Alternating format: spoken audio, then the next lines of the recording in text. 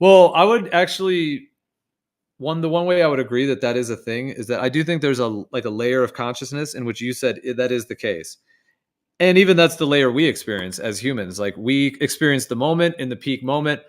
Like I do, even though I'm saying that I do think on the ultimate level, at that level, like all time does exist eternally in that sense because it was created from eternal. Even though I'm saying that right now, me, like the human being that I'm is talking through this microphone, I do not know what's happening, what's going to happen tomorrow. Now I actually have been able to predict things in the future at different times in my life to an uncanny accuracy at times. But that doesn't mean that I just know all of what's going to happen in my future or anything like that. I can tap in selectively if I need to, but I like it to be a mystery as well and to have it be fresh in that way. And I think the creator loves that, which is why we create all these experiences where we don't know what tomorrow is going to be and we go through it. But to me, that's just like a layer, within the experiential realms of it. And I guess what I was referring to before, from my perspective, is kind of at that ultimate level in terms of time and eternity, and it all being encompassed in that sense. Because I also think it's encompassed. It's just encompassed as a boundary condition. The potential is in the baseline, the creator, the ultimate mind. But the manifestation is still just remaining undefined. Well, like when we die, do you think it's meant to be that person died at that time in like a divine, sacred way? Like that was their time, that was the absolute. No, Or do you think it's just the creators creating this, and then it's just like, oh, that one's just gone, or just lose one kind of thing, and then you don't think you like? I mean, I think that's balanced out. I mean, that's the reason why I've gravitated away from Christianity or any sort of religion. Ultimately, is because I think the most egalitarian way of resolving that is through reincarnation. So if someone wants another go and they feel that they got gypped in one lifetime, they basically get to have another ride on the roller coaster, the merry-go-round, so to speak. Right. Well, yeah, that's definitely my experience directly. I've accessed memories of my own previous lifetimes and my life between life between. Yeah, it's often what's referred to life between life, meaning like the consciousness between when being in a human body, and then also previous incarnations. So I'm not necessarily having to say it has to be universal for everyone else. That people, there may be many different types of consciousness and experiences, but I know I'm connected to direct memories of being within a reincarnational cycle. I'm envious of you. I'm envious of you. I have zero memory. I wish I did. Oh, I had to utilize different tools and techniques to access the memories. They some of them did come spontaneously as well, but I also kind of had to initiate the process by tapping in on that level. Seems like for most people, it seems like people that have memories spontaneously are often children, which is interesting because they're like brand new in the world. They're still kind of connected to the spirit world in a way. I think they're still they're still partially like that tether we were talking about earlier, that silver cord that is said to kind of release you from the physical plane, into the beyond. And that silver cord is being kind of, well, I think like the idea that when children are born, like that kind of etheric energy from the spirit world is still kind of imbued in their system. And then as they grow, they kind of materialize more, like you incarnate more as you go. I even think that hardship makes your soul incarnate more. Like even getting sick, like you actually incarnate more when you get sick. It's like a little healing process that's actually occurring. It can be seen that way as well. But Gio, you ever see into the future then? selectively, yeah. It actually brings up the idea of what is it? Deja vu. That's interesting in and of itself. What is that? And I don't know the last time I had a deja vu experience, but when I was a kid, that shit happened all the time. Deja vu, like, whoa, I've been here before. Yeah, so that does tap into this conversation for sure because it taps into that. Well, there's like deja vu, and then there's deja vécu. And deja vécu is another one where it's essentially like a more extended, long-term version of deja vu, where it's very, very long-lasting. Can happen for like minutes, hours, days, where that deja vu experience is like extended. So yeah, those experiences are very interesting because in light of what we're talking about, that does, in my mind, play into the idea that everything does all exist eternally, to the point to where when we have that deja vu experience, we're feeling like we've already been there before, like that very palpable feeling of like, I've already experienced this. This is not the first time I've experienced this. but it supposedly is the first time you've experienced it because you know what I mean? Like normally that's like right now what I'm experiencing is the first time I have memory of experiencing this on the immediate level. But when we go into that deja vu, it's like, oh wait, I've already experienced this before.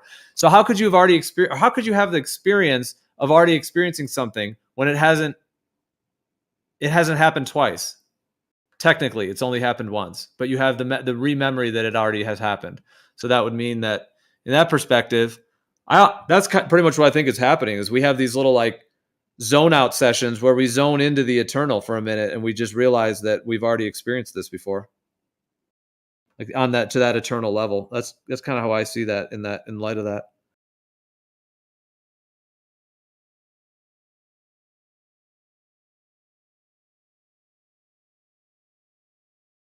What do you think? What do you think it could be connected to?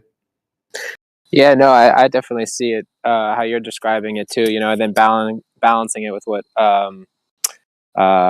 Arul was saying, that there has to be some kind of unbound potential as well that is, well, in a sense, that would allow for free will to exist. Because if everything is pre-existing, like you're saying, created by the creator, every possibility exists kind of in this internal realm.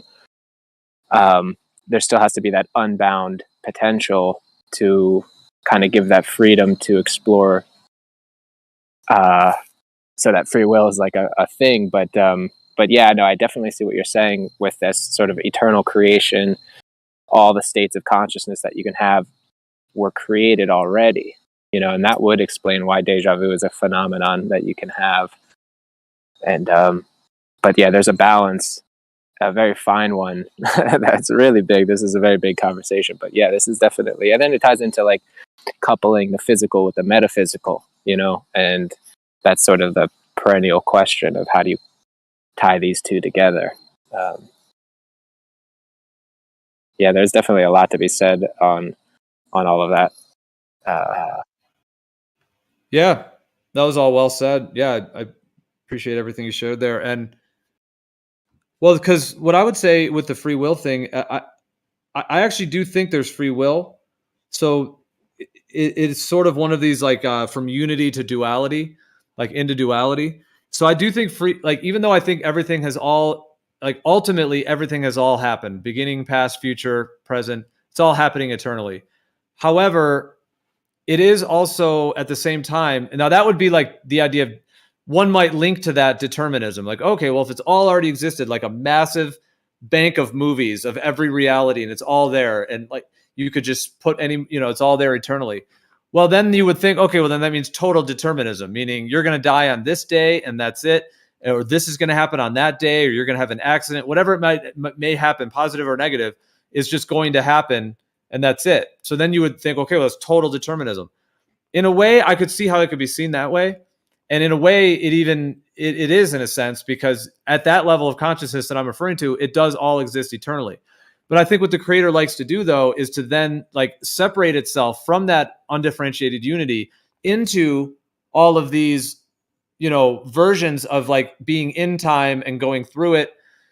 And when we're in time and going through it, it seems like the creator is able to make a full, essentially like a split from itself that's so full that that other entity can feel what it's like to actually feel totally separate and to have free will. So like that person in having the experience is having the experience of free will, because it's like an experiential feature of consciousness is how I see it. Meaning I feel like right now I can get up and go get a cup of water, which I'm probably going to do in a minute. So boom, get up. And I feel like that's free will. And if right now, if I decide not to get the cup of water, I could be like, you know what? I'm not getting the cup of water. I'm going to, you know, so like that feels like free will.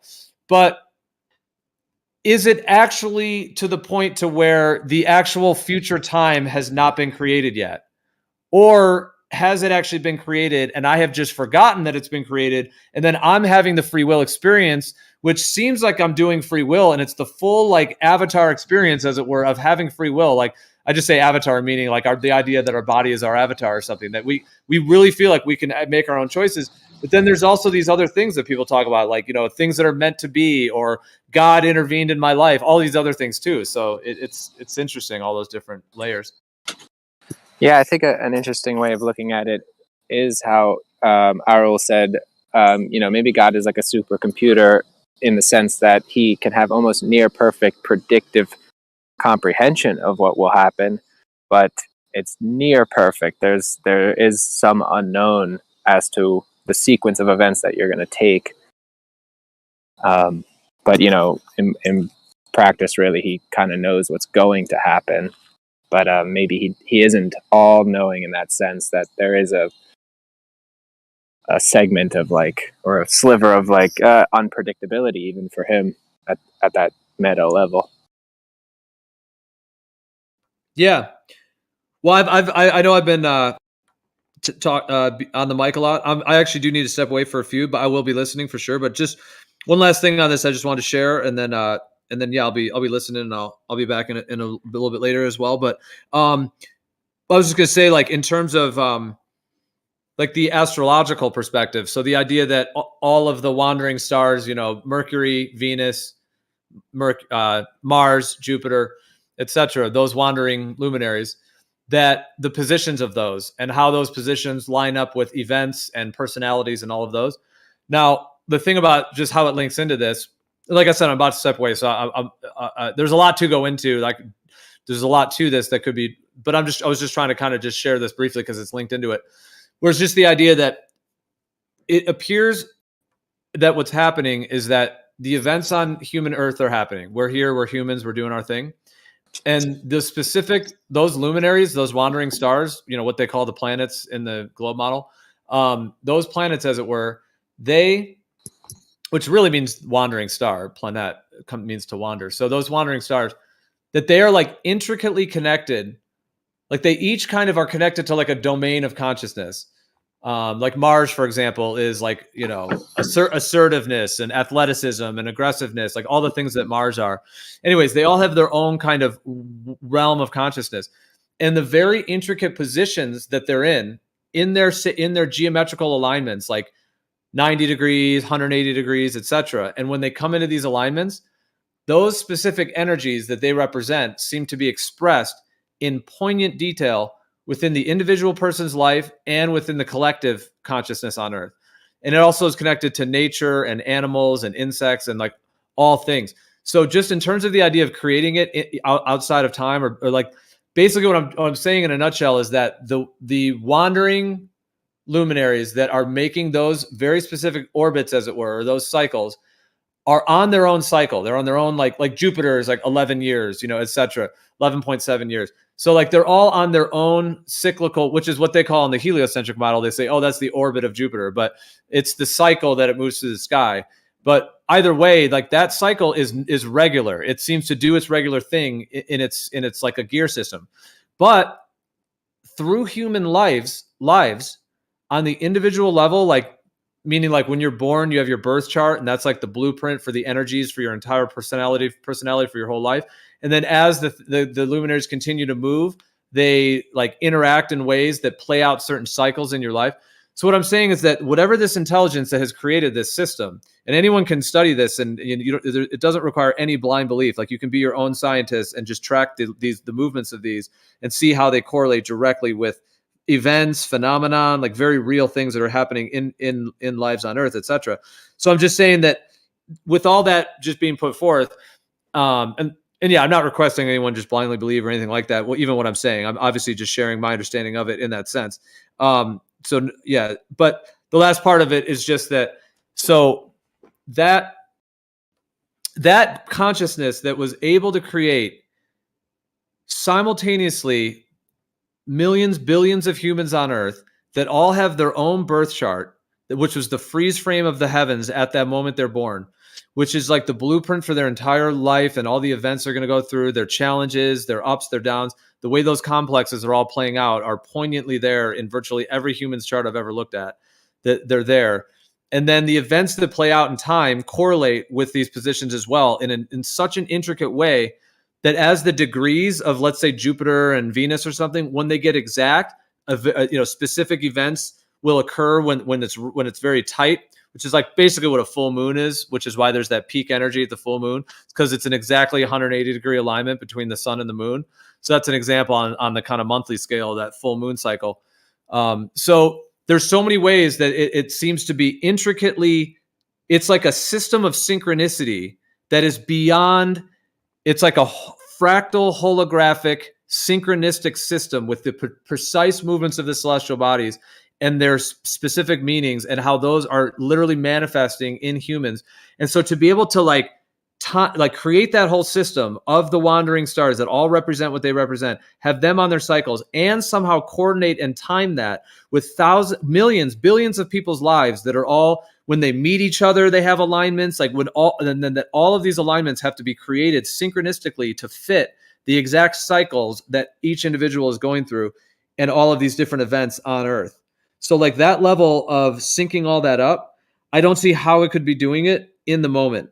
Like it is doing it in the moment. What I'm saying is that to sync up the future cycles that link with the past cycles, there would have to be some beyond time, like an eternal intelligence that it was able to know to actually sync up that cyclical thing that happened, exactly 3 years later or 5 years later, right at the exact right time where it realigns with the last part of the cycle where the last part was experienced.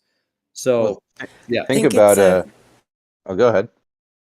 I was just going to say, I think there's a mechanism behind that. Like it doesn't even need to be consciously aware that it's happening. Like the alignment when your spirit enters into the physical realm that falls in line with my viewpoint, but only within my viewpoint, this is the mechanism by which that happens. Right, that certain alignments create very particular, very specific frequencies, and your spirit is of a particular frequency, and those alignments must be there to allow, and it actually draws like a magnet, like the wavelength of your spirit through into the physical realm.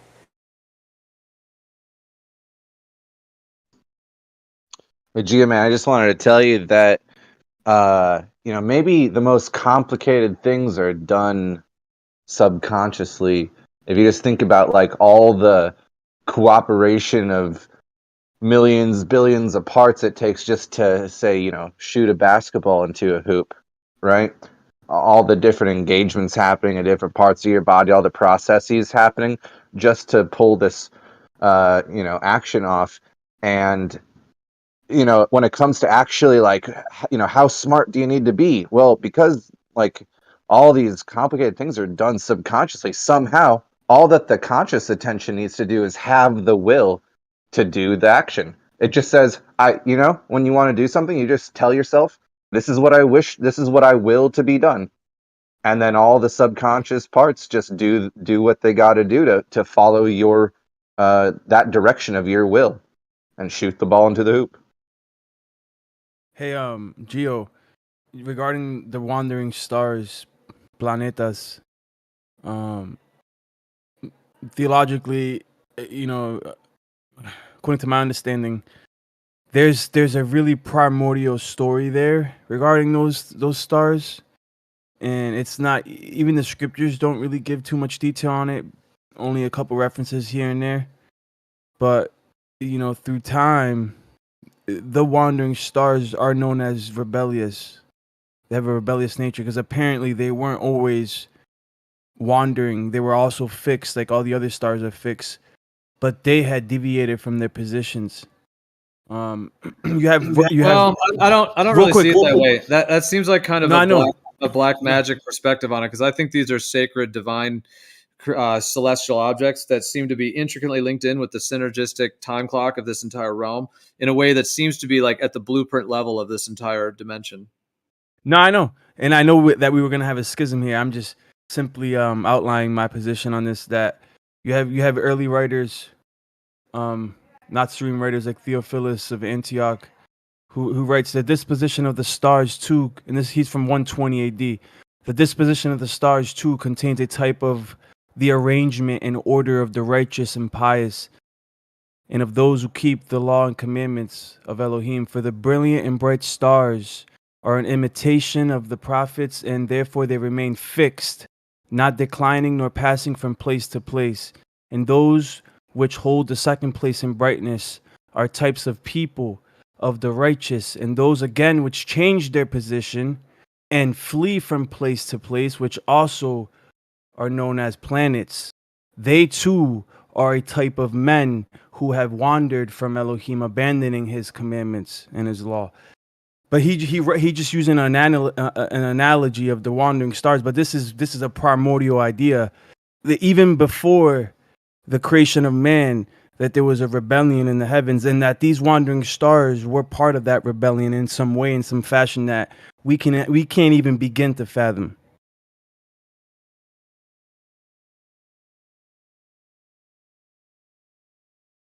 Well, I'd have to maybe see that verse you're referring to, or reread it. I don't know if I heard all of it.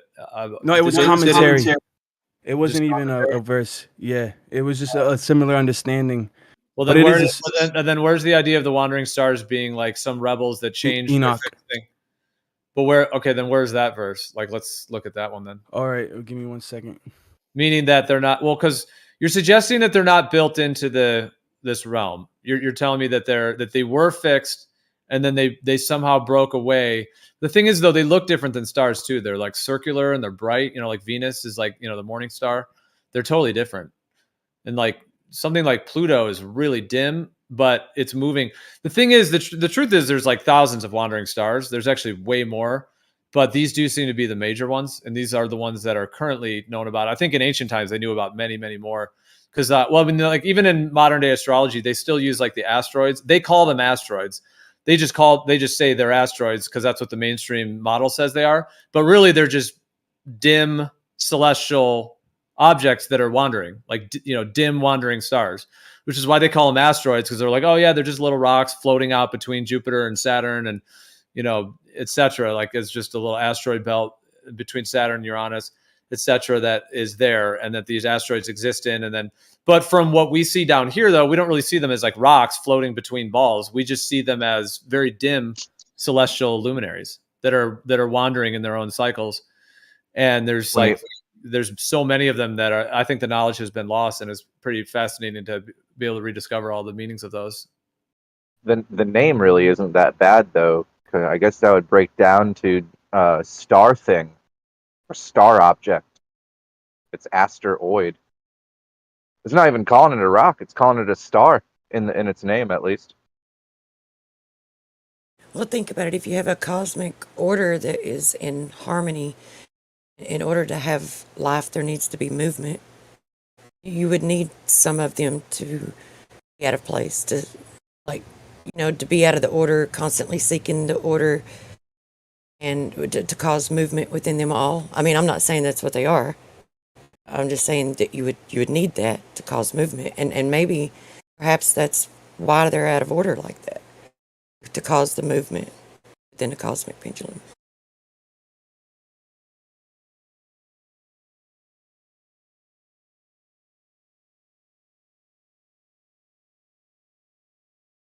Yeah, I've had the notion that the wandering stars are really actually the cause of the precession of the equinox, right? So otherwise, if it wasn't for the wandering stars and their, you know, precessional rotations, you would have the stars and the sun completely synced up, and there wouldn't be a precession of the equinox. But because the wandering stars are kind of dragging the ether in a counter rotation, you have this slight discontinuity between the fixed stars and the sun. And then you have to ask, like, so the precession of the equinox causes that, like, that great year of 26,000 years or whatever. And then that's how I understand kind of the dark ages and then the golden age. And so these wandering stars are really causing this sort of cycle of this giant cycle of a golden age and a dark age. Yeah, so you're saying that the wandering stars are kind of connected. Well, so yeah, so like if the sun makes its 24-hour, you know, in a day, and then the stars are 23 hours and 56 minutes, so they're basically 4 minutes faster.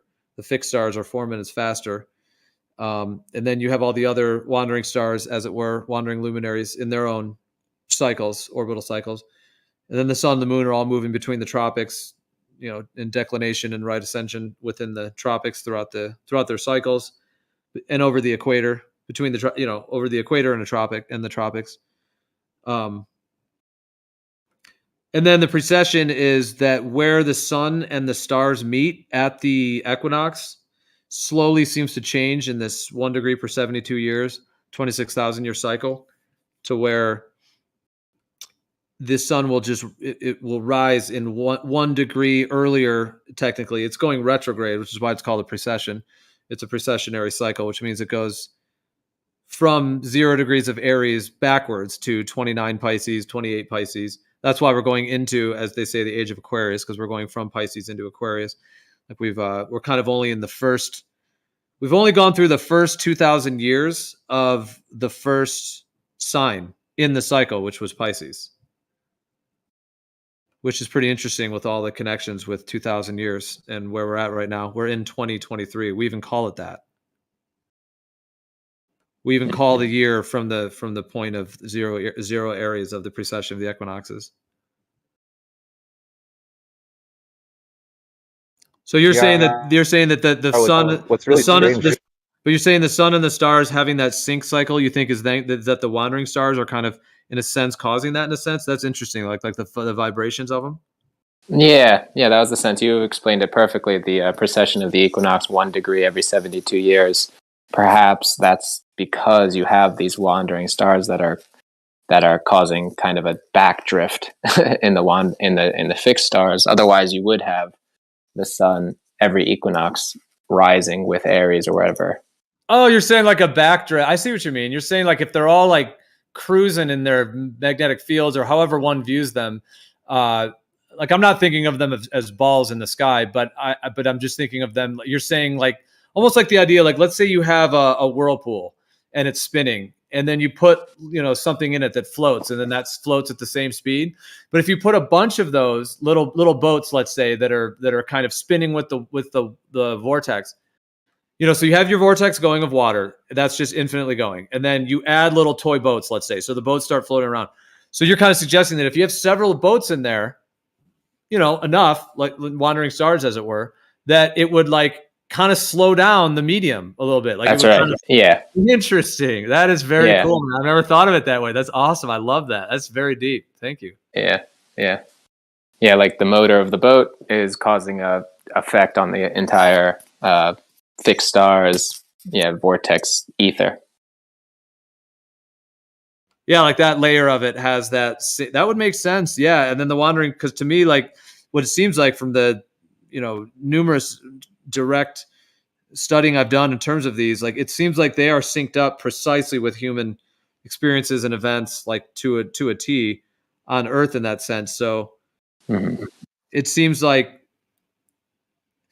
and like even just like what they represent, like the sun is like the identity and the has that quality to it, the shining self, and that kind of shining identity. The moon, like the emotional.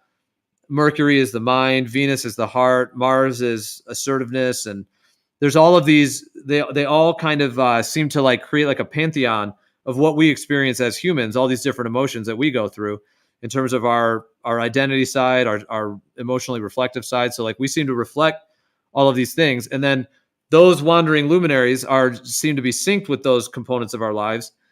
Like I said, Mercury is connected to like writing and thinking, everything to do with like the logos, like the mind, everything to do with like writing, talking, thinking. Like right now we're doing a very mercurial thing by using our voices on a live stream. It's very Mercury. Mercury is like the winged messenger of the gods. And then like when Mercury goes retrograde, like there's entire effects that occur on the earth. So it's like these things all are synced up. And so what you're saying with the precession of the equinox is if we're on this massive 26,000 year cycle, which were, about 2,000 years into this first one, is that whole cycle part of the fact that the wandering stars, like you're saying with this ether effect, are doing their thing to where they're kind of the dance of life in a sense. Like they're dancing and there's all these cycles that are occurring with them on the earth. And then that is also kind of, like you said, somehow connected to or like creating the effect of the precession, which is a 26,000 year cycle. So you would have like a larger cycle within many smaller cycles, all with the wandering stars being the constantly updating kind of correlative synchronistic system of the whole machine, essentially. Yeah, definitely. And, like the wandering stars being very intimately related to human affairs. I wonder if they correlate to animal affairs. changes in animal emotions and such, but definitely with humans. And then ultimately, the bigger picture is that they're creating this 26,000 year cycle, and if you ascribe to that cycle it's kind of like emergent variation in the whole cosmological cycle. You have this new variation here of potentially a golden age and a dark age. And then it goes to the question, where did the wandering stars start wandering, and why are they wandering? And if you think to create this dark age and golden age, then it opens up this avenue for, to go to what Lion of Yah was saying. Maybe it is a kind of malevolent intrusion into human affairs, so that they have this dark age to participate in this creation. I don't know. There's so many ways to think about it. Well, I mean, depending on how you guys are referring to it, in general, though, yeah, that is a very dark kind of concept that, like, they kicked that they somehow kicked something that was supposed to be another way into motion. Now it's all off. But I'm certainly always respectful and open to hearing all of other people's perspectives on these things. But I would respectively say that my feeling on them is that they're part of the bliss of creation, like that this whole realm, like that the creator obviously decided, like, when I think about the human body, like we have a liver and a heart and our bloodstream and our nervous system, and we talk out of our mouth, and we have ears and an eyes. I mean, the creation that had to go into all this is unbelievable as to how that would all even be done. But then within that, it seems to have also made these celestial objects, and especially these wandering stars and the sun and the moon specifically, seem to be like intricately linked with our lives. Certainly in this cycle, I can say, because I've looked as much history as I can look back within my life and many others, and then my own process as well with it.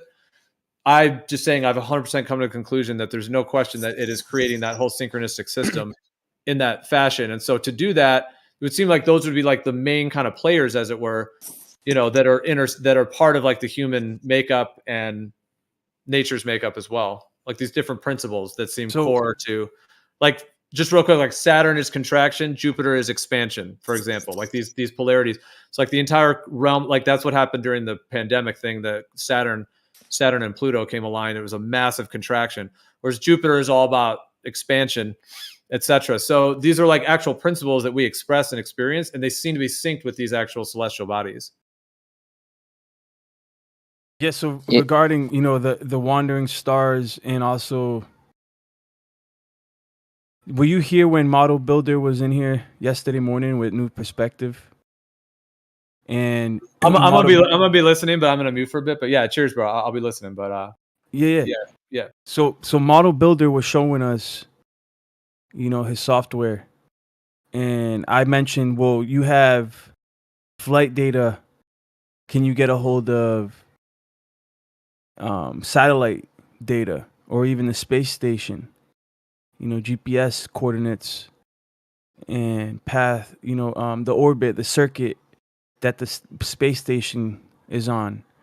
Because I've seen some remarkable flower patterns, or flower of life patterns, that the space station seems to be on this specific circuit, that it consistently, predictably rides a circuit that laps. Now, I don't know the specific revolution that the space station is on, but regardless, any satellite, whether natural or artificial, that we know of, including the wandering stars that we know of as the planets, they follow specific circuits, flower patterns, flower of life patterns, and they're sandwiched between the tropics, including the space station. They never fly over the North Pole. They never fly over Antarctica or into Antarctica.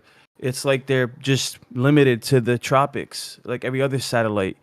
Well, with that being said, I mentioned a certain phenomenon that I've been witnessing regarding the sun that's very hard to convey, but with the imagery and the software that that Model Builder had, he was able to use the data that I don't know if he's got it from a site or where he got it from, but he was able to show me data from the space station, how it doesn't actually return to the same exact position it was when it laps, when it makes its revolution all the way around the Earth. Similarly, the sun when it completes its revolution around the Earth on the geocentric model, it also doesn't return to the same exact position it was the year prior. There's an incremental difference. It's ever so slight though, but that incremental difference is significant if you can observe it and you realize that it's happening.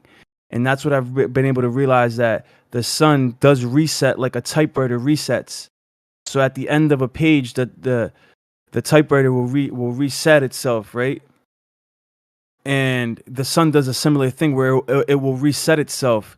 But it's interesting because that resetting action that it takes, that calibration motion that it takes, it's an oscillation that it does. But you wouldn't expect it to reset itself, but it does reset itself.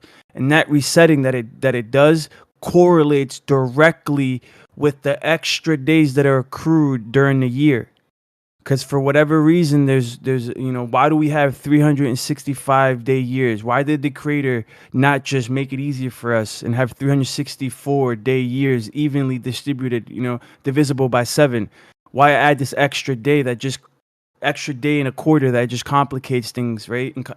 Well, this is incredible because if you understand that there's a correlation between the days accrued during the year and this oscillation, that it's impossible for the oscillation to directly correlate with the days accrued, making it so that you don't have to actually take into account the extra day and a quarter, because the sun naturally calibrates itself for that reason, which it's insane. It's completely insane. But with the wandering stars, so what you're saying, if what you're saying is true, and then the wandering stars are affecting the precession of the equinox, because this is all related, then the creator would have already, through his divine will, because he knows the end from the beginning and knew that these stars would eventually rebel, he created a system that was destined to be for this to happen, because it works. Like whatever they decided to do, the sun still works. Like it doesn't matter. It's yeah. Anyways, but okay. So Enoch, you asked me to find that verse, right? I found it. Enoch chapter 18. I saw there 7 stars. Now, how many planets do we have? It's hotly debated topic. Is Pluto a planet? Is Pluto not a planet? I don't know. Enoch tells us there's 7 wandering stars. So if you tell me there's 8, there's 9, I'm gonna be like, I don't know. Enoch says 7. He says, I saw there's 7 stars, like great burning mountains, and to me when I inquired regarding them, the angel said, this place is the end of heaven and earth. This has become a prison for the stars and the hosts of heaven, and the stars which roll over the fire, and which have transgressed the commandment of Yah in the beginning of their rising, because they did not come forth at their appointed times. And he was wroth with them and bound them till the time with their guilt should be consummated, even for 10,000 years. But these stars aren't like the 200 watchers that came. These stars are before the 200 watchers that came down on Mount Hermon. These stars are somehow bound in their orbits, but they're also imprisoned in that way. And it's weird. I honestly don't get it exactly how it all works, but yeah, man.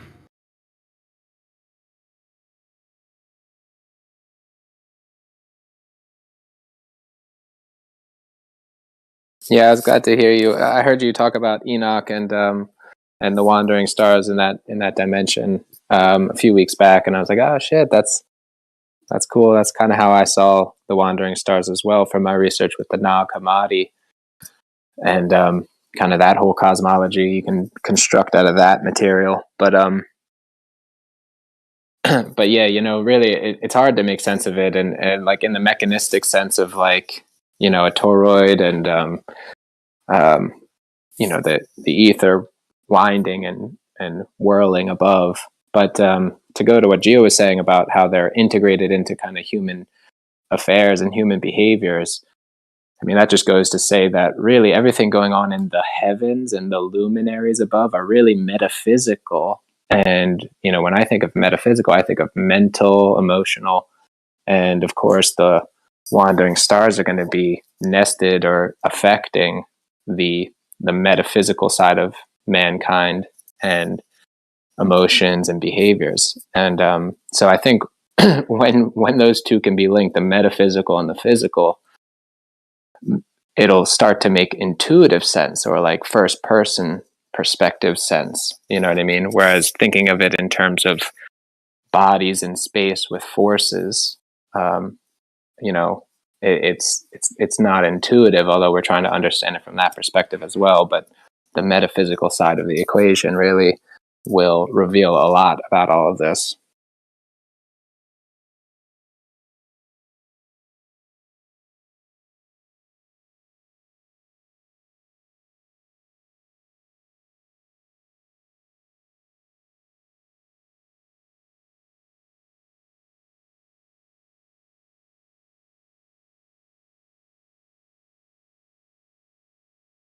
Yeah, and by the way, on the topic of the Nag Hammadi, you know, I find that to be very interesting. I know a lot of people talk about the Dead Sea Scrolls, but the Nag Hammadi library, the so-called Gnostic material, and the term that is derived from that material, such as archon or the archons, right, the rulers, and that's kind of a buzzword now on the internet and everything. Everybody knows of the term the archons, but that was derived from the Nag Hammadi material. And I feel like there should be a lot more attention to the Nag Hammadi materials.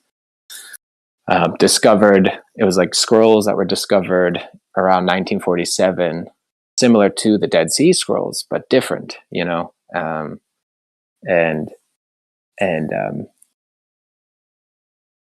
Yeah, I mean, there's a lot to be said about Nag Hammadi. I'm still kind of diving into that whole topic, but I bet, you know, Lion, you know a lot more about the Nag Hammadi and stuff like that. But I'm not a big fan of the Nag Hammadi, bro. All I do right. have it. I do have a collection of the Nag Hammadi digitally.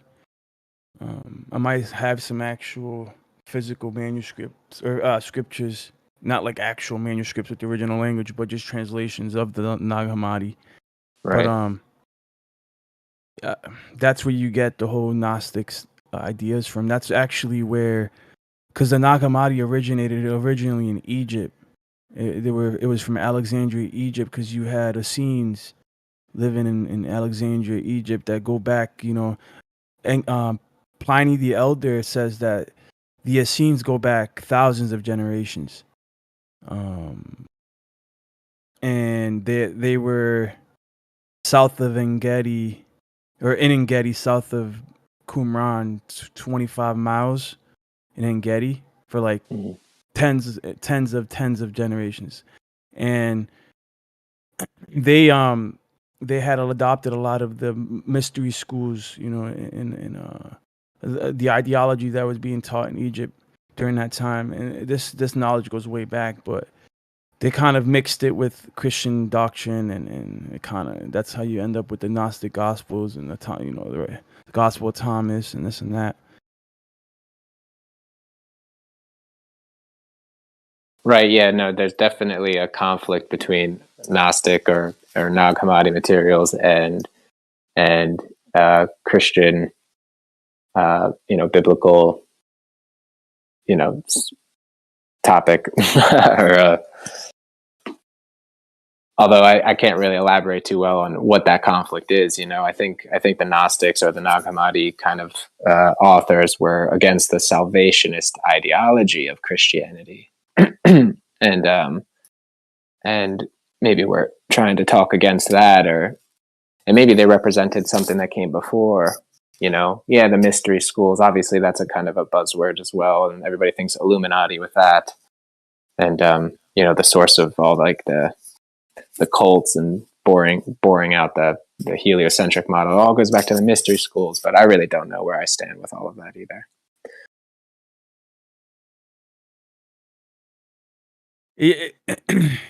Like, there's a lot of different sects, bro, you know, and the Essenes were just one of many sects that had their own, but their library was the Nag Hammadi manuscripts. That was their library, and their library can be found in many places. Like, you can find some of the manuscripts, multiple copies, mind you, from different places. Like, you have Masada is one place, Alexandria is another place,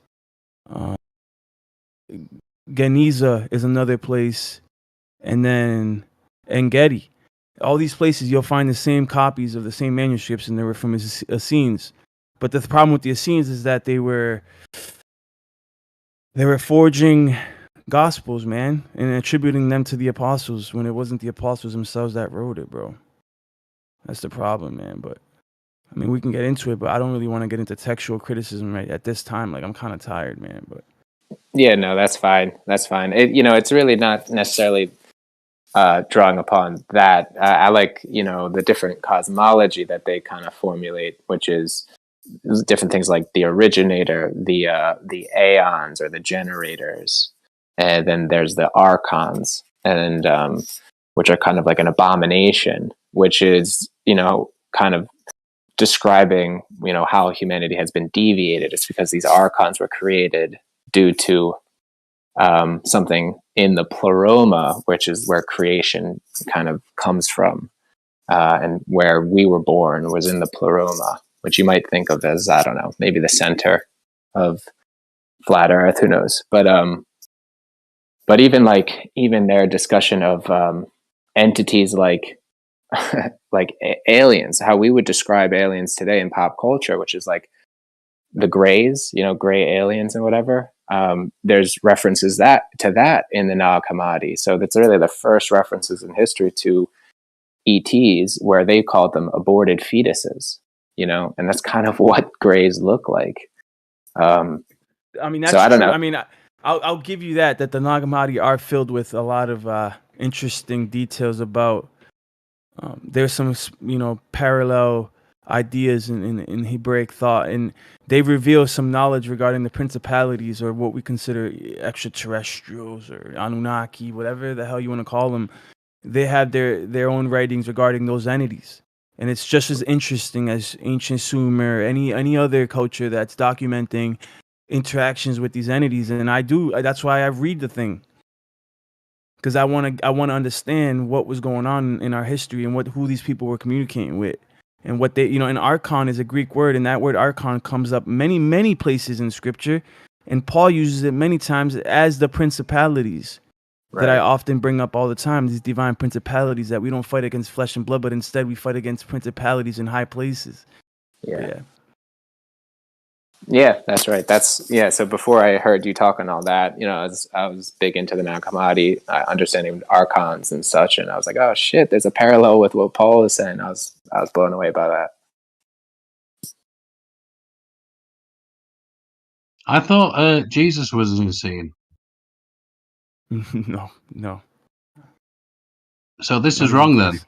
There are three philosophical sects among the Jews, the followers of the first of which are the Pharisees, of the second, Sadducees, and the third sect, which practices a severe discipline. So this is what this was about. I remember looking into this. Yeah, what is that? You know who they're quoting there? Who are they quoting? Josephus. And you know who Josephus was? Who is he? A Hasmonean Jew. You know what that means? That he doesn't have a lot of credibility regarding his worldview on who the Essenes could have been, because his worldview was clouded by rabbinical Judaism, even from his day, and he himself was even a true believer. I seem to recall reading that in the March of the Titans too. The same information from two different sources. So I don't suppose that means a great deal though these days. The Hasmonean kingdom, the reason they're called the Hasmonean kingdom and not the kingdom of Yehuda, right, Judah, is because they were usurpers. They were named after Judas Maccabees, who was a Maccabean from the tribe of Machab, who was, if you look at the lineage, they weren't even true Jews, bro. You know what I'm saying? So, and this is well understood amongst the Jews, but they suppress this stuff. They don't like it getting out. But has more, and even the Maccabees, if you've ever read the Maccabees, it's not scripture, it's just historical records. Bacon can explain it, Lion. That's great. The Maccabees never referred to themselves as actual Jews. Instead, they wanted to adhere to Lion speaking. The Elohim of Israel. But yeah, go ahead. Sorry. Didn't want to interrupt you. No, I'm all set. I don't want to monologue, so I'm glad that you want to engage. What's up? All right. Yeah, that. So let me see if I get this straight.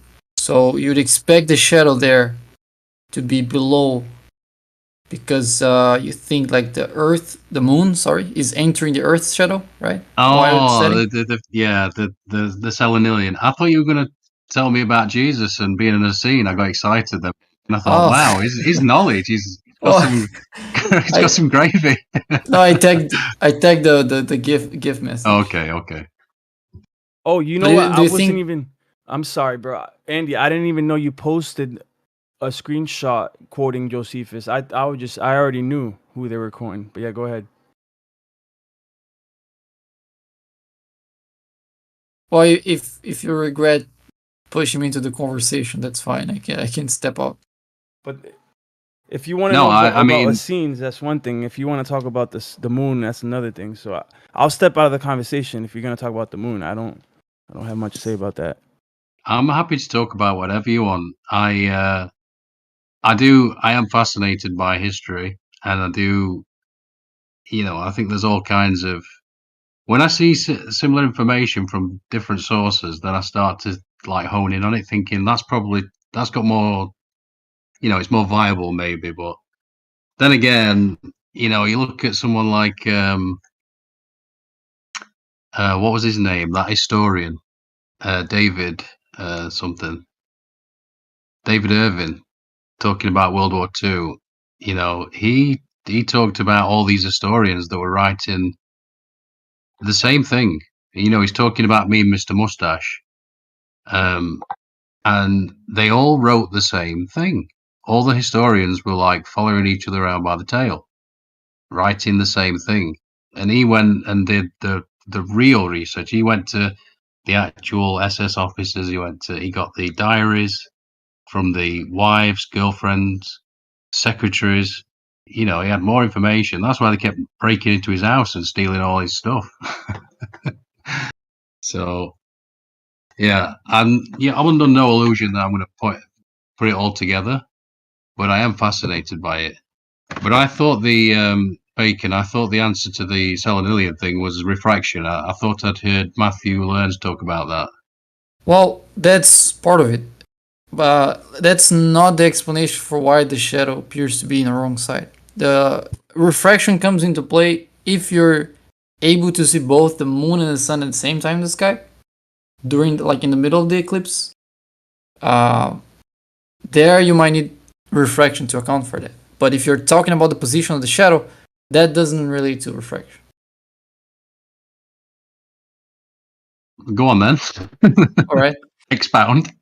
Okay. So that GIF shows a moon set, right? Like the moon is about to set there, right? It's getting closer to the horizon, so I think so. right. And at the same time, the shadow of the Earth appears to be like growing from top to bottom of the moon, right? Okay, so given your understanding, Maybe I should wait. I'll just post it again, just so everybody knows what we're talking about. It's that one. right? So under your understanding of the globe model, considering the moon's orbit around the Earth, in which direction is the moon moving within that GIF? Considering its orbit around the Earth.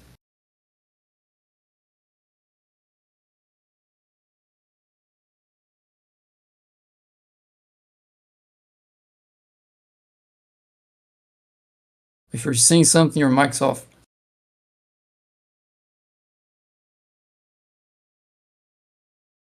Oh, sorry, you're asking me questions. Yes. Which way's the moon orbit? You're saying? Yes. So considering its motion around the Earth, its orbit, in which direction is the moon going in that within that GIF? In the GIF is what are you saying? Down or what are you saying? Right. Yeah. You would say down, but that's not that down motion of the moon is not related to the moon's orbit around the Earth. That's the spin of the Earth. Like the Right. Earth spins once every 24 hours, but the moon's orbit takes a month. So the moon's orbit isn't really what makes the moon move along the sky. It's mostly the Earth's rotation that does that. So in that case, the moon's setting not because the moon is orbiting towards the downward direction. It's because the Earth is orbiting like towards your back, let's say. So you're rotating backwards. If you're in a picture Earth rotation there. And that's what would make the moon set. The direction of the moon's orbit is actually upwards. So in that case, the moon is moving upwards in its orbit. But the Earth is spinning faster than the orbit of the moon. So the moon's still going to set. Because the motion of the Earth is just simply much faster than the moon's orbit. So that gives the impression that the moon should be entering the Earth's shadow, which would put the shadow in the wrong place. But that's not the direction in which the moon's moving. The moon's moving upwards, and it's entering the shadow of the Earth from below. So the shadow is actually in the right place. That's where it should be. You just have to picture that the moon entering the shadow is the moon's orbit. The moon's path in the sky is the Earth's rotation. Those two things go against each other. But the Earth's rotation is faster.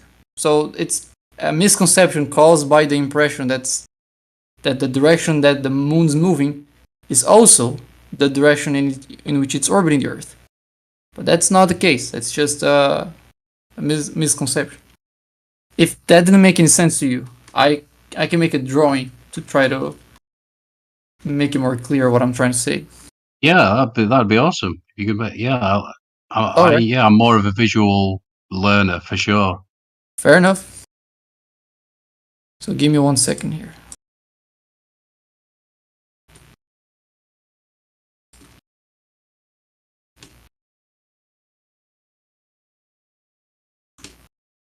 Okay, I'll share my screen.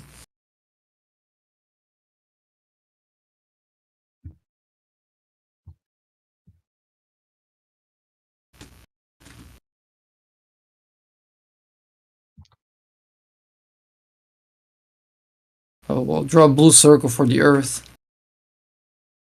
And then, so here's you watching a Selonilian.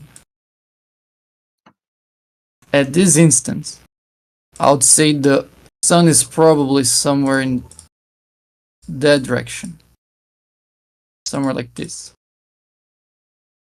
So the Earth's shadow would be like this, in that direction.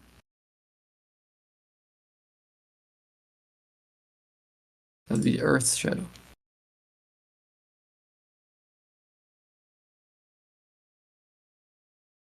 Right. The moon in that case, even though it's setting, it would be like here, for example. See, the moon is here. And its motion on an orbit is in that direction. It's doing this. It's moving in that direction. But you're still seeing it setting because the Earth is doing this faster than the moon does that. So if you would draw a next frame on this picture, for example, instead of here, a couple moments ago, you'd be like here. So you'd move quite some portion of the rotation of the Earth. But the moon would still be like entering that shadow, like here. So even though the moon is moving that direction, it appears to be setting because you're moving like backwards from it. So it will set because you're moving in that direction. And then the moon's going to be lower and lower in the sky. And then it will set. But it's just you moving away from it, not the moon that is... like the moon is going to go in that direction. It's going in that direction and then it's entering the shadow from below. So, Can I ask a question? Yeah. Isn't this supposed to be the Selonilian where we see? Is that what we're talking about? Because if not, I'll just be quiet and wait until Yeah, you're that's done what with we're this. talking about. That's Yeah. what we're Okay. talking. Well, isn't it supposed to be like that the moon and the sun are both above the horizon at the same time? So how is the sun behind you? It's Right. I'm see not it in sure. front of us. Right. I'm not sure that this gift that he sent, the sun is in the sky. It could be just twilight. I'm not entirely sure. But I'm not trying to explain why you can see both at the same time. I'm trying to explain why the shadow is in the top of the moon while it's setting. that's where it should be, because like the moon is entering the shadow from below, and it sets because the Earth is spinning in the same direction as the orbit, just faster. So of course, if the moon was in this direction, of course the shadow would have to be below the moon, and it wouldn't make sense for the shadow to start on top, because the moon would have to be entering the shadow from above. But that's actually the other direction. The moon goes against where we see it moving. We see it moving in this direction, but it's actually moving that direction. Which then makes sense why the shadow is on top, not on the bottom. But if you want to understand why you can see both at the same time, then that'll go back to where Andy mentioned before, which is like you have to take into account how much both the sun and the moon are being refracted. Yeah, it's weird for me because I haven't really thought about it in terms of. I'll thank you for explaining that, by the way. But I really don't think of Earth like this anymore, like in a solar system, Right. like we traditionally think of, and I could be wrong, but like I really just don't think of it like that anymore. And so it's very difficult for me to actually go back and start looking at it that way again. Right. I don't know if that Oh, makes sense. no, I understand. Like, yeah,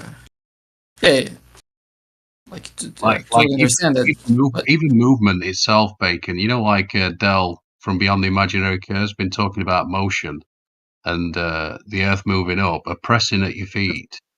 Like that took me months and months to think about because I just sort of came to I was like, yeah, it's flat and it's stationary and like that seems to be our realm and so, but then yeah, they were making some really good points, like gas pressure gradient. Why do we have a gas pressure gradient? Why does if water's already displaced, that's why it seeks and finds its level. It just made a lot of sense to me.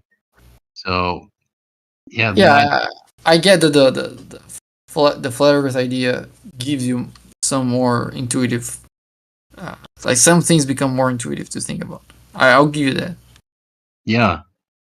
So, like I've said before, I'm happy for the Earth to be a globe. I don't know. I'm struggling to see. I haven't really seen any evidence that's satisfied me for that. I just, look at navigation. Navigation. I'm terrible with navigation, dude. But I think Truth Prevails point's a really good one, which is you can see the sun and the moon at the same time above the horizon. So that's that's an issue, isn't it? A little bit. We gotta gather some data. Like if you see both at the same time, at which point in the eclipse you seeing that? Because it might be the case that they're not entirely opposite yet. Also, how high you are, because that affects the like how much the horizon gonna rise, and if it doesn't rise as much because you're, say, in a mountain, for example, because some of the recordings of Selenium saw was actually from a mountain. Then the horizon is much lower, so they won't cover both the moon and the sun at the same time, even if they're exactly opposite. So we need to take a look at how high you are, which point of the eclipse that was, and then I see if that there's actually an issue there or not. Yeah, there's a lot to consider, isn't there? This is why I love Geo, because Geo is ace at stuff like that, and like stuff like geometry, maths. What else am I terrible with? Just angular relationships in general. Like you can't be around this argument for a long time and learn a little bit about that stuff. But yeah, it's not my forte, and I certainly wouldn't want to debate anybody on that topic, any of those topics, to be honest. Right. No, Like, I get you. I got kicked out of school when I was like 12 or 13, and I weren't paying attention before that. So I'm not the guy to be just very basic things, geography wise. Oh man, you'd be shocked at my geography. So yeah, I don't beat myself up about it. I had pretty rough childhood. So, but it's fun because I like learning stuff now. It's so weird because back then, I didn't want anything to do with any of it. Do you know what I mean? I was so preoccupied with all kinds of chaotic horribleness that I was just distracted. And then all of a sudden now, like something happened where I emptied myself out, and I was like, right, I'm going to put back in some all like truth. I just want the truth, and to see, and that's why I love coming here and sitting with you guys. This is my gang, my crew. I mean, yeah, we grew up with the shills and the people who are here with ulterior motives, which is frustrating. But yeah, that's why I love coming. You got to find your peeps, haven't you? Your homies. Yeah, And I share a little bit of the experience of like having to learn things, not learning them that well, and now being curious about them. I learned a lot of geometry and trig within these discussions, a lot more than I learned during high school or college. Have you ever done any like celestial navigation then, or Yeah, you've done it like, so you got experience then?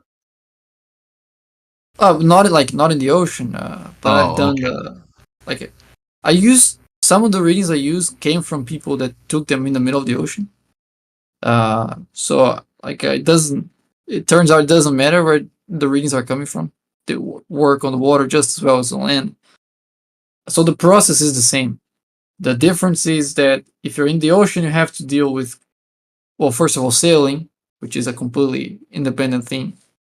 Like it's completely knowing how to sail a boat is completely independent from learning how to get your position. Like you can learn one or the other, and like get what I mean, right? You can learn one entirely without knowing the other, vice versa. Well, I said this the other day that I was I watched a load of 10th Man presentations from Nathan Oakley's. I must have watched at least a dozen, and I was sort of getting a feel for it. I was like, okay, I think I've got a fairly good understanding of this, but let me just go and see how they do it on the globe. And then I started following along. I was reading something, wherever it comes up, I googled it, and I was really struggling to follow along with it, and it was getting really complicated. And I was like, "Oh shit, this is this is difficult." And I only did it for like 15, 20 minutes, so it's not really like I really tried to understand it. But I just knew it was like this is beyond me. You know what I mean? You know what I'm saying? So yeah, I was like, yeah, it can but get complicated, but yeah. But the thing is, my experience with this whole subject was really very cool because, like, I didn't went to tutorials or like a step by step or anything. I didn't copy someone else's explanation. I just applied it. I went with this, like what I learned from the discussions. So I heard people saying it's like this, and I heard people saying it's like that. So I just try to apply like what would I have to do on the globe to figure out my coordinates. And what came out of that was a software that I wrote that you can plug in readings and it will tell you where those readings are coming from. It will tell you the coordinates of these readings. And the math I use for that is not like I didn't get anything from the internet. I didn't copy anything from anyone. It's just a thing that I derived myself out of the idea of being on the sphere. And it turns out somewhat like almost any of the math I did is the same as what people actually do. They do like entirely different calculations, but it's completely equivalent. So I end up with my own method, and it is completely equivalent to how it's done in tutorials and instructions on navigation books, without having to read them or to learn anything from them. So that was a pretty fun experience. to kind of invent celestial navigation like that. Like, for example, Haversine is one of the most used formulas. And I didn't know about Haversine. And I had my software working like months before I first heard about Haversine. What I did without having Haversine is that I ended up creating my own version of it. Well, I mean, look, I listened to you talking to Indio, and I think AI was the, and that didn't work out too well. Didn't think you come off too well. I don't know how you felt it went. I mean, you were in their backyard though, so you know they could mute you any time. But it didn't seem to go too well for you, Bacon. There, I felt. Well, I think the conversation kind of stopped being productive once he started to ask me about ECEF coordinate system, which didn't really have much to do with the subject. Like I mentioned that I was using Euclidean coordinates in my software, which is something very different than what's actually done. And then to explain that, I said it was similar to the ECEF coordinate system. And then he started asking me questions about the ECEF coordinate system. And then he disagreed with my answers, and we started debating the ECF coordinate system. And that was around when he kicked me out of the VC. So yeah, that wasn't that great, but I also wasn't that related to the subject.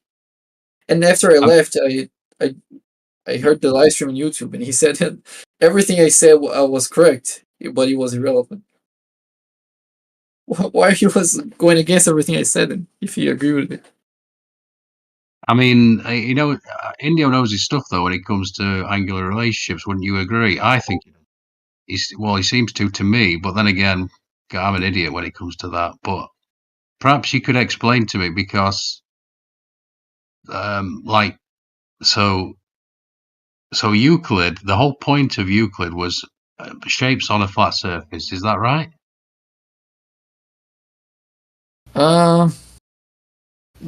Not necessarily. Like it's very basic, very very basic. Let's take it down as if you're talking to a child. Oh, he defined many of the concepts of geometry, not necessarily related to flat surfaces. Like a lot of Euclid's definitions relate to circles, for example. Huh. And so wait, I thought, because I've heard several people say to me, because I've mentioned non-Euclidean geometry, and they say that that's not a thing. That's not a real thing. Oh, it's definitely a real thing. Well, I know that's what I said. I'm like, well, you can ask the computer. The computer seems to think it's a real thing, but I guess that don't mean too much either, does it? Right. Yeah, well, it's important to notice that if you're discussing Euclidean, non-Euclidean, we're talking about definitions, right? If you want to figure out your coordinates out of star readings, it doesn't really matter how you're defining each word you're using or which concept you're using. It matters if it's working. It matters if you're getting to results. I thought the flat surface was absolutely key to Euclid, and maybe I've read that. I remember typing it in. I'm sure that was part of the definition. Maybe I've mistaken.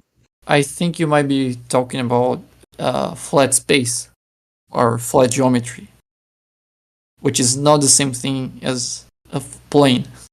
A plane is a flat geometry. It has 2 dimensions. You can have a 3-dimensional flat geometry.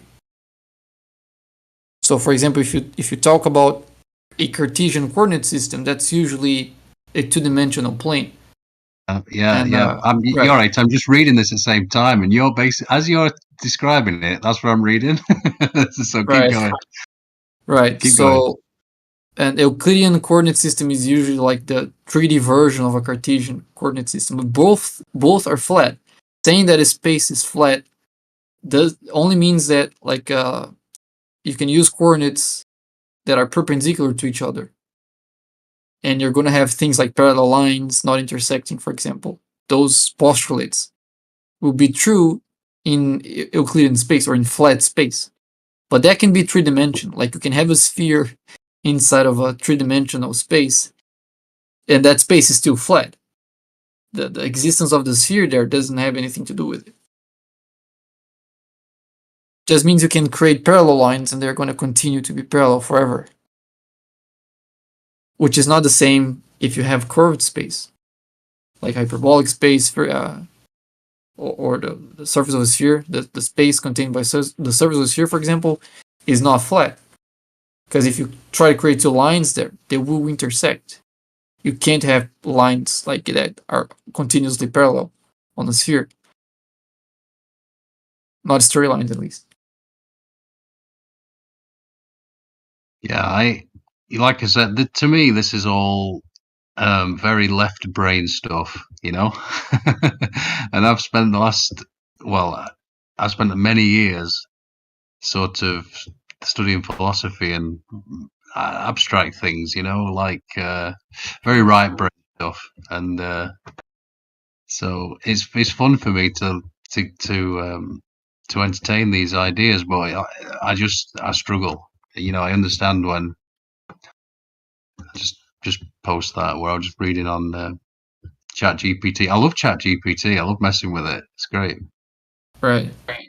Yeah, I'll be careful because they have the bad habit of giving bad answers. Oh yeah, I've noticed. I've noticed.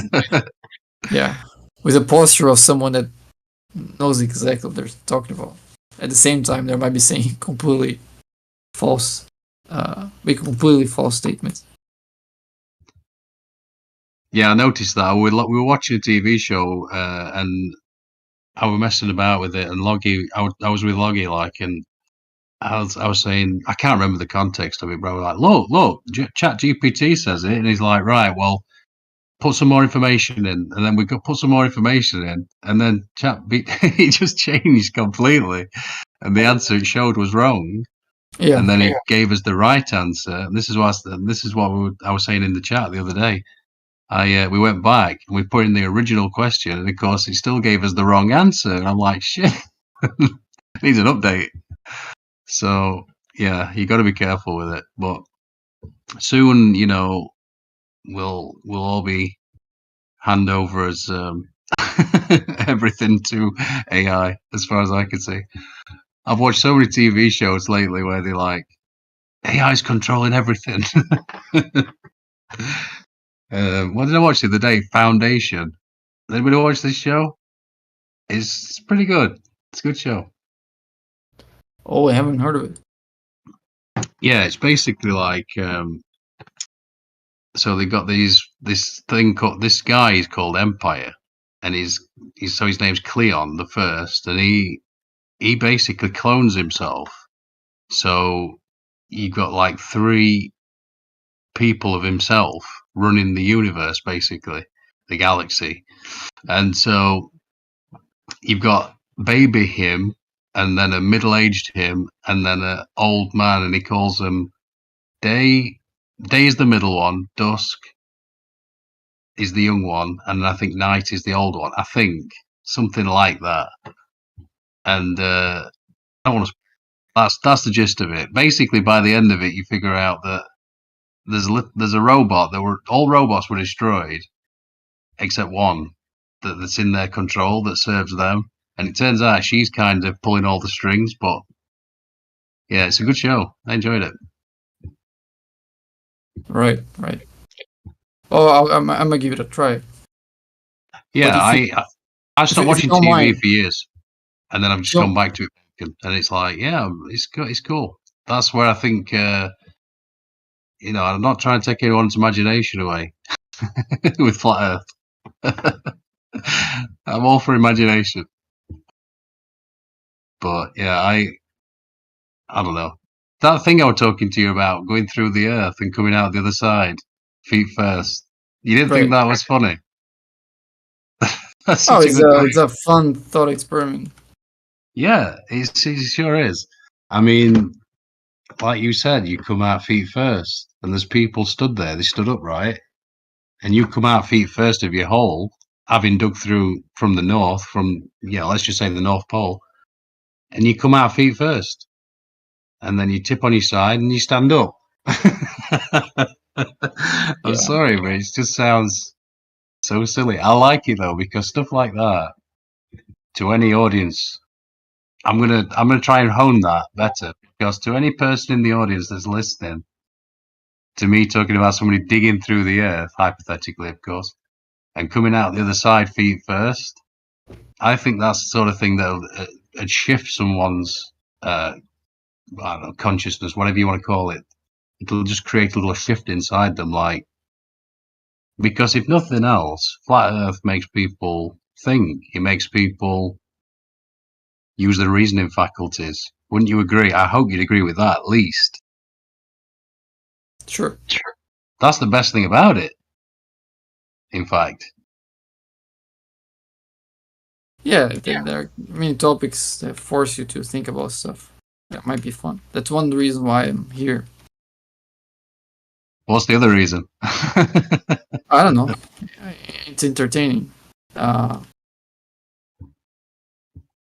those are, I think, the main ones. It's fun and I learn stuff. But just going back a little bit, if you don't mind. No, don't mind. You mentioned then like the Indio knows his stuff. There's a easy way you can challenge whoever is trying to make claims about navigation, or that they know, or that the other side doesn't know. You can easily test it. What you can do is you can, for example, go to Stellarium. Just pick any random location you want, any city, or just a random spot in the middle of the ocean, whatever you want. Just place yourself there. Click on any star you can see in the sky. Take a screenshot where you can see how the elevation angle of the star, together with the time of the screenshot. And do that for other 2 stars, and you can just challenge whoever's making claims about navigation to solve that. And you don't tell where the coordinates came, or the coordinates in Stellarium were. Just tell the star angles and the timestamps, and see who can give you back the same coordinates that you put yourself in Stellarium without knowing them. It only takes a couple minutes for you to do that, and you can quickly figure out if the person actually knows their shit, or if they're just stalkers. Yeah, like I say, I'm the wrong person to talk to about navigation in any sense. But I do kind of, well, yeah, no, I do like listening to it sometimes. When it goes on a little bit, I'm like, oh god, can we change the topic, please?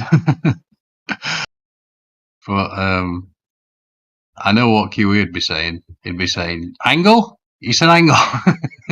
Well, do that for QE. Give him. Go to Stellarium. Pick up some angles for him. See if he can tell you where you were in Stellarium when you did that. And give them for me. And give me 2 minutes. Yeah, wasn't a lot of the I remember Oakley, all that arguments. Have you been on Oakley's, by the way, on Nathan's show? Yeah. Well, how did that go? Not well, I'm guessing. I didn't spoke to them in the show. I've been there a couple minutes before the show started. Last time I was actually in the show was, I think, a year ago, maybe. It was quite a while ago. Because I'm sure that this is how the celestial sphere model was made, wasn't it? From flat Earth elevation angles. That would be part of their argument they'd make to you. Is Stellarium derived from that? Am I saying that right? Stellarium? I don't think I've ever looked at that. No, Stellarium works out the right ascension declination of celestial bodies using its internal astronomy engine. And that's it. Use the right ascension, declination, and distance.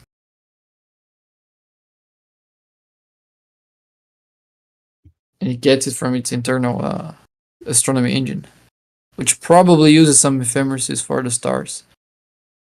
I was And thinking about that with like what are they called? Like an observatory. Is that what they're called? You know, when you go into these places and they're like, do they have a domed, like a? How do they map that out? Is that the same software or?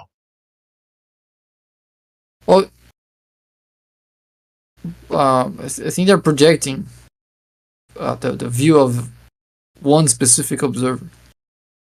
Have you ever been to one? Yes, there was a. Um,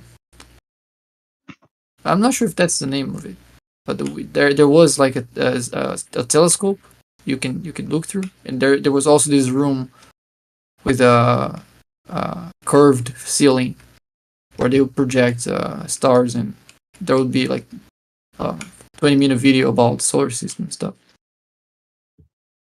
That was quite some while ago. I'm just looking what the closest one to me is because I'd love to go to one actually. Closest to me. But I'll be the first one to grant Flat Earth the celestials here. I'll be the first one to tell that doesn't matter the shape of the Earth. You can tell what the ground position of a celestial body is, because that's measurable. You don't need to know the shape of the Earth for that. But to make that useful, then I see a big challenge for Flat Earth there. Oh man, there's one really close to me. Oh, this is awesome! I'm so glad that we start talking about this now. I'm going to go to this one. That is great because I drive to that city a lot, so that's awesome. Right, I'm going to save that.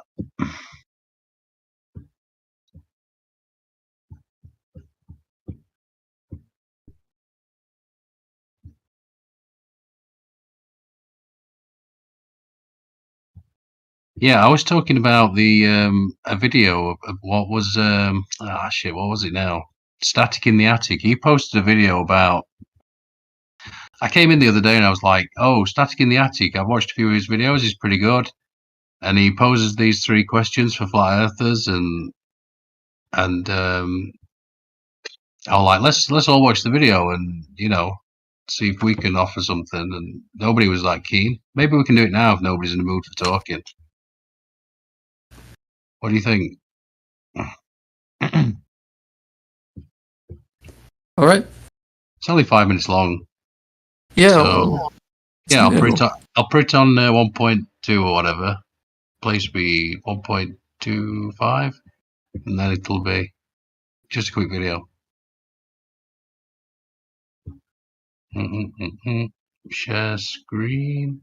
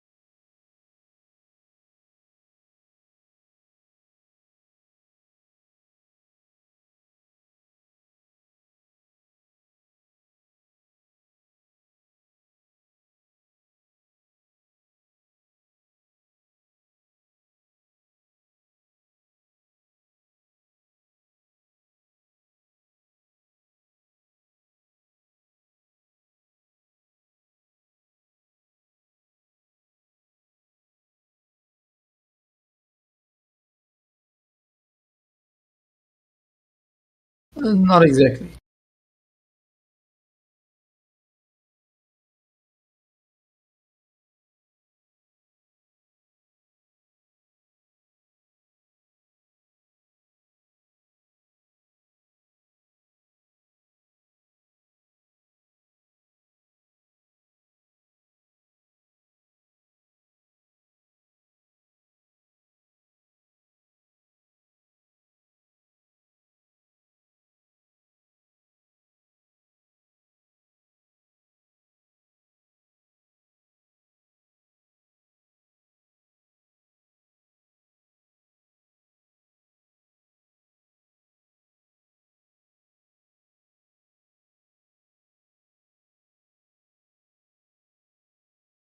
Can you pause there for a sec?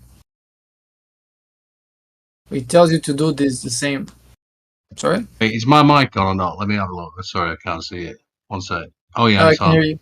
Yeah, okay. Yeah, well, just a small correction there. Like if you do that at the same time every day, everything is going to drift because you have to do that every sidereal day, not every solar day. You can't do it at the same time. You have to do it around 4 minutes earlier every next day. That's it. What did you think to his first point about the sun going around the different tropics or whatever? You'd have to speed up. Yeah, if it's making a bigger circle and it's taking around the same amount of time, you'd have to be traveling faster. But if you measure the angular velocity of the sun in the sky, it's pretty much the same the whole year. Excuse me, guys. Can I interject here? Sure can.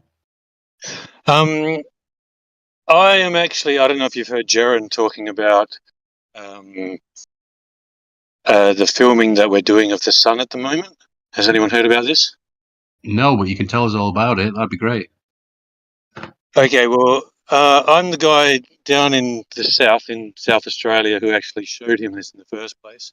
And so I filmed how long it took for the sun to get 100% dark, so after sunset, on June 20th, here in the south.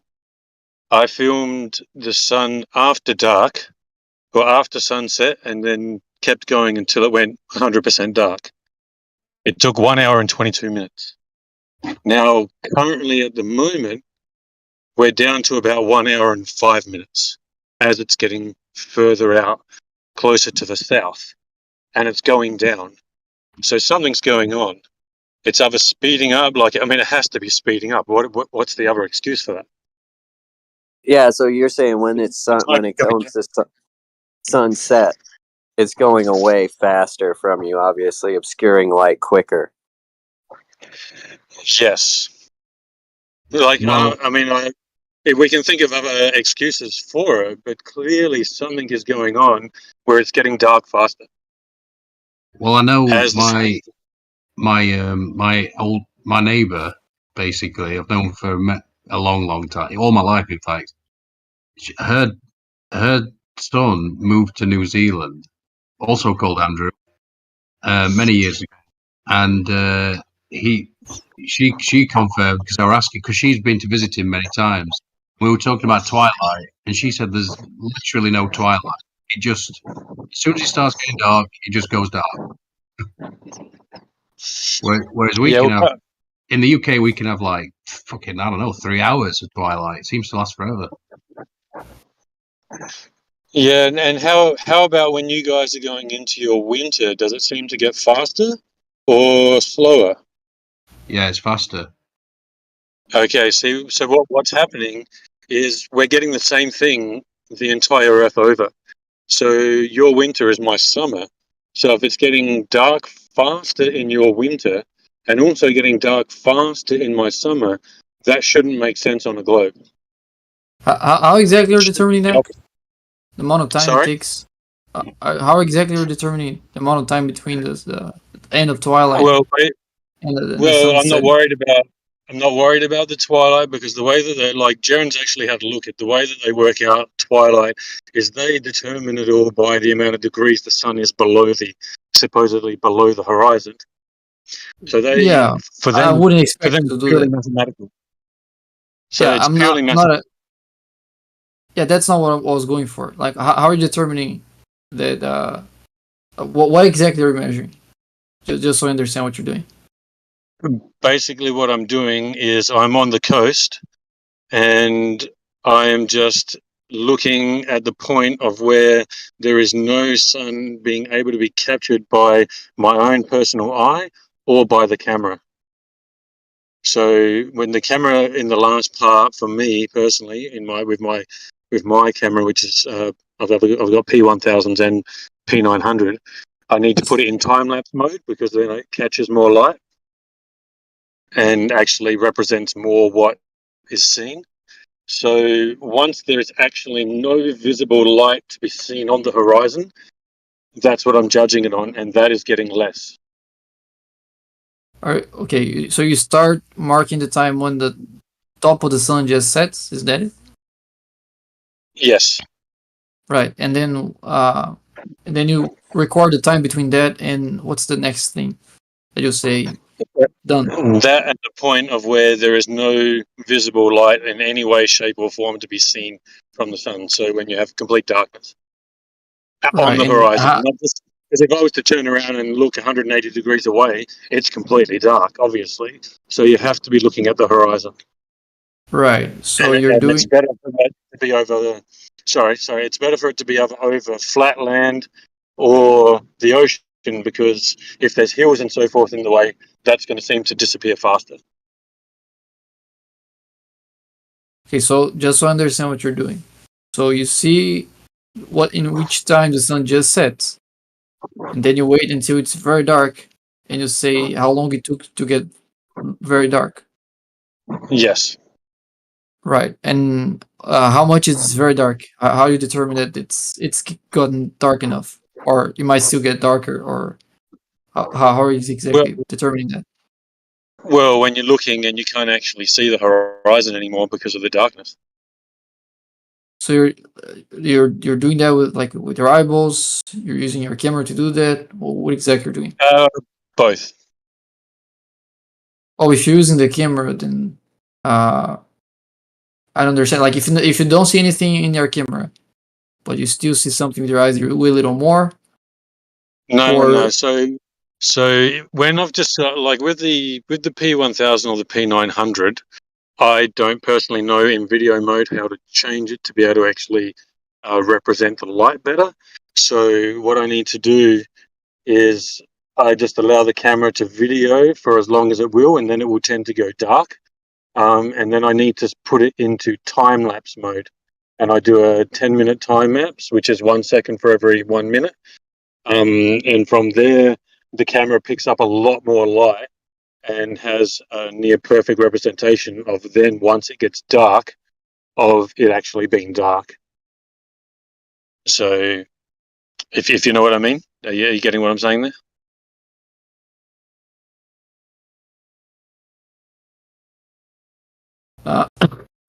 Sorry, Yes. No? sorry, I'm not sure I followed. Okay, so when I'm just using the camera itself in video mode, it doesn't pick up the light as well, so it will go dark faster. So what I do is I switch it to time lapse mode once the video mode is getting too dark, but I can tell. Sorry, go. No, that was the video. Andy Yeah, that played. was a bit. Sorry, I don't know why it started, but yeah, the Twilight thing is a weird one. I don't know. It doesn't seem to. Shouldn't it be like uniform bacon? Uh, well, not necessarily. Like there's like the terminator line, right? Which is like the distance in which you're going to from the ground position of the sun, where you're still going to see it. And depending on the declination of the sun, or depending on which latitude the sun is above, you're going to get in the edge of that circle in a different angle, which is going to change how long you're going to be within the range of twilight, which is how long it would take for the sky to get darker.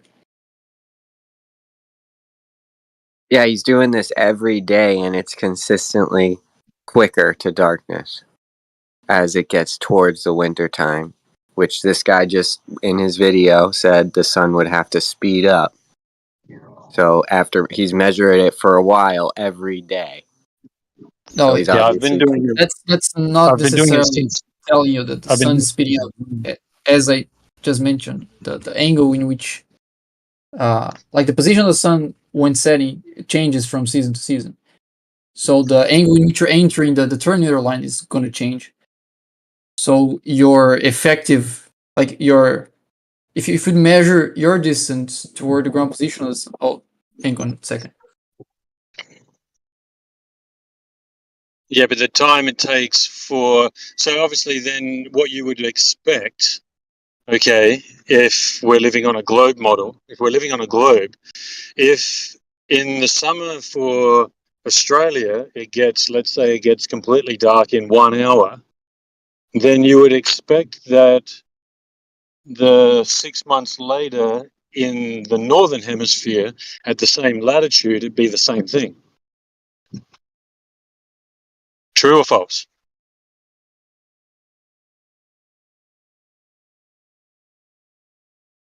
Yeah, you're right, dude. He deafened. Bacon, did you catch Sorry? that? I'm back. Sorry, I had to open the door for my brother. Okay, so I'll just repeat that again then. So let's just say as an example, on December 21st in Australia, it gets completely dark in 50 minutes. All right? Then you would expect then that in June 21st on the same latitude in the north, that it would get dark in the same amount of time. Correct? Around, you're saying that in opposite times of the year, it should be the Yes. same as if in opposed latitudes. Yes. Yeah, that should be close to the same. Yeah. Okay, but it's not. How much is that difference?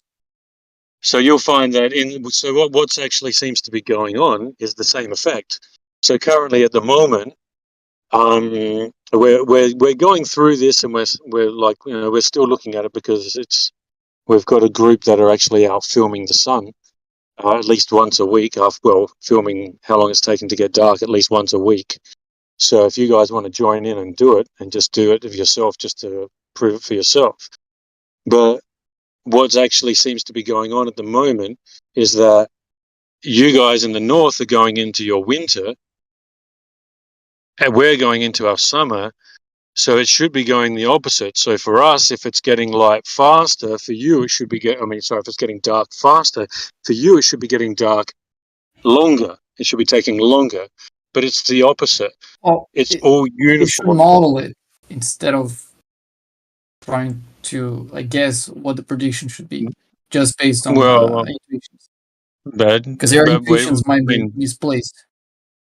At the end of the day, we don't really need to model it. We just go by if you're getting dark faster and we're getting dark faster, then you need to explain that. Because what we're doing is looking at reality. We're looking at reality. Yeah, I'm not saying there's nothing to be explained. I'm saying that you have an expectation that you're saying, well, if this is faster, then I expect that to be slower, right? I need to see that with more like if you model that, or if you at least draw how long you would expect from either side. That's something different than just saying I think it should be longer, should be shorter. That alone is, you might be just drawing the wrong conclusion.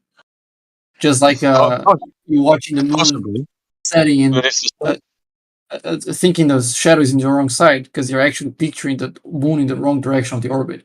That's why it's important to model, so you don't have to rely on your intuitions, and you make predictions that are actually not strawmans of the model. Yeah, when it comes to selenium, that's not possible on a globe Earth. I mean, we all know that. The refraction excuse is ridiculous. You can't have something like 3 degrees high in the sky and the sun 3 degrees high in the sky and say that they're refracted up 3 degrees. That's ridiculous. Well, in which observation you have both of them 3 degrees above the horizon at the same time in the middle of the eclipse? Well, they're certainly above. They're certainly well above the horizon. So whether it's 3 Well, can degrees you or 2 show degrees, the observation? Well, it matters because like the refraction get close to the horizon is about a degree, I think. It's like 58, well, like 58 well, that's arcminutes what or something. And what that's 1 that, degree, which is twice the size of the inner size of the sun and the inner size of the moon. So let's see what observation you have and see if they're actually unaccountable in the globe. But to say that the sun and that are refracting up 1 degree is a pre-assumption anyway. That's a reification of your model.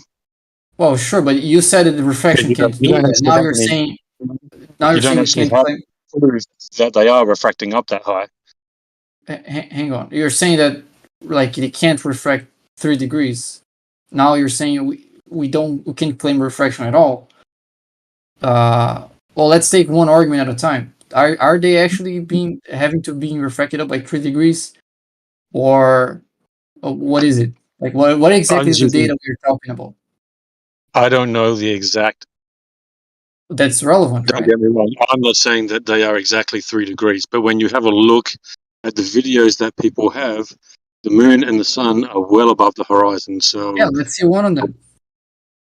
Let's take a look at one of them because we can use the angular size of the sun and the angular size of the moon itself to get a good estimate. Since each one is around 31 arc minutes of angular size, you can use the video itself to get a good estimate. So let's take a look at it. This is a project for you because if you think that you know how to do all this, this is a project for you. Oh, Find the that's easy. video. You're making the claim. You're saying that this. Find the videos. Well, yeah, but you're the guys that can do the modeling.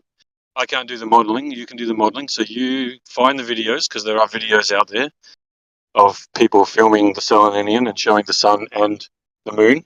Yeah, I've seen in the some. sky. I haven't seen one in which you see both of them in the same video, except for one in like an observatory in the top of a mountain. So like you already have a great dip of the horizon on a mountain, and so there are different observations. In just one of them, I managed to see the sun and the moon at the same time. I'm not sure if that's the one you're talking about, but most of the other ones, you only see the moon. You can assume the sun is out there because it's still the sky is still bright, a little bit bright. But it could easily just be twilight. You don't know if the sun is actually out there if you're only recording the moon. That's why I'm asking you to post the observation before saying that's impossible on a globe, because you. I mean, Well, I have seen videos where people have turned and looked at the sun, and then turned and looked at the moon. Right. Let's see one of them. One of those. Okay. Well, I'm not going to go finding it right now. Oh, that's fair. Sure. Yeah. No problems there. I'm not going to jump off and just look at it right this second. But when it comes to obviously, like, I mean, we should all be able to agree that if the sun in the globe model, the tropics and the equator are supposedly the exact opposite each other, right? Yeah, they're the same distance from the equator. Yeah. Same distance. So therefore, if the sun is over the Tropic of Capricorn, it should be producing one particular effect for both the north and the south. Okay. And then if it's over the Tropic of Capricorn, it should be producing the opposite effect for both the north and the south. Yeah. Why would it be producing the same? Why would it be producing the same effect? Yeah, I don't know what effect you're talking about. Yeah. So I mean, I get what you're saying where, okay, if we model it out, maybe it just happens to do that. But logically, that doesn't make sense. Well, if it logically doesn't make sense, then once you model it, it also won't make sense. Well, it can't make because it can't be self-contradictory, but the model consistent at the same time. Yeah, it's either one or the other. So that's the thing of that's what we're testing at the moment. So the thing is, like, yeah, I mean, we can say that, okay, maybe my eye isn't perfect, right? But if every time I'm looking and I'm judging it from the same point of view, and I'm seeing it go from 1 hour 22 minutes now down to 1 hour 5 minutes, judging it on the exact same capacity of light, it's definitely getting lower. Now, I could be wrong by a minute or so here and there, but I'm not wrong by 15 to 20 minutes. Right. Right? Gotcha. So if you want to I'm not compare, average because I have ones that work. So like, clearly, it is getting less. no, I understand the claim, That- but if you want to compare like both hemispheres or both opposed latitudes, you need the same setup in the other latitude, or at least something that could tell you the same amount of light in the sky that you're getting there, like some metric, so it can replicate in both Yeah, well, latitudes and compare. that's what we've got. We've actually got that doing that at the moment. So we now have people in the north who are also filming the sun to see what it does, to see if it is getting dark faster in the north as well. So if you want to do that personally yourself, just go to the beach I'm once not a in the week. north, Oh, where are you? in the south. Okay. Oh, well, if any of you guys that are listening to this are in the north and you want to prove it to yourself, then just go to the beach, film once a week, and that way we get more data. Right. You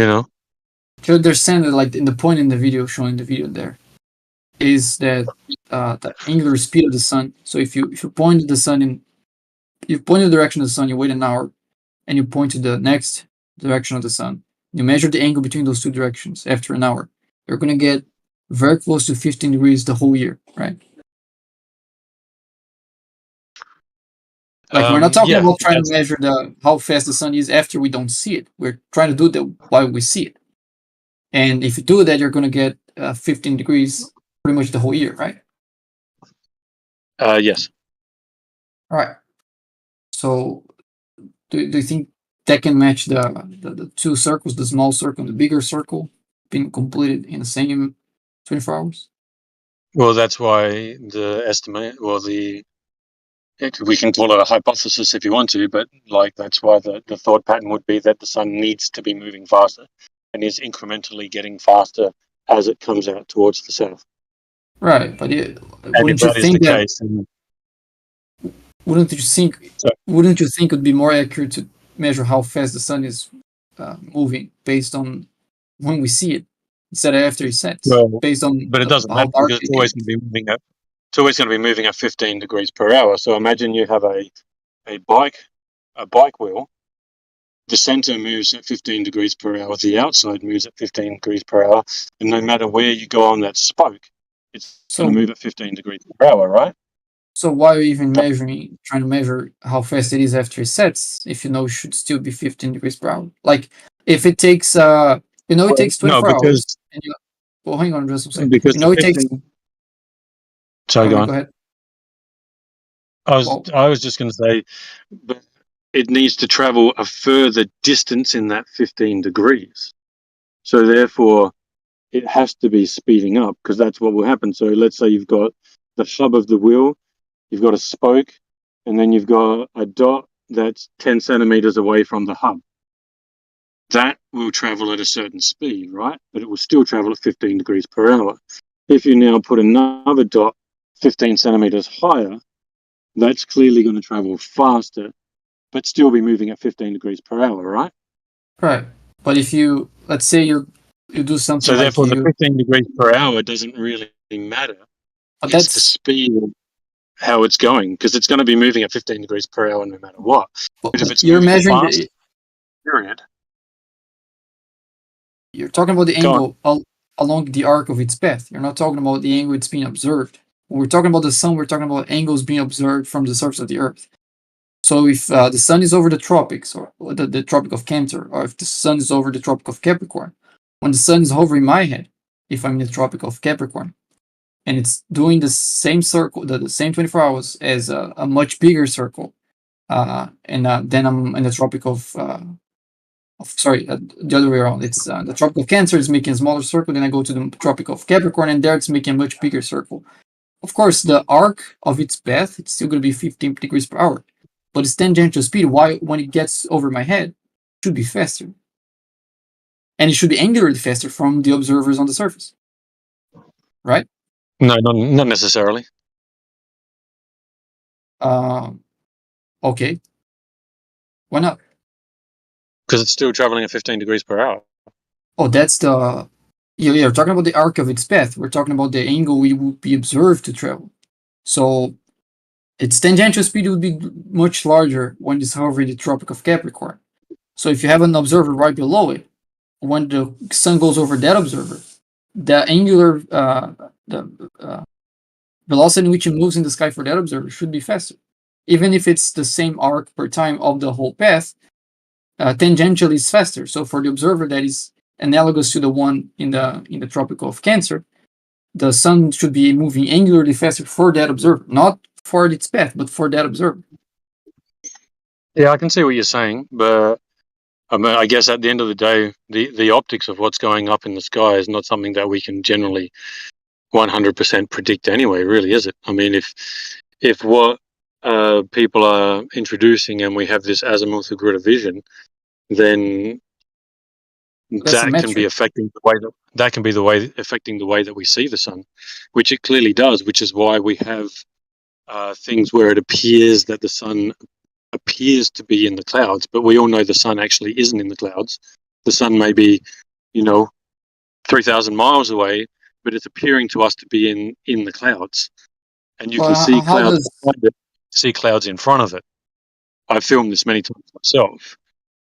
How does the coordinate system for directions is affecting how fast we see the sun moving? How does the coordinate system for directions, which is the azimuthal grid, is affecting anything if that's a coordinate system for directions? Yeah, not something I can answer. Fair enough. Not something I can answer, so I'm not going to just make up bullshit. All right. Fair enough. Yeah, so that kind of stuff's a little bit above my pay grade. I'm just gathering data, and then people like Model Builder and maybe yourself who can do these things, maybe you guys can model it out and see how it's working. For me, it's just about filming, getting the data, and then you guys can do with it what you want. You can actually have a look at it and try and work it out to see how it works on either model. All right, get it. Yep. Yeah, but yeah. So I mean, I've filmed the sun in the clouds many times, and you can tell that there are clouds behind the sun, and then you can tell that there are clouds definitely in front of the sun. But we know that that's an optical illusion. We know that that's not reality. I know that because those clouds are only maybe 100 kilometers away. So I know the sun isn't 100 kilometers away. That's just like the how sun, I'm seeing it. The sun is very bright. If the cloud isn't dense enough, then the sun will just shine right through it. And no, but you can tell. You can tell that because I have footage where you can see that there are dense clouds behind the sun. They're not like thin wispy clouds. They're dense clouds and they're behind the sun. Oh, are you telling that? Sorry? How you say you could tell that? How are you telling that?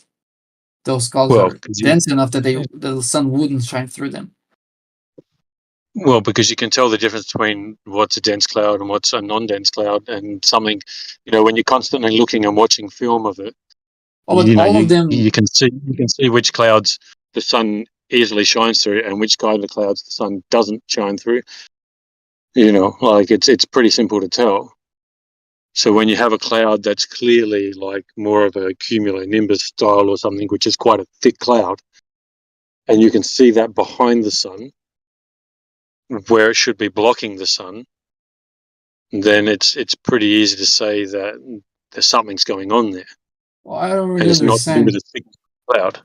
Because you say you don't believe that's the case, but you're also arguing for it. So I'm what I'm saying is that it's clear that it's an optical illusion, and this is why. And you don't think the sun's lighting through it? It's just shining through. Sorry. You don't think that optical illusion is simply the sun shining through it? The sun shining through the cloud? Yep. Well, you can tell that happens when you see it go through thin clouds. So you see it where you see a slightly thinner part of the cloud and a slightly thicker part of the cloud, and you see the sun go through that, and you can tell. You can go, okay, yeah, that's just it's just illusion where the sun is going through the, like appearing to go through the cloud, but it's not because it's just brighter than there's that part of the cloud that's not thick enough to block the sun. But then you can clearly see where there's clouds behind that are thick enough to block the sun. Are the type of cloud.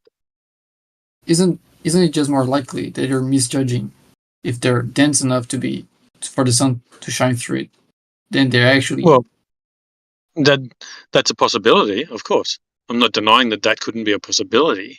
Oh, it sounds much more likely possibility than whatever the alternative is that I'm not getting. We've all seen clouds. We all know what happens when the sun goes behind particular types of clouds.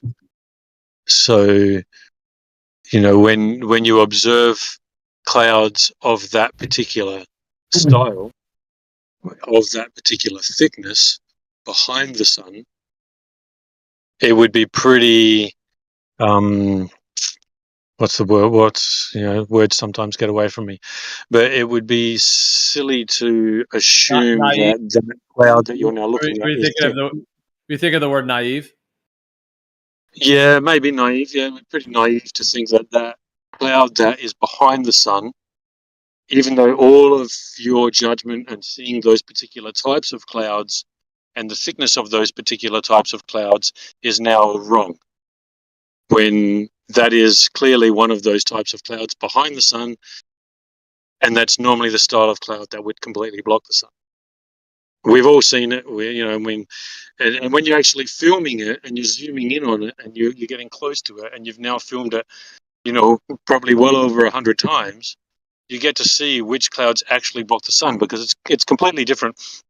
Looking at the sun when you're filming it, zooming in on it, and then going back and looking at your footage is totally different than standing there looking at what the sun's doing. Like, it's 100% different. Like, when you're standing there looking at the sun, not through a camera, not zoomed in at, you don't even see those clouds behind because the sun's just too bright. You don't even see any of that because the sun's just way too bright. So there's no way that you can even optically see that kind of thing. You don't ever see the sun appear to be in the clouds from your personal perspective. You need to actually zoom in to see that. It's impossible to see that just by looking at the sun. You have to have a camera and you have to be zooming into it. It definitely looks local, doesn't it? I mean, but that one, has anybody got that GIF where the guy, he puts the solar filter on, and it's like, it's amazing. It's just like the sun just goes, it just disappears to nearly nothing, like a dot. It's amazing how much, magnification we get through the atmosphere. That's glare. Glare. Yeah. Magnification would be like... not magnification, yeah, sorry. Yeah. I meant... No problem. Yeah, definitely. The glare is huge when it comes to the sun. So recently I just did get some neutral density filters, so I'm getting much better footage as far as that's concerned as well. But I'm literally...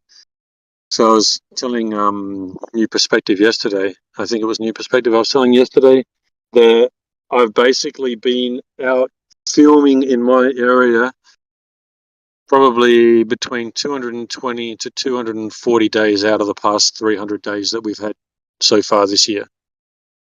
So I'm gathering the data of the land, the ships, the sun, and I've been doing it virtually every day since the beginning of the year. And sometimes there's been many days I've been out 2 or 3 times throughout the day just to get the different levels of what's going on in the atmosphere, or with the refraction and how we're seeing over water and how we're seeing the land. That's awesome. I might have got this argument wrong. I thought the whole point of the Twilight argument was that it should be uniform. It should be the same for the North and the South. Have I got that wrong?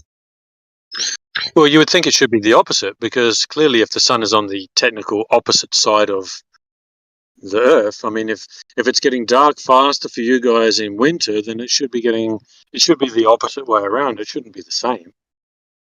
It shouldn't be getting dark faster for you and dark faster for us. Same. I'm talking about the globe model, though. I'm talking about the heliocentric model. not the flat Earth model. Oh yeah, the heliocentric model, it should be opposite.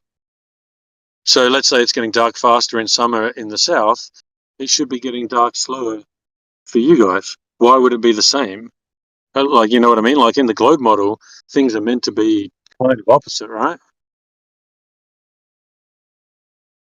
I have got Because that I argument mean, wrong then. yeah. Because I mean, isn't that the argument of why we have seasons? You know, like at the end of the day, because the sun is over there, the Earth's tilted this particular way, the sun goes over this direction, so it creates these seasons in the north, and as it comes back over this way, it then reverses and creates those seasons in the south. So it's kind of the opposite. So as the sun moves, it creates those opposite effects.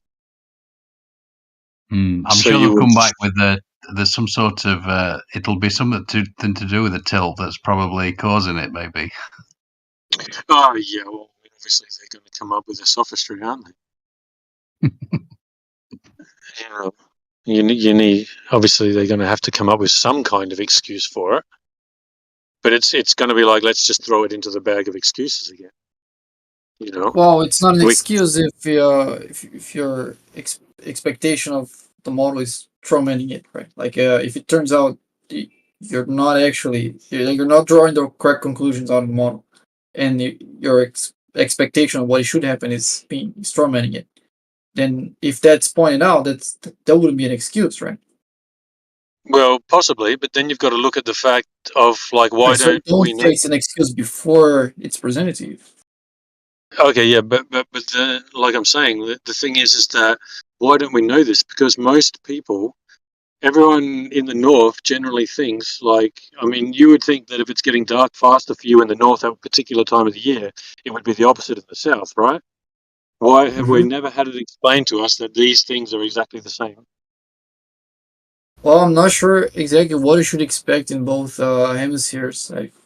I can try to do that now if you give me a couple minutes, and I'm not sure what the actual data is to compare them. If I have that, that'll be nice. But I'm not just gonna Google Yeah, it well, beforehand. Like, no, that's fair enough. I mean, this is, you know, it's something that's just being introduced to people. yeah. Well, So think it's about being it. introduced to us. So we're you know, we're just going through it at the moment, trying to see how this is going to work out. Right. Let me try to give you one idea. You have a circle on around the ground position of the sun. That will form the terminator line of the sun. And the edge of that circle has a certain width, which is when like sunset starts between the start of the sunset and the end of the sunset. That's the width of the circle around the ground position of the sun. If that circle is moving towards you, for example, if you're at the equator and the sun it's the equinox, so the sun is also at the equator, so that circle is going to hit you perpendicularly. That's going to minimize the time of sunset and the time of sunrise. So how quickly it gets dark after the sunset, and how clear it gets right before the sunrise is going to be determined by in which angle that circle is hitting you, right? And if you're doing that within seasons, then that circle is not at the equator. It's also not at the tropic. It's somewhere in between. So it's some part of the Earth. That circle is hitting the observers at a certain latitude more perpendicularly than the other latitudes. So the time shouldn't be exactly the same, but it should be symmetrical not at the equator, but at the center of that circle, where where that circle is hitting the observers perpendicularly. That's where it should flip, not exactly at the equator. So I'll need a bit more information, like what latitude are you comparing, and what time of the year, and see where the ground position or the declination of the sun is there, if it actually contradicts the globe. It's not that I don't think it's that simple to just say, well, if one's getting shorter than the other one should get longer. I don't think it's that simple. Yeah, possibly not. But I mean, it is the logical conclusion that, you know, things are generally opposite. It's a logical conclusion, but that doesn't make it. Oh, you could say it's an intuitive. Yeah, hold on. Let me say it seems to be the logical conclusion. Right. So I would say it's like a. Not, I'm sorry. Go ahead. oh, I'm just. Oh, sorry. You can go. I'm just saying it may not be, reality, but when you actually think about it logically, then it seems to be the logical conclusion. It doesn't make it true. Well, I would say it might be the intuitive conclusion. Well, yeah. The logical conclusion is once you have all the information. Yeah. So, then, which country are you in? Brazil. You're in Brazil. Yep. And how close to the tropical Capricorn are you? Very close. Are you below it, or like to the? I'm slightly below it. More south. Yeah, I think 1 degree, 1 or 2 degrees below it. Okay. Well, are you anywhere near? Are you anywhere near the ocean? Like, do you see the Nope. sunset or do you see the sunrise? No, I'm not in the close to the ocean. If I was, I would see the sun rising. Not setting. You'd see the sun rising, wouldn't you? Yeah. Yeah. So, is there a spot where you can go? Because I mean, at the end of the day, you don't personally have to see exactly when there is 100% no light. You can also judge it on when there is no light for you. So, from wherever your area is, you know, it's still always going to be the same. It's going to get dark at a particular time for you. Now, maybe if you've got mountains or whatever in the way, it may appear to get dark for you. Let's just say, as an example, let's just say, if, as an example, on June 21st, it got dark for you in 1 hour because you got mountains in the way. And then on December 21st, it got dark for you in 40 minutes. By using the same judgments, you would know that it's definitely getting faster. Even though you're not seeing directly at exactly where the sun is, you're going by what you're seeing and the points of where, like, okay, this is now darkness for me. If you've got a difference of 20 to 30 minutes, you can't just say that's you being bad judgment. Maybe you're judging a couple of minutes wrong here or there, but if you've got a difference of 20 or 30 minutes, you know, I'm sure your judgment's not that bad.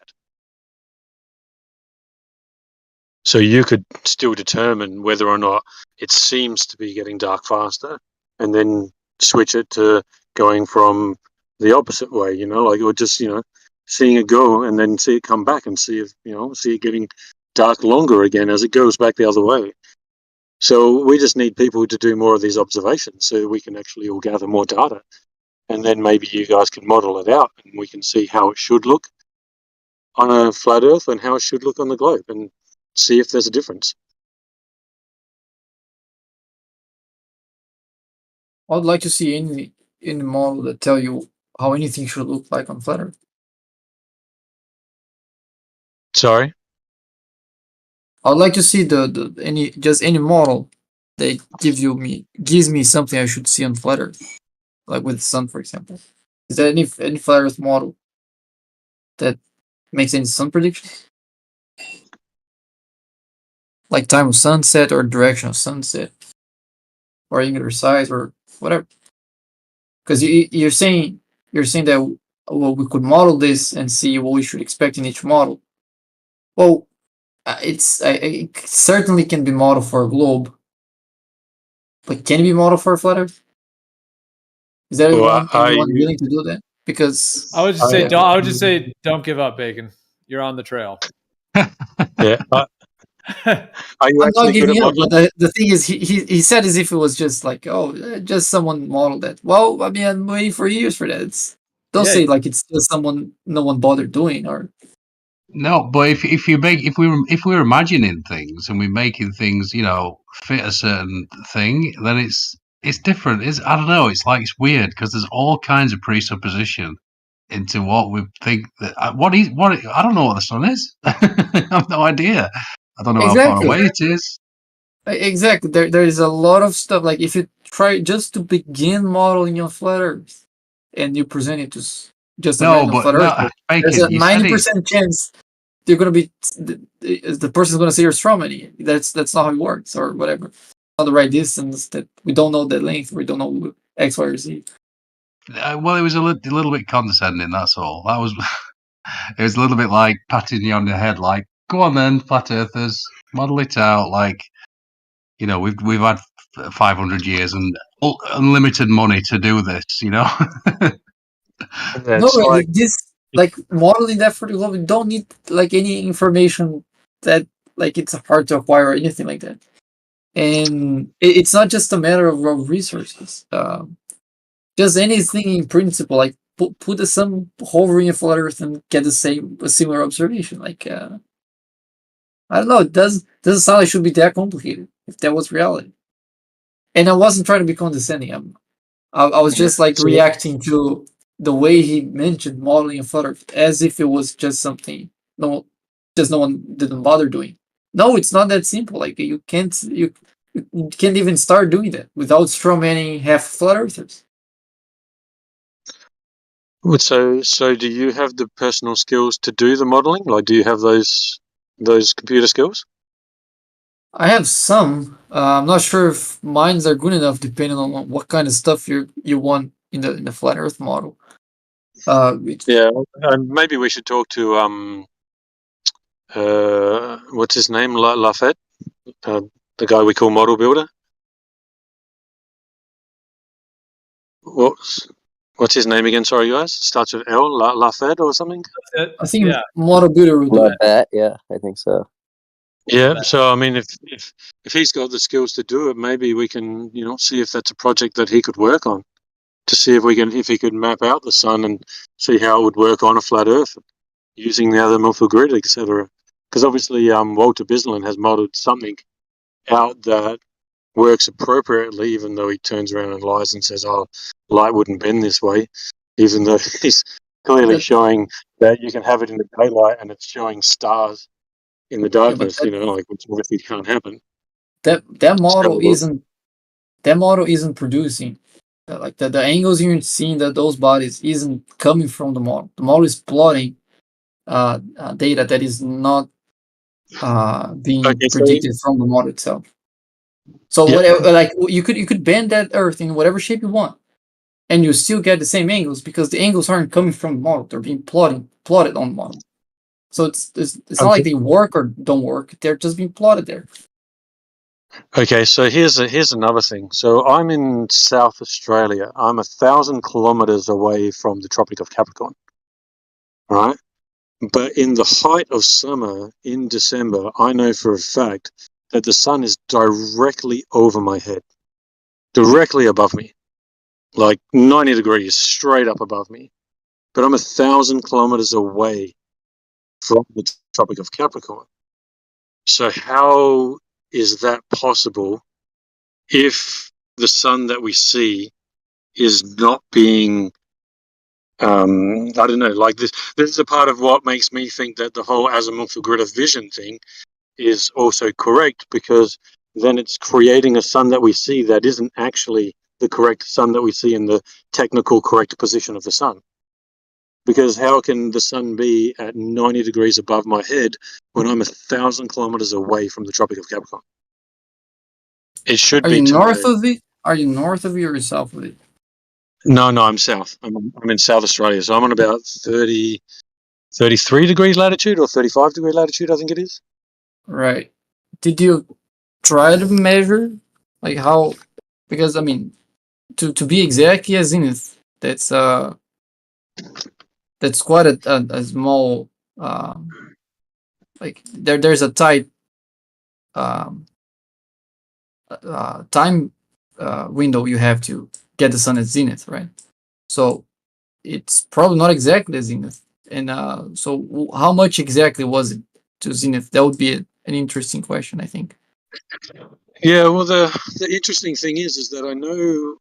So I started doing the filming in at the start of January, the very end of December. So it was about 27th of December is when I went first out.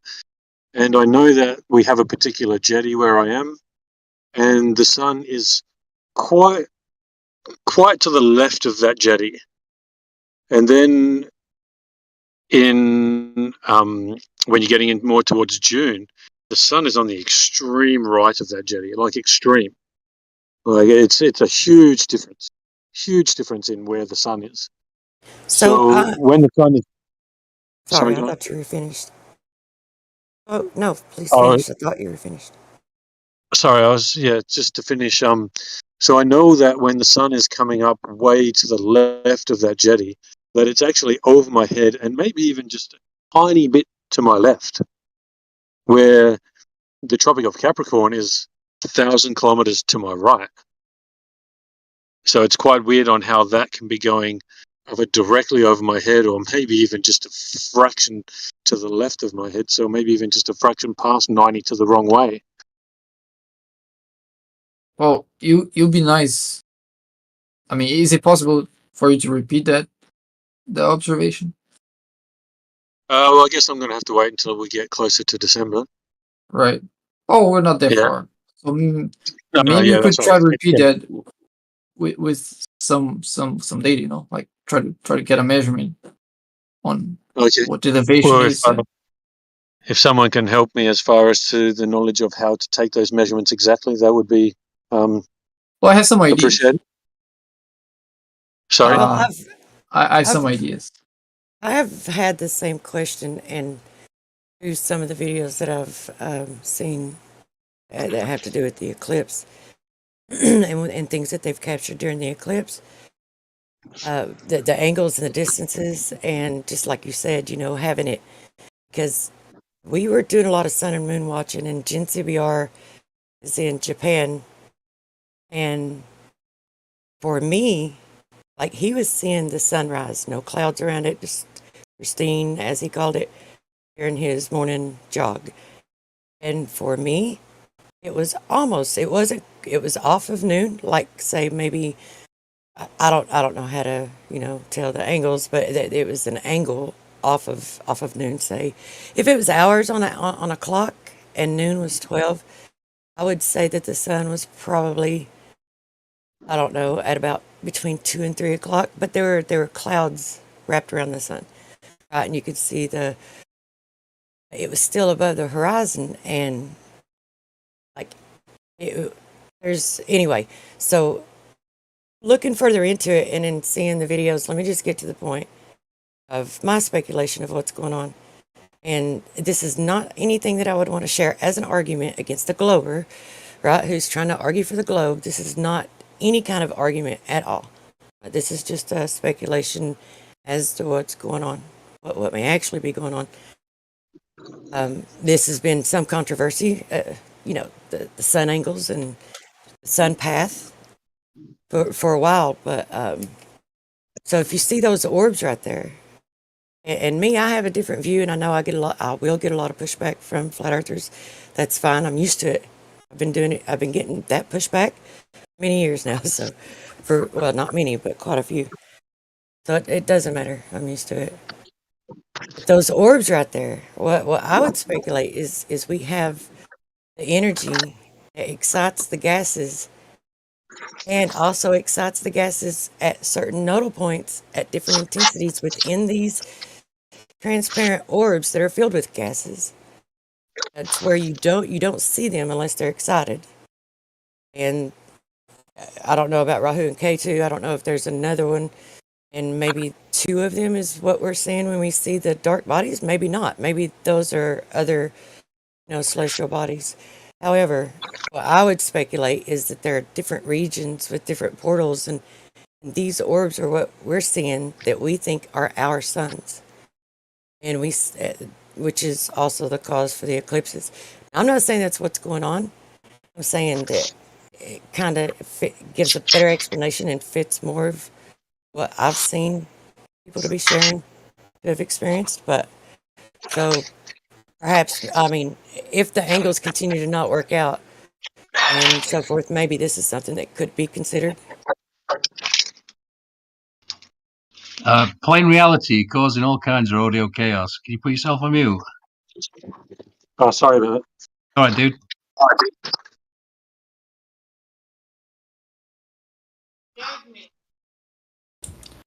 think the answer is no. Just kidding. I want to apologize to the audience. I'm telling you, you listen to that in a car and it's attacking you from all sides. It's like, oh, it's unlistenable. Anyway.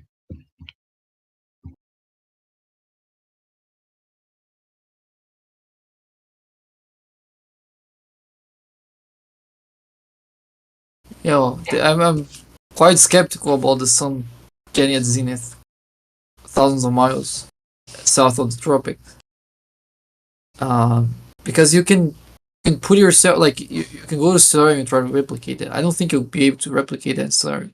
And if you don't, then either your observation is flawed, or Stellarium is. And like Stellarium is being used for like astrophotography and stuff like that, or to get to predict how to position yourself to take a photo of an eclipse in the right time, for example. And it has to be spot on to be useful for that. And being at zenith thousands of miles beyond the tropics, that'll be much like the inaccuracy of that is just exceeds a lot than what stellarium is needed to be. Of how much stellarium needs to be accurate. Yeah, well, we're not. Like I said, it's 1,000 kilometers, so that's what, about 620 miles or so. So it's not like a massive amount. It's not thousands of miles. But I know that there must be something to it as well, because I've heard Globe Earther that I know here, obviously in New South Wales, and he has said, well, why does the sun, in summer come up above my head?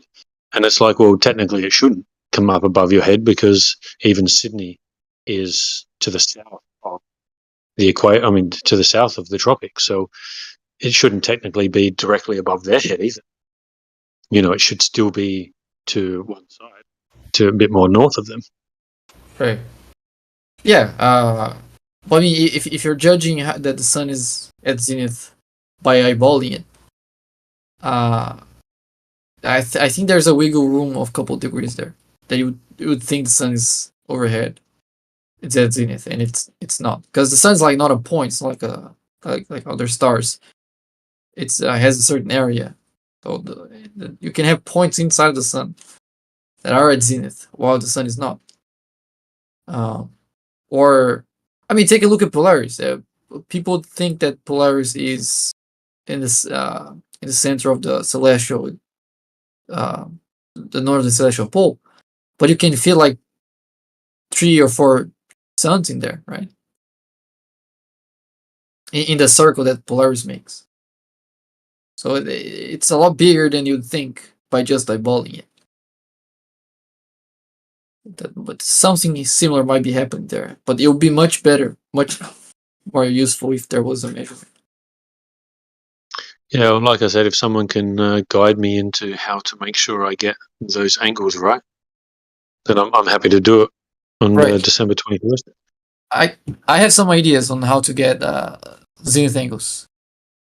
Using, like, you can get a structure with a hole on top, put water on the bottom, and if you see through the hole, you can put a second hole on the bottom, and you're gonna know it's exactly vertical if you can see yourself reflected through the 2 holes, reflected in the water below. So you can establish, like, and you can use that hole to measure then the direction which the sunlight is reaching the hole.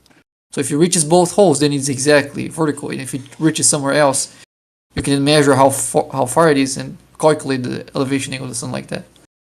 But that's just an idea. I'd need to see I'd need to see a demonstration of that, so that way. Fair enough. Demonstration. Yeah, just rushed because I gotta go. So yeah, have a good day. Take it easy.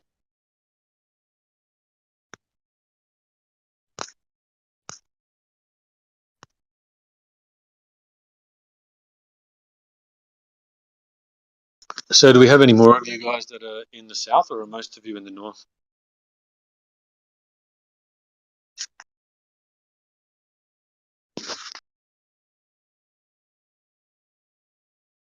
Yeah, there's a fair amount of people in the south. I mean, probably certainly more in the north, but the Australians, some from South Africa. Yeah. Well, it'd be good if we could get more people doing this filming of the how quick it's taking it to get dark. Yeah, the twilight measurements. Yeah.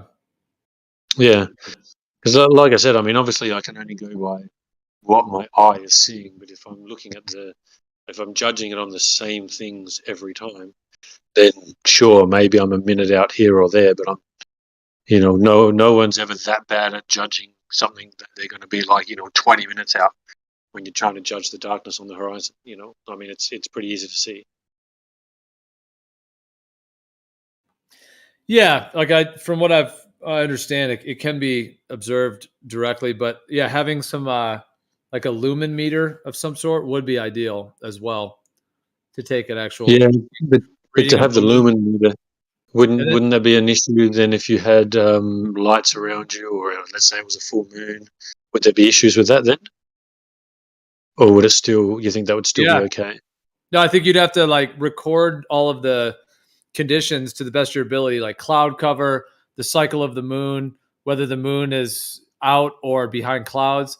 Ideally, yeah, it's like you'd want to with a lumen meter or without, even if you're going off. But it seems like ideally, yeah, to really narrow it down to take record every day, like of essentially the cloud cover and any other conditions, and then the cycle that the moon is in and the position of the moon in your sky as well. Yeah, to be able to at least control for those factors. But that twilight effect is pretty.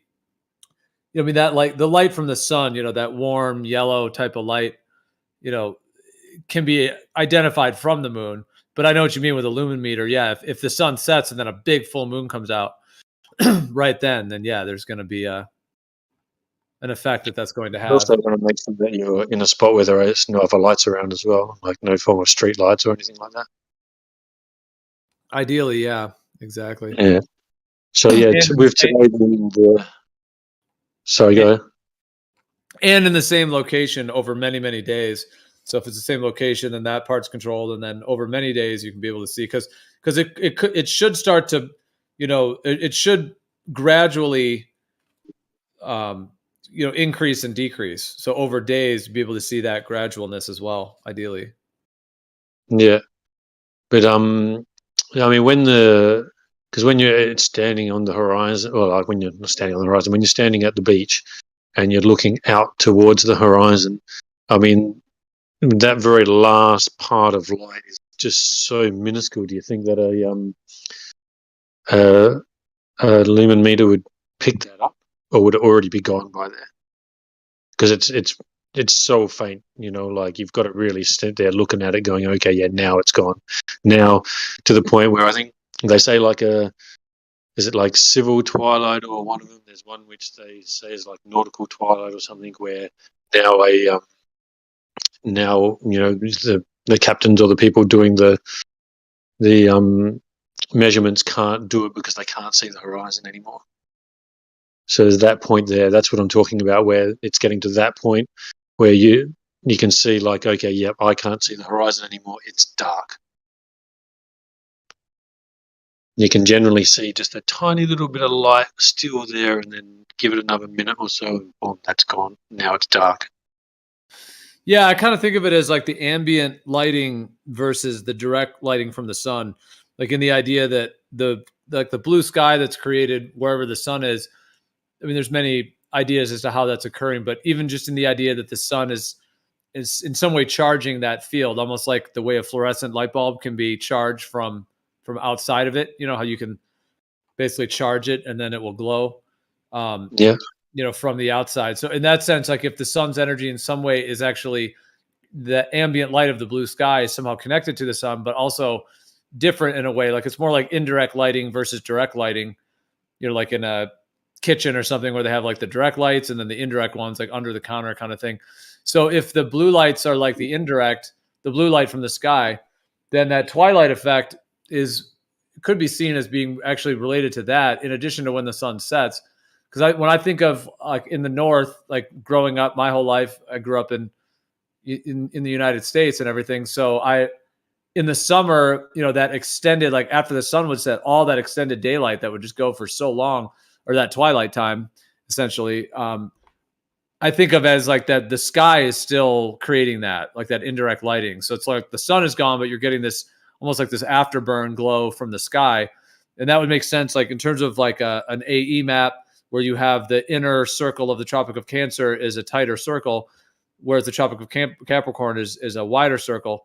And so if it's the smaller circle, then the sun, because it's on a shorter circuit on the inner rim like that, that even as the sun sets, because it's got a smaller area that it's illuminating with the blue sky, then that's going to overlap more in that idea to where you're going to get that twilight that really extends past the sunset, where that the sky is still lit and you get all that sort of daylight type indirect lighting that you can still do stuff outside. And of course that eventually fades. And then my understanding, like I said, I'd like to see this fully recorded, and we've been talking about it, but there are several, even if we want to call them anecdotal observations of it, that have been claimed as well, to where in the South, when it's their summer, that when the sun sets, there's very little of that twilight, that lit sky. It just vanishes, boom. And there's even the claim that the sun almost kind of hooks off to the right, like it even shows. And I've seen video of that too, where the sun does appear to actually be almost like hooking more to the right, like it's like falling off to the right, which would make sense too, because if you're on the outer rim of the Tropic of Capricorn, then there's the idea that it is actually making a faster ground speed. It's the same rotational speed once every 24 hours. The actual ground speed is faster. So the fact that it's kind of like a curveball, like it's kind of going off in the pocket, and then the light is going with it, is what it will look like. It'll look like the blue sky goes with the sun very swiftly, meaning the sun sets and boom, it's very quick to where it's dark. So that would make sense on an AE map, that it would be extended like that because of the Tropic of Capricorn, the speed the sun's moving, the distances involved, that it is kind of hooking around, and then that twilight would be very minimal. But of course, on a globe, that it should be equal. It should be the same in the north and south in terms of that effect, if it was a globe, because the globe is more or less symmetrical. I mean, they say it's an oblate spheroid, a little bit pear-shaped. I mean, could they try to stretch the pear-shapedness to try to account for that? Someone Witsit made a joke about southern atmospheric refraction, and of course, Zanuck came in and said that. So yeah, I mean, are they going to try to make something like that up? But if it's that, that's what I was saying. Where sorry, yeah, that's what I was saying to the other guy. I don't know his name. Sorry. Where I was saying, well, the logical thing is that, well, obviously, if it takes longer for you guys in the winter, that's when you would expect that, for us, it should be the opposite. It should be shorter, but that's not what we see. So you were even just mentioning then how, like, that the twilight lasts a lot longer in your winter. Well, that's the same for us here in the south. Twilight lasts a lot longer in the south as well. Whereas it shouldn't really be that way. You would assume that it should be the opposite, but that's not what happens. Well, yeah, like in the North summer, it's very long twilight. And then in the North winter, it's a very short twilight, because the sun would be, in the kind of a planar surface, like an AE map layout. Then yeah, when the sun's at the Tropic of Capricorn, the twilight for the North in the winter is very minimal. And then you would think it'd be exactly reversed. If it was a globe, it should be exactly reversed, because even though the globe is supposed to be 23.4 degrees tilted to the ecliptic, it's still equal on either side of it. Yeah, exactly. But yeah, so what we're actually seeing, and it's, even though this is something where you guys haven't, or like you personally, you're not actually out there filming it, but through experience of your life, that it does take longer to get dark in the winter, and in your summer it gets dark much faster. And that's exactly the same for us, but the other way around, for when your winter is our summer, right? So it's getting dark faster, and then when it's our winter and your summer, it's getting dark longer. So that, to me, doesn't make sense on a globe.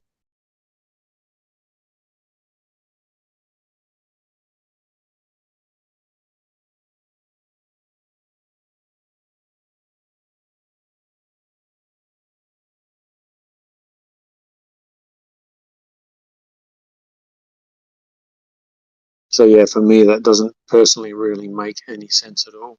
It just, that'd be interesting if we can get Model Builder, if he has the time, of course, because it's obviously a very large project, to see if he could model it out. If I personally had the modeling skills, I would take the time, but I just don't have those kind of skills.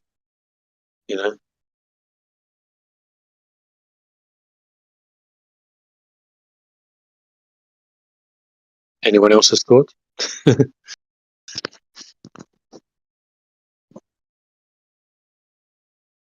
I've shared mine.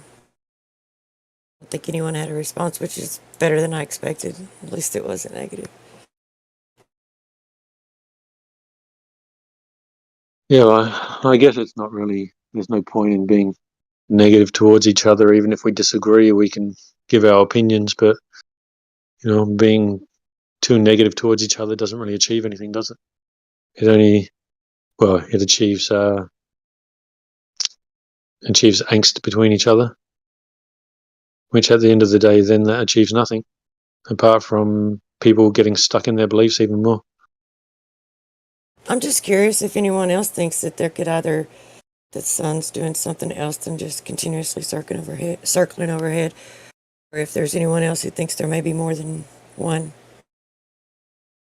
several. Well, I've seen where someone mentioned, because we're talking about Rahu and Ketu, and the person sort of described it as like, well, if there was Rahu and Ketu, then why aren't they blocking out other stars and stuff like that when they go past them? But then you could look at that as, what's that? I've seen demonstrations of the different lenses, and when they cross over each other, they can become completely dark. And when they're not crossed over, you can see through them. So that could be something like that. Sorry? Polarize. Yeah. Yeah, the different the different polarization effects. So maybe that's what's actually going on there. They need to cross past the moon or the sun for that to happen. And when they're not crossing past the moon or the sun, they're actually translucent and transparent.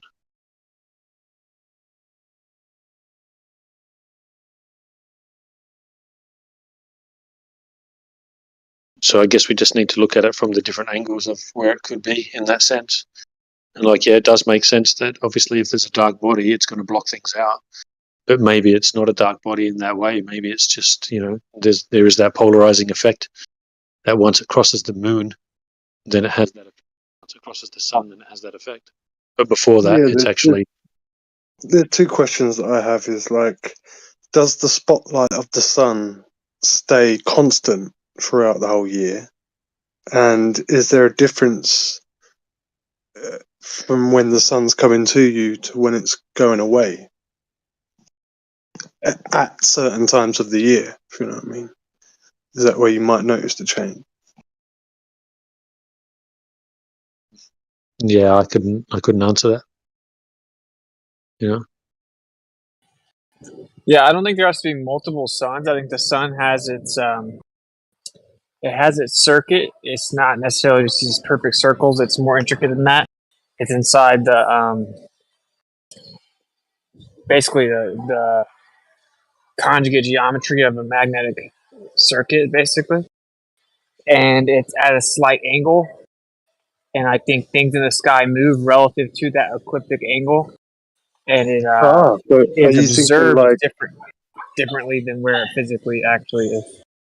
So are you thinking that it could be lifting in altitude? I'll take it. Yeah. Thank you. Yeah. Sorry. I think if there are more than one, that whether there's one or whether there's more than one, I believe that they do ascend and descend in altitude. We see them doing it. I'm saying I don't think there has to be more than one, just because we would perceive the sun in different places relative to each observer. As for there being more than one, I'm not going to say there isn't, but I just think that some crazy things can happen within our curved visual space, like our curved limit, and even whatever the other containment is, or layers of containment. So, I can replicate what looks like multiple suns with one light source. Yeah, I've thought about that. You could have multiple lenses near the light source, whatever sort of lens that could be. But that would work if it's just like a projection of light. If it's just a projection of light we're seeing, and then that would work. But the way the sun passes through the clouds, there is a direct interaction with those clouds at the local proximity of where we see that light, which makes me think that there is something there, and that it's not just a projection of light, that there's something there that's being excited and it's giving off light. But just like the same way you can split a laser beam and then have loads of, you could have multiple laser beams and come off of one. Can you have that laser beam project into something and shine out of it, not being able to see it shine into it, and have shadows on the thing it's projecting out of, shining a light from without it into it, while yet having a shadow on the outside of that thing? I guess I'm trying to fully understand what you're saying. So like for example, the ballers will bring up the shadow looking like it's going up in the sky from a mountain, for example. They're like, oh, look, the sun is starting to set and the shadow's going up in the sky. The mountain proves that the sun's going down beneath the earth, right? But when you get in a plane and you look at it, it's actually going out from that mountain. It's not going up in the sky. It's just perspective. Like the way our perspective affects both lights and shadows is pretty profound. If we're talking about, so that's for the shadow thing. If we're talking about like a local illumination of the clouds, well, yeah, I just think that I'm like, maybe you want to clarify what you mean by that for me before I can maybe address that one. But does the shadow thing make sense?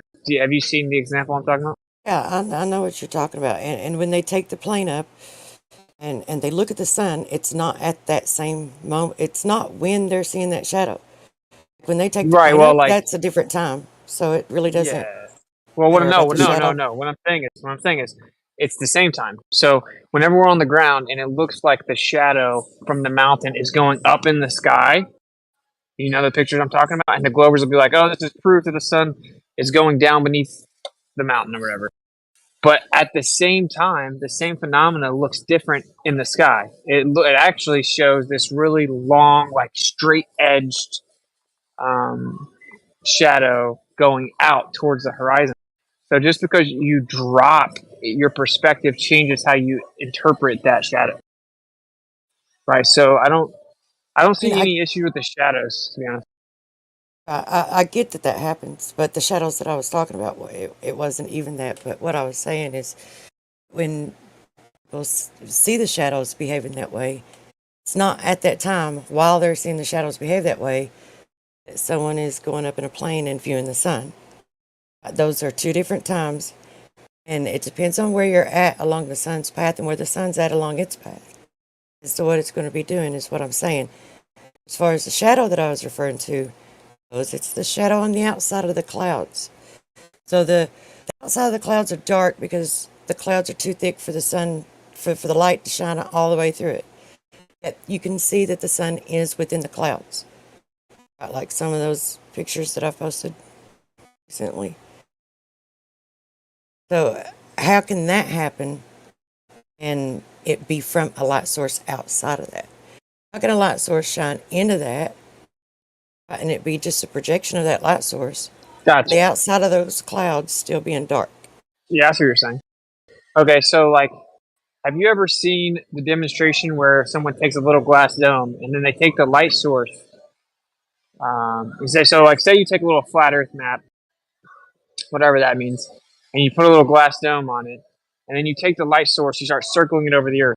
As that light source, which is far outside the dome, goes over the dome, you get a second little sun inside the dome. Have you ever seen that? So like what happens is you get like a localized like sun for that dome. So really, if you step from the outside, you'd see two different suns, even though there's only one. It kind of like beams into it, but what if there were clouds in there? If there was something in there like some kind of clouds, it would light up as it went through you would see the light propagating, because you can see the light propagating into it and forming that little projection point. Yeah, it's what I'm saying. Like, so where that curved limit is, it looks like there's an entire different sun there, and then the light radiates out from that second point. So like, say you were inside it. What is what I'm saying? You could see it radiating in. You can see the light propagating into it too. It doesn't just like come from that source and propagate out when it happens. You can see the light propagate in to the point where it's projecting the light. Well, only because you're outside the dome, right? So if you were, and I actually do want to do this, like replicate it with a big dome, like a big dome that you can literally stand in, or big enough to put a GoPro in or something. But if you're inside that dome, you're not going to be able to see the light entering. You're just going to see the really bright, light, like second-looking sun that you have. So if you had some smoke inside of it and you were projecting light into the middle of that smoke, you could make that happen without seeing the light propagate inward from the light source, and lighting the Well, smoke what up you on would the see is outside. you would see all the smoke light up relative to that second sun, right? So it's like, it's not that the clouds, for example, like the clouds' crepuscular rays looking like they're converging at such a short distance in the clouds. We know that's perspective because that actually changes with where you go. And if it was physically there, it wouldn't change, and that would require the sun be in the clouds, right? We know that. I'm not saying you're saying that. I'm just explaining that that's obviously we know that those can be deceptive due to perspective, right? But when the clouds look like they're locally lit up, and we should do a demonstration about it. But like what I think would happen is if you're inside of a big dome, and so say we're in a warehouse, like I'm in a Walmart right now, unfortunately. Say that I had a dome around me, like a 6-foot radius dome, and then we had someone on one of those little machines that lifts you up, right? And they just carry this really bright light, and it just goes over top of me. From inside the dome, I'm just going to see the light source moving inside my dome like there's a second sun. Now, I'll be able to see through the clear dome to the other sun, but that's not how it works with us because that dome represents our limit of perspective. We literally can't see anything outside of it. It's beyond what we can see. So you would just see that second light source for you, and then it looks like that's where the sun is. In every way, right? The light would come out from there. If I put like smoke in there, I would see the smoke light up relative to that bright spot on the dome. And so the Atmos acts as the lens in our curved visual space. If you could This is just my recreate, understanding. if you could recreate that and not light up the smoke or whatever you've got in there that looks like smoke or clouds, Can I throw something else into that? can only light up at the projection point, and it doesn't light up all the way between the projection point and the source of the light, and then I'll think it's possible. What I'm saying is like in that scenario, yeah, there's a light source outside of us, but as it applies to our light, we wouldn't see the actual light source because we just can't see that far. We have a limit of perspective in all directions. I'll just try to replicate it though. I mean, this doesn't sound easy. It sounds expensive, to be honest. But I do think we should do it. Yeah. Hey, Witsit. Yep. Imagine if within your dome, that the dome that you're talking about, and I'm sorry, the other lady that's speaking. So I'm not up with everyone's names yet. But so how she's talking about, we've put some smoke inside that dome. But now let's imagine the smoke doesn't need to be inside the dome because the smoke is inside the dome and obviously outside the dome. And so let's just say, as an example, your dome raises let's just say in reality, your dome raises up 50 kilometers or 30 kilometers or 20 kilometers, whatever it is. The clouds are only at about 5 or 6 kilometers high. So they're actually cutting through your dome.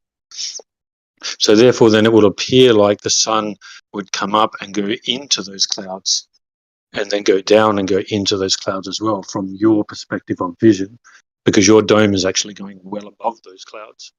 So therefore, as the sun is going and traveling through that dome of vision, it's going to appear to drop through the clouds. Am I making sense? Are you getting what I'm saying? Yeah, sort of. But like every once in a while, your voice gets really low, like you ran away from the mic for a sec. So I missed some of the crucial points. Okay, so imagine your dome. Are you hearing me better now? Yeah. Okay, so imagine your dome that we're talking about here, our dome of vision, extends up 20 kilometers, just as an example. We know the clouds are only at 5 kilometers. So if your dome is extending up to 20 kilometers, as the sun is going past and then appearing to drop down, it's going to drop down into that 5 kilometer area. It's going to be at 20 kilometers at zenith, and as it comes down, it's going to appear to keep dropping. Now the clouds are at that 5 kilometer area, so it's going to appear to drop through those clouds. Do you think that's a possible reason of why we would see it in the clouds and illuminating just those clouds. Because when you're filming and you're zoomed right in and you've got a filter on, you can see that the sun does appear to actually only illuminate those clouds. Do you think that that's a possibility on how that can work? Yes. From what I gather, you're still doing the in and out thing, but I put you together that time. So yes, Okay, I think so. I think so. I think that these aren't mutually exclusive though. Like I think both. Just give me a second.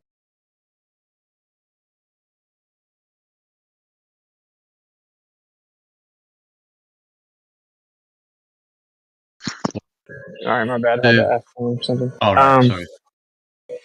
No, yeah, but okay. That's what the reason I'm saying they're not mutually exclusive. Does what I'm saying make sense? Meaning, the Atmos acts as a lens. Okay, so say you're standing on the beach and you just sucked all the Atmos off the earth for a second. That would be like someone not wearing glasses. And then you throw the Atmos back there. It's like putting on glasses. It literally acts like a pair of glasses, like a lens.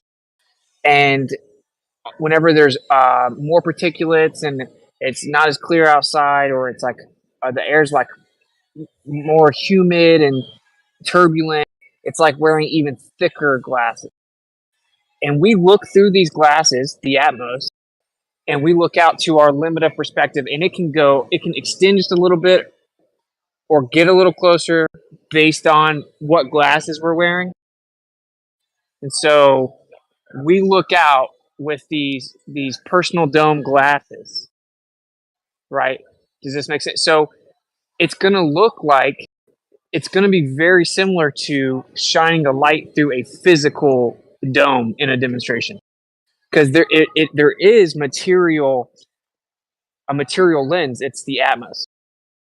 And so for me, I can't even conceptualize that not occurring at this point based on all the evidence. And so everything else is going to fit within that basket for me, unless I see something that, that doesn't make sense for some reason. Is that a decent analogy? Does everyone kind of understand what I'm saying, or have like critique? That to me, that makes perfect sense, and we're basically saying the exact same thing, I think. Yeah, that's what I'm saying. Yeah. I mean, this explains a lot, and it explains things dropping in the distance even. So, and this is how we could prove this, by the way. You know those time lapse of the star trails that don't really do what they're supposed to do on the globe, on the plane? Well, they're really just not star trails, they're just time lapse of the plane. Well, when you go up, imagine you have like a hemisphere around you, right? You're in this dome. Well, what happens when you go higher? Right? Well, when you go higher and higher, the dome is going to start to curve underneath you. So really, you have a sphere of vision. But we stand on the ground, and the ground cuts the sphere in half. So as we start to go up, that dome starts to curve down more and more as we start to bring more of the sphere up. Does that make sense? Yes, actually, that's quite a good thought. I hadn't thought of that. So I think that if we increase altitude, we're going to actually see things begin to converge and curve more in the distance, because we're actually looking in our little sphere, and now we're seeing more beneath the halfway point of the sphere, which we normally just have kind of like a hemisphere. Yeah. Now, also, when you think of with the dome of vision or azimuthal grid of vision, now, if when the sun is getting to the horizon, that's how it's appearing to us. Now, the light could actually be coming from something that appears to be from the horizon, meaning that all of the observations of light going under clouds, or even if the light was making that shadow come up under the clouds, that would still all make sense anyway. Because the sun's actually appearing to be in that position anyway of what we're seeing. That doesn't mean that it's actually there, but from the way that we see it, it's already there anyway. So even if we do have a shadow coming up, it's perfectly explainable. Correct. Yeah. And what's even funnier is like, okay, so I guess it's somewhat instinct for someone to hear this, and they've never heard it. Outside of this arena, they're like, oh, flat earthers have to just start making stuff up to believe that the Earth is flat or whatever. No, it's how it actually works. That's how we see. It's just a fact. It's absurd to think that we see infinitely in straight lines. That's actually the insane thing. This like Superman model of vision. We know that's not the case. We actually build lenses for centuries at this point based on the eye. Like that's how we made them. We see in a curved visual space. You know what I'm saying? Like, and we have evidence of it. You can see crepuscular and anti-crepuscular rays. They dome over top of you and connect to each horizon. Right? We see sundogs, and at different angles, the sundogs change. So we actually are kind of dropping the ball, pun unintended, because we should be making very intricate long distance measurements and then comparing them as we increase altitude. We should be seeing what perspective does specifically as we increase altitude, and then we should be looking at the stars all the way down to the horizon, etc., and thinking about how perspective is actually working. When we see a sundog, we should immediately throw a drone up, right? We should watch what the sundog does as we change different angles and blah blah blah, because we know how rainbows change. So anyway, I think that you're not going to get anything but just hand wave dismissal from anyone trying to debate flat Earth. They're going to be like, oh, you're just making this up, blah, blah, blah. So we just need to, who cares about them? Let's just try to figure it out. We need to map it out. That's kind of my take, and come up with creative ideas to test and demonstrations. Yeah, I'm kind of doing a mini one of those, and to the point where I think I showed on the Tribune show one time the Buddha that I can see, which is 31 miles away. Now, I can film that from 20 feet, which is on the jetty, and then I can go down to the beach and I can film it from 6 feet, and I've filmed it from 5 feet, from 4 feet, from 3 to down to 6 inches. Now, if I'm filming it from the jetty on the same angle, you can actually see that the position of where the Buddha is above the land that's in front of it doesn't actually change from 20 feet down to 6 inches. You can see that it's relatively in that same spot above the land, but from 6 inches high, because the Buddha is 18 meters tall, it's 138 meters above sea level. So all up, that's 156 meters. But from 6 inches, it should be 156 meters hidden, which means it should be now below the horizon and I shouldn't see it at all. But yeah, it's still in the exact same position from a 20-foot observation down to a 6-inch observation above that land. The land will compress. You can see the land compressing as you get lower and lower, but the relative position of the Buddha in this instance doesn't change.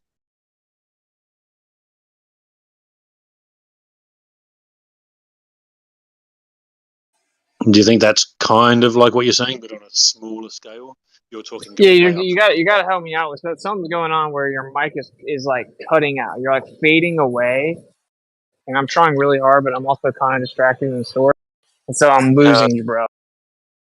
Sorry, man. Maybe I disconnect because is this coming through clear now? Because I'm like you come through like amazing sometimes, but then it's like you ran away from your mic and I can't hear you. Yeah, sorry. My headphones for some reason have just destroyed, so I can't use my headphones. I'm just talking straight into the phone. Maybe I'll try this. Hold on, I'll take it off of like a speaker. Yeah, I don't know. My experience is that speaker normally picks your voice up a little better, but I don't know, bro. Is everyone else hearing the same thing? Just make sure it's not me. Yeah, he's going in and out a little bit. He sounds pretty good though, to me, to be honest. So you could recollect what he just said? Well, I'm watching Truth Prevail's video, so no. Oh, so your opinion's tainted. Anyone else? How dare you? How is your tainted? Because he didn't. If I'm talking like this, is this better? He's giving his opinion on how he sounded, but he wasn't listening to him. Yeah, you sound good, dude. Is this better? Yeah, you sound good to me. No, yeah, when you sound good, you sound good. But the problem is when you start talking, for some reason, at some points it fades out. But How about this? Next time, Okay, I'm no just worries. going to interrupt you if you fade out. I'm just going to be like, hey, you faded out. So maybe you can figure out what's going on. Okay, cool. No worries. Well, what I've done, I've taken myself off of the speaker and I'm just talking directly in the phone with it against my ear. So, time for me to get some cancer in the head. I was about to say, yeah. Can you hear me better? yeah, you sound good. Okay, all right. I'll explain it again now then. So I showed one time in the Tribune show when you were on as well, and I showed the Buddha that is 31 miles away from me. It's at 138 meters above sea level. It's 18 meters tall, which means all up to the very top of it, it's 156 meters above sea level. Now, I can film it from the same angle from 20 foot high and then go down onto the beach and film it from 6 feet all the way down to 6 inches. So when I do that on almost any particular day, that's half decent vision, what I get is I see the Buddha in the same position above the land that's in front of it. So whether I'm filming it from 20 foot or 6 inches, you can see the Buddha there in the same relative position above the land. But from 6 inches high, that Buddha should actually be below the horizon. It shouldn't be there at all. Shouldn't see it. There should be 156 meters of hidden, which means literally its head should be right on the horizon. But yet I can see it above land, and that land is 100 feet high, and it's still in the same relative position. The land will compress, but the Buddha itself is in the same spot. So I was saying that that's kind of what you were talking about, being able to go different levels and testing, but just on a smaller scale. Okay, yeah, nice.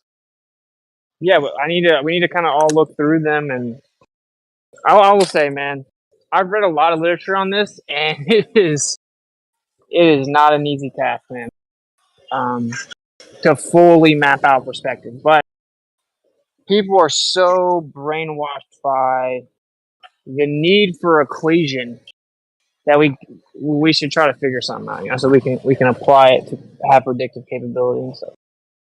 So you do have some numbers there. We should compile data. We should create a group.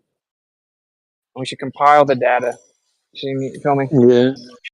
Well, I'm in the process at the moment. I've got about 380 slides made so far, and I've only done the land and just a little bit of ship footage for 36 days out of the 220 days I've been filming.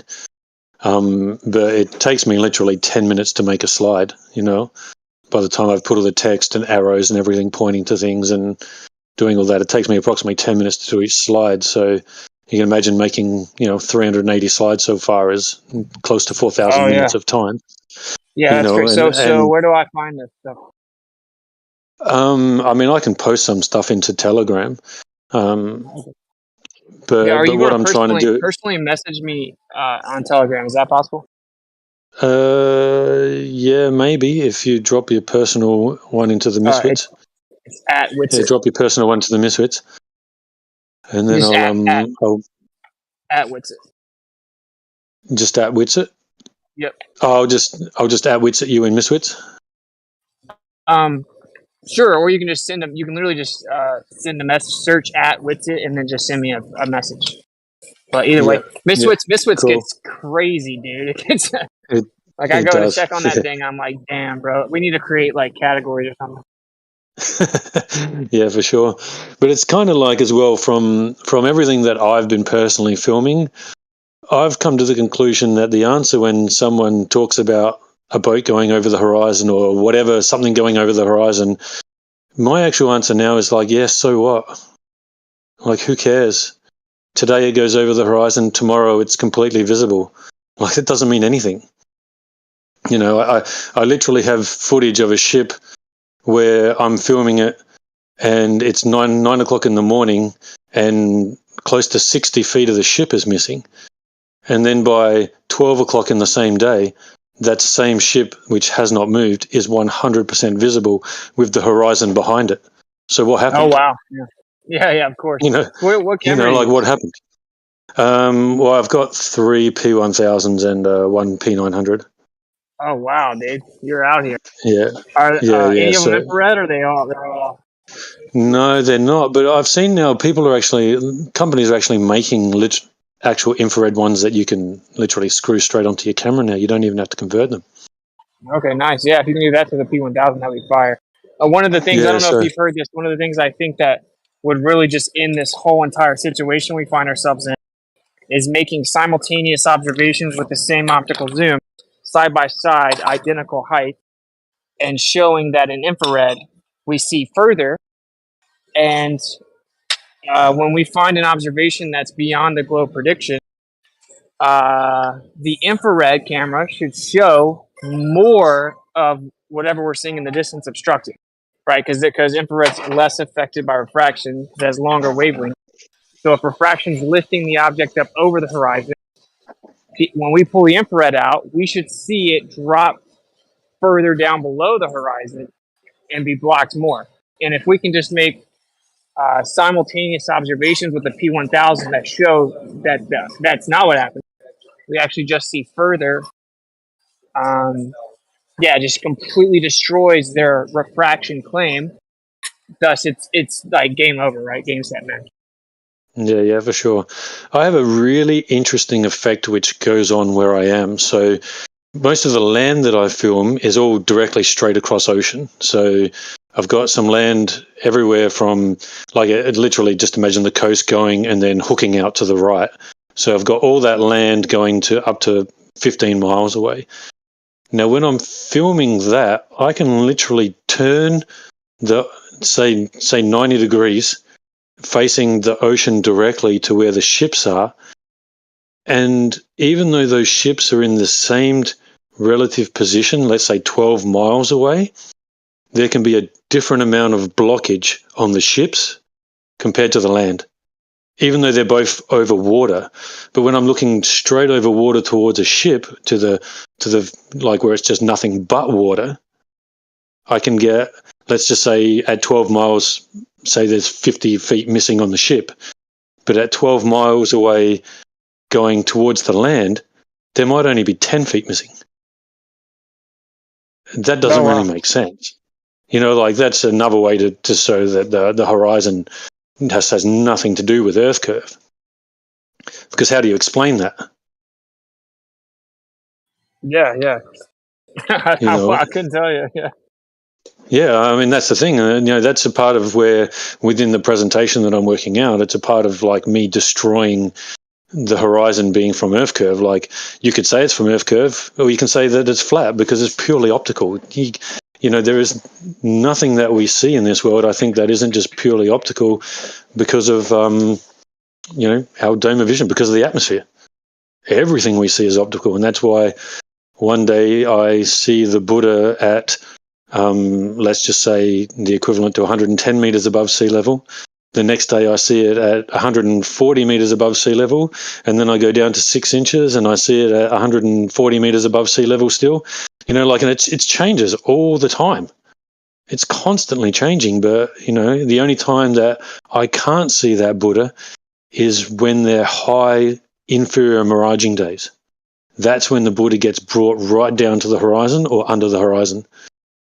But if it's any form of clear day, and I don't mean clear as in visually clear, I mean clear as in, so it could still be hazy, but even though it's hazy, I can still see the Buddha there. Only on the days where I'm getting some form of actual miraging, that's the days where the Buddha just totally changes position. Right. So You know? from your observational experience, so speaking of when it's clear in regards to stuff like haziness or turbulence in general, is your experience the same as mine, where simply when it's clearer outside you see further? Yeah, definitely. And then also when so on the days where the ocean is just like dead flat glass, that's when I'm seeing everything. So we're at 15 miles away, we have this area called Curfew Point, and there's like a little shore break thing there. Well, that shore break is only maximum 4 meters high, and I've filmed that from like 3 feet above sea level on a nice flat clear day. and there should be something like about 90 feet of curve, Wow. 90 feet hidden, and that's regular. As long as the water is flat and it's a half decent day, I'll see that every time. It's not unusual. Like, it's not like, oh yeah, this it's a random event. No, that's not random. That's all the time. Same as I've got. I spent 3 days looking for a buoy I've found out now is 4 miles away from me. Well, on any day where it's flat, or almost any day, I can film that buoy from 6 inches high, and it's 4 miles away. There's and the horizon is above the buoy. So the horizon's meant to be at 4,000. I think it's about 4,800 feet away. But yet I'm seeing a buoy at 4 miles away, and I'm seeing the horizon above it. And I'm seeing that all the time. That's not irregular.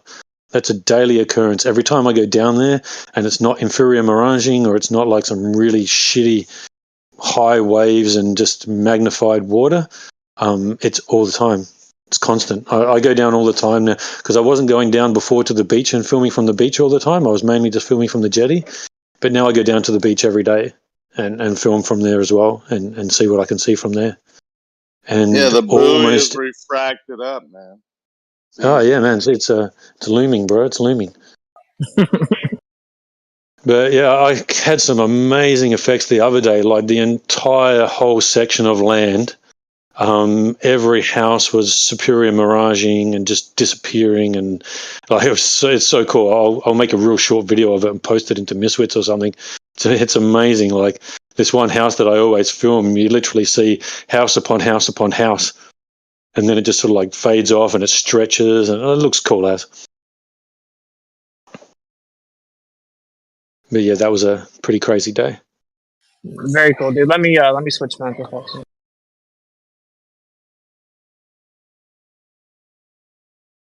But yeah, I find that the weirdest effect is the one where I, like I mentioned, where I'm looking towards a ship that's 12 miles away, and it's, like I said, let's say 50 feet blocked.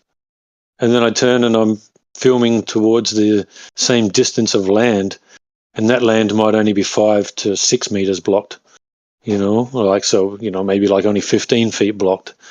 And that's weird to me. That's where, it doesn't make any sense that you can say the horizon has anything to do with Earth curve, because those two things, they don't go together, because I'm looking over water. So why is the water towards the land not curved the same as the water towards the ships? That doesn't make sense.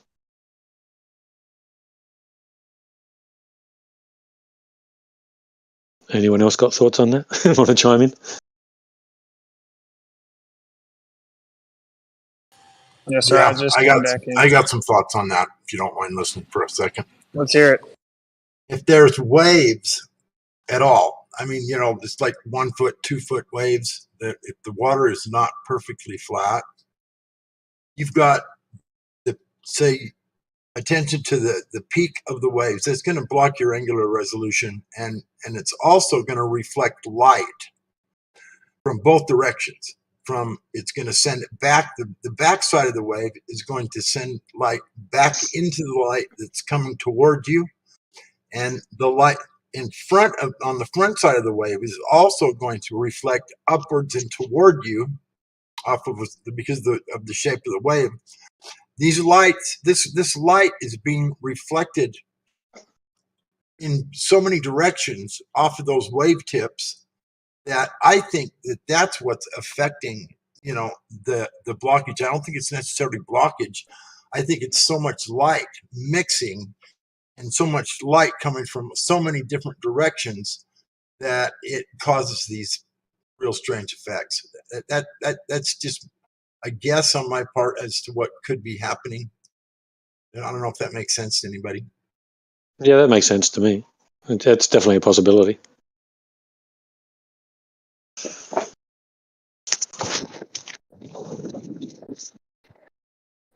I'll hang those out.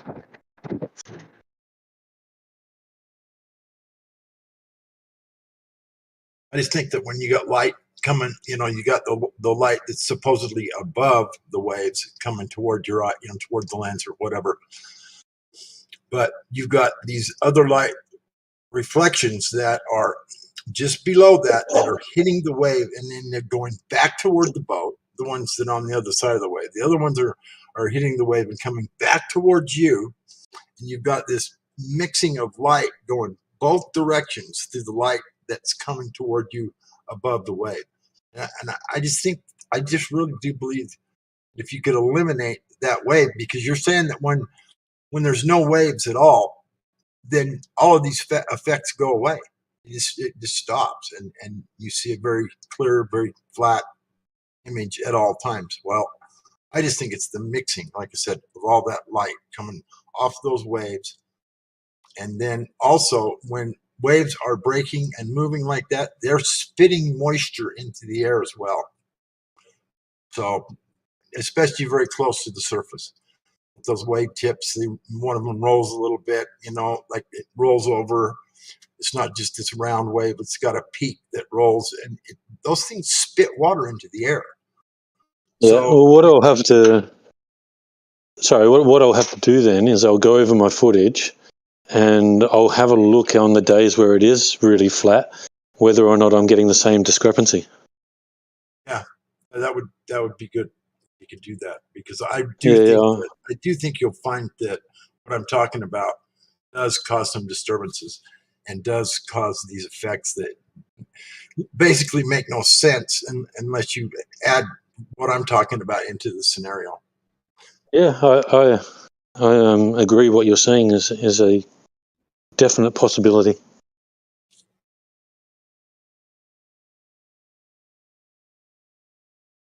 I'm not sure what Witt's thoughts on that are, but it sounds like it's definitely a plausible thing.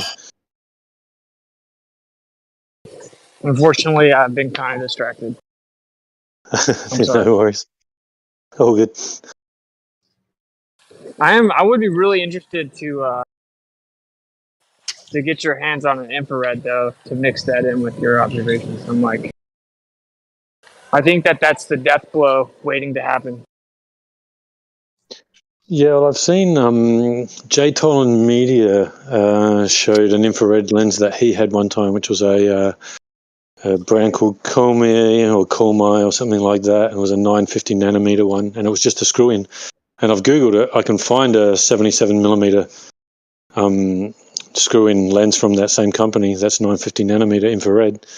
So I could buy one of those, and then that'll just screw straight into the camera lens at the front. And when you say 950 nanometer, is that the distance between the infrared grooves in the lens? I have no idea, dude. I'm completely illiterate on any of that shit. I just buy it and point it. Probably is. Yeah, possibly. I just buy and point, man, and I just buy, point, and shoot, and film, and come back, and I just know what I'm filming. Those little ins and outs aren't my thing. I just want to get the actual information and relay it to everyone. And all of those people who know all of those little extra bits and pieces, they can work it out from there.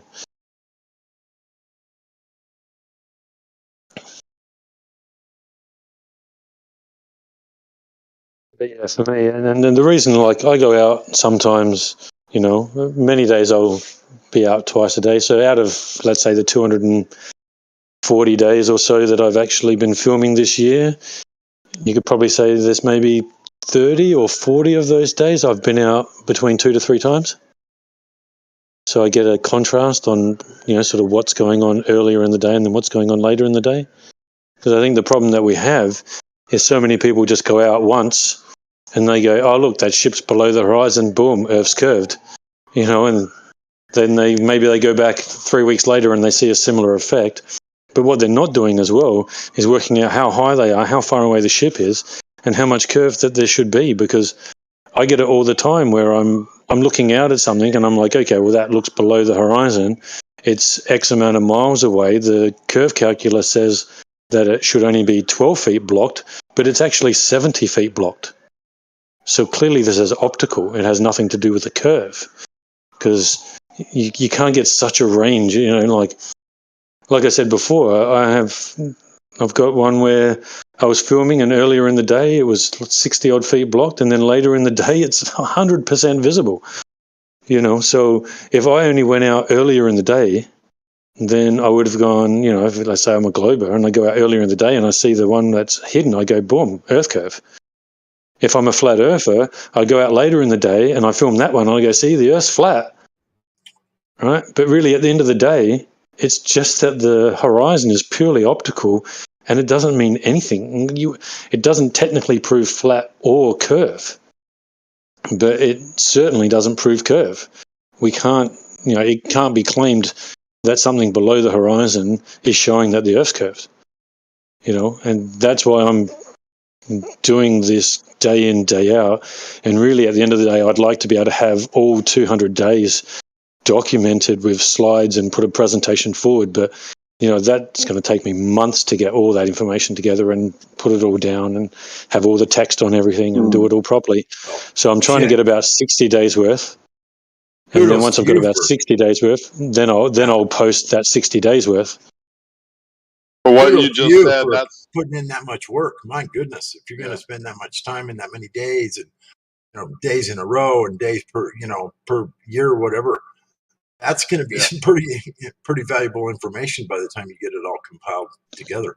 That's why I don't say I see too far anymore. I see exactly how far the conditions allow me to see on that day. There is no seeing too far or not seeing enough or whatever. It's just how we see over distance due to the conditions. Yep, exactly.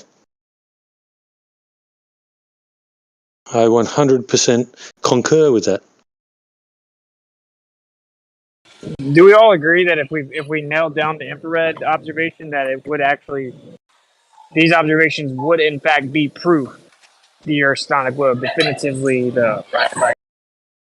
Because in order for it to be a globe, the things have to be refracted up over the horizon. I think it's already been proven definitively. I think you're right. It's just a matter of what it's going to take to get them to concede to it. I don't think they'll ever concede until the general population concedes. Like the hardcores that are in the debate. You know. Well, yeah, what I mean is like they're putting it onto refraction, and there's tons of problems with that. Okay, but if you take that away, I mean, they don't even have anything. They don't even know what to say, so they have to reconvene, start making up some more BS. Or what they'll do is they'll just make up BS about the infrared. I've already heard someone just make something up, say, "Oh, there's actually more refraction with infrared," when obviously the exact opposite is probably true. You know. Yeah. Well, what I could probably do is I've seen an area that I can go to when I'm coming back from different regions here where I am, and from what I'm seeing, I'm going to have to like really go over it properly, but from say about 120 meter high observer height when I'm driving towards, I can see this sort of like range in front of me, and the only thing that I can find personally that's in front of me at that point on Google Earth is well over 100 miles away. So I'm going to have to go through it a lot more, but I think if I was to use the infrared, maybe I would see that even better. That would be about the only point where I reckon I can see, because the normal land that I look at, there's nothing else beyond that.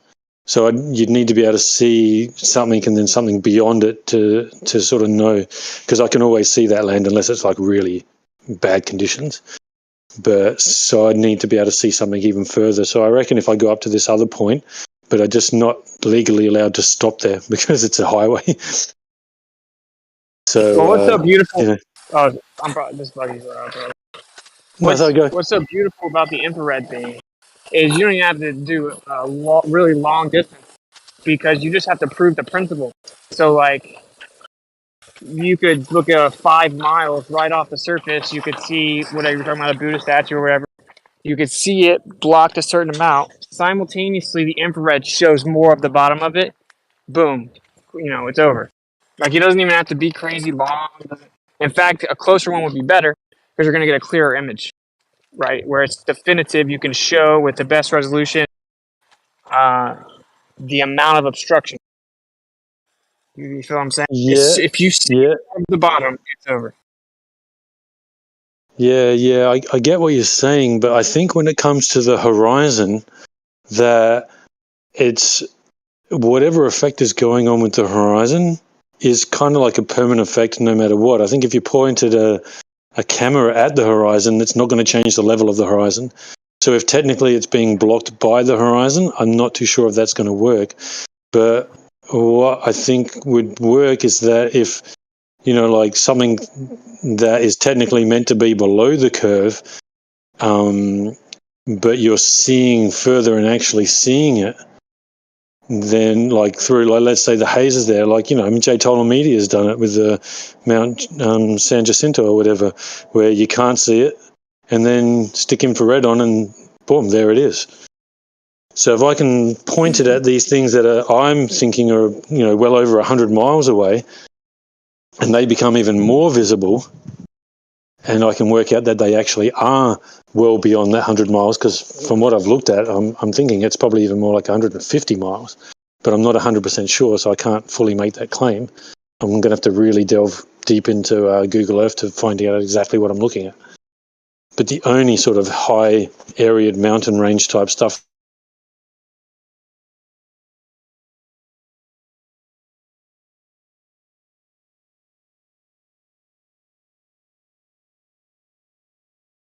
He cut out.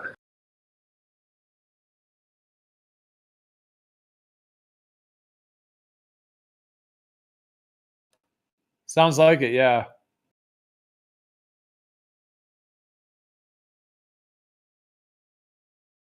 Yeah, like I think, yeah, I just think that the infrared is we need to just refute the refraction thing, as in they're making a baseless claim. They're supposed to support it. They're supposed to substantiate it. They're not going to. But the average person hears that and it makes sense to them. They're like, oh, well, it makes sense. Like it's just refraction, and that's why we sometimes see further. And they don't seem to understand that you almost always see something that doesn't match the globe, and it's just a made-up plane, blah, blah, blah. And we can go on, right? Like, and they have to use plane geometry, and they map it out using and assuming a plane for infinite distances and parallel horizontal layers and blah, blah, blah. But all that being said, you can take their claim and directly falsify it. So, like, if you take a laser, you could actually take an infrared laser. You don't want to be careful with them, though, but so a laser closer to the red end of the spectrum, like a red laser or an actual infrared laser, and then you can take like a laser close to the ultraviolet, right? You put them side by side, 1 foot off the surface.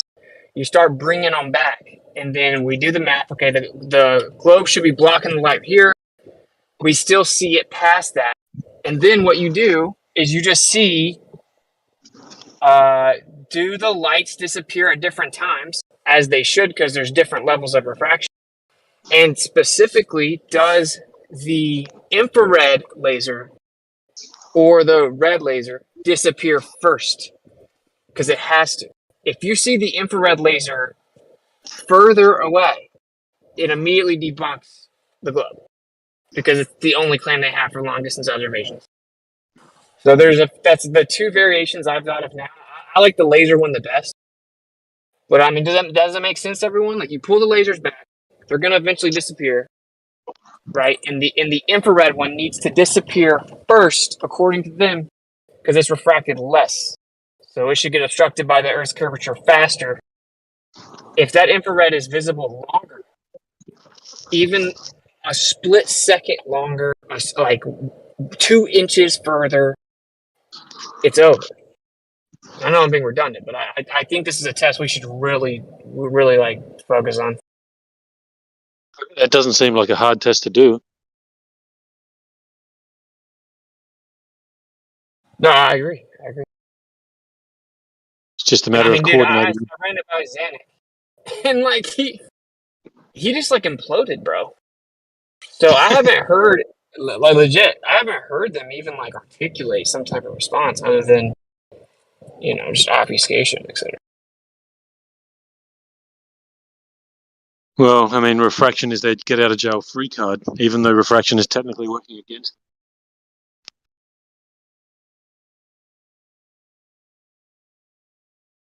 Well, that's why this is so bad for them. This is like taking their baby away. Yeah, I would call it get out of jail for an extremely high cost. an unpayable cost that they'll never be able to actually cover. Refraction comes with a cost, though. You can't have a building loomed up and not be distorted. Like it's impossible. You can't have those clear images like you're seeing it up close with refraction involved. It's just not possible. Lumen doesn't actually lift the object anyway. That's what they try to argue. It doesn't lift the object anyway. The object is exactly where we see it. It's the horizon that's shortened. There's a false horizon created. Yeah, well, I was saying to New Perspective last night or yesterday when I was chatting with him, the only time that I ever see something along the lines of what you would call proper looming is where you actually have the effect where it's like it's like a superior type mirage of the water, and the water seems to be stretched upwards, and therefore any boat or whatever that's there will go up. But as soon as that miraging sort of goes away, that boat just settles back down to exactly where the horizon is, and you can see the boat. It's right there anyway. I've never seen something kind of like where it's come up and then it's disappeared back down and it's gone. That I've never seen, but I have seen the opposite, where something I can already see, then it kind of seems to go up, normally on hotter days, and you get this kind of weird superior miraging of the water, and then the water seems to raise and stretch, and then the boat there will raise and stretch with it and look like it's raised and stretched sitting on top. It's quite interesting.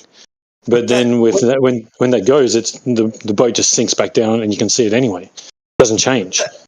What that actually is, and I don't know if a lot of people realize, maybe you know what I'm going to say here, but when you look at those boats that look like they're floating in the air, like they're above the water, floating in the air, if you look very closely, you can still see the line of the horizon. They're sitting basically right on it or in front of it, and it's because of the water that the boat is sitting on is reflecting the light of the clouds above it. It takes on the same exact light.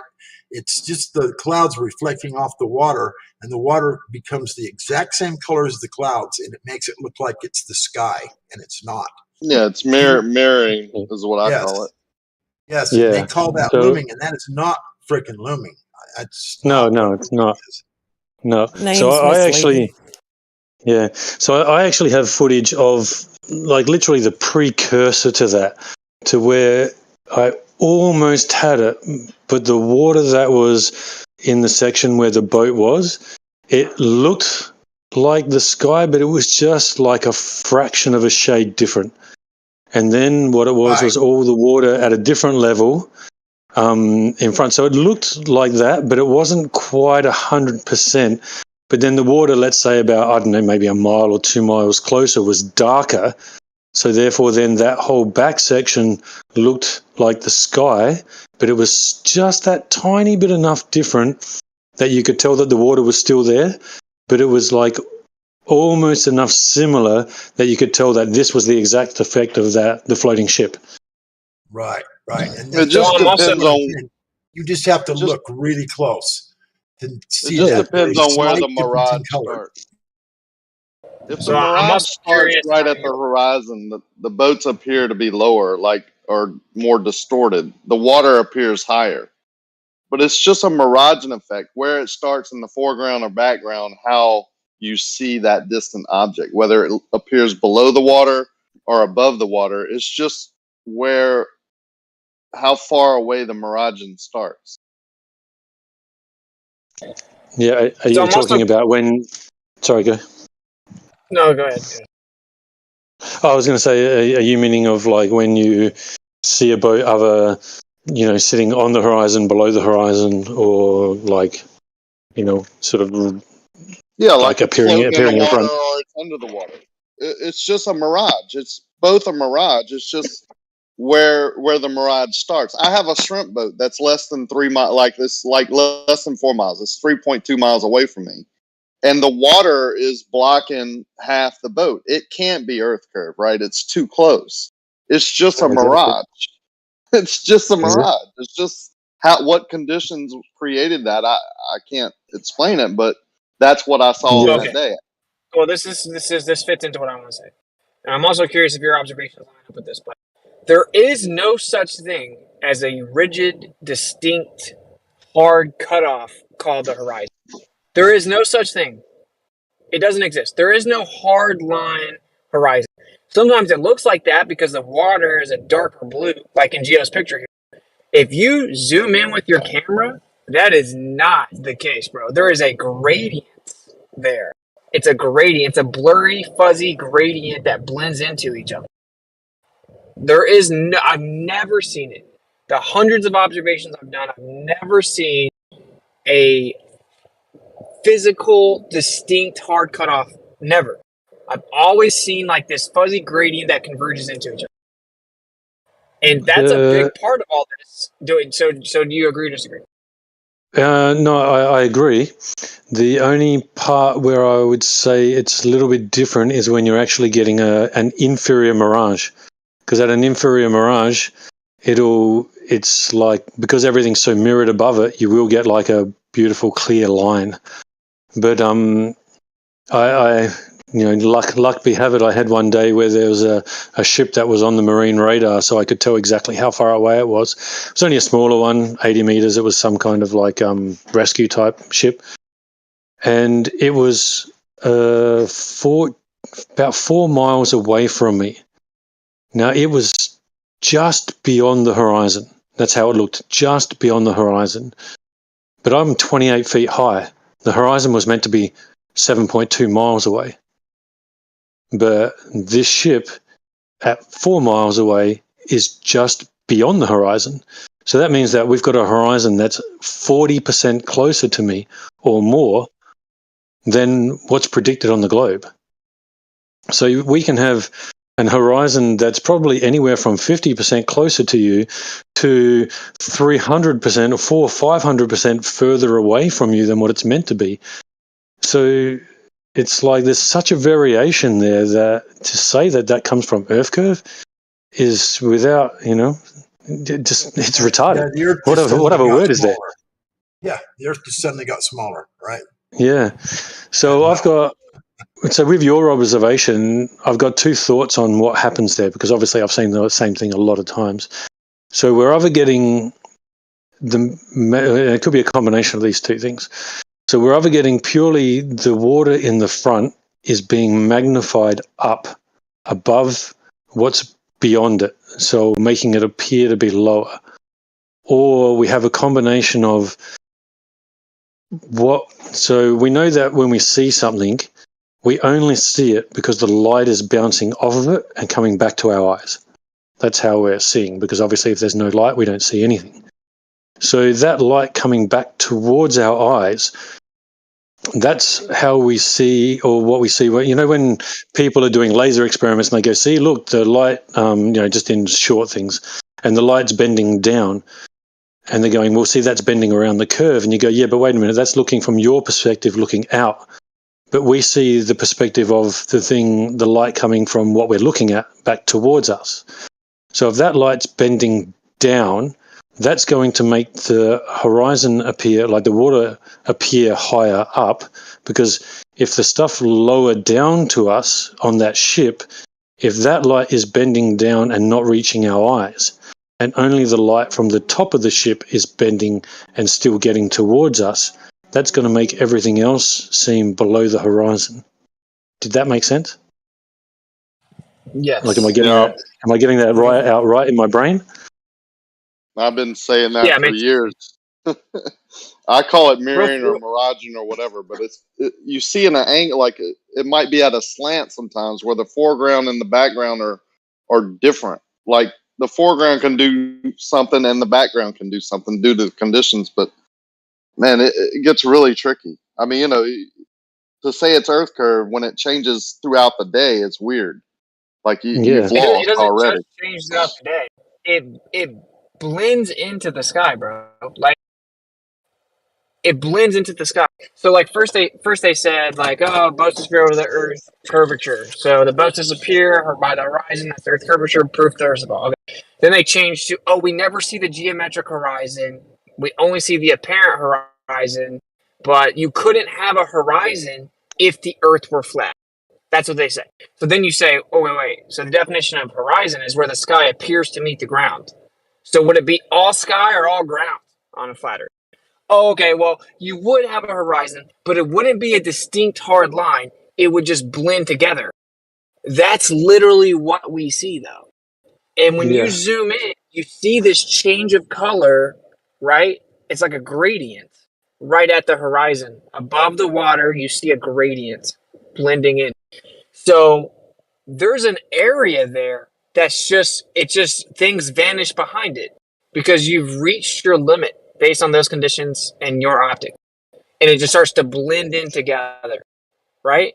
So like that explains the image that Rakia just dropped. Right? It like that's what it actually is. And it has to be a very distinct hard cutoff at all times on a globe. There shouldn't be a fuzzy gradient. But that's what we see. That's what we see when we're in a plane. That's what we see from high altitude balloons. And that's what we see at the shore. From my experience, when I zoom in, so when you're looking out kind of zoomed out, it looks like, oh, that's the horizon. You see the hard cutoff, whatever. You zoom in, and it's not like that. It's a gradient.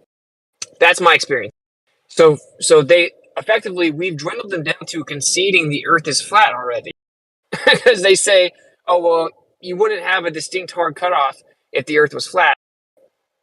Other than a scenario like what you're saying, where there's basically a reflection, right? Even though then you still have a little gradient from my experience. Like there's a gradient there. So like their current position concedes flat Earth, which is that, oh, if the Earth was flat, the horizon would be like this fuzzy area that blends together. So I just think that we let them skate with that way too much. That's like a big part of all this, right? If the Earth's a ball, that's the leading edge of a physical sphere. Even if there's refraction moving the horizon around, it's moving around a physical leading edge of a sphere. It's a physical hard cutoff, like looking at a hill. It shouldn't be this gradient going into the sky. You know what I'm saying? So it's like it's all optical, and it's just the limit of perspective, and it merges together, like almost melting together.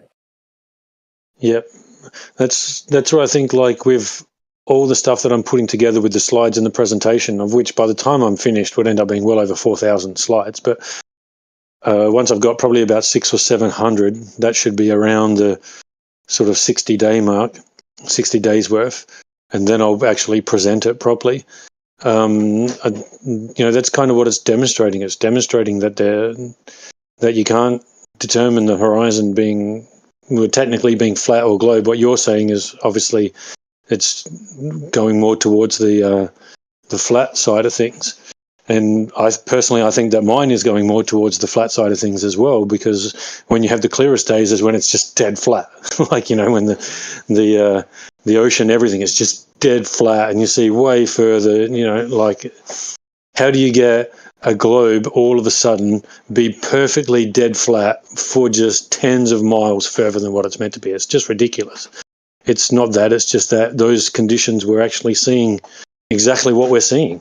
We're seeing reality now. Reality is not seeing all this magnified water. Reality is seeing that dead flat straight water. And I think that the presentation that I'm sort of working out, and maybe if I can sort of converse with you about it as well, Whitsit, and sort of like get your ideas and thoughts behind some of the slides and go over it with you over a period of time, we can get it worked out to the point that once I present it, all the points are laid out properly. Because I know where I'm going in my head with it. Yeah, I know where I'm going with it in my head, but it'd be good to get more perspectives on it as well. Yeah, bro. Like I'm setting up my little office or whatever right now. Yeah. Well, I'm like about to go back in and do it, and then so I'll have my computer set up soon, and then we'll be able to go back and forth, and then like on Telegram you can share screen. We can like do all that. And cool. I'm definitely down to work to it. Yeah. Yeah, because like I was saying to New Perspective yesterday, like people like yourself and like Alan and Model Builder, you guys all have particular skills where your brains work a particular way. You're obviously very good readers. You understand things extremely well, and then you're great at coming back and explaining it to people. That's your side of this. You're going deep into that like rabbit hole of, of that type of thing. Personally, for myself, my brain doesn't work in that way. I'm not retarded, but my brain does not compute in that way. But when you explain it, I understand it perfectly. But for me, being able to just go down and do this filming and get all this data, that's my contribution. Like that's the only way that I can think that I can contribute to the message, to what's going on. That's crucially important. Right? So. Yeah, that's what I mean. Like they're all crucial parts of the puzzle. So, and I think like the difference kind of from what I've done is that it has been a daily thing. It hasn't been where I've taken a week off or, there's been, 5 days in between or 2 weeks in between. It's like I'm down almost every day. So I have such a backlog of data of seeing the same land, seeing the same, or not the same ships, but even sometimes I have, I'll have the same ship filmed for 7 days in a row, and the horizon is always at a different level on the ship. It's never the same. Wonderful dedication. Wonderful. And thanks, bro. But the main thing is that what I'm actually seeing is that rarely, out of the well over 200 days that I've been filming, there's probably been 10 occasions where I can go, that matches the globe. Every single other one, if the globe said it should be 15-foot blocked, it's actually 60-foot block, or it's actually not blocked at all, or maybe it's 80-foot blocked, or it's 30-foot blocked, but it should only be like 15. It rarely matches that. So how can it so rarely match something that should actually be the way it is?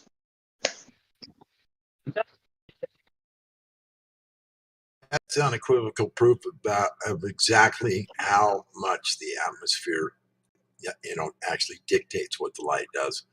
I mean, that's just unequivocally proof of that happening all the time, because like you said, you're out there every day, day after day after day after day. It's all never the same, always different.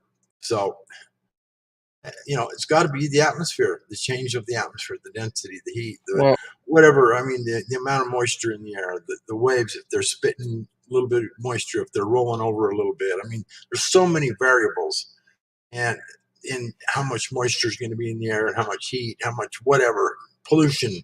You had 10 cargo ships that just went by, and they all burned diesel engines, and they got diesel fuel spilling out, hovering above the water, at 3 feet or whatever, diesel fumes. I mean, there's so many variables, guys, that you're going to have this different light positions and different reflections and refractions and whatever you want to call it all the time. Well, does it affect what the light does, or does it affect how we perceive the light? Because that's another thing that we yield to them way too much, this conception of light rays physically shooting out towards us. We're actually looking through a turbulent medium that's basically layered on top of the medium that is the light. Like when I look through a laser, I look at a laser and I put a glass pane in the middle of the laser, and it looks like it slows down. There is no slowdown. There is no travel. It's like I added a medium of glass, so now I have to look through the glass to see the light, which is actually the background medium illuminated. Now, like for intents and purpose, for a lot of this, it's not too crucial. But if we're going to actually try to work out exactly what's happening, it is crucial. We're confining it all into this idea of like point A to point B, light travel, and with light rays. And light rays don't actually exist. It's just a concept. So when we start to kind of look at it from that lens, pun intended, right? Then like, I think that we'll start to piece it together way better. And I've looked for it, dude. The highest levels of academia have not pieced it together, admittedly. But I mean, that may sound pedantic to some people, but I think it's important. No, it's all relevant. Because it's a totally different idea in your mind, right? Like, the light's traveling through all through all this density gradient, temperature gradient, blah, blah, blah. Like, no, we're just looking through a vertical density gradient. Yeah, it's a whole different. Yeah, you're almost reversing the concept a little bit there. But I think you're making a good point. If the light is not traveling, if it's not a wave, if it's not a particle, if it's not all these things that we've been told it is all these years, it's just like I don't know how you put it, but it's like it's just there and it gets illuminated or activated somewhere or whatever. And so then what you're doing is now the effects is coming from the medium and all the bullshit in it in a different way, rather than causing the waves and the particles to deviate through this polluted medium. And it's just the polluted medium that is you're looking at that's causing all these disturbances. And the light. That's why when it's clearer outside, we see further, because there's less of an additional medium obstructing our view or altering our view. Yeah. I think I'm getting your concept quite well. Yeah. Now this, like I said, this isn't overly important for kind of what we're discussing right now, right? We're just talking about the variance and the observations and kind of what the horizon actually is and what it does and etc.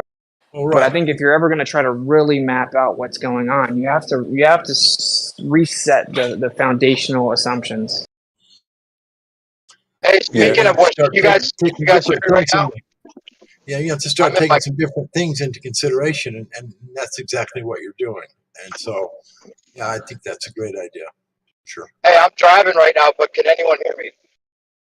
A little bit. You're really crackly, man. Well, you're really crackly for me. Oh, okay. I just wanted to make sure you were talking about the shortening of the twilight in Australia. Yes. Yeah, I don't know if you and Whitson talked about that already, but he was talking about that the other day. I don't know if you heard you talking about that before he came on. Well, I'm assuming you're the one that Jaron was telling me about, correct? Yes. So he is the reason I was talking about it the other day. Okay, good. Yeah, because I figured you'd want to talk to him about that being a flat Earth truth or a little debunk or whatever.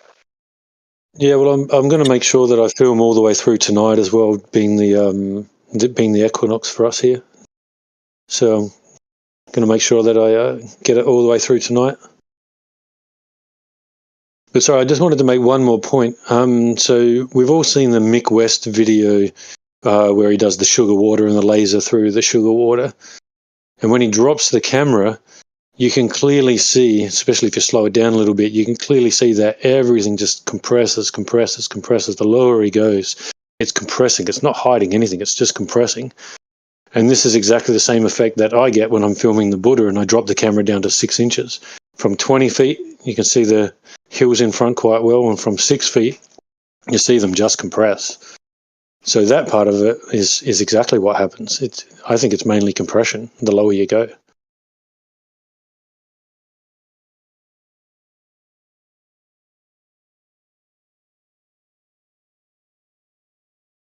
Did I drop off?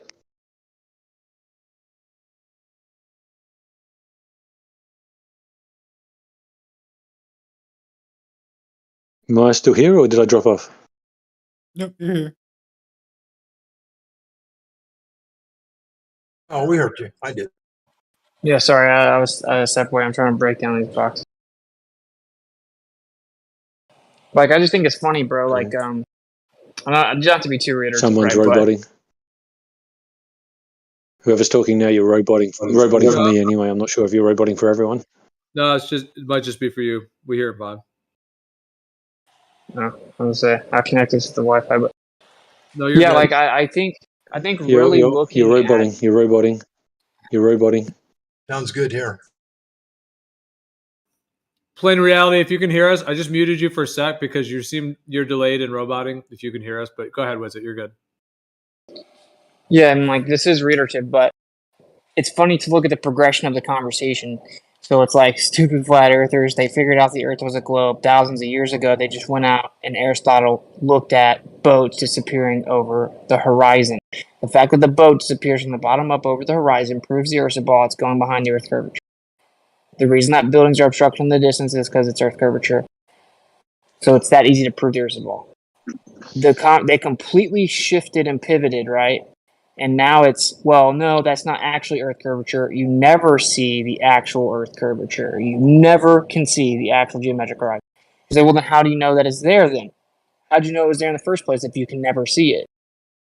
Because you claim that you built this idea thousands of years ago on the assumption that you could see it. Now you're admitting you can't see it, but you still want to claim you knew it was a globe thousands of years ago. So you want your cake and eat it too. So if you never see the actual curvature of the Earth, the actual geometric horizon, then how do you even know it's there in the first place? Oh, well, the fact we have a horizon at all proves that the Earth's a globe. That's what they have to say. The reason that they say that is because they have to say that, because all of a sudden they have nothing. So they say, oh, well, if the Earth was flat, you wouldn't have a horizon. And then again, you just say, what are you talking about? That's incredibly dumb. You know, sky appears to meet the ground. That would also happen on a plane Earth.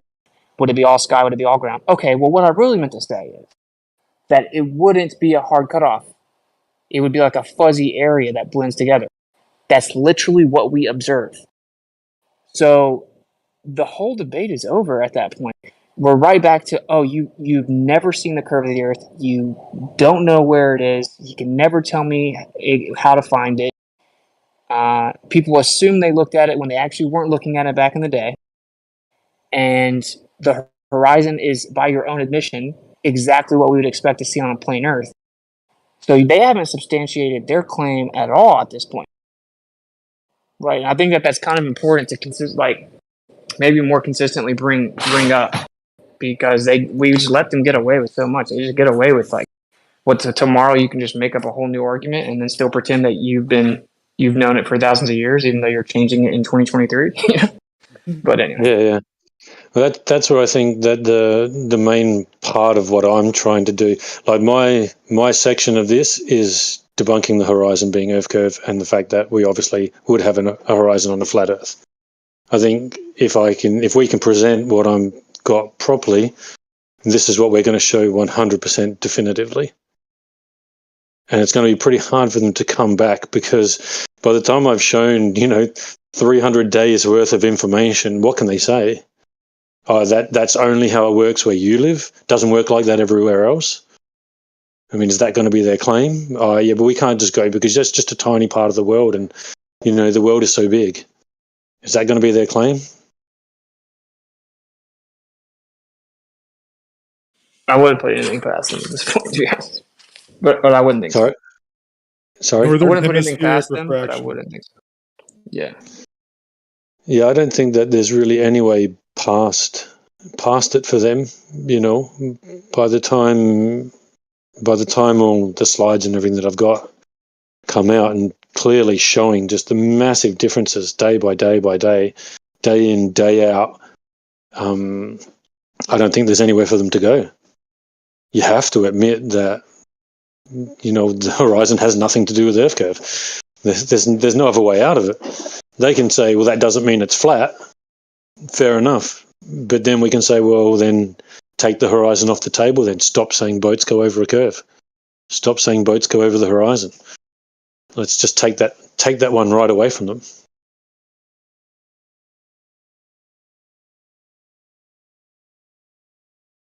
No, yeah, I like it, bro.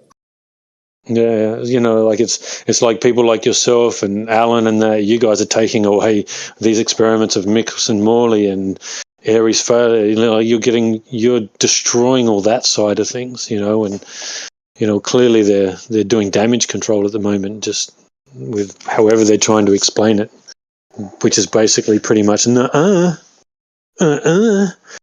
about all they've got.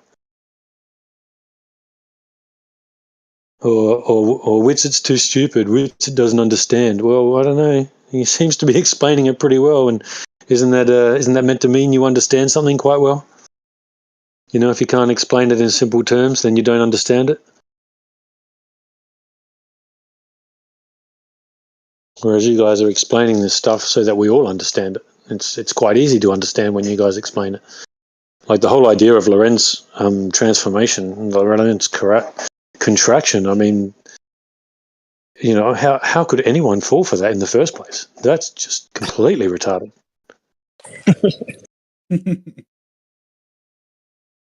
because it's a circular argument, isn't it? Like, oh, well, the apparatus shrunk, but you can't tell that it shrunk because you're in the same reference frame as the apparatus. So technically, if you had a ruler, that ruler shrunk as well. So you can never actually determine that the apparatus shrunk because you're in the same thing. But it did shrink, trust me. Like, yeah, I promise. Here's the math. I promise, man. It shrunk. So if you're on a train and you're moving forward, but you got a ruler and you tried to measure the train, it doesn't matter. You can't measure it moving because you can't measure it shrinking because your ruler shrunk as well. I'm like, are you kidding me? How could anyone just accept that? I don't get it. How anyone could even accept that as an excuse? How dare you question That's what it's mathematical been the entire covariance? time I've been involved in the last like almost 5 years. It's just been one excuse after another, after another, after another. They come up with, it used to be the curve, the boat's going over it, and then it was this, then it was that. Now it's refraction. Now it's this. I mean, it's just one thing after another for something that there actually is no argument for, and it's the weirdest thing I've almost ever encountered. And these people just always having to make up some new, excuse as to why it's a globe or why it's not flat. It's never anything definitive. It's always some kind of an excuse.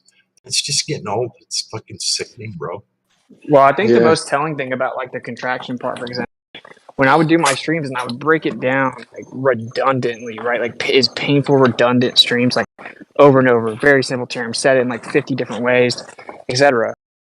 Dude, what they ended up doing was just denying that that's what the model's claim was. Like, as opposed to defending it, they were just like basically saying, "Oh, Witsit just doesn't understand relativity. He's wrong." Like to the point where FTFE said, "I know you're wrong about relativity. I just don't understand it well enough to know why." Like what? And that's pretty telling, right? Their model's claims are so absurd that they don't even know what it is, and when you break it down to them, they automatically assume that their model can't be that absurd, so they deny it, which is pretty funny. I mean, so yeah. Well, the funny thing is that you got someone like Runzi Cow, and that guy's like what a literal mathematical genius. He went through college level mathematics by the time he was 12 years old or something, and he breaks down the exact same thing, and he thinks it's completely ridiculous. And he goes over and explains it all, with diagrams, the whole bit, does the whole lot. And that guy's a mathematical genius. I don't know, what is he, a physicist or something as well? Like, got like a few degrees in the relevant areas. And he just laughs at it and thinks it's ridiculous. And he explains it exactly the same way you explain it. And I actually saw that years ago, but I completely forgot about it until Mindshock mentioned it again one time. So I went and looked it up, and I'm like, oh, yeah, I remember this. Yeah, that's where I heard about it too. 7 years ago. Yeah, I think I saw it like, about 7 years ago. Sorry, all these he won all these academic Olympic medals for many different fields, and he scored in like the utmost top percentage on these different tests and stuff like that at a young age. What's funny is what they would do in that scenario, what they do is they just immediately Google his name and then like debunk. Why is he wrong or something? And they just verbatim repeat whatever the first hit piece says. So it's like just two different trains of thought. We're like, okay, let's hear what all he's saying, what he's breaking down. Let's think about it. Okay, does this make sense? Yeah, that's interesting. And then there's someone else that's just like, this goes against my belief. I must just find a way to discredit it so I can try to justify not addressing it. So it's whatever. I mean, yeah, it's just they're just like, they've just basically forfeited around the board. And I think we get so desensitized to the conversations, or they become so circular almost, that we just kind of move on. And that's cool or whatever, so you can sharpen more arguments. But we should always go back to the basics if we're in a debate that's being broadcasted to like thousands of people or anything like that, because if you look at the history of this conversation since 2016, it's very, very telling. And they want to like, they want to be like, they want to have globe amnesia. They want us to just forget that they once claimed that you can just go see the physical geometric horizon all the time. Nah, bro. Like, let's really break this down. Yeah, well, what gets me is the craziest claim of like, well, I can watch a ship go over the curve from 6 feet high. And then we have the lady who goes up to 350,000 feet and claims she doesn't see the curve. So Neil deGrasse Tyson comes out and goes, well, you can't see the curve from 63 miles. You're like, well, wait a minute. So from 60,000 times lower, I can watch a boat go over the curve. But from 60,000 times higher, I can't see a curve. Those two things don't go together. Like, how do you piece those two statements together? They're like mutually exclusive. They just do not go together at all. Exactly. What you have to They'll say remind yourself. vertical versus horizontal. Yo, check this out, boys. Harvard paper published by David Lynch says you can see Earth curvature at 35,000 feet from an airplane. So, like, when we get those lateral image compression videos from an airplane and all that, like, that's what they're all basing it off of. And if you read that paper real quick and like look at the sources, dude, it's not great. Like, I can't believe that they use Well, that. Model Builder. Sorry, hey Alan, how's things? Model Builder showed his demonstration of the plane simulator or whatever going over a globe, and in that he showed that yesterday, and he showed that 100% you should see a drop in the horizon, and you should see Earth curve from a plane. Yeah. So he's built the model out and gone, it should be there. You should see it 100%. Yeah, like definitively be able to say. Sorry, go. Yeah, I was gonna say because I've mentioned the Neil deGrasse Tyson stuff to people, and I had an academic guy like cite this paper as proof of airplane curvature because he actually uses lateral image compression of a that he took through an airplane window to show for as proof of curvature. So like this is his citation of 35,000 foot Earth curvature. Yeah, it's crazy, dude. Like it only exists in an airplane window and all that, Yeah, for sure. And the fact that we see in a circle, I mean, clearly that's going to create some form of curve as well. It's just optical. Yeah, we see in a spherical even distribution of illumination, right? So like that's the circle that we were talking about earlier, and then the atmospheric conditions affect that, like how like your visibility within that field. Yeah, well, I mean, apart from the redundant statement of everything we see is optical, because clearly everything's optics. But what I mean by that is that everything is optical through the atmos. Just literally, there's nothing that we can look at that we're not looking at through the atmos. So everything whatever's going on with the atmos on any particular day is going to affect how we see. And I've got plenty of footage as well, and I've looked at heaps of other people's footage of the sun getting closer to the horizon, and you can see it on so many different occasions going through all the different layers. It actually looks really cool. I'm not sure if a lot of people are really picking up on it, but I'm going to do a presentation on that. I've been meaning to do a presentation on Speaker's Corner for Jaren. Nice. Just showing all the different times and just like multiple different videos of watching the sun go through the layers of the atmos. And that's at that point is where our grid of vision is ending, and it's going through, and every layer it goes through, it's going down, down, down, down, down. It looks cool. It looks cool to me because you see it just going down and just going through all the different layers. It looks awesome.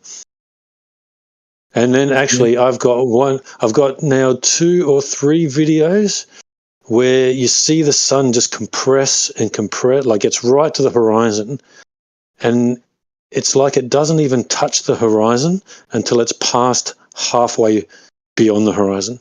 You can actually see that it just keeps compressing, compressing, compressing, compressing. And even when it's beyond halfway, you can see that on the edges, there's a curve there. So it's not touching the horizon even on the edges, even though it's like technically 3/4 below the horizon. The edges still aren't even touching the horizon. It's just compressing, and it keeps compressing. Look, that I find pretty interesting as well. Because if it's going below the horizon, shouldn't it just touch the horizon at all times? You'd think. But they really can't But give up any ground on the sunset, because if they do, I mean, that's their whole mechanism for why the sun does anything in the sky. So like that's why yeah, they yeah, can't acknowledge any alternative, because like that's implicitly like GG to give it up, right? So yeah, but yeah, it's interesting to see that the stuff with the sun phenomenon, because it's like when you're in a boat in the water and you're away from, like, you're a far distance away from a bridge, the bridge looks like it's, setting. It looks like it's in the water, right? As you get further yeah, away, but obviously the bridge is never in the water. But they, you apply that to the sun you see in the sky, and they're like, well, no, but the sun is touching it's blocked by the water curvature. It's like, yeah, dude. So you yeah, believe in bridge settings, or like, what's up, dude? yeah, yeah, yeah, for sure, man. But yeah, because it's like all these different effects. Like, I mean, think of how many times now we're getting videos of the sun in the clouds. You can only see these things because we have cameras. You can't see it with your naked eye because there's no way you can tell that the sun looks like it's in the clouds. You can't see the sun going through all of these different layers because it's just too bright. You can never see it. You can only see it because we have cameras and zoom cameras, or we have filters that can, get rid of some of the light, some of the glare and stuff. You can only see these things because of those reasons. Otherwise, we would never know. There's no way they could have ever seen any of these things before. Yeah, and like the star circles, right? Like you wouldn't have been able to do that with cameras back then, unless you Yeah, had like a really cool set. Like you would have had to have like thousands of dollars worth of equipment to be able to do what you can do with a normal, what, like $100 camera now. Like, yeah, yep, true. I mean, just the Yep. time lapse of everything. Dude, think about like the 360 cameras that people put up on their roofs now, and then do the sun tracking. What's his Oh, name is used that to a do thing? that? That sounds cool. Yeah, dude. Okay, so I used to hang out in this sun and moon group way back in the day, right? There was a guy in there by the name of Stan Smith. I think his channel might still be up. Not sure because he's dead. He died during like COVID. Dude, so many people like did Died stupid things suddenly. during that time frame. Um, yeah, no, he died in like 2021, I think. But he was big on doing the 360 view and watching the sun go around because he was like more in the north, so he got to see like the tighter circle as it Oh just yeah. zipped around. See if I can Dang. find his channel for you guys, dude. Yeah. Yeah. That sounds dope. I, I don't know how long a lot of you guys have been around here. I know that Gio's been around for a long, long time. Jeremy's been around for quite a while. New P's been around for a good minute. Snack's been around forever. Uh, I know there's a list of people around here that have been around for like a while. I don't know how long have you guys been around checking this stuff out. 2 weeks for me on this platform.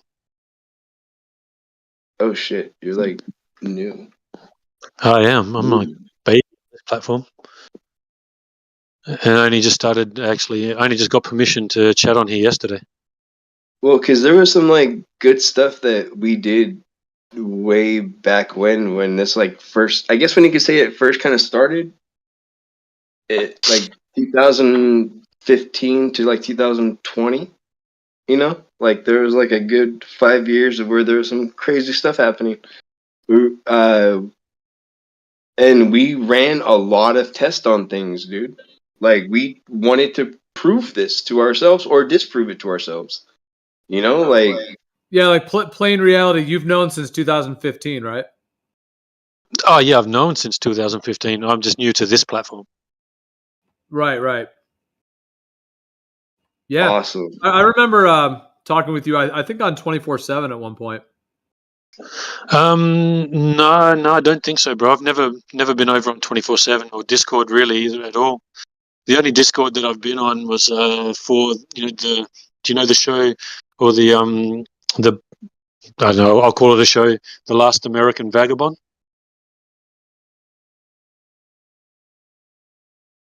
Can you guys hear me? Yeah, no, I'm trying to. The Last American Vagabond. Why does that vaguely sound familiar Oh, somewhere? you know where we talked? Oh, sorry. Were you on Brandon's server? Because I know I've talked with you before. Brandon server. I'm not sure. I've never really chatted with anyone on Discord. Where have you? What channels have you been on, or what? I've kind of just talked with Jaron a few times lately on his Speaker's Corner and stuff, but yeah, I don't know. I've never really had much conversing with any other flat earthers online and stuff. Okay, well maybe I'm remembering your voice from listening to you on there then. Yeah, possibly, Like yeah. your voice sounds familiar as well. So yeah, I Oh yeah. Do you watch Speaker's Corner sometimes? I've seen some of them. Yeah. Yeah, I mean, I've been on about, I don't know, 4 or 5 of them over the past, 6 to 8 months. Yeah. Showing a few things. Oh yeah, did you do like a little bit of a presentation? Yeah, I've shown a couple of little things here and there. Right, where you like share your screen. Yeah. I had some really bad. Yeah, I must have Had seen some bad screen shares where I didn't have my laptop, so I was just trying to show on my camera, but it was probably really horrible. So, but yeah, I'm trying to put and piece together a few extra things now that I have so much more data as well, compared to 8 months ago. Nice. But yeah, I don't know if you guys don't know about The Last American Vagabond. I mean, he mentions the word planet a lot, but just ignore that because his information as far as what's going on in the world today is second to nobody. He goes over literally, with what's happened in the past few years or something like Maui, or he just goes over this stuff and he just shows, like with the previous thing that's happened in the past few years, he's probably shown well over 1,000 scientific articles destroying it. So, and he links to everything. If you go onto his website, every single link, study, everything, every link, newspaper, you name it, like news article, whatever he talks about is linked on his website. So it's a great arsenal. If you watch that show and then you want to say to someone, oh, so you think masks work? Well, here's 500 studies that prove they don't. You can believe it if you want to, but the evidence is completely stacked against you. So yeah, it's an awesome show. The Last American Vagabond. The guy that runs it, his name's Ryan Christian. And he does shows almost every day, up to 3-hour shows.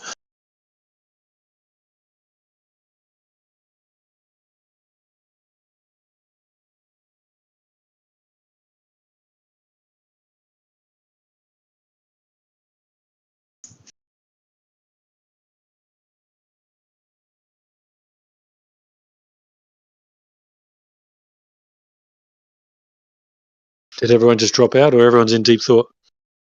Deep thought. Yeah. Searching for. Yeah, Stan Smith's channel is down because, yeah, like I said, he passed a couple years ago now. Yeah, that's a shame. I'm just going to drop onto mute because technically I should be working on more slides, and I can't work on slides and talk at the same time. I'm not that kind of. I'm a male. I can't do that many things at once. Well, yeah. Dude, so much appreciation for all of your contributions, man. It's awesome, bro. You are on fire, and there's so much. All those observations that you're working on, that is awesome. I would love to see how that compares to, like, if to see you and Travis compare. Plain truth, Travis. Yep. Yeah, I mean, it'd be interesting to see how those all compare, and dude, I just really appreciate your passion, and it's it resonates. Yeah. It resonates. Yeah, cool thing. Yeah, thanks, man. I did drop. Did you look at any of those slides that I put in the opposite chat, the wrong chat yesterday? Yep. Yeah, I looked at those.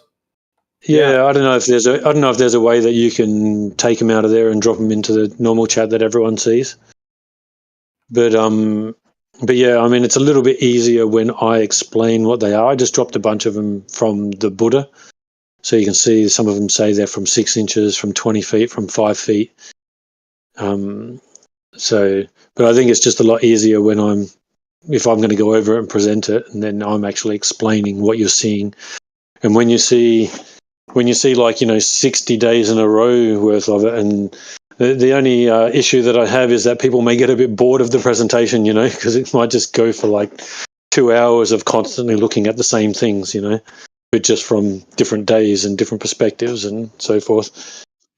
Yeah, I mean, So, anytime you want to do a presentation here, just let us know. We'll set it up for any time, and yeah, we can make it like I can record a separate video, so it's its own video. You can share your screen. So yeah, anytime you want to present here, just let us know. We'll set it up.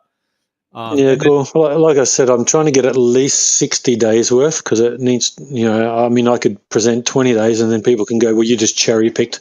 So I just posted the 2 link.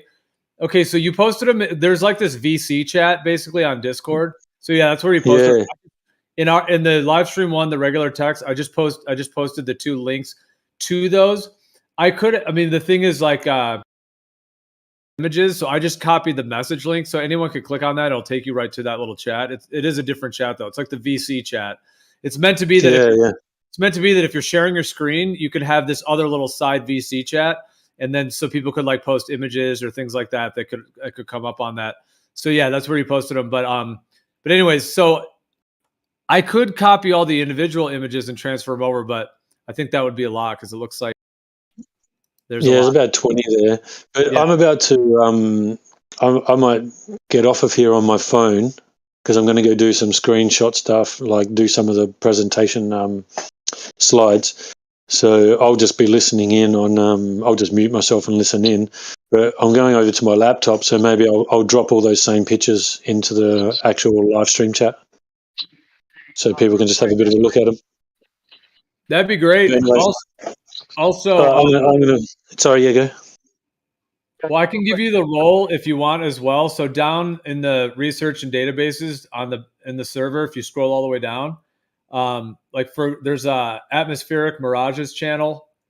So there's various channels down there. I could give you the role if you wanted, and you could also post them there, which just means that they would always be accessible. So you could link anyone either directly to that or, in that sense. Like, whereas if it's in the regular live stream text, it'll be in there too, and people can search for it. But this chat, there's a lot that scrolls through here. Whereas if you post them there, then, it will be just those selective ones, and then be good to, if you like as well. So I'll give you the role, and then I'll even send you the link in your DMs to where if you want to just put it in that channel, it'll link you straight there. And if you'd like to do that. Yeah, cool. Oh yeah. Did you see my UFO video? Yeah. Hey, Paul. Real quick, I think new perspective. I don't know if I saw that one. I heard you guys talking about it, but yeah, I don't think I caught it. Yeah. What's up, Dave? Your mic is out right now. Like it's not. We can't even hear you. Can you hear me now at all? No, you sound like you are on the moon.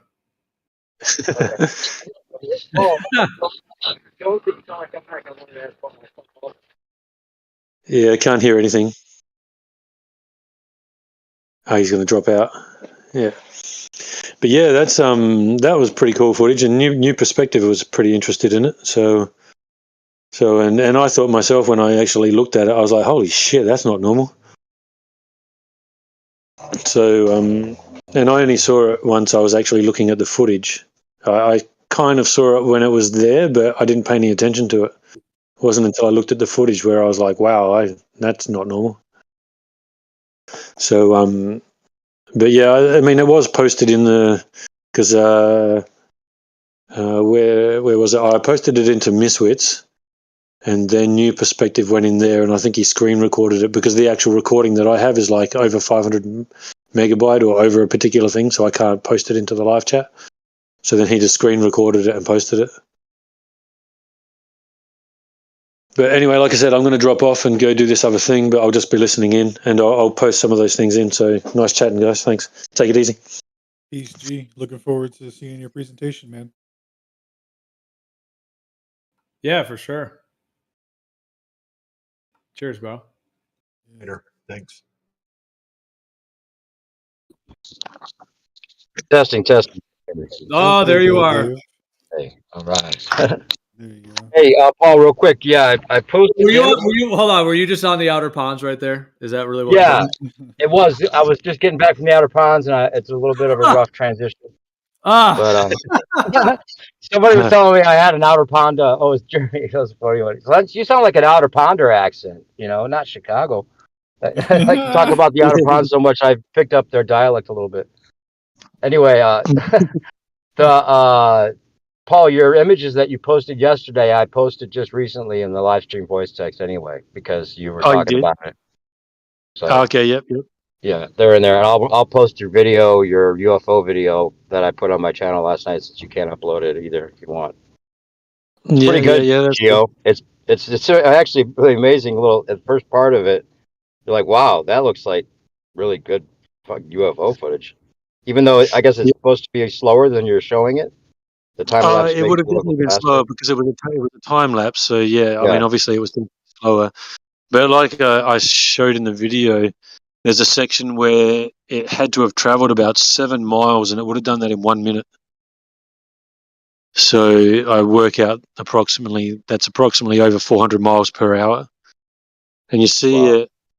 You see it in one section where it comes down, and it does a circle or sort of back turns to go past the ships, and you see it coming in at a particular speed, and as soon as it turns, it speeds up. So even in the time lapse, you can tell that it was coming in at one speed, and then it just sped up. Not like infinitely sped up, but it sped up all of a sudden, But yeah, check it out, everybody. It's pretty good with the reflection off the water in the beginning, especially. It's very authentic. I mean, it's definitely not like somebody could claim you just put it up. I mean, unless you're really good at, timing making the graphic with the reflection and everything. Yeah, well, and there's 3 different angles, 3 different camera angles, so I'd have to be pretty fucking good to do that, wouldn't I? To get it right from 3 completely different angles. Yeah, exactly. Right. No, I don't think anyone's going to claim that. I mean, UFOs are being seen all the time anyway, but it's really good that first part, especially with the really bright. If I had the ability to do that graphically, then I'd already be doing some amazing graphic stuff with my channel.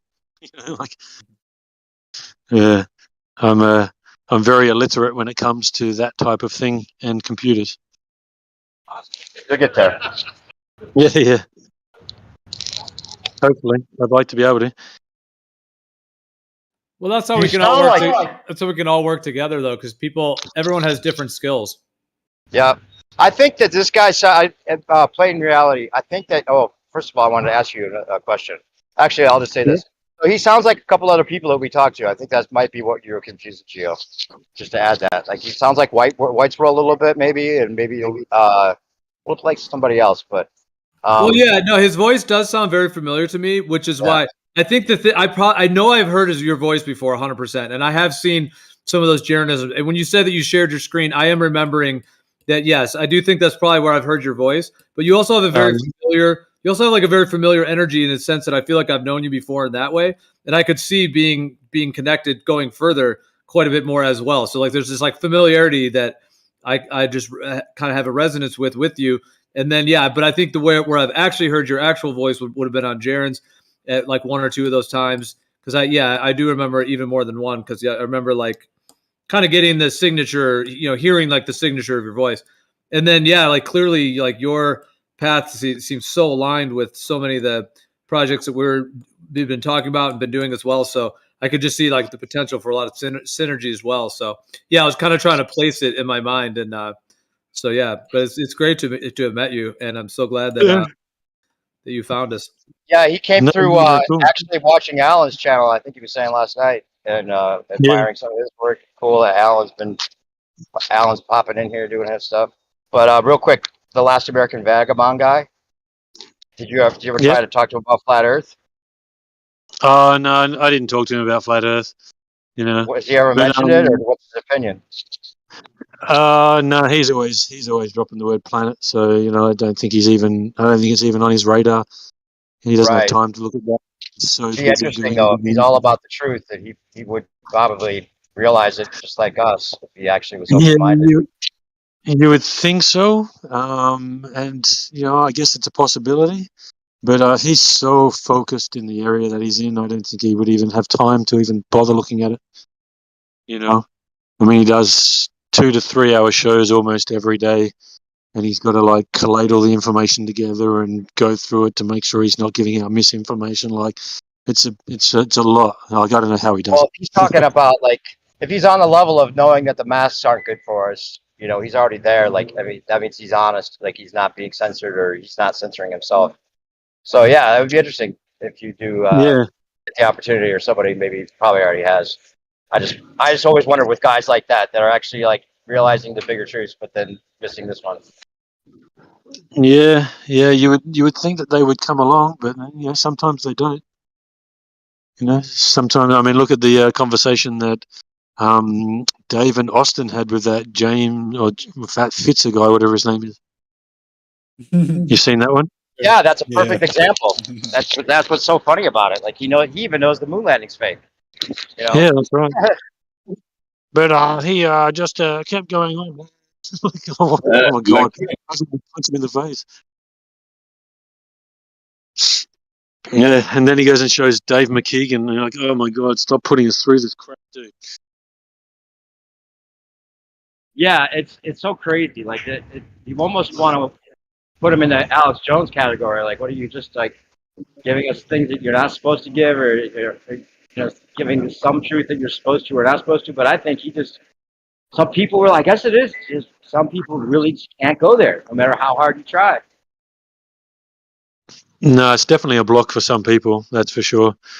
But I don't know. I guess they're gonna have no choice but to come around at some stage.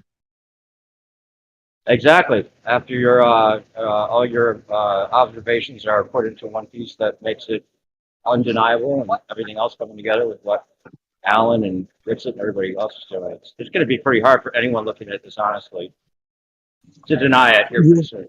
It should be already. Yeah, definitely. Once I've got my presentation actually properly worked out as well, then I do want to go and start debating some of these bigger channels on it as well. Because then it's going to be like a thing where it's going to bring all their people and all these different views to it and get them to just, they're either going to look like complete idiots by denying it still, or they're going to have no choice but to go, okay, Horizon's off the table. Well, yeah, like we were saying last night, I mean, something doesn't loom up behind a wall of water. You don't ever see anything that you don't already see already loomed up. You have to already be able to see it. It has to be within your path of view. You can't have these things come up and then look like they're just straight across from you. This image that is totally hidden by water, supposedly. Nah, doesn't happen, can't happen. That is just common sense as well as what optics would tell you. Yeah, it's more than anything. The optics is hiding everything. So the optics is basically stopping us from being able to see particular things. And then you have the clearer days or the days where the optics, align and we see perfectly. And we always see flat. Like, why if it's a curve, does a curve always just happen to make everything be flat and come up to our eye, the approximate eye level of us? Like, is that just a coincidence? Why does it just, how does it It's a just big not ball. ease off? It's a very big ball. It's a very big ball. Yeah, exactly. It's like the Who was that? sophistry Was of, that Bacon? Hold on, who said that? That's a bacon big baller. Bacon said big It's ball. a big ball. It's my larger big ball. ball I like theory? my big ball. Leave my big ball alone. Big ball is just the birth child of Big Bang. Yep. Hey, how else That's would awesome. the big ball get here, Big bro? ball. We like Big Bang, and Big Ball. Praise Big Bang. Big Bang made the big balls. Have you ever heard the that it's like a spoof type song? I don't want to meet your mom. I just want to bang bang bang. Have you ever heard that? No, You haven't? Oh man, what is it? I think if you search, if you just type that in, I don't want to meet your mom. I just want bang bang bang. It's a guy with a hardcore Vietnamese accent, and it's just like I don't want to. Oh, I can't remember. It's hilarious though. Okay. Sounds like the lyrics of Hey Ya from the Outcast. Does he say something like that? Yeah, a little bit different. Just the way the guy. Yeah, just the way the guy sings it though. He's like, I don't want to know your name. I just want to bang, bang, bang. I don't want to meet your mom. It's obviously a bit sexist, but it's funny. Bacon, you mean shake it like a Polaroid picture? Yeah, that one. Yeah, that's actually a pretty good song. I not sing. I danced that song in front of thousands of people. Really? Yes. There's an event called Red Bull Soapbox, in which you create like these allegorical cars, amateur allegorical cars, and there's a race, and I was part of one of them. All right. I How'd it go? drove a car in the shape of a hang on. How do you say? Popsicle? Popsicle. Right, my car was shaped like a popsicle. Hey, and I got one of the last places. Alan, it sounds like Bacon wants to join the club of the new big ball theory, the bigger ball. Yeah, the larger ball Bigger theory. ball cosmology, yeah. That's what's up. We're taking off, dude. Me and Gio are about to put out a paper on it. Yep, the ball just got bigger. A lot bigger. Everything you know about the ball just got a lot bigger. Just got bigger. Yeah, imagine that in a trailer. But wait, there's more ball. Hey, And Bacon, you though, get a really, radius. Bacon, you really believe that things that are like totally like below the wall of water can be loomed up, something we can't see, that we have no vision of whatsoever, is now appearing in front of us from behind a wall of water. You really believe that? I wouldn't call that a wall of water. Under the ring flat. Yeah, it's below the curvature. We would not be able to have any direct eye contact with the thing that now is in front of us. You mean like if there was no atmosphere, comparing to no atmosphere? Significant humpage. Below the curvature, being loomed up 20 feet up and looking like it's straight across from us, but that's what you have to believe if you think it's a ball. Well, that's what you would expect if the atmosphere is denser, the closer out to the surface, right? A humpy wall of water? No, you wouldn't expect to see anything loomed up if you couldn't see it already when it's right in front of you. Like, you can't see something that's not visible come up and look visible because light bends the image up in front of you. That doesn't work, bro. Why not? Do you have any example of that happening anywhere ever other than your claim about the curvature making that happen? Yeah, there are plenty of examples of that. Like, I'm sure you saw those GIFs where they drop a dense gas and you can see over a curve because of the density of the gas. So you're saying that you could do like an actual experiment where there's a curvature blocking your vision of something, and that something now is loomed up to be visible in front of you from behind the curvature that there's an example. Exactly that. Yeah. Post it, please. Right. Yeah. Let me see if I can pull that GIF. Okay, to see a superior. Sorry, go. Oh, go ahead. I was going to say things being shifted. Because I'm just going to say that from my personal experience of all the filming that I have personally done, to see something superior miraged, the thing that you're seeing also has to be right there. So there's a section of land that's 15 miles away from me, and I just use that because it's easier for you guys. So about 24 kilometers away, 23 kilometers, something like that, 26. Now, it's got a shore break that comes out from it. That shore break is 4 meters high. Now, I can see that generally from 20 feet high when it should be 50 feet under the curve. It's only 4 meters high. But even on a day where I can't quite see it, there are days where I've seen a superior mirage, like a Fata Morgana, come on top of that. But I'm not seeing something come up over the curve. I'm seeing something that I can normally see on any other particular day. But on certain days when maybe I can't see it, there have been times where that has been superior miraging or Fata Morganaing, whatever you want to call it. But I can only see that Fata Morgana because I know that I can actually also see that shore break as well. If that shore break was actually legitimately 50 feet over a curve, there's no way I would see that Fata Morgana. Does that make sense?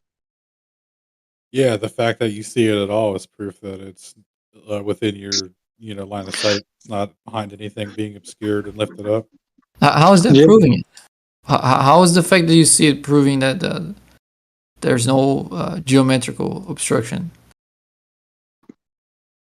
So when I see it on almost a daily basis, when there should be below 50 feet a curve. The question remains: Are you attempting to answer that question? Yeah, I am.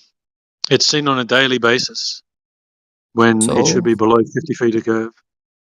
What does not only that? How does that answer the question? Do you remember the question I asked? I'll repeat your question. Right. Why don't you think refraction can make something that is behind a curve be loomed up and be visible? Why don't you think that's possible? It's not that I don't think that's possible. I'm sure it probably could be possible, but the thing is that so we're I talking can past each other. Hey. So I think we're talking past each other because that was the point I was talking about from your perspective. What I'm saying is that to say that it's 100% impossible would be disingenuous because clearly, there could be things going on that we don't know. But from all of the filming that I've done day after day, that's not what I'm seeing. Well, filming doesn't tell you what the light's doing. No, of course not. But right. then what you need to actually do is not give us little demonstrations of someone pouring something on a cylinder and showing something come up. What you need to actually have is physical experimentation terrestrially. So you need to be able to point to where a group of scientists have gone back to a location day after day after day after day and proven that something 20 miles away is being loomed up over a curve. Why do I have to do that? Because if you don't have the terrestrial experimentation, you don't actually have proof that that's what's going on. Did I make any claim that I have proof that that's what's going on? Because as far as I remember, I was asked if I think that's going on. I wasn't arguing that that's the case or that I have proof that that's the case. Well, you did mention that, people have shown it, so therefore you're using that as an example of proof, right? No. What New Perspective said is that if you don't have line of sight to it, if you don't have if there's obstruction in the way, then looming can make it visible again. And I have proof that that's false with this GIF that you just mentioned. It's also what the GIF I was mentioning. I wasn't saying this proof Earth is doing that. I'm saying this is definitely something that can happen with refraction. Okay, yeah, but what I'm saying is terrestrially we have zero proof of that. What we have is reverse engineering on where people for the past few hundred years have thought that we're on a ball. So what they've done is they've made every refractive effect that they've seen terrestrially fit the ball. Yeah, I'm not arguing I have proof of that. That wasn't my argument. Exactly. With optics and hijacking optics and how we see in a toroidal spherical shape around ourselves. Exactly. They've just hijacked that and turned it into the ground. Yeah, just to clear out things, I wasn't making that claim. That was New Perspective's question about me. I wasn't making the argument. I never try to argue that Earth is a globe because of optical experiments or optical measurements. I never used those. Catch them on the technicals. No problem. Go ahead. Oh, sorry, I was just going to say that was my misunderstanding on what you were saying. I thought you were trying to say that proves that things will be linked up over a curve of Earth. So my mistake, my misunderstanding of what you were saying. Fair enough. Well, But I Bacon, do think that's well. Just one thing. I do think that if the atmosphere is denser at the surface, that's what you should expect at least. That's like logically what you should expect. Or the atmosphere that is denser in the bottom, given how refraction works. Yeah, I mean, possibly. No, but logically. Yeah, but I would say that things that shift in the environment, they do so in a fairly small range. Like the Skunk Bay footage, that classic footage, and other footages that show time lapse of it. There's a bit of a wavering, but that's all it is. It's just that amount that the atmosphere can shift it. You're never going to get dramatic amounts. And what they need for the globe is a dramatic amount, overall. Meaning that when you add it all up together, in terms of how far we can see and how much of that effect would have to be happening, is something that's never been validated or shown to even exist. What we do have is that very mild shifting up a little or down a little effect. Like just that slight bit of refraction that just repositions something higher or lower. But that's quite minor compared to what's needed for the globe. Exactly, and that's what I've filmed constantly.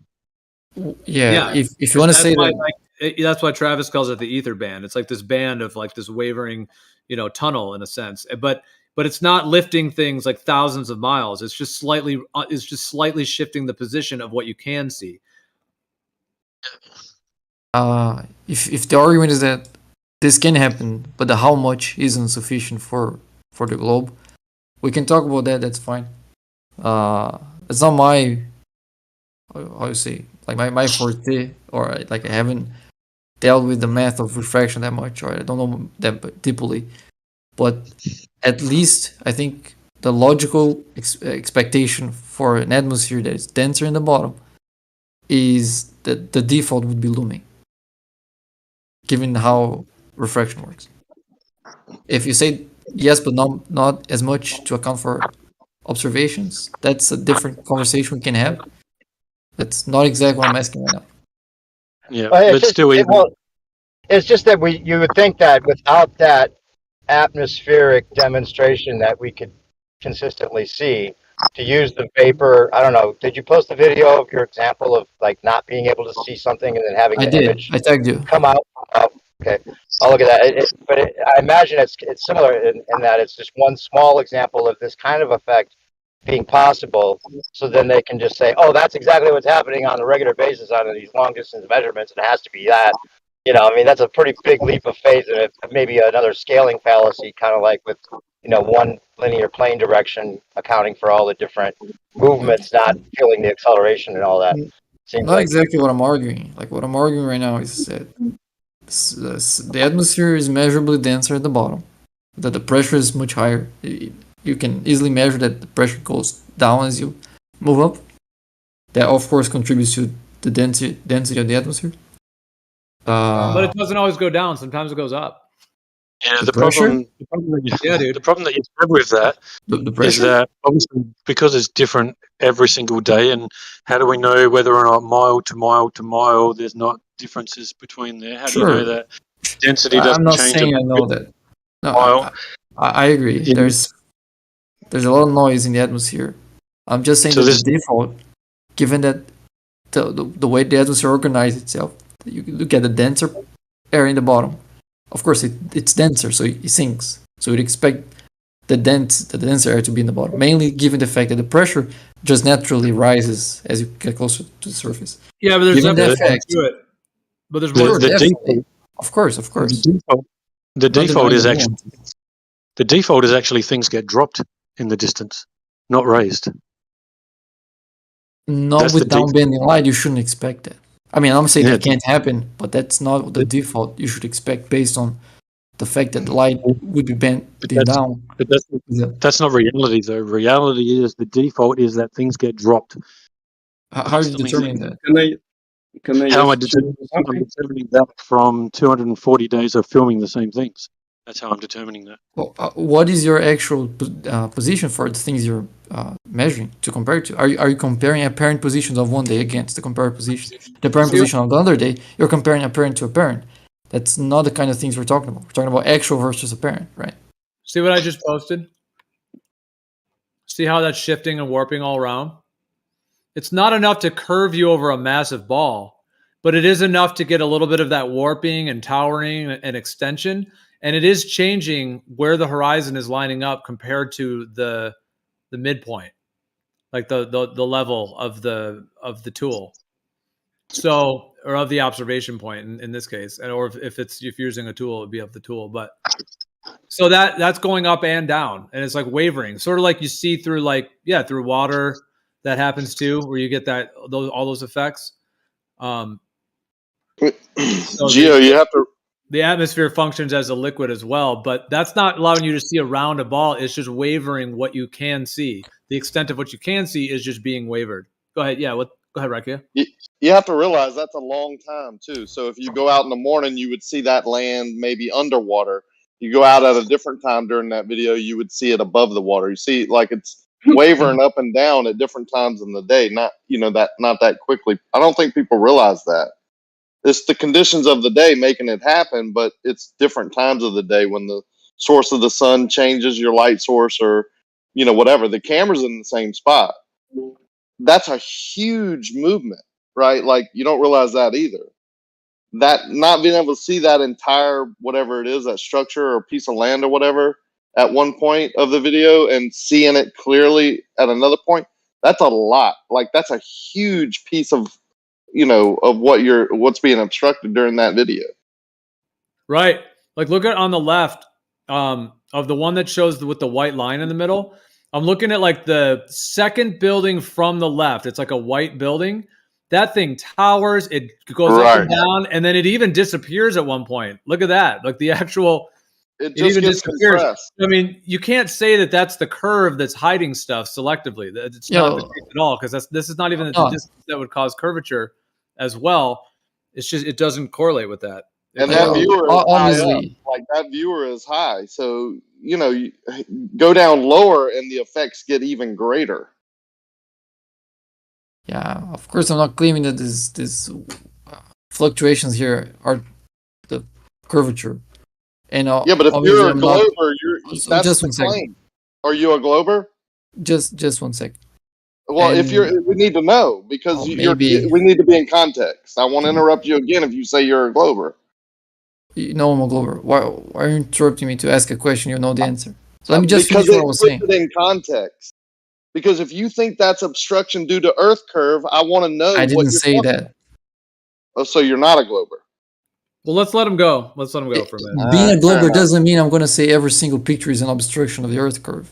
If I can stare at something 10 meters away from me, of course that's not going to be obstructed by the curvature of the Earth. And I'm not a glober because I'm not saying that that's obstructed by the curvature of the Earth. It's just nothing to do with what I'm saying. No, I'm talking about this photo. How far away those buildings are. I don't know how far away that is. I don't know if there's obstruction there. Can I ask something? I think Bacon I think, and I say this with kindness, Bacon, but I think Bacon tactically avoids the entire discussions about the optics with this, right? With this part of it. Yeah, but he's dead in it right now. That's what we're talking about. And he's trying to put his 2 cents in, but won't give it in context. Then he goes to something that's 10 feet away. All I said before you interrupted me. Yeah, but I'm trying to get context so we're not wasting time. Yeah, oh my God. And then when I talk, I'm done. No, just too late. Just too late. Hold on, Bacon. No, dude, let's just reset. Okay, Bacon, could you please lay out your argument? If I was somewhat contributing to strawmanning you, my bad, but I wasn't strawmanning you. I was kind of more just thinking of the ideas and saying things as well. So forgive me for that, please. And then just go ahead, bro. Go lay out your whole thing. I don't think you're strawmanning me, but these fluctuations you're showing there, I'm completely aware of that. I'm in no way disagreeing that happens, or that simply doesn't go against anything I was saying. It's I agree there's atmospheric effects and that varies a lot across the day, and that can have severe effects on what you're looking at. I completely agree with that. It's just not going against whatever I was saying. Okay, then what was the original argument you were saying then? Let's go back to that. I was responding to what was being asked to me by a new perspective that don't think is here anymore. But yeah, with this gift there, I don't think I have any issue with it. Actually, I was looking if I could find that to post here. So I'm on board with it.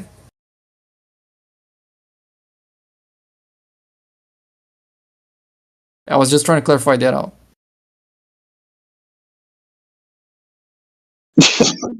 So do we need any more time for that? Or do you think, can I ask you a question now? I mean, if you go down even lower, do you think more of that area that's shown in that GIF would be obstructed? Of course it would, right? Yeah, you're gonna have a more severe effect of refraction the closer you are to the surface. Which is not Earth curve, correct? That GIF is not showing Earth curve, and if you go lower, more is obstructed, which is not Earth curve. Yeah, it's showing refraction, not Earth curve. I agree with that. Thank you very much. Oh my God, thank you very much. Yeah. Why would you think I was saying that? I never said that GIF is showing Earth. Come on, I man. actually said that's not what's showing. When you interrupted me, that's exactly what I was saying. That is not Earth curve, and then you interrupted me. Dude, I took 5 minutes to be able to get the 4 again. All right, let's all try not to interrupt. Bacon, you get the MVG, the most valuable globe earther. An MVGE, most valuable globe earther award. Because that was a great concession right there, dude. That is one that many cannot do, man. You were in a small category to be able to do that one, and that's legit. 8 years, he's the first one. He's the first one for me. 8 years. I don't think you're gonna get many globers to say that in that GIF that's Earth curve. Bacon, you're the chosen one. No, we're not talking about just that GIF. We're talking about the effect of when you're even go lower than that, what that gift is, more is going to be obstructed on most days because of the conditions, not because of Earth curve. And you just admitted that. Yes, refraction. Yeah, I agree with you. Not Earth curve. Oh, if you're talking about all other observations, then I have to take a look at in that observations. I'm talking about this GIF right here. That Fair fluctuation is just refraction, not Earth curve. That's what I was saying. Yeah. Right. Well, how would you know the difference? Like, what would you have to do to know the difference? Yeah, I know the answer. Do you know the answer? Oh, my best guess would just measure the refractive index. Or measure the actual physical land or water that you're looking over. Yeah, I was going to ask the exact same thing. How do you know the difference? You can't. You can't know the difference. Yeah. You can't. And you can't measure the refractive index because you don't know the refractive index. Because to know that, you would have to go. If you went every mile and you tested what the density of the atmosphere is every mile, like how are you still going to? Oh, that would certainly be better. That like the more data points you have, certainly you'd be able to have a more you'd be able to account for them more accurately. Of course. The more data points you have, of course.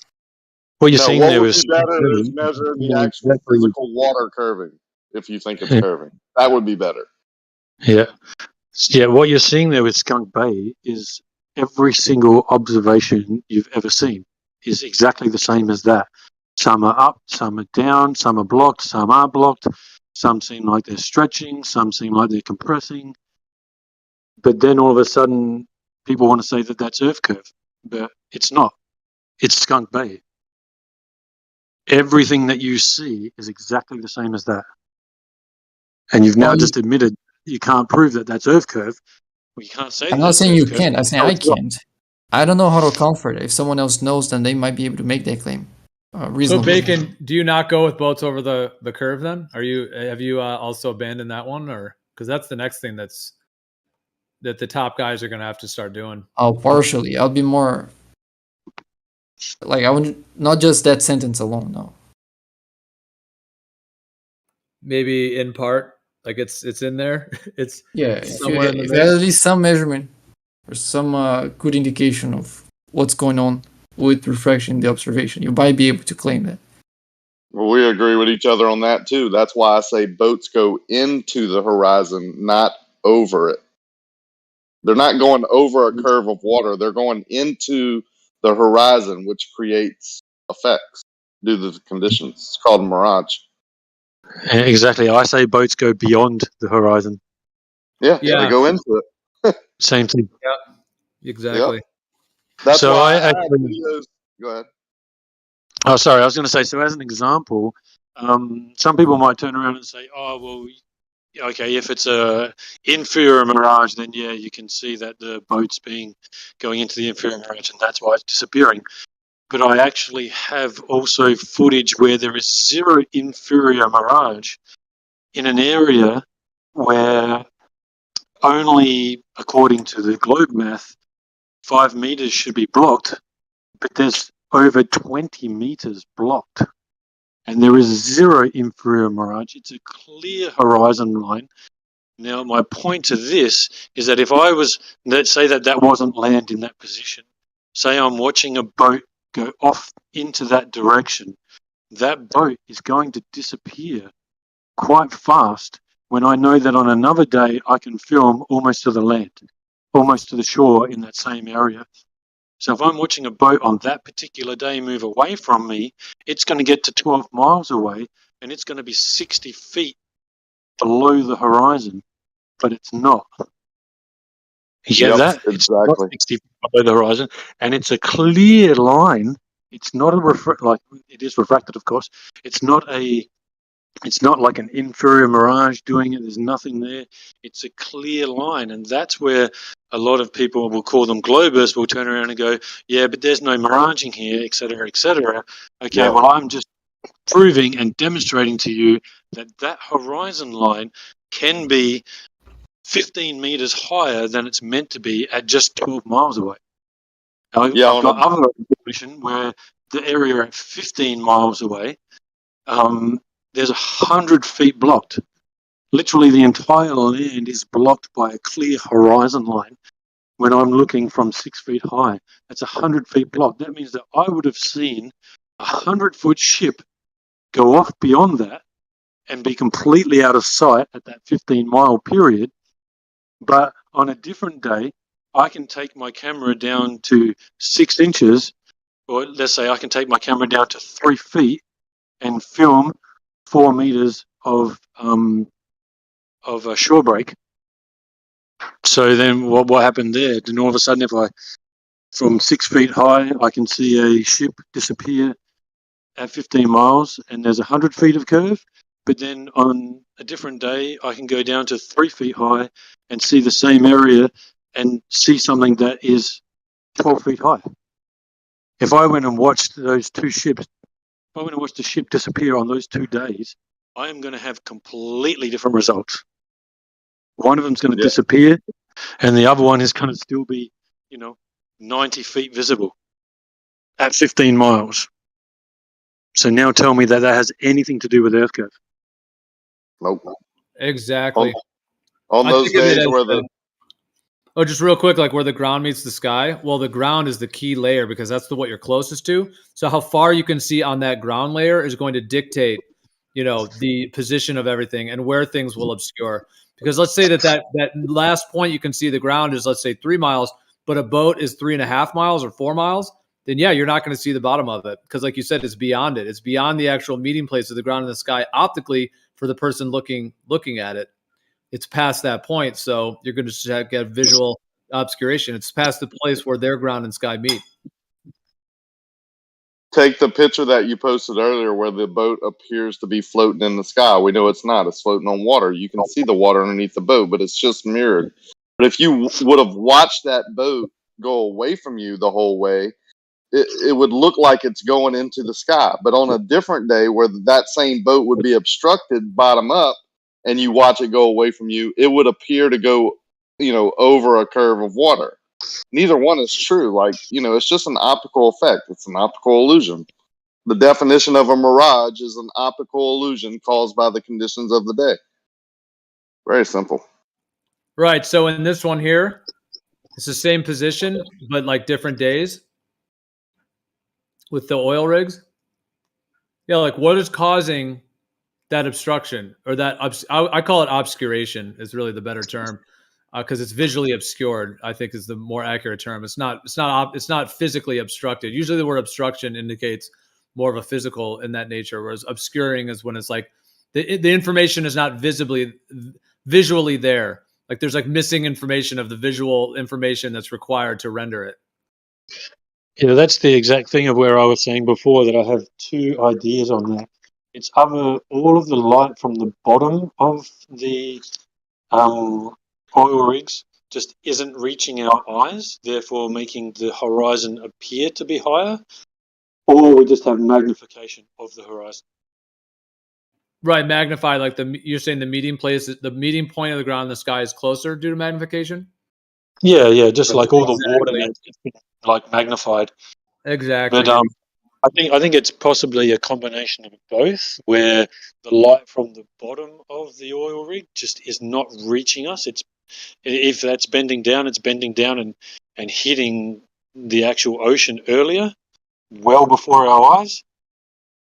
That's what I think. It's a combination of both. That, it could be a combination, but that could be just the light source being at a different angle. So the reflected light of the closer oil rig reaches you, but the one in the distance doesn't. Yeah, that's basically what I'm saying. In a way, just where that light's just not getting there. So therefore, then all this from a certain point down, you're not going to see it because the light's just not getting to you. Yeah, then there's no information. Yeah, there's no information. That last one I just posted there, same location, same elevation, but different days. And look at how that the bottom legs of the oil rig are visually obscured on the one on the left, whereas the one on the right you can see them. And along with that effect, that difference, that kind of difference of distance of what you can see of the ground layer, the one on the right you can see, quite extended. It looks like that horizon is quite extended out, meaning that the point of optical extinction in terms of the atmospheric conditions that day were far beyond what you need to render an extended planar geometry. Therefore, it's just rendering the base foundation planar geometry. And then the two oil rigs are about the same height. The one on the left, where there is that visual obscuration and there's kind of more of that magnified water layer. The oil rig on the right, this is on the picture on the left, but there's two oil rigs in each. So it's the right oil rig on the picture on the left is actually lower optically. Now, these are at different distances, of course, but whatever effect is taking place in the atmosphere is literally lowering it. So that whole Blackpool Tower thing with Ranty and that whole photo that was connected with him, and the other effects that these guys will bring, like Zanuck will do the mountains in the distance and claim this. Well, this is showing that this is occurring right here on different days. So the Earth is not bending and warping. It's not a changing ball. So clearly this is an optical effect. 100%. Yeah, and this is where I'm saying, like, I've got an observation of a ship where I filmed it 12 days in a row, and unfortunately, I've lost some of that footage because my computer crashed, but I've got most of it. Now, I've got footage of that ship from 6 inches high, where I can see the bottom of the ship and the horizon behind. And on another day, I've got footage from 20 feet high, where 50 foot of the ship is blocked. And I've got footage from another day where I'm at 2 feet high and about 20 feet of the ship is blocked. That's it, man. That's it. That's what I've been. Exactly. It's different on different days, showing it is not the geometric curve of the Earth at all. No, clearly, it just clearly can't be. It changes. Yep. People could still, if they want to live in their fantasy land, say, oh, yeah, but the Earth is curved and blah, blah, blah. You could still live in that fantasy land if you want to. But what you can't really see is that these effects actually have anything to do with the curvature of the Earth, that they're not just purely optical. And that's why I say the horizon is now taken away from the globe Earth. So one of my claims, the horizon is gone from that, and that there would be a horizon on a flat Earth. Yeah, we took back the horizon. Yeah, the horizon's gone from them.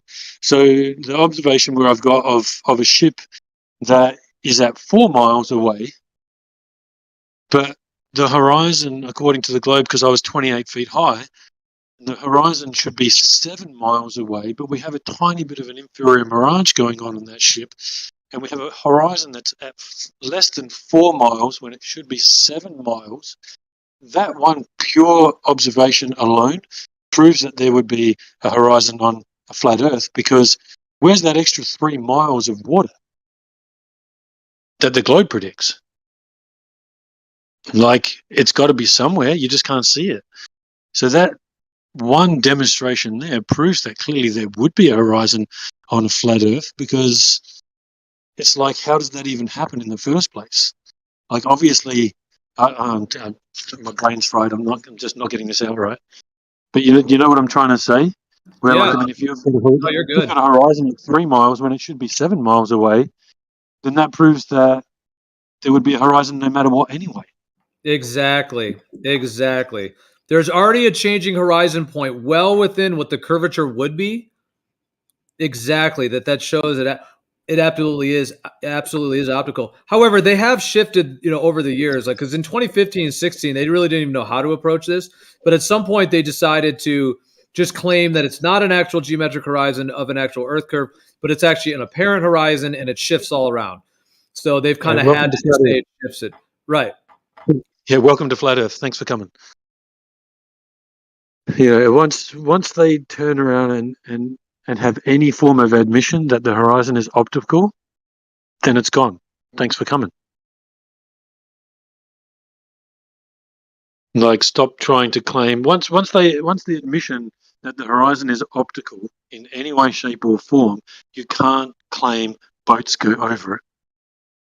Exactly. And therefore, it is thrown out of court as admissible evidence, because it just is foundationally invalid. Yep. And that's what they started. That's one of the main propaganda pieces, the claim, Aristotle seeing boats over the curve. So, I mean, that's like, it's kind of all they got, really. At this point, they've thrown trillions of dollars at it, that it seems a little bit like a little carnival ride, but at the end of the day, it's just really got nothing. Yeah, and like I said earlier, that's all this work and effort that I'm doing. That's all I'm doing to prove, even though all of us, we already know this to be the fact, that the horizon is just optical, and you can't claim that it has anything to do with Earth curve. We just all know this, and we should all know it logically, right? The things that we explain to people should just be like, okay, someone should be able to say, okay, you're not wrong in what you're saying, but I don't believe it for this reason. But we don't get that admission in any way, shape, or form. But so this is my whole endeavor with doing these hundreds of days of observation, is just purely to prove this and give them no out. Nowhere can they turn around and go, oh, but this, or oh, but that. It's like, nope, the horizon is gone. And if it takes me doing 300, 400, 500 days of observations to get them to shut the F up about it, then that's what I'm going to do.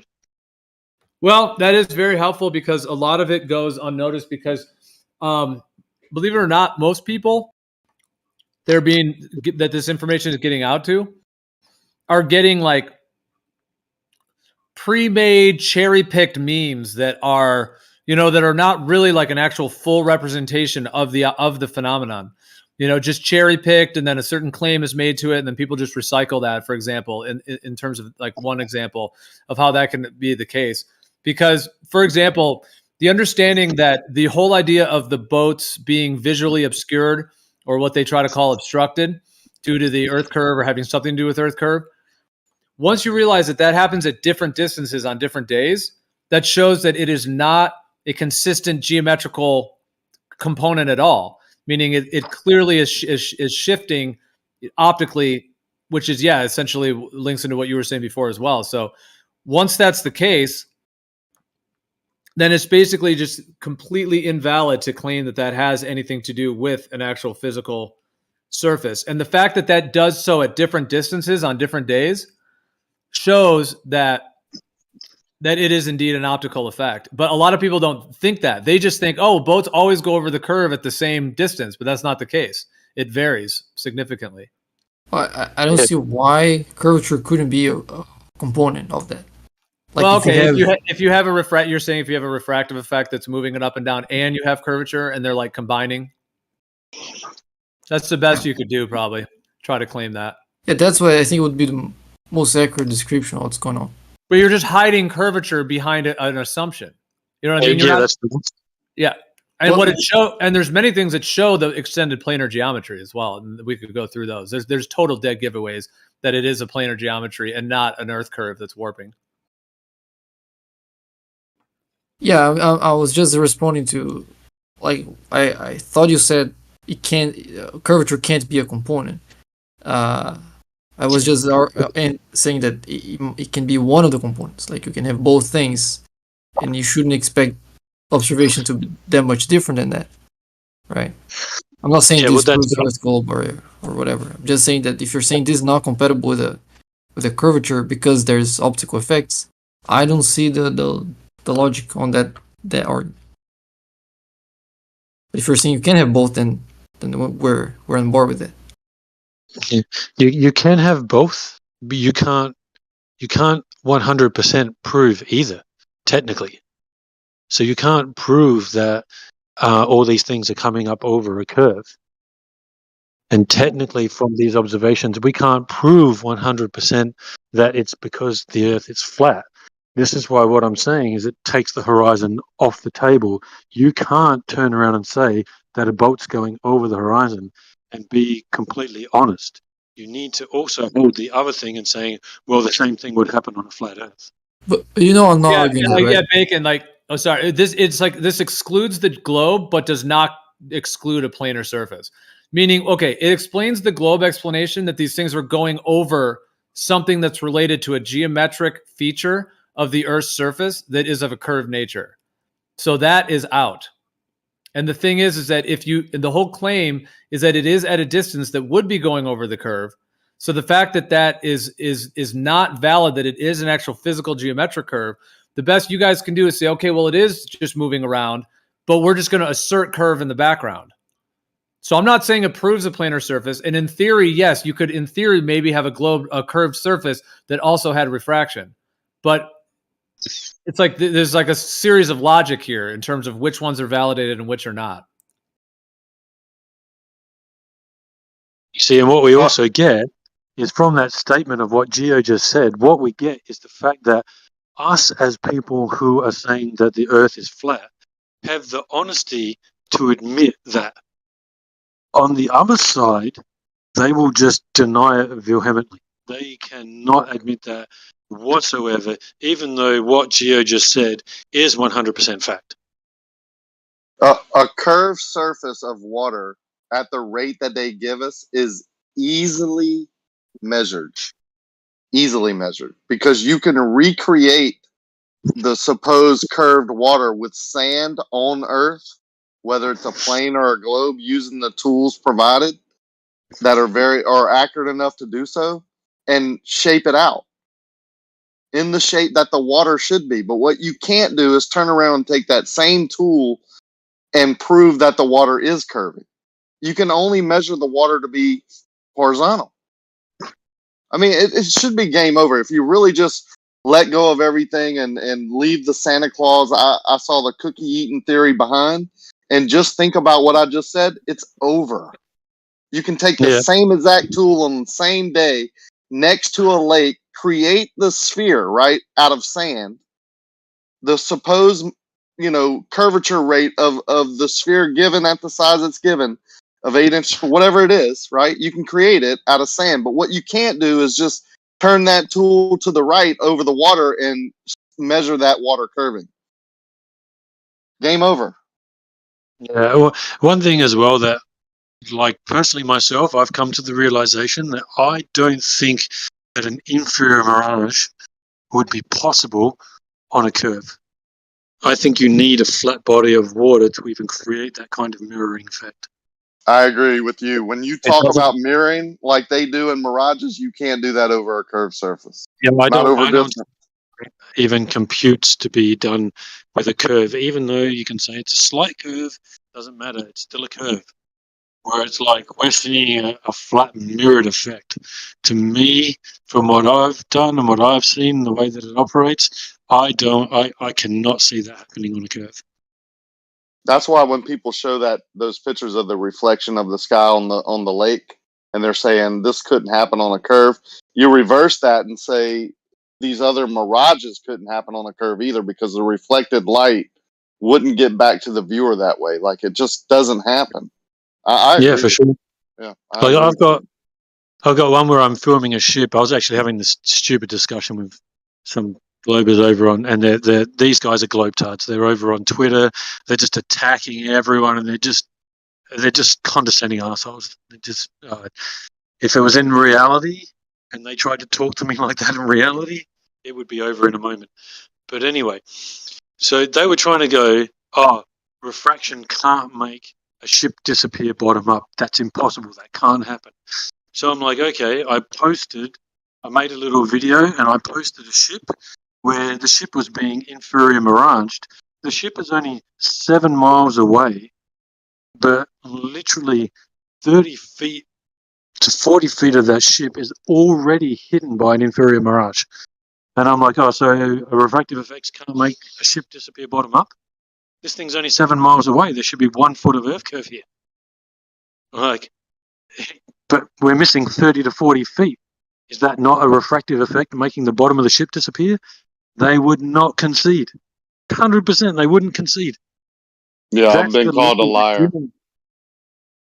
that's the level we're dealing with the average person. And you'd know that Sly Sparkane, I'm sure all you guys know that guy. He's one of them. He's Yeah. a piece of shit. B-Ball's the one that comes in here and calls me a liar of my shrimp boat that's only 3 miles away. That's 20 foot hidden or so. I mean, it depends on how you look at it. And, they call me a liar. So that boat, but I've had Globers do the angular measurement and say that it is 3 miles away. Like, however they do that. And I'm like, yeah, I mean, I'm not lying about this. I'm just proving that it doesn't even prove globe or flat. It just proves that this conditions can happen to make this effect, there it is on my video.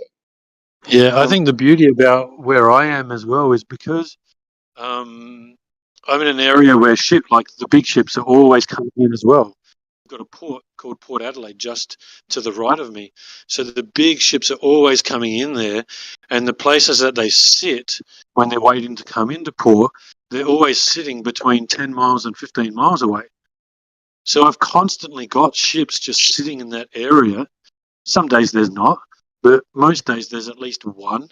Sometimes there's up to 7 just sitting in that area. And then I have land down to the other side that goes all the way down to 15 miles away. So I have a comparison between the two things.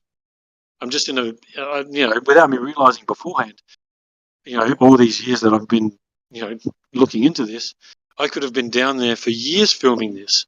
I could have had years worth of data by now.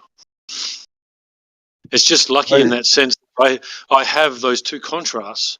I have the ships that are just over 15 miles of water, and I have the land, which I also is technically over 15 miles of water. And there are multiple days where the amount of hidden is different from side to side. So I was saying earlier, you can have a ship where 50 feet of it's missing at 12 miles away, and then the other section at 12 miles away shows only about 10 feet missing. And it's like, well, that doesn't compute. And one of you guys, I'm not sure, someone mentioned earlier, it could be the way the water's going and then it gives different refractive effects on it, for sure. But that's demonstrating that it's not Earth curve. You can't have 12 miles away having 10 feet blocked and 12 miles away having 50 feet blocked and then tell me that has anything to do with an Earth curve. Just by looking at a different direction over water. It's insanity. So, could you post your best one of these? I want to go through to see if it would fit on a globe Earth or not. My best one, what? Best observation for amount hidden, whether you could make it fit if there's the right refractive conditions on a globe. Well, of course you could make it fit if there's the right refractive conditions. Of course you could. You can just get Walter Bisland's calculator and, something could be 50 miles below the curve of the Earth and just keep turning the calculator up until you go, there it is. Boom, see? We just need to turn the refraction up to this, and there it is. So, of course, you can do that. No one's doubting that. We all know that. But according to you guys, if the refractive conditions are right and everything, I had a nice clear path, I could see my ass. and I wouldn't have to look behind me or in a mirror. I could just look in front Well, of me. we don't say that it happened on Earth. Sorry?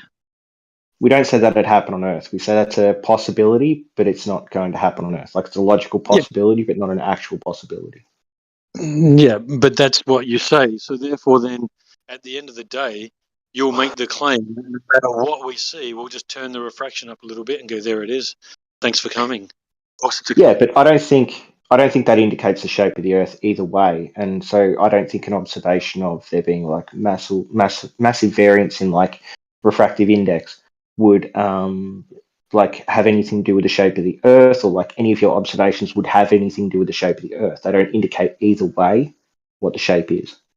Exactly. So everything is optical. Therefore, then there would be a horizon on flat Earth, and you cannot say the horizon has anything to do with Earth curve.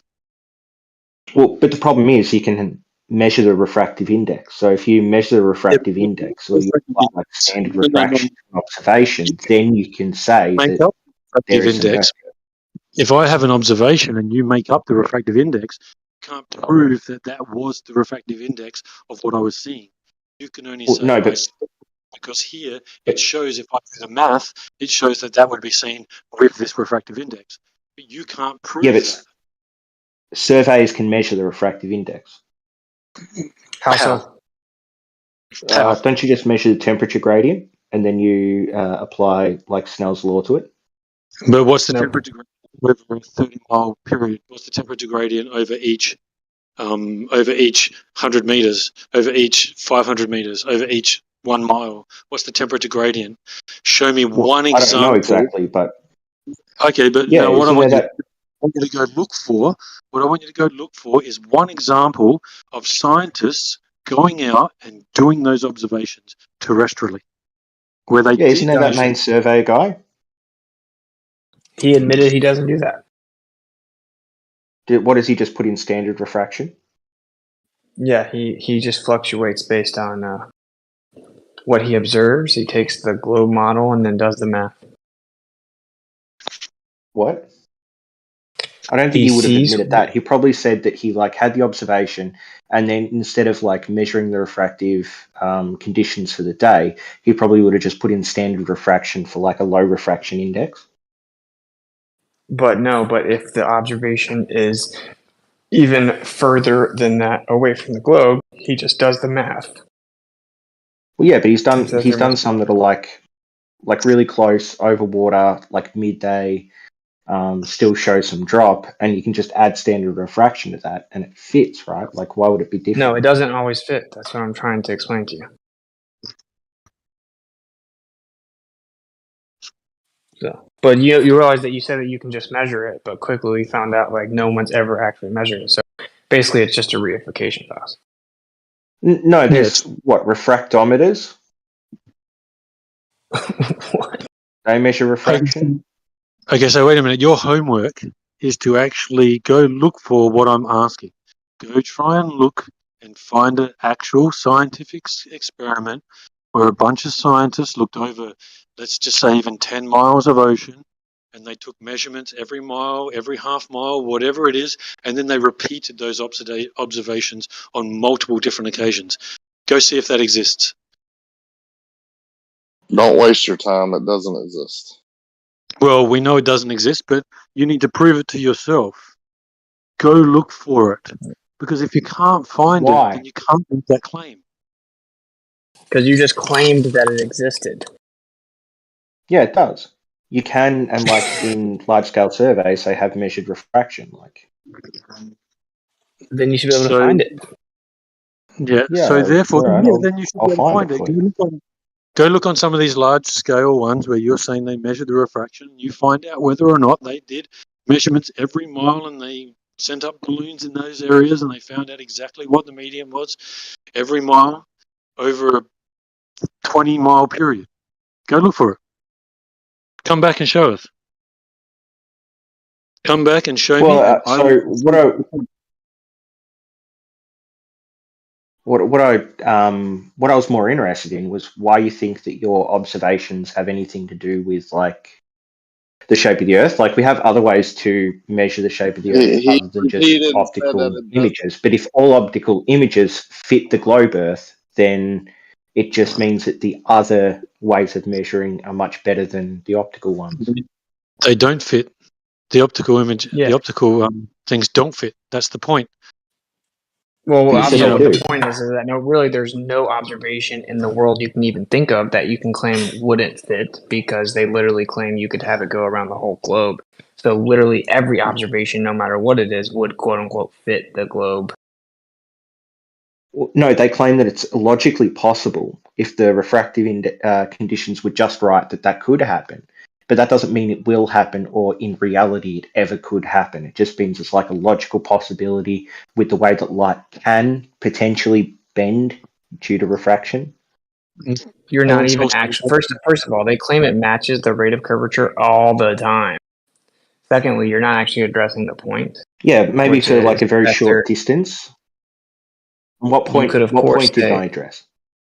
that you could, of course, say, quote unquote, all optical observations match the globe, because the globe claims that literally any observation that could ever happen would, quote unquote, match the globe, because you can just apply the needed amount of refraction calculatively. Okay, so you do agree that every single observation could match the globe. So I don't understand why people are going If out you fudge bothering the with these numbers, optical observations all the time. if you fudge the numbers, for sure. Yeah, he made his point very clear. He said that now you cannot actually claim that boats are disappearing behind a horizon, and that proves the globe. He's saying that this debunks that claim. Yeah, the problem is that it's plain reality, isn't it? So the problem is plain reality that you're taking the boat when it's already being slightly obstructed, and you're saying because there's refraction that's caused that, then therefore, like the bottom-up obstruction can be caused by refraction. But we're saying that as that thing moves away from you as the observer, it starts to be obstructed from the bottom, and then that obstruction works its way up. So they're two completely different claims. One is It about doesn't the object happen in all the motion, the time. other one is a stationary object. It doesn't happen that way all the time, though, and it's the same claim. But the point is, it doesn't happen that way all the time. It's the same You'd claim. have to show like a time-lapse video of something moving off in the distance and that not happening for that like observation being correct. Not disappearing bottom up, is what we're trying to say. I have that multiple so if you times had on like my channel. Are you trying? Wait a minute. Let me just clarify.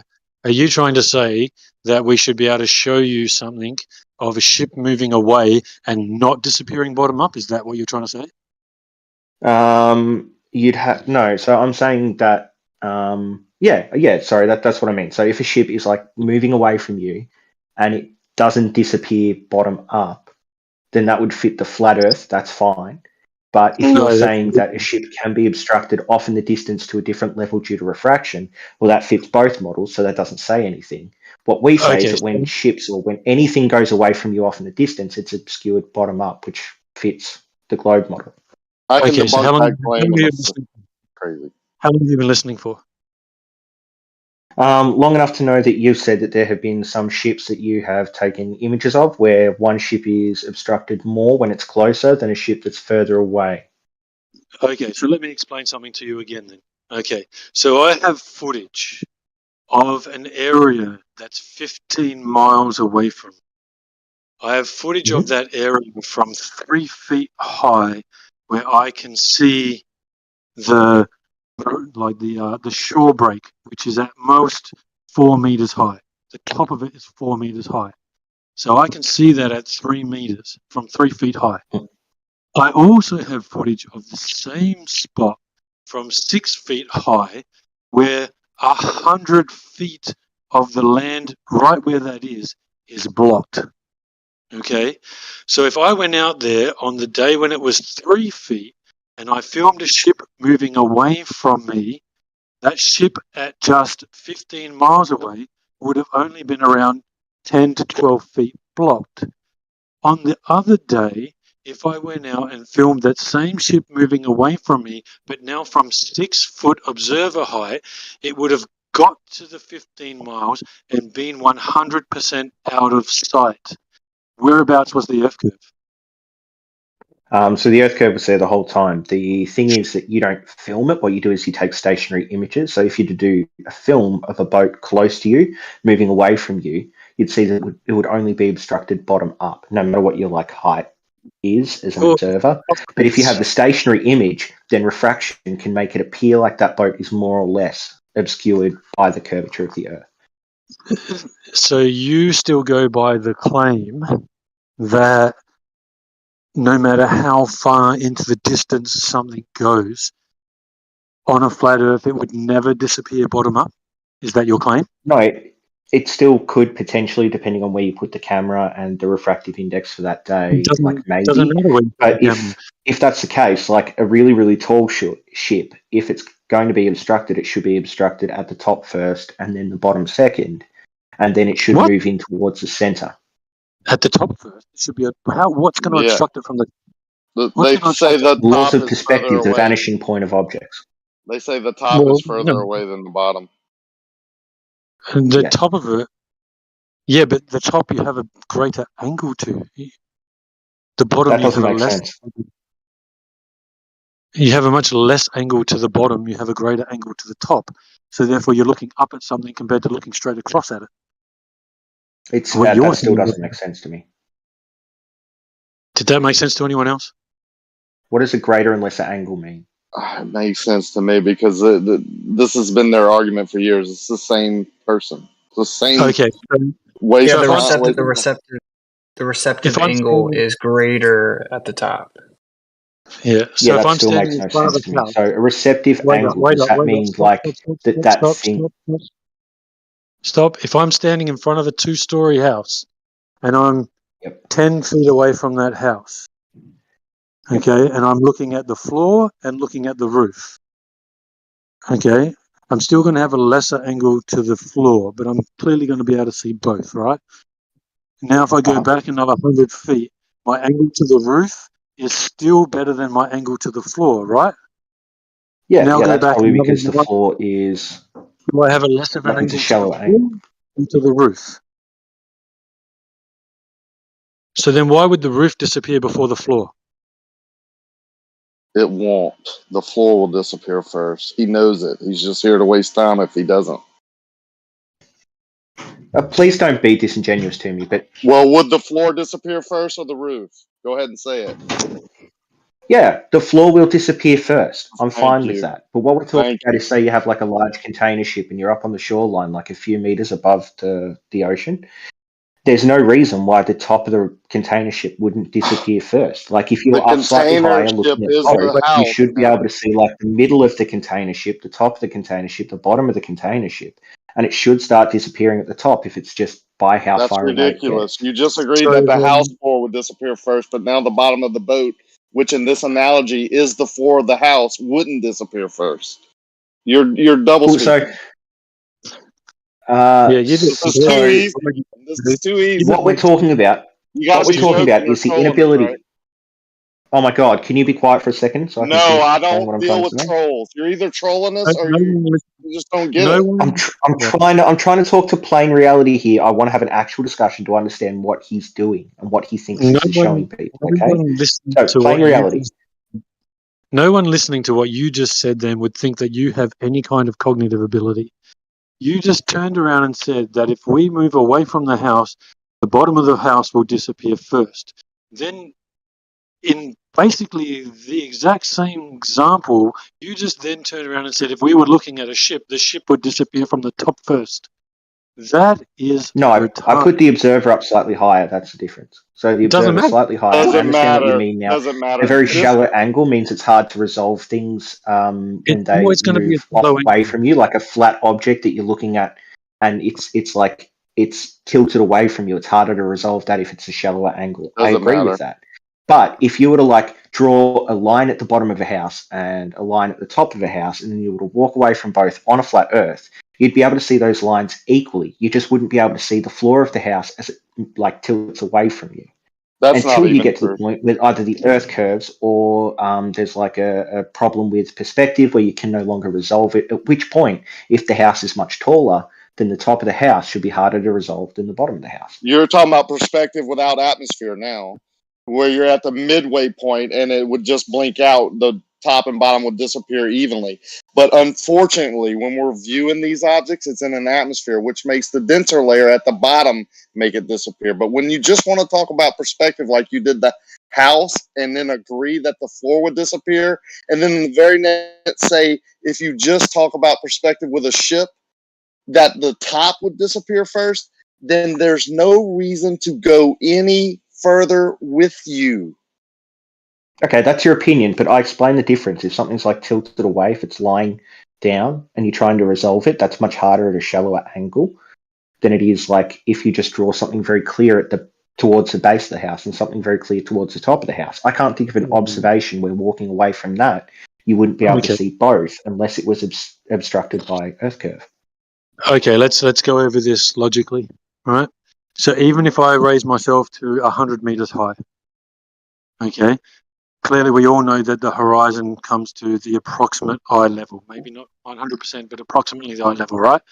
So as something moves up towards the horizon, do I now have that lower angle to the bottom of it and a slightly greater, like different angles to the bottom and top? Is it slightly different angles to the bottom and top? All right, I'm going to write this down. Do you want to repeat that? I'll write it down so I can actually think about it. Okay, so if I'm 100 meters high, so it's 300 feet high. Okay, so we're taking out this low bit. The horizon still, no matter what, will appear at the approximate eye level. So now what's going to happen is rather than the ship getting 5 miles away from me before it starts to disappear a little bit, it may be 30 miles away from me. But it's now come up to my general eye level. Is the bottom of the ship the same angle as the top of the ship, or are they still slightly different angles to my eye? Well, if you're above, no matter what, it'll be slightly different angles. But if you're above the ship at this point now, like a higher elevation, then it would be a closer distance and a shallower angle to the top of the ship. But there would it'd be a longer distance to the bottom, and because of the curve of the ship, the bottom of the ship would be more obstructed than the top because of the shape of the ship. But the problem with this is that I don't understand what you mean by eye level. Your eye level isn't the horizon. Your eye level is like perpendicular to plumb. I said at my approximate eye level. We all know, don't be disingenuous and say that the horizon doesn't appear to rise to your approximate eye level. No matter how high you go, that's how it appears. Whether you want to say you can get a theodolite and you can measure it that it's slightly down, whatever, that doesn't matter. It still, to your naked eye, appears to be at your eye level. Approximate. No, I disagree. I think that we have to be precise, and so if you're going to talk about eye level, you can't just talk about a subjective point at which the eyes focus. You have to talk about like a specific measurement, so one that will change with your elevation. So that'd be perpendicular to plumb. But you're trying to tell me that the top of the ship is closer to me than the bottom of the ship. I think so. Yeah, that makes sense, doesn't it? If you're above the ship, if you're at the ground looking at the ship, then the bottom of the ship would be closer than the top. If you're right in the middle of the ship, then it'd be equal. Yeah, I get that. Yeah, but what we're talking here is a distance of probably about 1 meter. Mm-hmm. You know, like we're talking such a tiny distance when we're looking over 30 to 40 miles. We're talking like, 1 or 2 meters difference.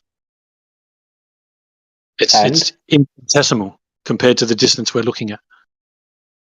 So to say that that's going to make a difference on whether or not the top disappears first or the bottom, because the top is still well above the bottom of the ocean. When the top is never going to disappear first. That's just insane to think that.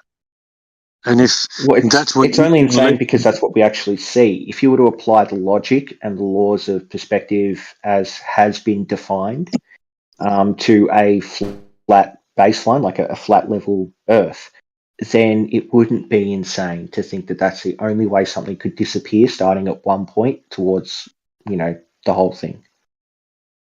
Well, if you were to put something like, let's just say you were able to get some kind of flat sheet and drape it, hundreds of meters to a mile or so over the top of where the top of the ship is, right?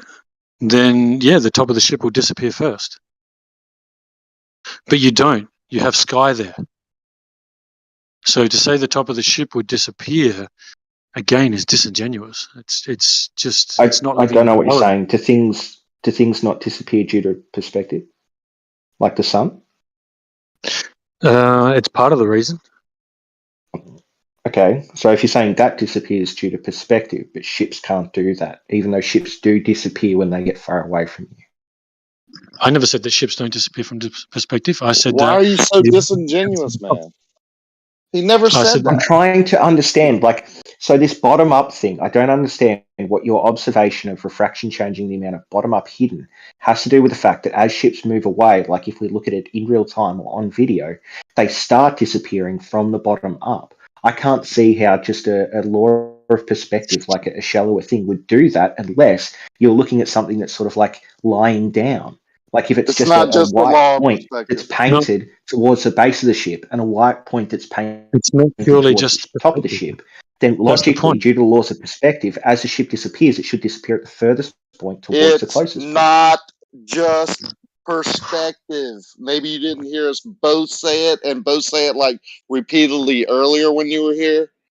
Like we both just said point. it. I need Why to get are you being upset. I'm just disingenuous? I'm trying to actually understand what's happening. Dude, you're upsetting us because you're being disingenuous.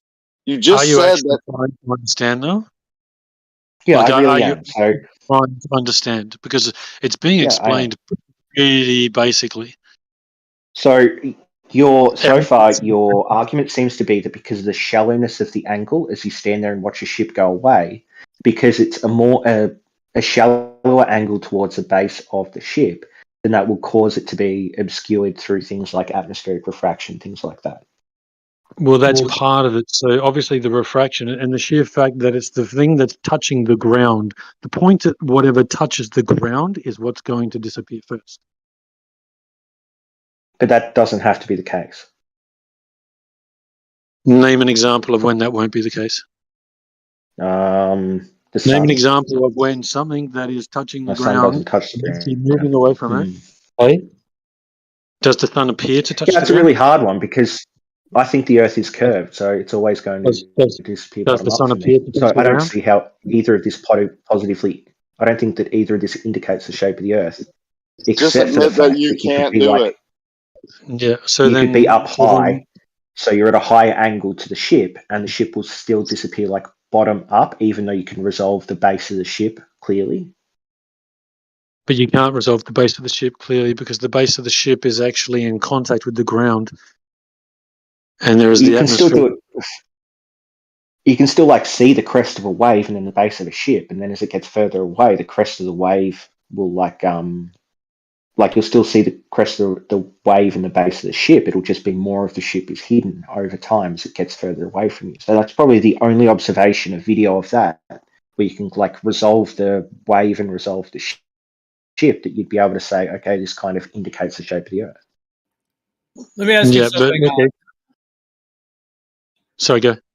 Well, if you want to just respond directly to that, go ahead. Oh, I was just going to say, well, then, one of the other gentlemen talking about bacon or whatever. Are you bacon or who's bacon? Anyway, he was talking about modeling these things. All right, so what you need to do then is you need to go model something on a flat thing, on just a flat base that can go for hundreds of miles, and you need to model and prove that on a flat plane that something could disappear from the top first. You need to model that. Because we all know you never model that. We all I know don't think that. it can be modeled. You're right. It can't be modeled. That's why I think the Earth isn't flat. Then don't make the no, because it could be modeled in a modeling thing. You could actually make up a complete flat plane. You could have yourself be able to elevate it to hundreds of meters to miles in the air, and your claim is that something will disappear from the top first. So that can be. I claim that if I was to That could be model it, if I was to set like an arbitrary limit to perspective, if I was to say things will begin to disappear at the furthest point, and this furthest point is X, then I could model it out that way. And something would disappear from the top down? Yeah, but that's not reality. Okay, good. Go model it. Go model it, and when you've got it, come back to us and prove it. Yeah, I don't know what you mean. No, I'm not going to, but why couldn't I? Why couldn't I like have a model where I set the point at which something disappears optically is like X. So say I go like 100 miles or something like that. And then I just have in that model that as the ship gets further away, once it reaches 100 miles, because the longer angle to the top of the ship will reach 100 miles first, and that thing will disappear. Why wouldn't I be able to model that out? It would be disappeared from the bottom first. It The would be limit- already. Why though? The limit is always the ground, because the sky is very expansive. The sky goes then up. why does the sun? Hold on, don't interrupt. The sky is very large and goes up, and so the ground layer, whether you can see 3 miles on the ground layer, 5 miles, 8 miles, 10 miles, that ground layer is going to be the limit point that essentially establishes the horizon, because the sky is very expansive. The sky is going up and everywhere out from you. So that ground layer, if it's only, let's say, 5 miles, and you have an object that is further than 5 miles, then anything past 5 miles will start to visually obscure from the bottom due to perspective, due to the limit of how far the ground layer is on that day, and that object being on the water, on the planar surface, but beyond that point, the distance at which the ground layer is at its extent compared to the I'm rest. sorry, I don't understand what you're saying. I don't understand. Like the ground layer is at its extent. I don't know what terms like that mean. Simply this: if you're standing 6 feet above the ground, you're at the beach looking out over the water, and over an extended, let's say, planar water having a planar geometry to it. What I'm saying, I mean, this would actually happen on a globe too, technically, actually. But what I'm saying is simply this: it's already been shown very easily that you can see different distances on different days of the ground layer. Meaning, some days you can only see like where the ground meets the sky, essentially. So the sky is very expansive. However, the sky can have its limits too. Like, for example, with clouds and rainstorms and things like that, the sky layer can be limited as well. So that's a factor. But in general, if you're talking about a clear day, the sky is the expansive part. Depending on your visibility on that day of how far you can see, it is going to establish your limit at where the ground meets the sky. Because the sky generally, if it's cloudy, there's that obstruction. But in general, it's expansive. And because your angle is so low, since you're only 6 feet above the ground, your angle to the ground is very, very small, whereas your angle to the sky is massive. So the sky layer is sort of a given, like that's just going to be that part of it. But since the horizon is the meeting place of the ground and the sky, the key word being ground. And since you're only a little bit of an angle above the ground, like 6 feet, depending on the conditions, there's going to be a different distance of, let's say, the water layer that you'll be able to see. What I mean by that is, if you imagine the little waves right at the horizon, the last little wave that you can see on that particular day, the last little spritz of water that you can see, and then that's it. That's the horizon. That's the limit you can see. Now, with all that being said, if the limit on one day, let's say it's 3 miles, and that's where the ground and the sky are meeting, is at 3 miles on that day. If somebody goes in a boat and they go out there and they go to 3.5 miles, they go to 4 miles, etc., well, now that boat is past the optical extinction point where the horizon is for the viewer. So if that's 3 miles, this boat is at 3.5. Now, due to perspective, they'll be able to see the boat. The boat will be shrinking, on angular size from left, right, up and down. It's going to be shrinking. So that's just doing that. It's doing so in a planar fashion, converging towards the horizon and towards the center. With that being the case, if the limit at which you can see is 3 miles that day for a 6-foot observer, if that boat is 3.5 or 4 miles, then when you have all those components, the boat, it's shrinking, the distance, all of that, once it gets past 3 miles, the bottom will start to be visually obscured, because that's the obscuration point of the ground and the sky, and there's something on the ground layer, in this case the water, going past the 3 mile point. It will visually obscure from the bottom up over a planar surface. Okay, that all being said, that might make sense for a small amount at the bottom of the boat, but it keeps going up and up and up and up and up and up and up until it reaches the top. And I can't quite get to that. That's what it would do. Because if you go to 3 miles, 3.5, 4, 4.5, 5, 5.5, 6, depending on the angle to the horizon and the angle to the top of the mast of the boat, that is going to be shrinking and shrinking as it gets further away, and it will completely vanish, just like the sun does during sunsets.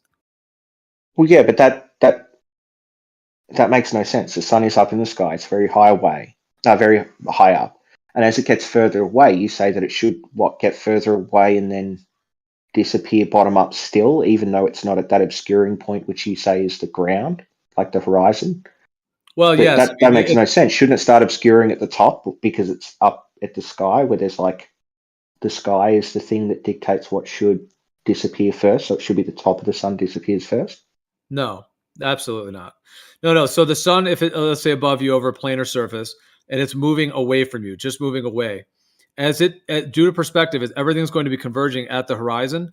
So just like an airplane, if an airplane is at like an equal elevation above the ground and it flies above you, it's going to look like it's setting or lowering, but it's not actually lowering in altitude.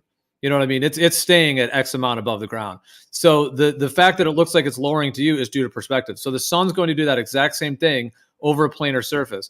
Once it gets to that point where for you, the ground meets the sky, like I said before, on that day, whether that's 3 miles, 10 miles, whatever it may be, that is where the sun will start to visually obscure from the bottom, because that's the last little wave that you can see, the last spritz of water on that day you can see. The massive sun above the planar surface is going to be converging due to perspective, and then will visually obscure from the bottom just as we see it. Because the place at which just to end it, the meeting place of the ground and the sky is much, much closer than the optical limits of what the sun is allowing for in those cases. So you're going to get that dramatic obscuration from the bottom up effect. Wouldn't that mean that as the sun sets, you'd be able to see things the distance at which, like, you wouldn't be able to see things in front of the sun? The sun wouldn't be able to set behind a mountain and cast a shadow because it would still be above the point of the mountain. The mountain and the sun would meet at a convergence point, but the sun wouldn't go behind the mountain per se. Okay, that doesn't really respond to anything. That's like a hook shot from out of bounds. But anyway, I have a perfect. I have a perfect argument against your sun thing, Geo. So I have a perfect argument against your sun thing. So I grew up in a place called Pyramid Hill, and there's like a pyramid-shaped hill. Like, it's not very interesting, but it's the then only won't even let us feature call around out the area the that's hook shot. interesting. Just has to do another hook shot with the Makes other hand. This type of person makes my stomach hurt, man. This is what we've been dealing with for like 8 years. This is a true time waster. I feel this guy is somewhere. This is my feelings, right? My opinion. He's somewhere being paid to do this. Has to be. Can you stop being rude, please? No way. This is a legitimate man talking to us like this. Okay. No way. So listen to this. Geo, there's a convergence point hey, you know due to that movie, perspective. Geo? And you have this convergence point, which you say White is where men the can't sun and the jump. sky will meet off in the distance, and then things will disappear. So if the sun is going over a flat plane, maintaining elevation the entire time, then the sun should never drop below that convergence point before disappearing. It can only meet at the convergence point according to the laws of perspective. But where I grew up, Pyramid Hill, you can go up on top of the hill. You can go up on top of the hill. You can watch the sunset, and the sun goes below your eye line before dipping around the horizon. It's not going below your eye line. It's just going closer to the center line. If you're increasing that angle, you're just increasing the angle of your height. So the angle of your height will be increased, which means the meeting place of the ground and the sky, instead of being affected by only a 6-foot observer, now it's affected by a 100 foot or 200 foot or however high up you're talking. That angle is going to be increased. So over a planar surface, you will see it for longer, because now that ground in the meeting place, the place where the ground meets the sky, is extended because you're at a higher elevation.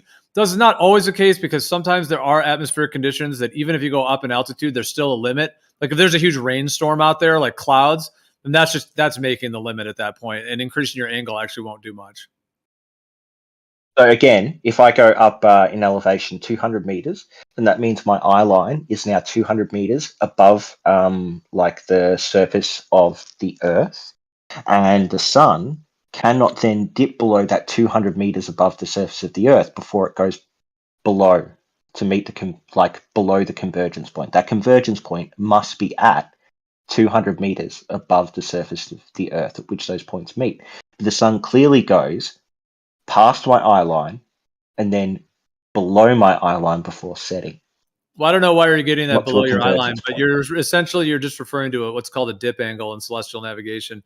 It's the angle from the ground. Like there's a distance from the ground to your observation point, and then from your observation point to the horizon. And if you're only 6 feet above, then that's very minimal. The dip angle is almost nothing. But if you're 40 feet, 100 feet, etc., going up in altitude, you're going to have a dip angle. So what you're essentially referring to is a dip angle. It doesn't have anything to do with a curvature or seeing a ball go behind a ball. It just has to do with the actual eye line being shifted and the positions of that in terms of how that all intersects. Yeah, exactly. So if you're saying the sun sets due to perspective, then your position, like your elevation, will change the perspective of the sunset. But what I'm saying is that the actual conditions when you go up in elevation don't match perspective because the sun has to go below your eye line before.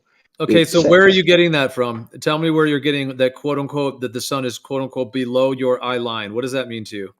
And where have you shown Well, that? I've seen video of people up on hills and mountains with theodolite apps.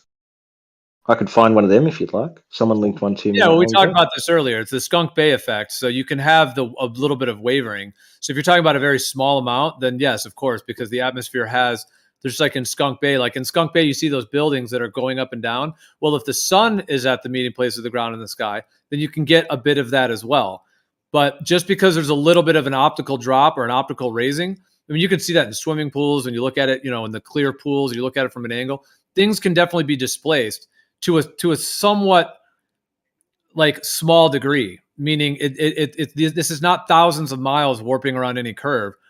There can be a small amount. So if that's what you're referring to, then yeah, you could have a theodolite. You could be trying to, I mean, first of all, they're not supposed to use at that distance. Shooting a theodolite at the horizon, there's so many problems to that to even begin with. But even with all that being the case, you could see over and over that there are slight optical shifts like this in the environment under multiple conditions. So where the sun is setting, just because you have that a slight amount doesn't mean that, I guess you're trying to assert it as if you're looking around a globe Earth down at a ball sun, right? That's what you're trying to do on that.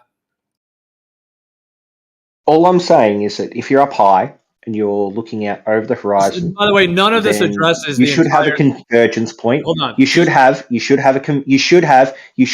just going to finish what I'm saying. You asked me, is that what I'm saying? I'm repeating myself. Okay. Yeah. You should have a convergence point at which everything disappears. But that convergence point should be at your eye line, so it should change depending on your elevation. The sun goes past that convergence point before it sets on Earth, in reality, when you're up in elevation. That, debunks the sun being equal elevation the entire time on a flat Earth. Absolutely does not, my friend. Not even close. How? How does the sun go below that convergence point? Nothing's going below any convergence point. You're just making claims and then broad brushing claims and then asserting things around it with no actual validation for anything you're actually claiming. Well, so my observation is when I'm up higher elevation, the convergence point will be at my eye line. That's how eye lines work. No, and not the sun goes. So you're just asserting things. The sun is still visible when it goes past my eye line, below my. All right, you're just gonna bowl through me and not let the conversation happen. That's obnoxious, dude. You've made the whole vibes very toxic. I'm really bored. I've laid everything out. Everything you're doing now is a complete derail from what I originally brought up. And you're also not even listening to what's being said, and you're just looping in circles at this point. You didn't even address the original entire thing. So the feeling that it is, and this is why these guys call you a time waster, for someone to put their time and energy into explaining something and having a conversation. You know what it reminds me of is, when people say that old thing when we were kids, I know you are, but what am I? I think Pee Wee Herman did it. That's basically what you're doing. Like, you're not actually listening to the things and responding and rebutting. You're just basically saying, I know you are, but what am I? Meaning you're listening to what I'm saying, sort of, but then you're just pumping out some other side rail that has nothing to do with it. And then even when I'm clarifying those points, you're just making assumptions and assertions and just pushing through that. So it is a tactic that you're doing, and it leads to a very unproductive conversation. But yeah, go ahead, man. If you feel like you need to keep unrolling this, I'm losing interest for sure. I laid out a bunch of stuff.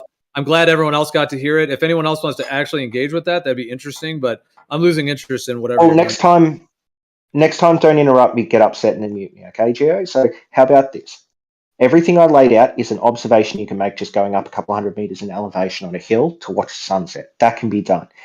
That's backed up by angle measurements to the sun done across like multiple locations, which like everyone from MC Tunes, or I can find like a school class that did it across Australia. That backs up the same thing. The sun, like its angle fits like a globe Earth instead of a flat Earth. So that's another way of verifying that the Earth is a globe, just using the sun and using like optics and using measurements and using your eye line and using perspective and testing all these things. Okay, whatever you'd like to present, link to that, go ahead and post it. Otherwise, you have not backed anything up. Why don't you post it and we can take a look at it? Because you're making a lot of claims about eye lines and all these assumptions, which is why I jumped in, and then you wouldn't allow me to jump in and then just started raising your voice and to the screaming level. Sometimes a conversation can go back. I didn't do that, Gio. I didn't raise my voice to the screaming level. Go ahead and present whatever you'd like. Otherwise, Gio, don't gaslight me, please. I've been trying to be like nice to you guys. I'm not gaslighting anyone. I'm being very clear. Go ahead and post what you have. Otherwise, it is baseless claims because you're making a lot of assertions and then trying to claim that this proves some kind of globe Earth while over talking and using tactics. So go ahead. But if you want to do that, go ahead. Otherwise, you've just been obfuscating the whole time. So every time I overtalked, what happened was I tried to start something when I thought there was a gap. Someone was still talking, so I stopped talking. You tried to interrupt what I was saying, got upset that I was still talking while you interrupted. This is not the conversation right now. If you'd like to respond, go ahead. Otherwise, we're going to leave you on mute because what you're doing is not the conversation. If you'd like to respond to the topic, go ahead. If it's not the conversation, why'd you bring it up? If you'd like to respond to the point, go ahead. You're doing a tactic where you're attacking the moderation. Go ahead and say your point. You have the floor if you have a point to make. No, I'm personally attacking you. Okay, well, we don't permit that here. Great. So do you want me to? No, not great. We don't allow that to occur here because it distracts from the conversation and allows for a very unproductive type of exchange that's not of interest to what we do here. So again, if you want to say your point, go ahead. Yeah, so I've been personally attacked by Rakia Life and you. That's not what the topic is. We're moderating. There have not been personal attacks other than what you're doing. If you have a point, go ahead. Otherwise, we'll leave you on mute and continue with the conversation. I'm moderating fairly, and that's where it goes forward. If you have a point in the conversation, go ahead. If you just want to attack the server and the moderation, this is not the place to do that. This is the live stream. Once again, I'll give you one last chance. Go ahead, present your point so we can stick to the topic. Yeah, I did. So MC Toon's done multiple sun angle measurements, and he's plotted them out on both a flat Earth and a globe Earth, and they only fit a globe Earth. I linked it in the live stream text. But anyway, I'm out of here because Gio's gone to gaslighting mode. Good job, Gio. You all gas.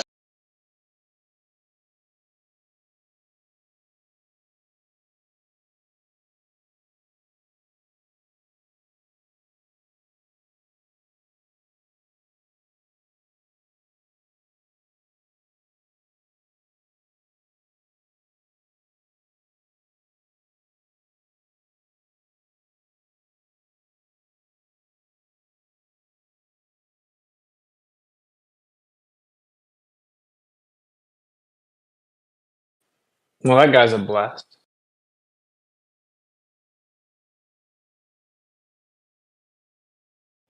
And a hook shot. It is the hook. It is amazing how one person can just change the entire energy to a very unproductive looping energy there. It's sad because we were in a good flow there. Dude, you knew that was coming, man. I mean, when he said the floor of the house would disappear first as you back away, but then when you do it to a ship, the top would disappear first. That should have been the end right there. Just get out. I mean, you know what I'm saying? Like, you're either being disingenuous, you're just time wasting, or you're just not right for the server, right? Like, like you just double spoke, literally sentence to sentence, like back to back. It was craziness. I'd never heard that blatant.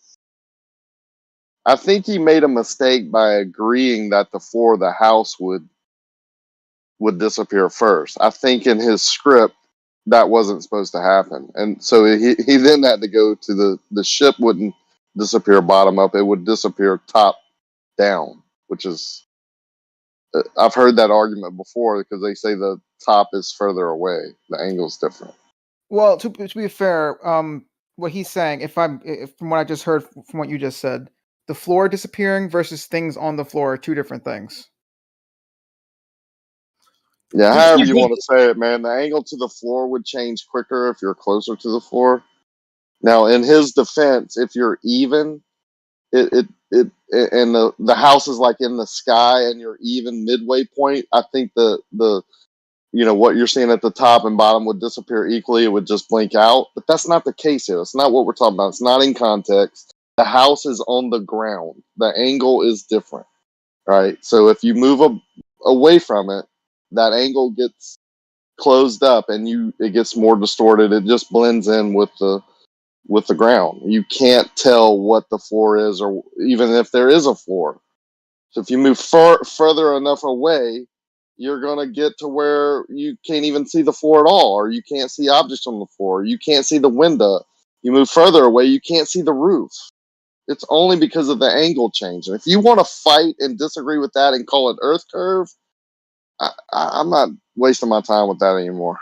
Well, okay, stuff on the surface. All right, let's say that is the case, right? Let's say the surface, whether it be like the ocean or the floor of a house. Let's say that's sort of like blending in with like the bottom of the object, or it's basically the bottom of the object and the floor are just pretty much merging. All right. I think of them like melting into each other. Like I've often said, like the Pac-Man is like chomping there. It's like the Pac-Man. It's like they merge into each other essentially. Two layers. Yeah. Okay. So let's say that is the case, right? What happens then if the object isn't touching the ground but floating above it? And distance and the height of the viewer matters. If you're in the center of the object, it would appear for the bottom to reach the ground at some point and then start disappearing. I mean, it still applies. It just takes more distance. Okay. You know this, man. Why'd you ask that question? No, because I'm trying to see. Once again, I'm trying to poke around and see what the limits of. You're trying to figure out if I know or not.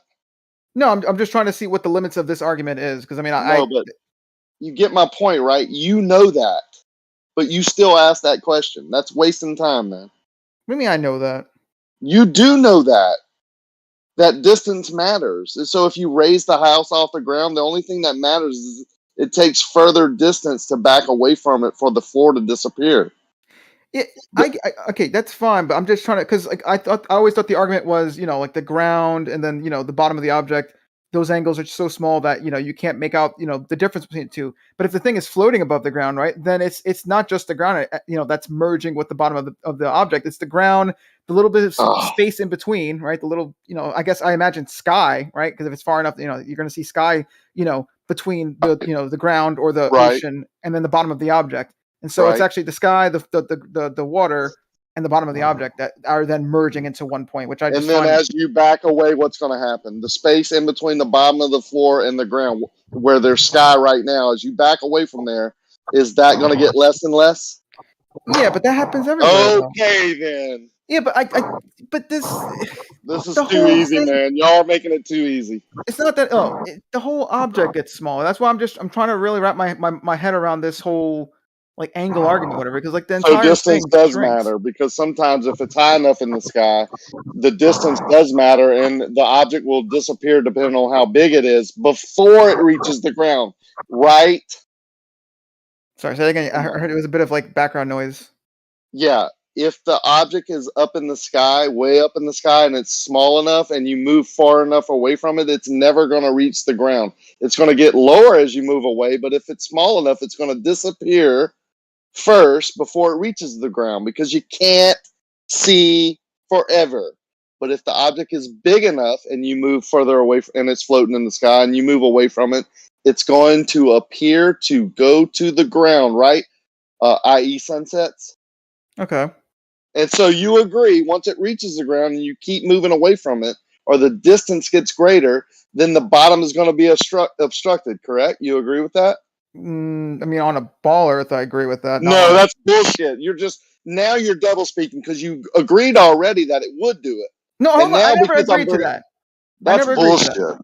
All I said was I was doing was already agreed. No, I did. I was literally all I agreed, right, was that I'm maybe understanding, or trying to understand, this logic or how this perspective works. Okay, well, let's start over. I never Fair actually enough. agreed that that's actually how it is. Fair enough. Let's see if you agree or not. Let's start over. So the ground, the house is on the ground, and you're 10 feet away, and you move away. What's going to disappear first? Well, I would say it wouldn't really disappear at all. It would all start shrinking from left, right, up, up, down, left, right, due to angular size equally. I agree. Okay, disappear. But what are you not going to be able to make out first? The floor or the ceiling, the roof?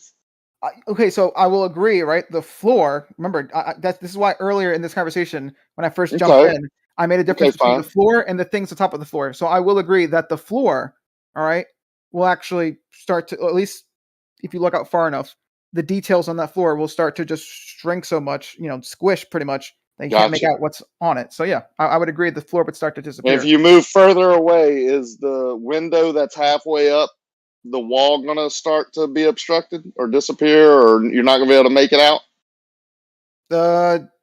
No, that's not the same thing, because it's remember the floor is that's a whole angle thing. That's literally being on top of the floor, right? And as you look across that floor, right, because of perspective, right, it literally shrinks. It starts to squish more and more the further you look. But with the window, that's pretty much parallel with you. Squishing or shrinking and getting closer to the ground, then it's being distorted. It's merging into the ground, and that happens as you move back. Different portions, the floor goes first because it's closest to the ground. The next thing closest to the ground goes next. The window goes next. The ceiling goes next. And if you don't disagree with that, I don't want to talk to you. I mean, I agree that due to just perspective, that it would just blink out, right? It gets smaller and smaller and blinks out. But that's not what we're talking about here. We're not talking about just perspective. We're talking about something merging with another thing because of the angle change. As you move away from it, the angle changes and you can't get the information from that bottom part. That's why it disappears, or you don't get the information anymore, i.e. a house on the ground, a sun, anything as you move away from it. Now, if it's too small and it disappears before you can see that effect, I can understand that. Right. That's not what we're talking about here. Exactly, that's the case. Sometimes things do disappear due to angular size before they actually would have that visually obscuring point, because exactly the distance that you can see on the ground is further than it is for the angular size distance to reach a point of extinction. Yeah, you can't see forever. That's the whole point. You can't see forever, so things do disappear. They blink out due to angular size before they reach the ground. But if that's not the case and it does reach the ground, it's going to appear to merge with the ground. You can't get that information. It gets all jumbled up, distorted. Your brain can't make it out. So it appears that the sun sets because you're not getting the information from the bottom of the sun. The brain can't make it out. It's too far away. Well, Can you guys hear? Can you guys hear me? Okay. Yeah, we can hear you. Yeah. Okay. All right. Here's another example. Let's take. Let's just say we take two balls that are about 30 feet in diameter, and they're about 40 feet apart, and we just keep moving backwards from those two balls. Will they eventually merge into one ball? I'll say yes. I mean, I don't know if Whit's still on here, but he's showing that diagram from one of the universities showing the diffraction limit and the way that things will always merge together. If we've got two balls, and let's just say they're even 100 feet apart by 100 feet wide each, and then we move back a certain distance, eventually those two balls will meet in the middle, which is like disappearing from bottom up. They will meet in the middle, and eventually they will become one ball. This is 100%. There's no argument to this. Well, no, that's fine. I mean, with that example, right? What would happen is, yeah, you would back up farther and farther, right? Now, rather than just being two balls meeting in the middle, kind of sideways or whatever, now have it so that there's a plane in between them. It's going to meet in the middle at the bottom and then start to disappear from the bottom. All right. Right, and the ball that's closer will obscure the one that's behind it visually. All right. I mean, come on. Yeah. I just want to real fast say what I was going to say. So, yeah, I don't disagree per se, right? How I see it is, yeah, if you had the two balls, 30 feet in diameter and 40 feet apart or whatever, right? If you started backing up, right, yeah, you would basically see them, shrink with the space in between them shrinking as well. Eventually you get to, such a far distance where whatever device you're using, let's say you're, using a camera or something, right?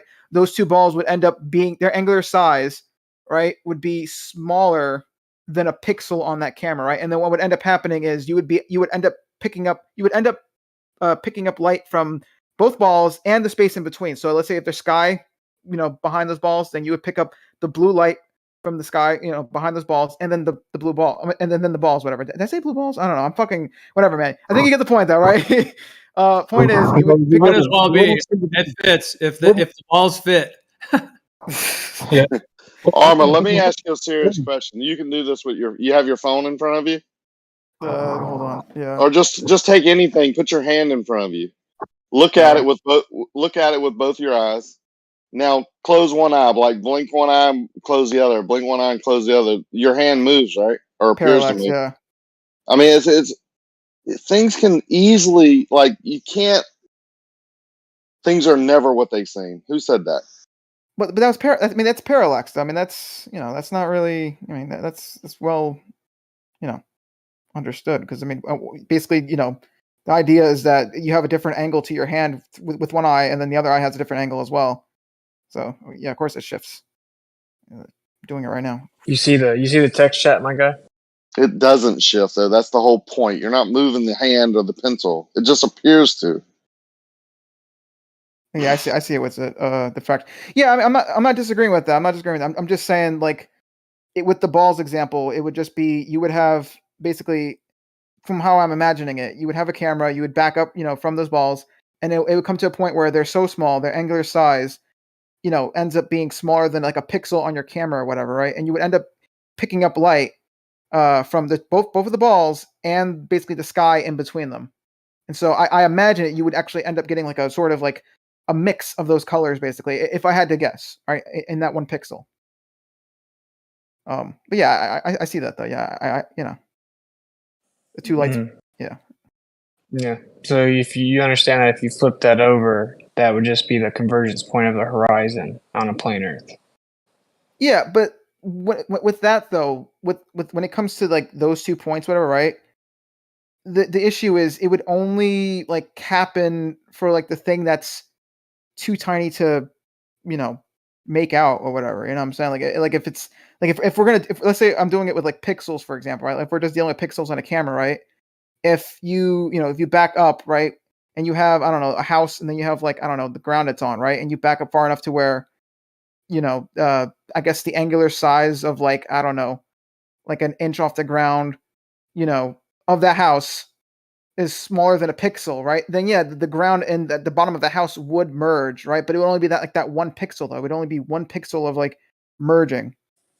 Oh, okay, so you're saying as things get further away in the distance, they would disappear from the bottom up, based on resolvability on a plane. Well, let's just make sure the context is clear though. With my example, it would only be that one pixel. It would only be, so whatever, from my understanding, whatever device you're using, it would only be a pixel's worth of merging. It would never be like, if you What could happens zoom if you in. keep going back? What happens if you keep going back? If you keep going back, well, once again, it would always just be whatever the pixel is, right? So if you could zoom in and make it bigger, then suddenly you don't have that pixel issue. That's from This has nothing to do with angular size, dude. Nothing with angular size. I'm okay. No, dude. This is they shoot two lasers down a hallway. Okay, they registered them on a screen. Then they change the aperture, and as they change the aperture, the lasers begin to merge together and converge into one. Okay. All right. Okay, Fine. so it's the same thing as something moving away in the distance on a plane Earth. Okay. You're going to lose the resolvability from the bottom up. It's going to converge into the horizon, the vanishing point in the middle, and things are going to merge. This is why we have sunsets, for All example. right.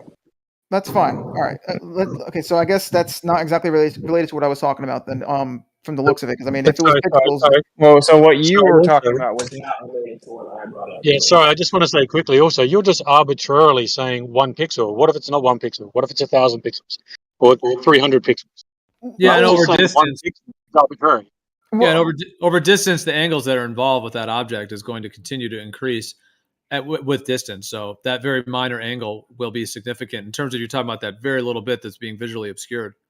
right? Well, this is the big point that real fast, and I want you to address this if you don't mind. Right. This is the point that Globers really get wrong. They act like the entire object would disappear at the same time, as if there's just one reception angle of light, one propagation angle.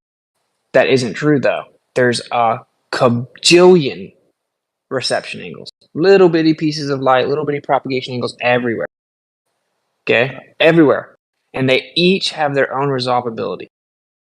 So it's reception angles and propagation angles relative to the eye level, the diffraction line, the diffraction limit.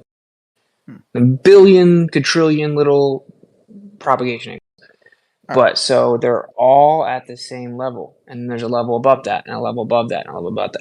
So whenever the reception angle drops below resolvability, at the bottom, that whole horizontal area at the bottom will all disappear. And then as right above it drops below the reception angle of resolvability, then it will disappear. So it will begin to disappear from the bottom up. Okay. Do you understand? Do you agree that if a Glober says it should, oh no, because then we would just see the sun just all disappear at once, that they're not understanding the diffraction limit? Maybe I still don't know enough about this to say for sure, but I'll say maybe though, because you know. But Well, do you agree that there would be a million different little places of light with their propagation angles? It isn't just if you have a 5-story building, it isn't just one singular propagation angle of light. It's all these little individual places. I mean, I Of guess light. I guess yeah. Or was it one gigantic photon? That's a good point. All right, yeah, but real fast, I need to address before I get to your point. I will right after this though, because I noticed who was it? Wasn't Geo, but it was it Phase Reality? Well, actually, it was both of them, it was Geo and Phase Reality. So when I brought up the 1 pixel thing, right? The reason why I'm bringing up, the reason why I'm saying it's 1 pixel, right, is because His name is Plain Reality. Plain. Oh, my bad. Okay, yeah, Plain Reality. I don't know why I saw. It's kind of far away, so it looked kind of like because I have it on my monitor right now. But anyway, yeah. So the reason why I said 1 pixel is because I was going based off of angular resolution. Obviously, this is a different thing. The diffraction limit. But my argument was basically angular resolution, right? With the camera, obviously you have the pixels, and the 1 pixel, would be the smallest unit, of whatever you could pick up, right? So my argument was that if something is so small that it's smaller than a pixel on that camera, then yeah, you can't make out any detail. So if you have, for example, the ground and the bottom of an object, smack down in the middle of that pixel, then yeah, it's going to blend on that 1 pixel. But it seems that this is a different argument though. This whole what was it, fraction limit, or whatever. So I will address that now. What's it? Real fast. So, all right. Let's say I give you that, right? Let's say, okay, that is true, right? Which, from the looks of it, it is true, right? Because I mean, you did, or maybe it was Jesse. Okay, yeah, it was Jesse that sent the picture. But basically, yeah, those have pixels in them, but it's obviously not the pixels that are blurring. It's actually the 2 lights that are just, blurring together. So, fair enough. This isn't a pixel issue. The thing is, though, all right, there's still the argument that can be made that the location of these light sources, or the location of whatever it is, whether it be like a mountain behind the horizon, or the sun, or let's not do the sun, because we don't actually know the height of the sun on a flat Earth, right? So let's say it's a plane, whatever it is, right?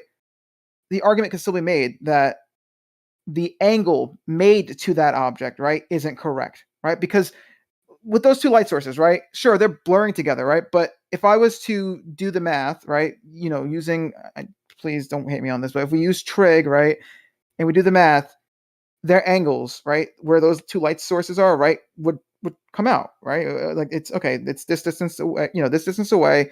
The angle made to the the light is this or whatever, and then working out the math. Oh, this all checks out. You got the triangle going on there, the right triangle, right? So I've seen pictures where the mountain is, you have like a mountain or whatever that's disappearing bottom up, right? And you also have the camera leveled, right?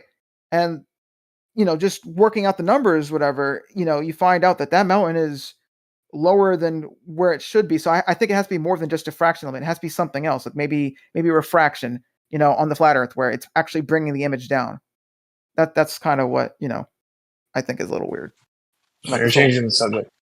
Well, can you address the point that objects would disappear from the bottom up on a flat Earth, please? I mean, if the diffraction limit or the diffraction limit is the argument, then I guess so, maybe. But once again, no, we're not. I guess so. Maybe let's change the subject then. Why is it so hard for you guys just to be honest about the conversation? Because for years you guys said that things couldn't disappear from the bottom up. So now that it's been scientifically demonstrated that that's incorrect, we just got to avoid it. Well, here's the thing. I don't know enough on this to 100% say for sure. Because I mean, I know with like lights that works for sure. I've never seen that with like other things. Well, is the sun a light? Is everything we're seeing light? Yeah, that's fair. That's fair. Okay, so just concede, Arma. Come on, dude. Don't make it weird, dude. Well, in this experiment where they have the two lights, like blurring whatever, right? Is there like, do we also have like, I don't know, another picture with the same distance, right? With the lights, whatever, off, whatever, but like maybe the room is lit or whatever. Like, what will we see at like if I took that same exact experiment, right? Okay, what actually? Hold on. Do you have an image that you have? Like, you have like an example I can look at, whatever? Because I mean, Jesse sent me like the one picture of like, well, not he sent me, but he sent it in the chat though. But for example, let's go with the car example, right? Like a car is like shooting its headlights, right? And it's you back up far enough to where it looks like it's almost like one, right? Like what happens when I like if the headlights weren't on, but it was like a well lit day, like what would that car look like? Would it just look like a blob or something? That's what I want to know, because if the argument is that everything does this, then what about the car then? I'm saying I want like actual. I want something to work off of, real fast. Let me see if I can find an image. I'll come back to you in a bit. I want to real fast see this because I don't know if I 100% buy that. But all right, man. It seems like you're having a moment of cognitive dissonance. Are you aware of that phenomenon? No, I mean I've known about this one. I'm just trying to figure out like that, because the thing is, even while I've known about this, I never really looked into it. I never really researched it, so I don't know the limits of this. I don't really know. I don't want to say like something for sure, like okay, yeah, this can't happen. But you know what you have said for sure, Arma? That you agree with the claim that objects wouldn't disappear bottom up on a flat Earth. So it seems weird if you've known about this for a while, but haven't really looked into it, but made that claim for a while. Well, here's the thing, right? That's why I was saying, even if I was to grant you that, right? Even if I was to grant you that things would disappear bottom up, right? They still don't disappear bottom up the appropriate amount. Like, that's why I brought up the mountain example where. What? Yeah, well, that's why I brought up the mountain example where you have the mountain, disappearing halfway, whatever, and the reason why I brought it up is because if you were to actually, work with that, and if we were to say, oh yeah, the mountain's just converging with like the horizon, whatever, that couldn't be the case because it would be more than just the mountain converging with the horizon. The mountain would also physically be lower, or at least the angle, right, to the top of the mountain, or just the mountain in general is lower than what it should be. Like the diffraction limit argument can't be the only just thing. Totally non sequitur, man. Right? Like, you need to acknowledge the bottom up part, bro. If you want to talk about how you think it's lower than it should be or something, that would be after you acknowledge that things would objectively disappear from the bottom up on a plane Earth. All right, well, because that's one of the biggest talking points that people always say. Oh, sunsets are impossible because the sun can't disappear from the bottom up. Oh, boats disappear from the bottom up. That proves the Earth's a ball. Things would disappear from the bottom up on a plain Earth. You would have to deny reality to say otherwise. Okay, but that's just look at the picture. It looks like the sun, dude. Flip it vertical. It's the sunset. Okay, let me just pull up. Let me see if I can find a picture of like car headlights, whatever. I want to see this because. Let me see. Yeah, it's like the train tracks turn vertical. Yeah, basically Yeah. that's exactly right. It's that simple.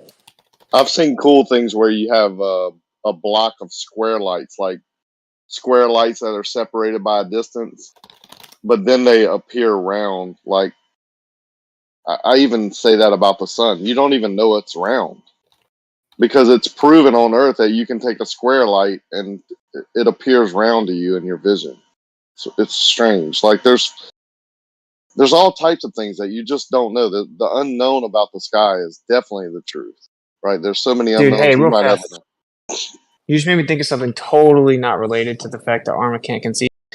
But I was looking at the moon the other night, and I noticed that the outer ring of the moon was significantly brighter than the rest of the moon. Like there was a really bright outline. How does that happen if light's reflecting off a sphere? How would you have a super bright ring around the outside? I would say Like you don't anyone, understand. can someone show me? Like, can someone take a sphere and shine a light on it, and it create a ring around the outside of it? Not ring around it. Yeah, like if you saw the moon, it looks like a circle, right? The circle, like if you were to draw an outline of the moon, it'd be a circle. That circle was significantly brighter than the interior of the moon. How does that work if it's a sphere reflecting light? Hey, I don't. I have no idea. I don't know what you saw. Dude, I swear, I think it's like the easiest debunk ever. Well, it's not what I saw. Anyone can go see it. I sat there and stared at it for so long, and I'm like, bro, this is so obviously not a rock, a spherical rock reflecting light. There's a bright ring. You know how, like, the eclipse, you can have, like, the ring of fire during the eclipse? You know, that ring. Well, that makes sense in your story there. But it doesn't make sense for just the moon to have a ring, a brighter ring around it. It was like a full moon. That doesn't make sense. To be fair, I've never seen that. But it wouldn't make sense. Yeah, so, like, we all agree that, like, it doesn't make geometric sense for the light to reflect like that.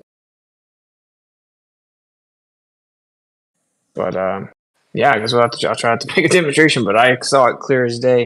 Unless there's some argument that like my eyes played a trick on me and made it look like there was it was noticeably brighter outline of the ring. But no. Oh, sort of, but not that exaggerated. Just like you could see the moon clear as day, right? But the outer ring of it was bright. So not like this glow outside of the moon where you're going to claim it's the atmos and crystals in the air and all this. No, just the moon itself. The moon itself. What phase was it in? It was like a full moon. If it wasn't a full moon, it was very close. I wouldn't know exactly.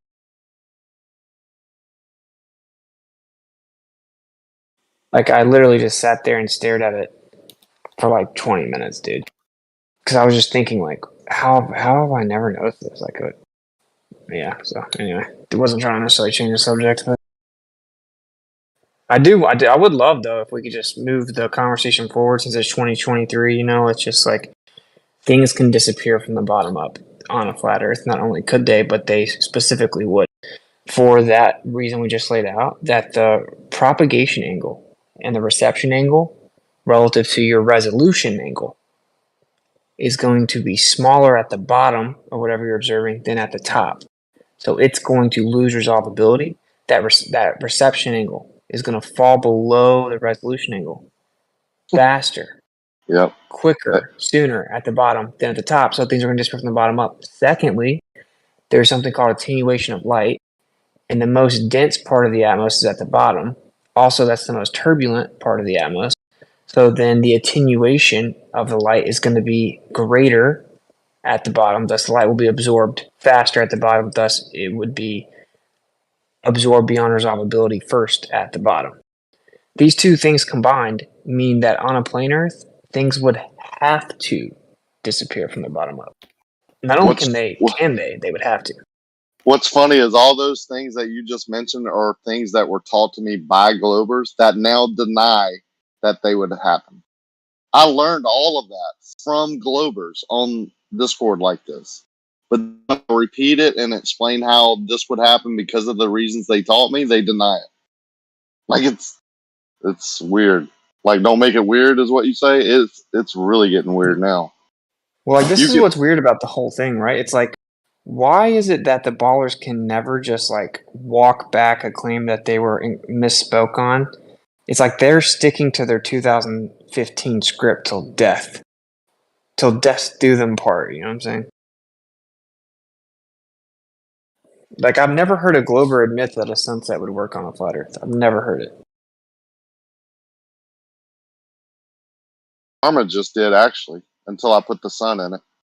And he's like, well, no. Wait, when did I? You admitted that objects would disappear bottom up the same way the sun would, but when I said, does the sun do it, you said no. No, I never said those exact words or whatever. So the sun would disappear bottom up on a flat plane? No, I don't believe that personally. I still here's the thing, I still don't know about this diffraction limit thing to also, to use that, in the argument. But from my knowledge, I don't think the sun would disappear bottom up or things would disappear bottom up. Really, you know what I'm saying? Like I really do have to look into this diffraction limit thing. I don't know enough. I wish someone would sort of simplify it, really break it down or something, so I can like really grasp it. But yeah, I don't buy it though. He doesn't buy it, but there's just literal demonstrations that prove it. Okay, well, isn't that just the limit of the angular resolution? It's a diffraction limit. Yeah. Yeah. Well, how? Yeah. What? How did I account for something like that thing I just posted? Like, have a circle. I literally just posted the pictures of the same thing. No, you posted 2 light spots. So there are spots because they're unresolvable, right? That the sun there is not unresolvable, clearly. Bacon, the what, dude, the bottom of the sun is blocked by the. Wait. What are you talking about, dude? The lights are clearly still resolvable, and they're losing resolvability at the middle, and then they're converging into the middle. Yeah, it's been hard to distinguish that those 2 points are 2 points and not 1 point. That doesn't seem to really be seen on that picture. Mainly because you can see, like there are details much smaller than the missing part of the sun, missing half of the sun. What, dude? Look at the picture. If you flip this picture up vertically, is it disappearing from the bottom first? There's nothing disappearing. Yeah, it is. It's merging into the central point, which would be the horizon, Bacon. Yeah, you have 2 light sources that are overlapping, and you can distinguish them as 2 different light sources. You don't have one disappearing. You have 2 of them being indistinguishable. No. You have the bottom of it merging to the center. Well, you have 2 points of light being undistinguishable. That's the definition. Dude. It progresses from 2 distinct different circles to where it begins to cut off, slowly progressing to where they merge into one. Yeah, they merge into one because you can't distinguish that there's 2, not because one is disappearing. And first of all, no, it's that you're losing resolvability, dude. Right. Let's put some numbers on it, right? So, Rayleigh criterion gives you specific. Right now, dude. Why not? I mean, that's because it's just it's a ratio.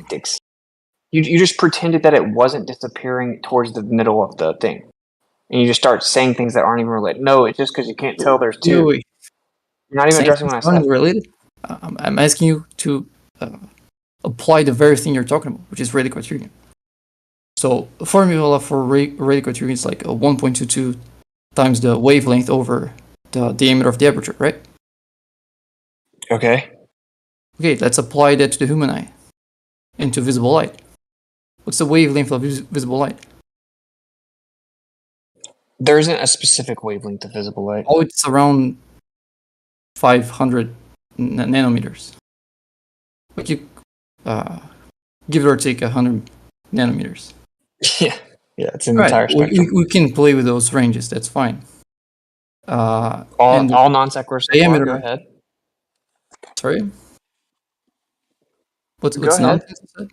You're just not addressing the point, dude, which is Well, I'm that trying to the make- bottom of that light source, if this demonstration was done vertically, the bottom would look like it's being cut off with a horizontal line, and the bottom of it is merging more and more into the center point where you can no longer resolve it, thus making it look like it's disappearing. Yeah, you can't resolve between 2 points of light.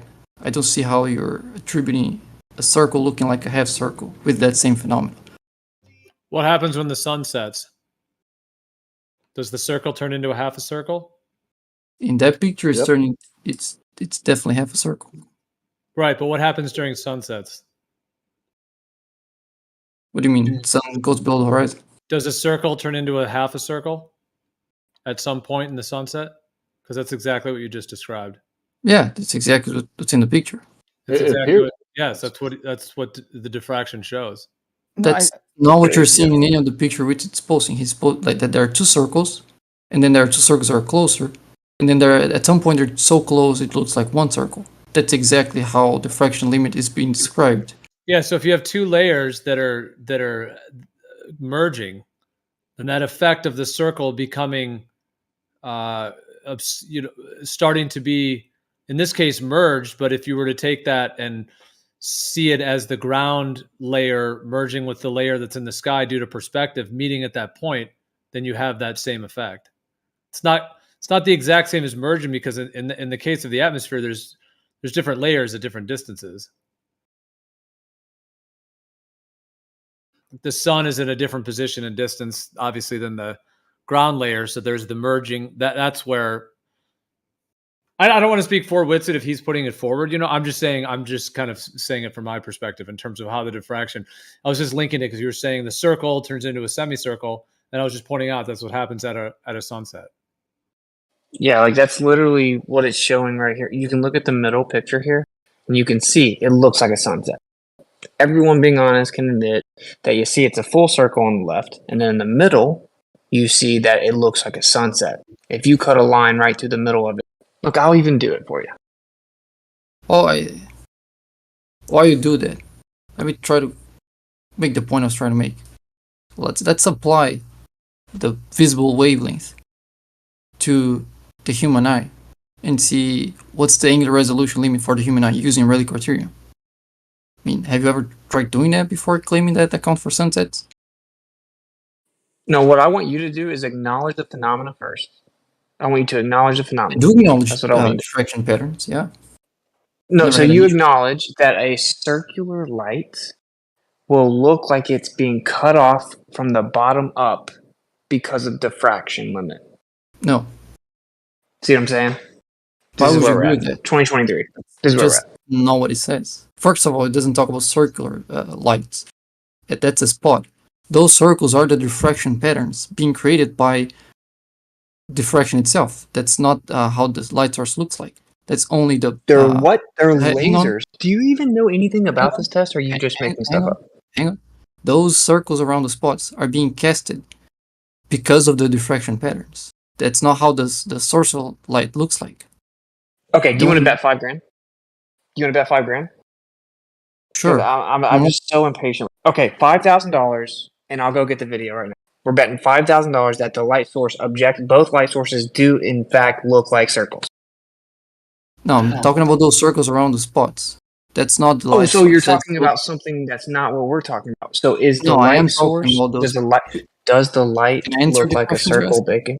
You're changing the subject every time. This is pure tactics, dude. It's pure tactics. Dude, I trying to get me not interested in this conversation, so I leave. Is that it? Well, hold on. I want you to Let's just actually let's answer the points I'm making. It's disrespectful for you to just every time just talk right past what I say. Every time. I didn't do that once. And I was in the middle of the same point twice and never wanted to follow to the end of it. Well, how about this? How about, okay, Bacon, will you be willing to listen to Witzit's full claim and respond to it if he's willing to listen to your claim and respond to yours? Can we just reset and you guys... I did. I can do it again. You feel like you did? Okay. No, he didn't. I can literally recap exactly what happened. I said, will you admit, because he wants to change the subject to trying to talk about the math and how he doesn't think it would work for sunsets.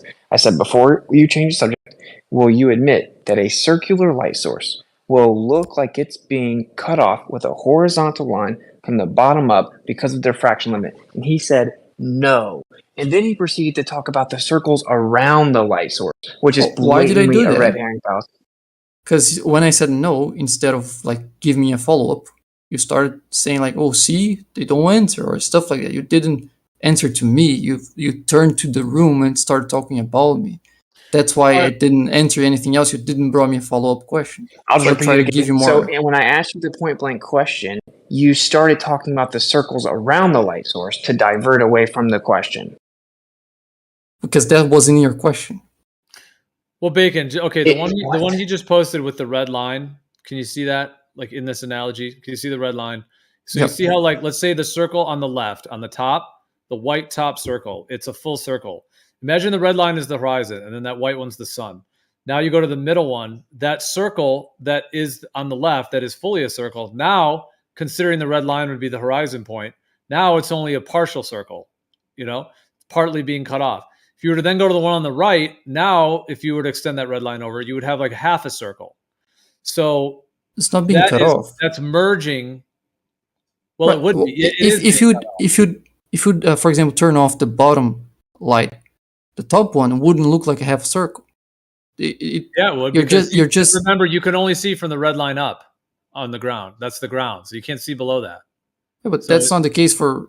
Like here, it's showing what happens when you have two light sources too close to each other. If you turn off the bottom one, the top one is just going to keep looking like a circle. You're just cutting that in half because you have two. They're too close. It's not that one's being cut. It's that they're too close and they're overlapping now. It's not that one's missing a piece now because it's too close to the other one. It is just because the ground would be overlapping. The ground would be optically overlapping with the bottom of the sun. Do you guys, is it that you don't understand? How do all the flat earthers immediately understand the analogy, but you guys don't? I'm not having a problem understanding it. I'm having a problem because that contradicts the very effect that you're trying to use. Like, well, hold on. Do you see in that image, real quick, on the left, see how the height of the circle on the left is higher? The circle in the middle one is lower. The circle on the right is even lower. You see how those keep lowering? So that's merging into that red line. Yeah, they're merging into each other. The red line's just added there. Yes, they are. Yeah, they're merging because they're overlapping. So why don't we just okay, would you be willing to, it's not really a concession, but are you willing just to accept that and then we can move to the next part? Because I think we're just there's more to it as well. I accept that they're merging. Definitely. That's, I mean, if you ask me to describe Rayleigh criterion, that's how I describe it. You have two light sources that appear to merge because of the diffraction patterns. So you agree? I agree with what I just said. So you agree that this can happen over a planar surface then? Of course I agree this happens in whatever surface. That doesn't have anything to do with any surface. Okay, so the red line is the horizon. Below the horizon is the ground, or let's say water. Above it is the sky and the sun. Okay? Right. Okay, so the sun then begins to look like it's merging into the central point, and the central point is the horizon. Sun is nearly close to our diffraction limit. So, dude, I know now this know happens for at a fact that you're intentionally obfuscating. Can you admit that a circular light would objectively look like it's dropping and disappearing from the bottom up, merging into the central point? No. No, of course not. Of course. See what I'm saying? This is wild. Right. Yeah, so a follow-up question, not just dismiss it and that's it. Right. Or at least give me an opportunity to finish the point I was trying to make. Right. Which is, if we want to claim this phenomenon, let's apply this phenomenon. It has a very easily applicable formula. It's just 1.22 times the wavelength over the diameter of the aperture. Apply that to the human eye. What do you think is the angular resolution limit that the Rayleigh criterion gives you for the human eye? Do you have any idea? This is again a. Can you answer my question? No, because See, they can't answer. See, I can do the you same know why thing. I'm not answering? Because I'm very good at spotting your tactics. It's very easy. So what you're doing, you can laugh it off, but I'm just going to keep calling it out. So as I keep asking you the pointed question that you roundabout concede, once I ask it together, you can't concede. You want to start talking about your specific idea of what would or wouldn't happen with the sun. my specific We're idea. not there yet. We're not there yet, though, because you can't be intellectually honest enough to admit that a circular light source would look like it's disappearing from the bottom up, converging into the central point, even though it's literally been proven with experiment.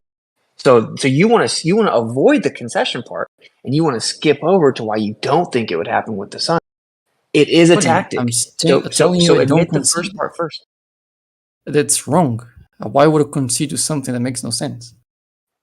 So the circular light source doesn't look like it's disappearing from the middle up, even though we're all looking at it. That wasn't the question. You asked if it would appear to It's been the disappear same bottom question up. for 5 straight minutes, Bacon. You asked if it would appear to disappear from the bottom up. The answer is no. Yeah, from the center up.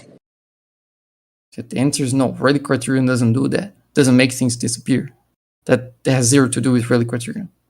And I might have a fourth shot with my point because I try to make a I'm same not point gonna. like I'm 4 telling times. you, I will disengage if you keep avoiding the first part and start asking me about the math of the sun, because we're nowhere That's not the close to math of that the point yet. sun. That's not the math of the sun. That's the math of Rayleigh criterion. Why wouldn't you apply that? It's a non-sequitur. Did Whitsitt? How is that non-sequitur? It's your whole point. Hold on, let's just go through. Okay, did Whitsitt bring up Rayleigh criterion, or is this only your insertion, Bacon? No, that is what he's presenting there. That's This is Rayleigh criterion. He wants to say, look, this is the wavelength of the sun, and here's the aperture of the eye. Tell me how this would work. We aren't there yet, though, because he won't even admit that. He won't even admit. You did say that. You won't even admit that the circular light source will look like it's being cut off from the bottom up relative to the central point, even though we're all looking at it happen. We're not looking at it happening. We're looking at two patterns merging because of Rayleigh criterion. We're not looking at something missing because of Rayleigh criterion. Right. Something So disappeared. the bottom of the circular light source will begin to merge into the central point, looking like it's cut off. You can't Doesn't look discern like it's cut off. Look like they're overlapping. I mean, Bacon, you can't go with the analogy though. Like you can't see what's being referred to. I would just like to mention too on at 59 after the hour, and then at the top of the hour there, the two that Rakia and Whitsitt posted. I'll actually repost them in a second.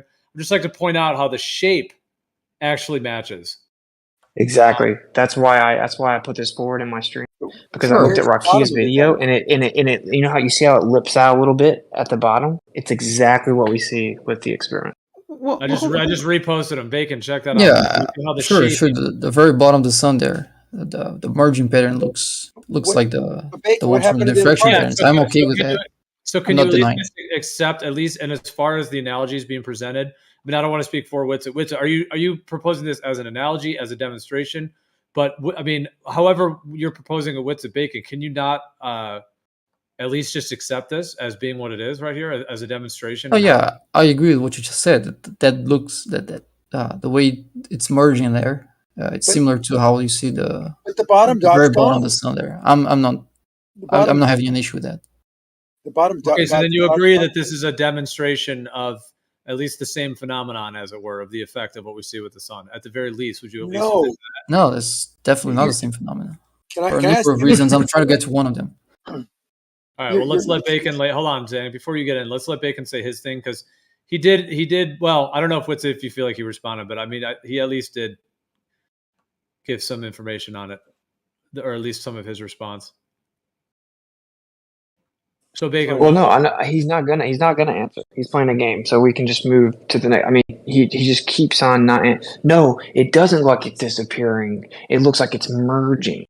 Yeah. The bottom of it no longer is visible. It used to be visible, but now the bottom of the circle isn't visible. It looks like it has a straight line cut through the middle of it.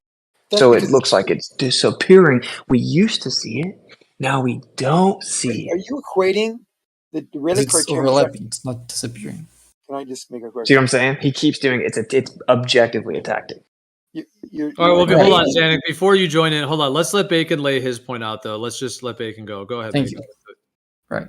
If you apply, I mean, it seems like you ultimately did kind of concede there. I mean, you admitted that the effect is obviously,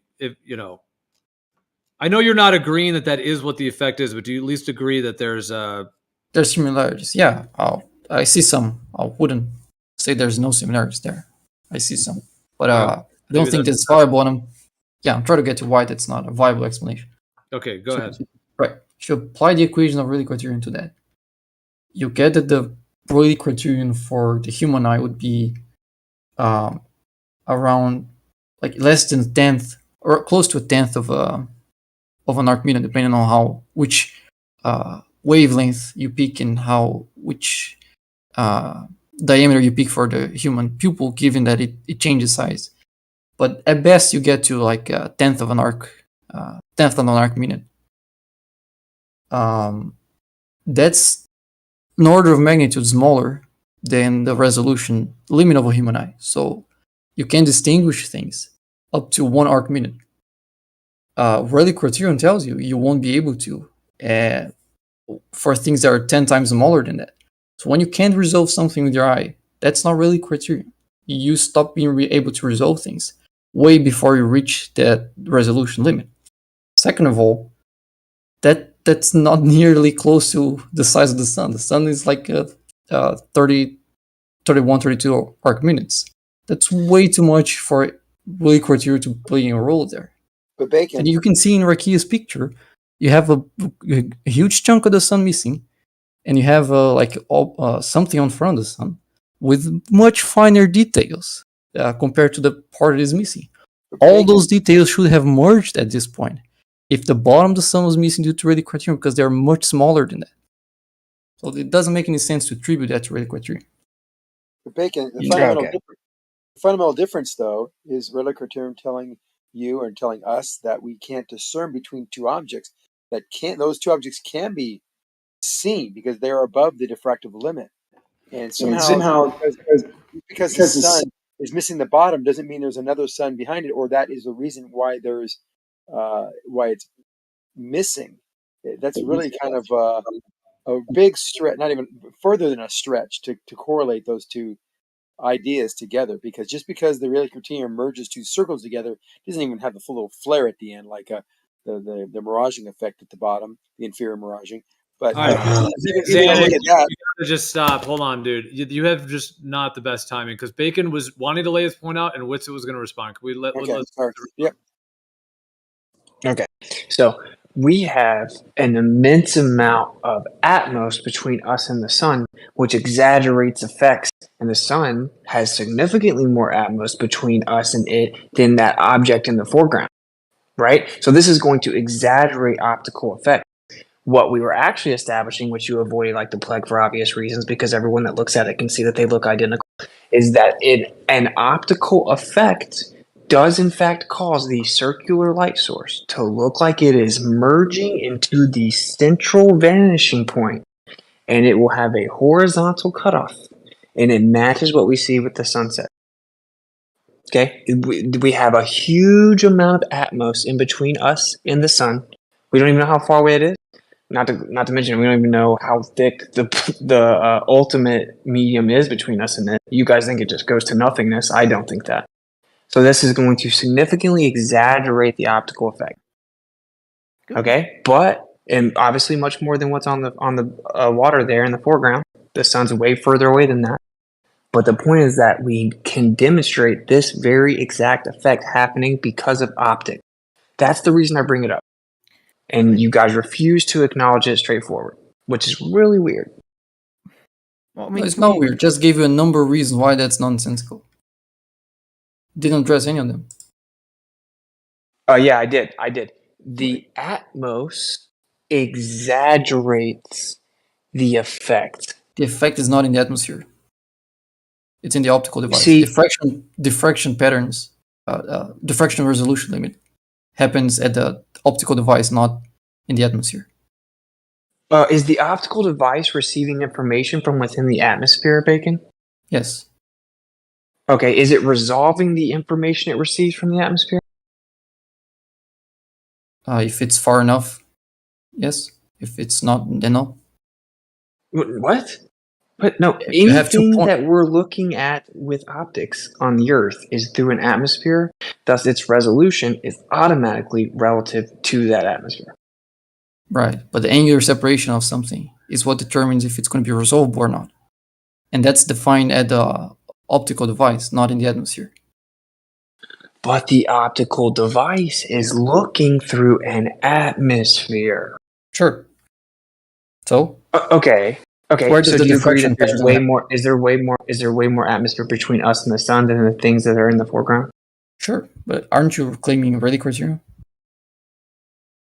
Okay, what I'm claiming is that what people call Rayleigh criterion, and there's an equation for it, whenever people do the test to demonstrate it, it shows us exactly what we see with the sunset, which is there's a circular light, and even though it remains a circular light the entire time, relative to the propagation and reception angles, or the resolution, resolvability, the aperture of the optics, that circular light source, although still a circular light source, remaining exactly where it is, not moving, it's just a circle, it will begin to merge and basically melt into the central point relative to eye level, right?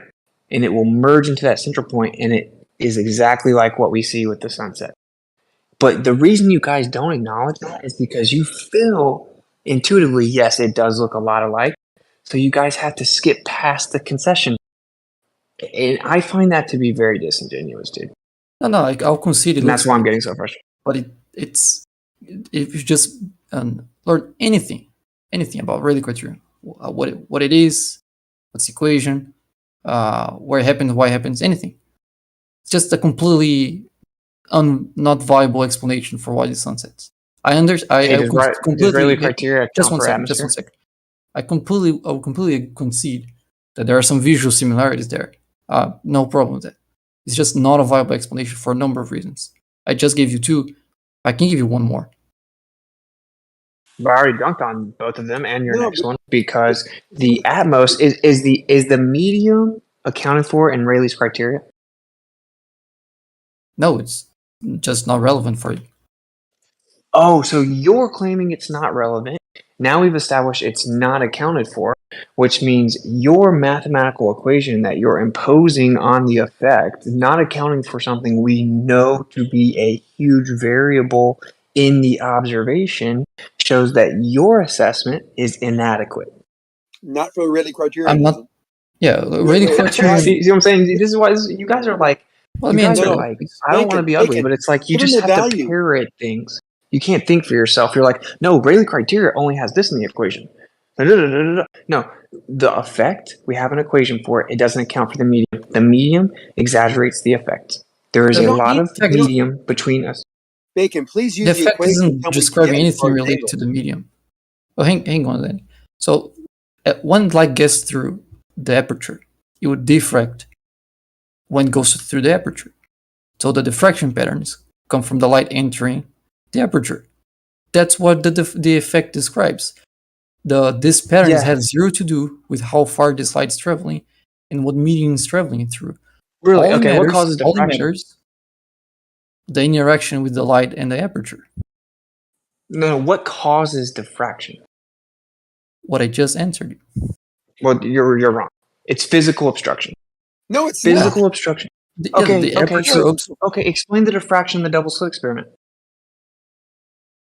On the double slit? Yeah. I don't know about that. Oh, well, it's the physical obstruction that causes the diffraction. So, just like if I see sunlight shining through a tree, if I see sunlight shining through a tree, the leaves are what causes the light to diffract. Whenever we shoot radio waves way too far for your little globe model, you guys quickly understand that physical obstruction causes diffraction. That would be the aperture. So when light enters the aperture, that interaction with the aperture is what makes it diffract. And those patterns, those circular when I shoot patterns, radio waves, what causes the diffraction? well, the same thing. Whenever there's something that can block the wave, when the wave goes through it, it would diffract. That's what's happening in the aperture. That those circles, those circles that you're seeing there, are the diffraction patterns formed by the interaction with the light and the aperture. That has zero to do with atmosphere before it gets to the aperture.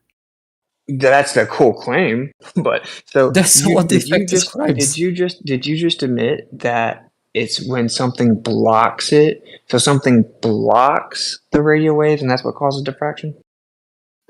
Well, it has to be an obstacle. Surface. Diffraction happens around obstacles. Oh, wow, crazy! So the aperture is one. Oh, okay, that's cool. So then, material is an obstruction that can result in diffraction. Sorry? Say that again? Is matter an obstruction that can cause diffraction? If it's opaque to the wavelength you're talking about, sure.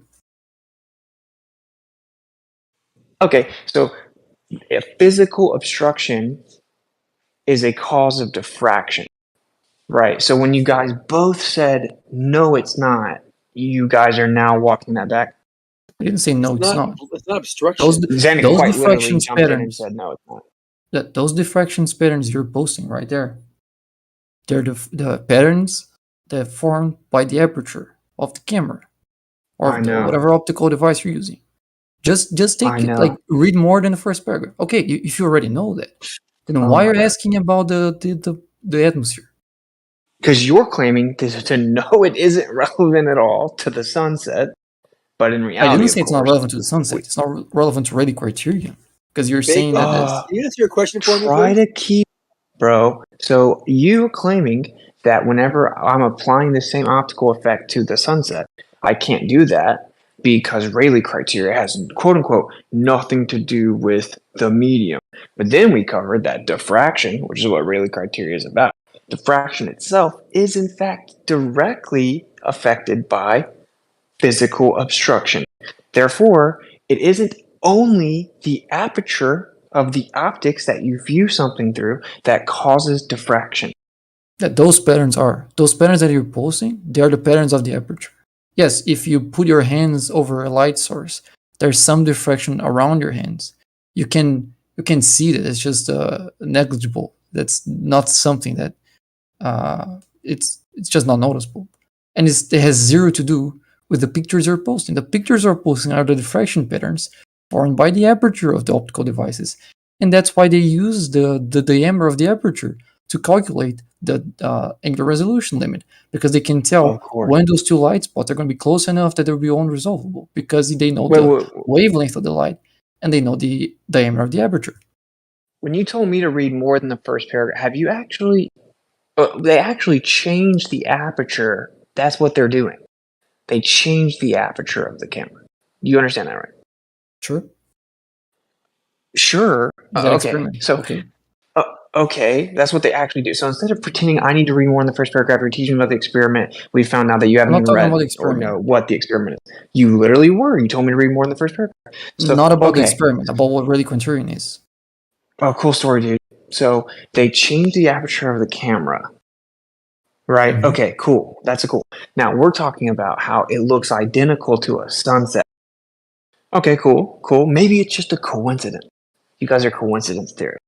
Well, we know for a fact that this effect is relevant in any observation we're making on the Earth. Right? Because our eyes have aperture. Our eyes have aperture, right? Cameras have aperture. Yeah, but the resolution limit from Rayleigh criterion is only relevant if it's bigger than the resolution limit of the device itself. If it's smaller, then that's not even relevant. Oh, it's not that it's not even relevant. It just has to reach a certain point before you see a certain effect. It's always relevant. It's always the effect's always there. The difference is if the distance between like your let's say the pixels in your sensor, if that distance is bigger than what Rayleigh criterion gives you, then you're going to be losing resolvability before you're reaching the angular resolution limit from Rayleigh criterion. That's just your limitation of your device is just worse than the limitations of Rayleigh criterion. Do you understand what I just said, or just saying Yeah. Now we've Can you come repeat back that full back to me? circle to the. It's just based on the aperture limit of the device. You've said that 10 times. What's crazy is, though, I've already rebutted this by saying, no, you keep repeating yourself, but I've already rebutted it. We're looking through an immense amount of a medium that causes physical obstruction and exaggerates the effect. Cool story. Okay. Where do you have hang on a second, where do you have demonstration of obstruction of the environment or the whatever you're looking at being affecting the angular resolution limit from Rayleigh criterion? You're letting him get away with the fact that he's using the word obstruction, then he uses it, extrapolates that idea and thought into the atmosphere, which is mass, which is now his obstruction. Then he suddenly aids his argument. The argument Bacon's already laid out. That object is orders of magnitude larger than what we need to have an object be to see it in its entirely and to be able to differentiate it from another object, i.e. the two dots. They are one dot, twice as large, but without a seam that you can see because they look like they're one object, but they're still angular size double of one of the dots. You still see it because it's larger than our diffractive limit. The sun is orders of magnitude larger than that. That's dependent upon the aperture and somewhat of the wavelength of light and things in the distance. The main thing is the size, and that is diffracted at the eyeball through the lens. Is what the diffraction happens there. The diffractive limit is what you could see as far as a light pattern at any distance. It's angular size dependent, nothing else, not pollution or particulate or atmosphere, anything. It's actually not just about angular size. So the fact that you just did all that pretending to teach us about it, and then you thought that it was just about angular size, shows that you don't understand. Shows that you don't understand it. Stop. You just monologued. You just monologued. Stop. One sentence. No, there's no real quick, dude. You just monologued. Dude. Okay. So the point is, the bottom of the sun is closer to the eye level than the top of the sun. So that propagation and reception angle relative to our resolution angle is smaller at the bottom of the sun than the top. It doesn't all disappear at one time. It's not just one point of light or one propagation angle. It's a quadrillion propagation angle. Okay, so the bottom of the sun is going to drop below resolvability before the top of it, just like it would do with an object. Are you with me so far? Oh, I understood the claim, but why do you think eye level is in any way related to the resolvability of something? Because of the relative angles. So we're looking out at eye level, and we're looking at something, and everything we're looking at has an angle of propagation towards us, and we're perceiving that information. So its propagation angle is relative to our eye level, where we're receiving the information. So if there's a bottom of an object that's closer to our eye level, which means that the propagation angle is smaller. The reception angle is smaller, because it's closer to eye level, which means it's going to drop below the resolution limit before the top of the object when that angle is significantly greater. Okay, where in anywhere you find any mention of eye level when determining Rayleigh criterion or the angular resolution limit? Do you have any source, anything showing how eye level or the angle relative to eye level has anything to do with something being resolvable or not due to Rayleigh criterion? Is there any? I'm sure I could find a source, but you notice what you didn't do? Actually address the point. So let's just repeat. So we're looking out and receiving visual information. We're receiving visual information, and where we're receiving that visual information is our eye level. So the propagation angle coming from the object that we're perceiving is going to be relative to where we're receiving it, which is the eye level. Well, how So is that at the relevant bottom to of the angle resolution? so at the bottom of the object, that propagation angle is going to hit the eye level before the top of the object, because its propagation angle relative to that eye level, i.e. the resolution limit, is Oh, wait. smaller. Eye level, i.e. the resolution limit? What's the relationship between eye level and resolution limit? Resolution limit is just the minimum amount of angle where you can distinguish between 2 points. How is that related to eye level? Do things converge into a point near our eye level, Bacon? If they're parallel to a line that is parallel to your line of sight, then yes. So the things that disappear in the distance, they start converging into our eye level. If they move parallel to your line of sight, then yes. Okay. So things over a plane surface, they converge towards eye level. Okay, cool. They're So moving now across the we're going surface, to yes. Okay, so now we're going to resolve the information in the distance, and that's going to be relative to our eye level. No, it's relative to how far to the two things you're trying to distinguish are from each other. Why would you insert eye level there? It isn't just about distinguishing between two other things, dude. Oh, It's it not is. just- That's exactly what really criteria is about. It's exactly So that. you're saying, you're saying resolvability is only about trying to show the difference between two things? Oh, you say it's resolvable when you can distinguish between 2 points. When you can no longer resolve it, it looks like it disappears. Even though it's still there, you that's can't not see true. it. That's not true. It looks like there's one thing when there's actually two. That's when you're not resolving it. If you have a car and then it has two lights, and at some distance the car appeared to have one light, it doesn't mean one of those disappeared. Those two This lights is are so still funny, there. dude. They're just occupying the same spot in your view.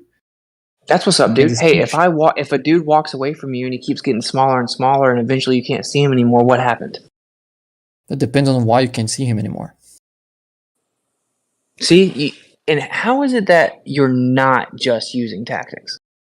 Because that's the answer to your question. That has nothing to do with any tactic. Well, it's funny because I answered your question in my question, and you know damn well what my question is, but you want to convolute the conversation. You're very tactical. I Your bet it question- works on your most people, question- Bacon. It's not working. It's not. I don't know if you noticed. It's not working. Your question easily relates to many other subjects that are not really criteria. There are many ways why you wouldn't see something. It can be light attenuation. Can be because it's unresolvable, and it can disappear because it's unresolvable, as long as, for example, it is the darker than the surrounding environment. But that's not what being unresolvable mean. So your question, the answer to your question really depends on what you're talking about. And No, it doesn't doesn't. actually address the I'll point. repeat my question. I'll just repeat my question to prove you wrong. So I said, if a guy's walking away from us and he keeps getting smaller and smaller, and then he keeps getting smaller until the point we can no longer see him anymore, what happened? And then you start talking about light attenuation and there's a No, I bunch said of different depends ways. on why you don't see him anymore. Because there's more than Didn't one I just answer say for he's why. gonna he keeps getting smaller until you can't see him anymore? Didn't I answer that question in the Yeah, question? while he's getting smaller, you can stop seeing him because of all the reasons why he's too small. You didn't say we don't see because he's too small. You just saw he kept getting smaller, and then at some point we don't see him. You didn't tell why we don't see him. No, yes, I did. I said he keeps getting smaller until the point that we don't see him anymore. Are we not seeing him because he's too small? Well, that's what I'm asking you, Bacon. So Well, that's if your the guy hypothetical. keeps getting small, no, it's not hypothetical. It just objectively happens, and everyone knows it. So if the guy keeps getting smaller, and then eventually we can't see him anymore, does it look like the guy disappears because we can no longer resolve him? That can be the case. Thank you. Okay, cool. So things can look like they disappear because we can't resolve them? Yes, but that's not what being unresolvable mean. Okay, is it because that the propagation angle of the light from whatever it is that we're viewing drops below our resolution angle? No, it's because the distance between the two things you're trying to distinguish are smaller than your resolution limit. Okay. I think you guys kind of said the same thing, maybe. Yeah, pretty much. But this is what they don't. This is what they never want to acknowledge. Is whenever we talk about things get smaller in the distance and eventually they reach our resolution angle, our resolution limit. They want to pretend no. If that was the case, the whole thing would disappear at the same time. But that is not true, though, because the angle of light from the bottom of the object is smaller than at the top of the object relative to your eye level. That's not what determines when you can resolve something. Oh, so the angle isn't what determines it. Angular size of it is. The angle to eye level isn't. That has zero to do with you being able to resolve it. Saying angle. Yeah, no, of course it would. It would on a globe model too, technically. Yeah, because that's where you're receiving the information. That's literally where you're receiving the visual information, though. No, okay. There's two light sources. They're a meter away from each other. I move them far enough where they merge into one. That same distance, they could be higher in the sky, they could be lower in the sky, they could be to my left or to my right. That distance is the distance where they're going to appear to merge. Doesn't matter how high they are, if they're at eye level, if they're above eye level, if they're below eye level. That doesn't change the angular distance between those light sources. And that's what determines if you're going to be able to distinguish between them. AKA being able to resolve them. Let's see if you can answer this question, because this is really exhausting. If an object falls below our resolvability, is it going to all disappear at the same time? Is the whole object going to disappear at the same time? Objects don't have to disappear because they're unresolvable. You see what I'm saying? So then he says they don't have to disappear because of that, even though he just admitted that they can disappear because of that. Yeah, they can. They don't and this have is what to. he did the first time. So it's just a tactic. No, that's not contradiction. No. It's clearly what we're talking about, dude. It's what we're talking about. You did this to me about 3 minutes ago, where we had to go through this whole thing about how we both know what I'm talking about. In the context of my question, we knew what I was talking about. But when it comes to the pointed question that you don't want to answer, you avoid it by saying things like, "Oh, something else could also cause it." Totally a red herring. I'm not avoiding answering you. I'm actually answering you with more information than just asking, just to make sure you don't twist my words. I'm not sure why you don't like that. I mean, I'm giving you a more complete answer than you're actually asking. You didn't even answer. Yeah, how is it a complete answer when you didn't even? I'll ask the question again. So I have a clarifying question. Are you talking about due to angular size? Is that what you're referring to? That it disappears due to complete angular size reduction into non-resolvability? Is that what you're referring to? Sure. Just resolvability in general. Resolvability in general. If an object disappears because of resolvability, will the entire object disappear at the same time? Because the Globers have been saying that it will for 7 years, but it's objectively not true, right? Because it isn't one single piece of light with one single propagation angle. It's a billion different little points of perceived light with a billion different little propagation angles. So they're not all gonna fall below resolvability at the same time. Okay, there's a difference between things disappearing, things being unresolvable. You can't keep mixing those. Otherwise, I'm gonna keep trying to clarify things before I answer you. When something is unresolvable, means you can make up details on that. Its angular size is simply the same distance as the 2 pixels on your sensor or the 2 cones in your retina.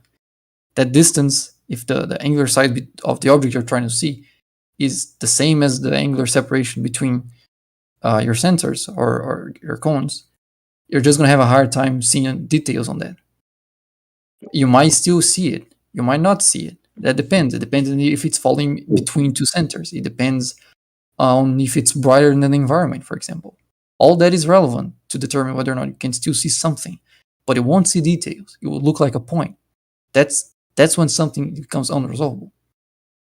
Okay, so you do think the entire object would lose resolvability at the same time? No, it's like what loses resolvability is angular distance, not like an object. If you're talking about like the distance between the two extremes of an object, that's one thing. If you're asking about the middle and the edge, that's another thing. Okay, buddy, look.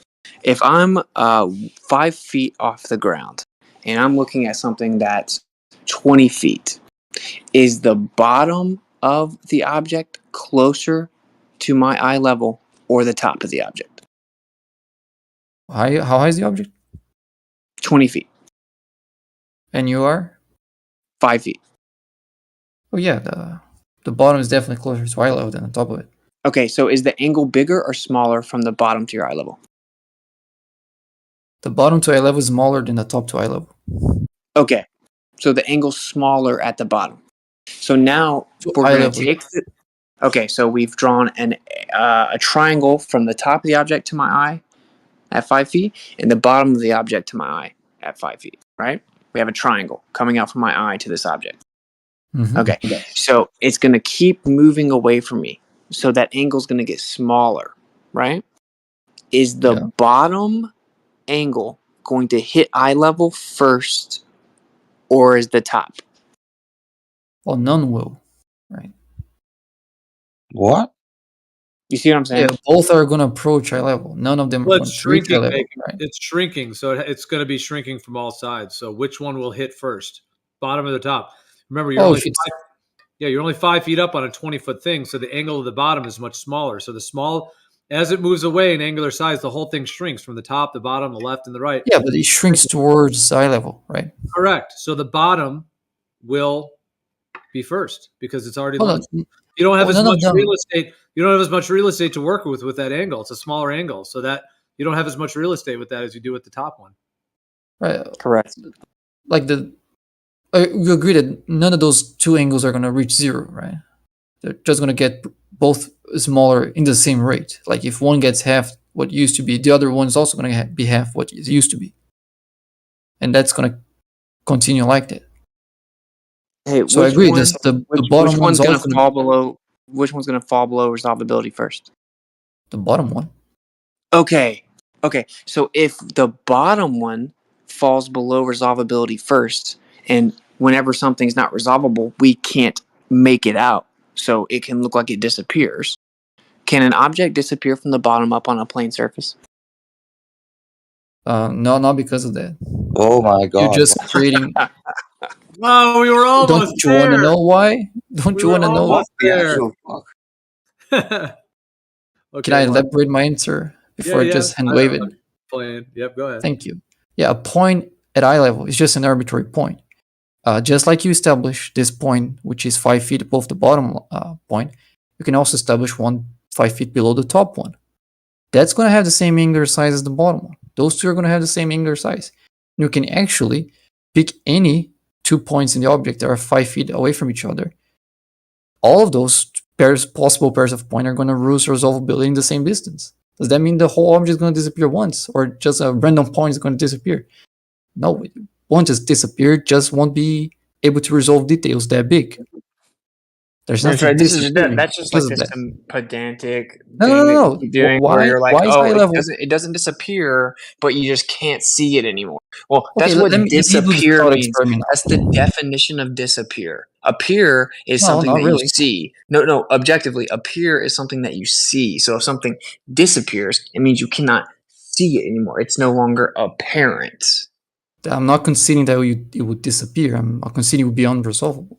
Oh, okay. That means you can't see it anymore, right? Hey, if it's not resolvable, can you still see it? Yes. Sometimes you can, I'm done, dude. That's just what it means. Like if you have two light sources and they're unresolvable, you can still see a light source. You just won't be able to notice it's two instead of one. It's still visible, even if it's unresolvable. Oh, so it'll start to merge? We're back to the diffraction. Yeah. I know, dude. And okay, so it could divert. It could start to merge into the vanishing point known as the horizon. Not into anything. They merged into each other.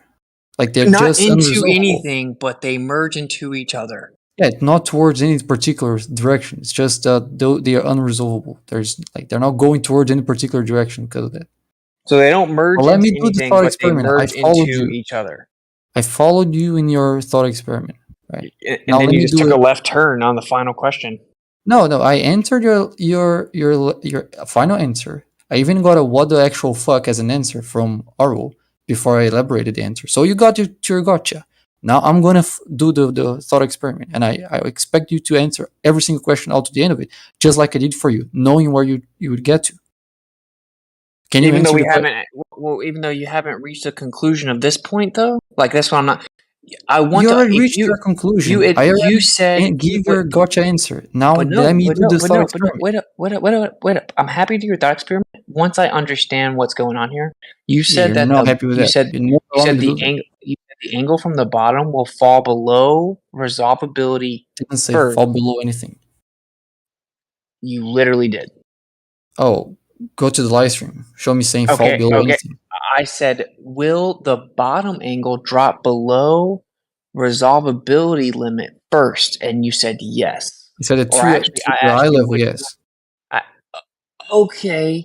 So I know you said resolvability. So if the bottom angle drops below resolvability first, then would we be able to see the top longer than the bottom? No, that doesn't actually imply that. I'm okay. Oh, no, you're not done. Now it's my time to do the thought experiment. And then you answer my questions, right? And then I can address your conclusion. I mean, as it moves away and shrinks from the top, from the bottom, from the left, from the right, if you're only 5 feet up at it as your eye level, if the whole thing's shrinking, then that's why I was using the term like real estate. It's like you have a lot more. Like imagine that the top and the bottom are both, the top's coming down, the bottom's going up as it's shrinking in angular size, but you don't have as much of an angle on the bottom as you do on the top. So that Can will I do Sorry. affect what you'll be able to see as it moves away in terms of resolvability of the Right. angle. Can I do the thought experiment now? I said sure, man. Go ahead. I mean, you just Right, so let's blatantly say- double spoke. But go ahead. Right, says you, right. So you have an object, same size. You said 22 feet, right? Sure. Okay, let's say I put a light source in the top of it, a light source in the bottom of it, and a light source 5 feet below the top of it. So what is that, 17 feet above the ground? Okay. I think it was just Okay. 20 feet. Just call it 20. Right. So what angle is bigger? My angle from the bottom to the second light spot, 5 feet below the top, or the angle between that light source and the top of it? Which angle is bigger and which angle is smaller? The latter. The letter is what? Bigger. The letter is bigger? What letter is? You What is just letter? asked me, is the angle from the bottom to the light that's 5 feet below the top bigger, or is the I don't know angle what from the the bottom word to the letter top means. ladder? Can you Like just say the what that second is? option, like the angle is bigger from the bottom to the top than from the bottom to below the top. No, that wasn't what I was asking. So The maybe bacon, hold on. misphrased it. The Let me try verbiage. it again. Hold on, real quick. The verbiage ladder just means like the last one you said. You know. Right. Well, I think I either misspoke or misunderstood. So I'll try again. What angle is bigger? From the bottom? Okay, so we have 3 light sources. Well, number 1 is in the bottom. Number 2 is 5 feet below the top. And number 3 is on the top. So what angle is smaller? From 1 to 2 or from 2 to 3? 2 to 3. Right. As I move that object further away, the whole angular size is going to keep shrinking, right? Yeah. Okay. Which one is going to approach my angular resolution limit first? The 1 to 2 or the 2 to 3? Well, you're not accounting for angular resolution limit the same way I am, which is relative to eye level. No, angular size is just angular size. Are you saying angular size has to do with eye level? I'm saying resolvability of objects in the distance has to do with eye level. Also, it doesn't have to do with the angular size. Well, I'm losing you. How do you determine the angular when something reaches the angular resolution limit? Isn't the Because angular things don't just disappear because of angular size. The angle gets smaller because of angular size, but that angle of reception falls below resolvability before some mathematical idealized notion of it falling all the way to 0. I'm not asking about any math. The angle between the top and like number 2 and number 3 is smaller than the angle between number 1 and number 2, right? Yeah. Is there any distance I can push the object that the angle from 2 to 3 is not going to be smaller than the angle from 1 to 2? No. Right. So which angle will disappear first, the smaller one or the bigger one? It depends on where you're viewing it from. So the bigger angle can disappear first than the smaller one, depending on where I'm looking from. Relative to your eyelid, it's how close the angle is to your wherever you're receiving the visual information, which I've said 10 times. Okay, so why wasn't that an issue when you were asking me the questions? Because if I was, well, hang on a second, if I was just 15 or 17 feet higher, then the top would disappear first, right? According to that reasoning, it's the angle, the angular distance from eye level, not the angular size of it. It is relative to eye level, correct? So what determines if something is unresolvable is its angular distance to eye level, not its angular size. Yeah, to the vanishing point, which is relative to your eye level. Right. Do you have any demonstration of that? Well, or any source of that? Because that's just nonsense. Things in the distance disappear from the bottom up. You say it's nonsense, right? But then you said that the bottom angle would fall below resolvability first, but it wouldn't disappear first. Yeah, if you have something written, for example, if you have a letter that fits between eye level and the bottom, and you have a bigger letter that fits between eye level and the top, it's going to be the letter below eye level is going to be harder to read at a certain point, or it's going to be impossible to read at a certain point. Doesn't mean that's you're going no to longer disappear. going to be able to resolve it. Yes, you won't be able to make out details on that. So it's going to just blend in to the vanishing point. Well, we As might applied. still. Well, let's. Like that looks like just 1 or 2 pixels in a camera, for example, if it's reaching the resolution limit. But so is the top 5 feet. So is the middle 5 feet. So is whatever 5 feet in the object. Dude, I don't know why this is so. Do I have to draw this out? If Yes. I draw a dude, I have a meme somewhere. If I draw a dude standing on a beach and he's 5 feet tall, and I draw a straight line out from his eyes, and he's looking at a building, and the building's 20 stories tall. If I draw an angle from his eye to the bottom of the building, and then an angle from his eye to the top of the building, the angle to the bottom of the building is going to be smaller because he's only 5 foot up a 20-story building. So as it moves away, that angle starts to go in from both the top and the bottom, converging towards eye level. The bottom is going to reach the convergence point before the top. It's not complicated. I understand the claim, but that's just. Is there any demonstration that the thought experiment you answered that the top wouldn't disappear first and the bottom? There's any demonstration of something that is smaller disappearing less than something that is bigger, or disappear later than something that is bigger? Dude, what? When did I say something that's smaller disappears later than something that's bigger? Well, the part of the object between 1 and 2 is bigger than the part of the object between 2 and 3. And you didn't concede that the part of the object between 2 and 3 would be unresolvable first. No, I said that it's all relative to the vanishing point. That Will thing, be unresolvable first that or thing not? that you guys just pretend doesn't exist, and you want to keep omitting from this question as if it's a gotcha, but it does exist. It does exist, right? Okay, So will the top 5 feet disappear first than the bottom 17 feet? it's just all going to be relative to the vanishing point. How many times I got Can to you say? answer yes or no to that question? I don't understand. I just how answered the you're question. answering. It depends on the vanishing point. What do you mean by that? If you're closer to the top of the building or the second light that's closer to the top, then it would I'm 5 disappear feet, I told differently. you already. Okay. So then the bottom of it is going to disappear first. The The bottom bottom- 15 feet is going to disappear first and the top 5 feet? It's not about the 15 feet. It's about... That's what I'm asking. Okay, so When if is I'm the- 5 feet up and I draw the straight line out and we have 20 feet, No, it's not the bottom 15 feet. It would be the bottom 5 feet would disappear before the top 15 feet. But I'm not asking about the It bottom doesn't 5 matter. feet. It doesn't matter if you put a light up 5 feet from the top. That's totally irrelevant. The bottom light would disappear first. Okay, I'm asking when I'm going to stop resolving the light sources.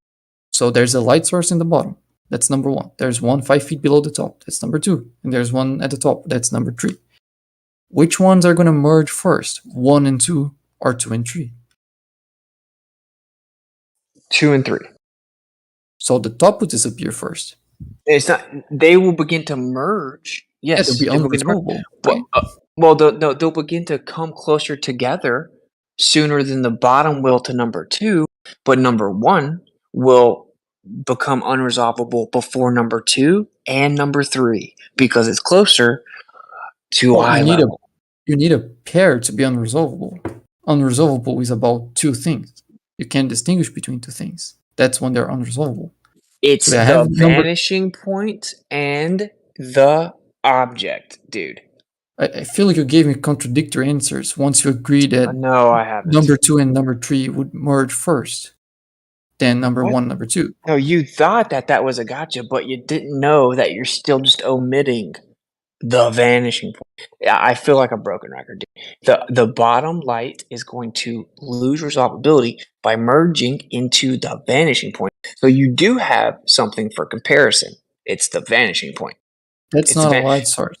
No. It is a light source. Everything that vanishing we point's a view, light source? everything that we view is light.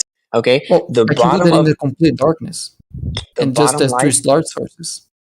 Okay, the So yeah, so bottom there's light. nothing to merge with. I would love to see what happens in pitch black, which still has light, by the way. But what's interesting is that you keep avoiding this, right?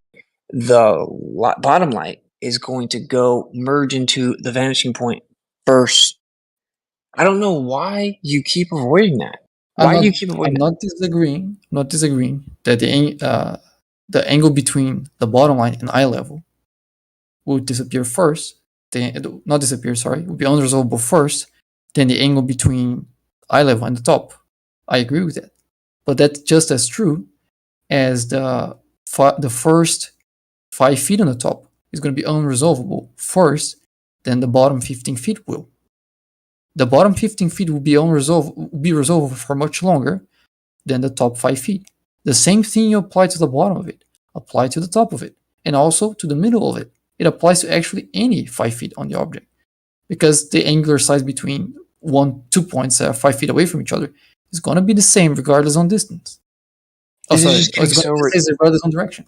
This is getting so redundant because whenever we got to the actual point, which is that it's going to merge into the vanishing point, you said no because you need another object to compare it to.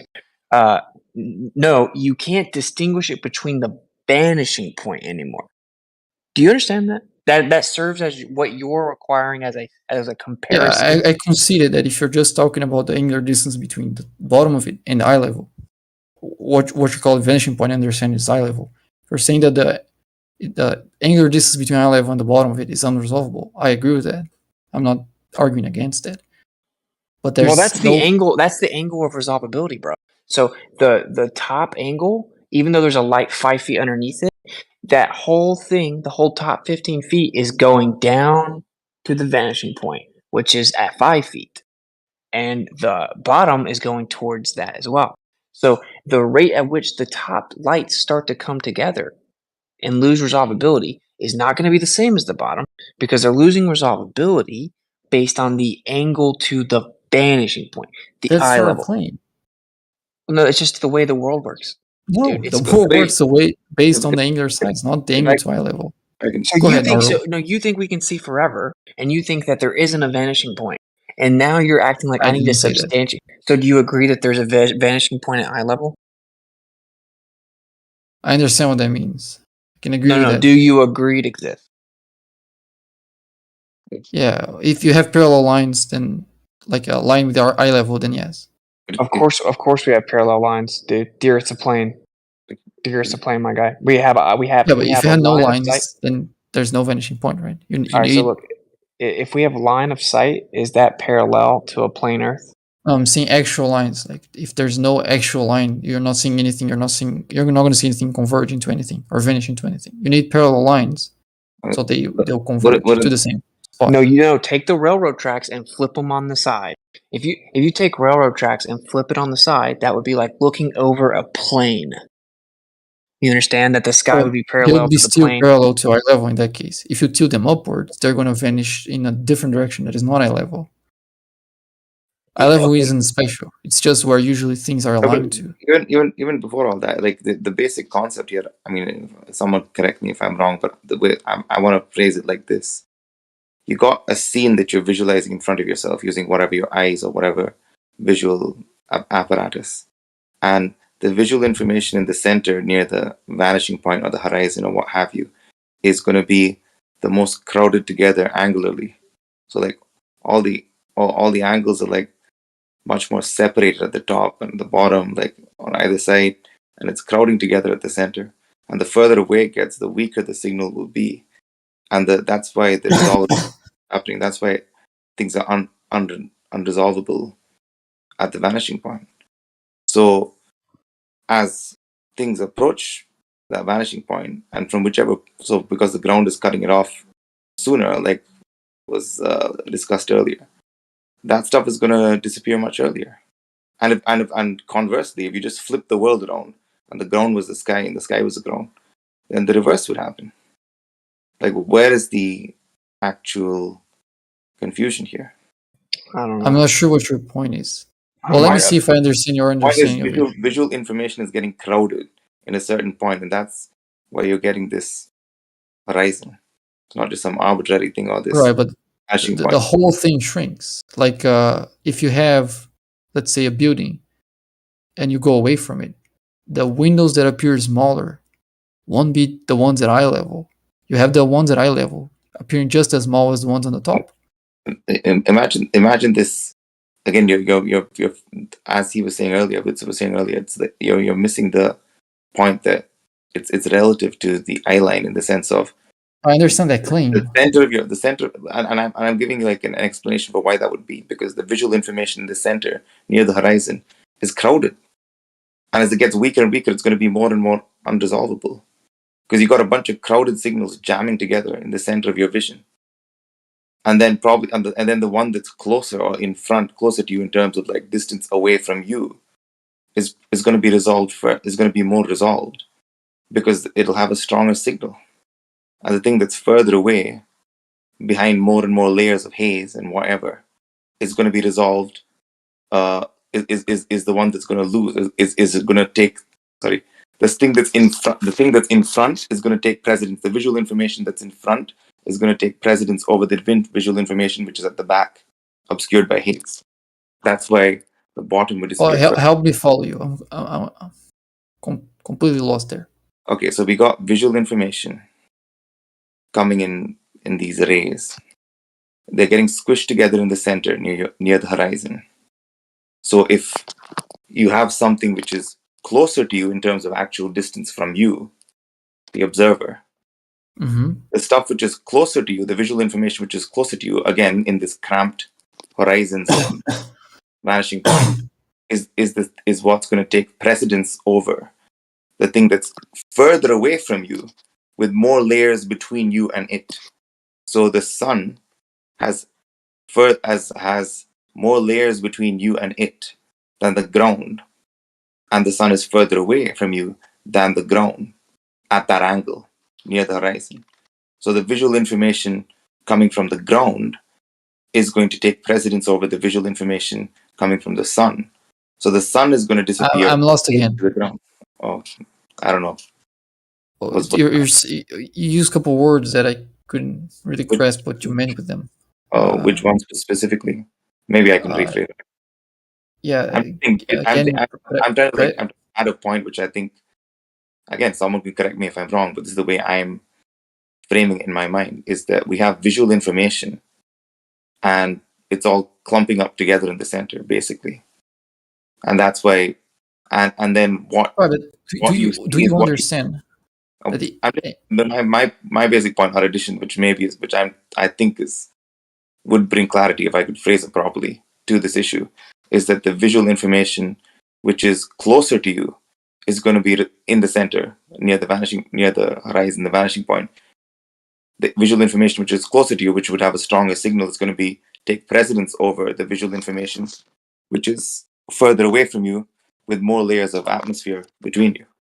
Right. So that's why I'm asking, like, if the windows on the top of a building, they're further away from you than the ones at eye level, right? I'm talking about further away from you in terms of, like, if you were to draw an orthographic view of it, like further away from you in terms. Further away from you. Just further away from you in terms of distance. Or you're just saying like the ground distance. Yeah, ground distance. Yeah, exactly. Okay. Right. So in that case, the whole building is the same ground distance to you, and every single window is in the same ground distance from you, right? Again, that's true, but the two factors at play here are is the angular size, which is going to be representative of much less distance given the object we're talking about, or relative distance of the object itself, versus the ground distance, which is the distance an object is away from you. So the angular size will be the reason why things are like clumping together in the horizon. That's why something much closer to you in terms of ground distance is also clumping together in the horizon, along with something which is much further away from you, but also occupying that same angular, the same angle in your field of view. And all that information is clumping together. And the one that's going to be resolved, the one that you will see, will be the one that's in front of you in terms of ground distance. Or has the strongest, which would obviously in most cases be that which is in front of you, which is closer to you in terms of ground distance. So the ground is going to remain visible because it's closer to you in terms of ground distance, strongest signal at the horizon. But the sun, the visual information from the sun, as it moves exponentially further away from you, is going to be lost to the ground, which is going to the signal from the ground, which is going to take precedence over it. Help me follow you. Like try to get some feedback on what you're saying before you continue, because that helps the ping pong. Sure. Right. Let me see if I. What will be your answer to the question I asked you with the building? Like, which window in the building has a smaller angular size, the one at eye level or the one at the top of it, or do they have the same angular size? Well, there's going to be light rays coming from. If we're going to use that model, they're going to have light rays coming from every part of the building, and that which is closer to the zone of, instead of calling it the horizon, the vanishing point, well, let's just call it the black hole zone of unresolvability, where all visual information is crammed together. So the thing which is closer to that black hole zone of unresolvability is going to be have a smaller angle. So you think the window at eye level will be smaller, will appear smaller than the windows in the top of the building? No, it's going to be unresolved. It's not going to be. It's going to be compressed, probably. Actually. Yeah, I'm not. I mean, we're not didn't get to unresolvable yet. Just trying to understand, what do you think the angular size? How do you think the angular size would change in those windows as you move away from the building? Because as far as I understand, the angular size of the ones at eye level is always going to be bigger than the ones on the top, given that it's closer to you. Right? So I should repeat that question. Sorry. So it's just to see if I'm processing this correctly. The window at the top is going to be bigger than the window at the bottom. It has a smaller angular size in the top than the ones at eye level. The ones at eye level are physically closer to you than the ones on the top, right? Okay. Right. So their angular size is going to be smaller, right? Okay. Right. So how can the bottom ones be unresolvable first? Because it's the mechanism for why they're being unresolvable. I think the lack of resolvability could be due to two different reasons, right? One could just be an object moving so far away from you that there's no visual information that you could the make visual out. information just stops, like What are you talking about? Like light attenuation? As far as I'm like, I'm just trying to like again. I've been hearing these discussions for a long time. I think some things are just not being mentioned, which is that there seems to be two ways in which, I mean, or maybe I'm just not paying attention. Oh, we're talking about reliquars here. There seem to be two. I know, but I think beyond that, we're talking about resolvability, because that would be the common point between the diffraction pattern and this resolvability. So if you're talking Right. about something getting further away or getting smaller in size, that, and then to the point where it's just so small that you can't resolve it, that's one thing. That's one way in which an object would not be resolvable. Another way in which the object would not be resolvable would be because the signals are getting squished together, just as in the horizon. That's the same thing. No. They're unresolvable when you're getting the same. If I was looking up through some hypothetical vacuum like you guys believe in, right, and an object was moving away from me, or a light source or whatever, it would get so small. Again, there's no horizon because it's not separated. I'm just looking into some vacuum expanse, and the thing just kept moving away from me. That would just be, I mean, wouldn't it be just like what we call it, light attenuation or something? Just basically a signal becoming fainter and fainter till I just can't see it. There is no information anymore for me to view. Oh, it might disappear before that. Like if its angular size reaches like a point, so you can't make out, like if the environment is brighter than the thing that's moving away from you. We're looking out, imagining space is real. We're just looking out into a vacuum of space, and we're seeing some object or some light. Is it like a black space? Imagine it's a black space. Right. Okay. Or imagine it's space, but it's lit up for some reason.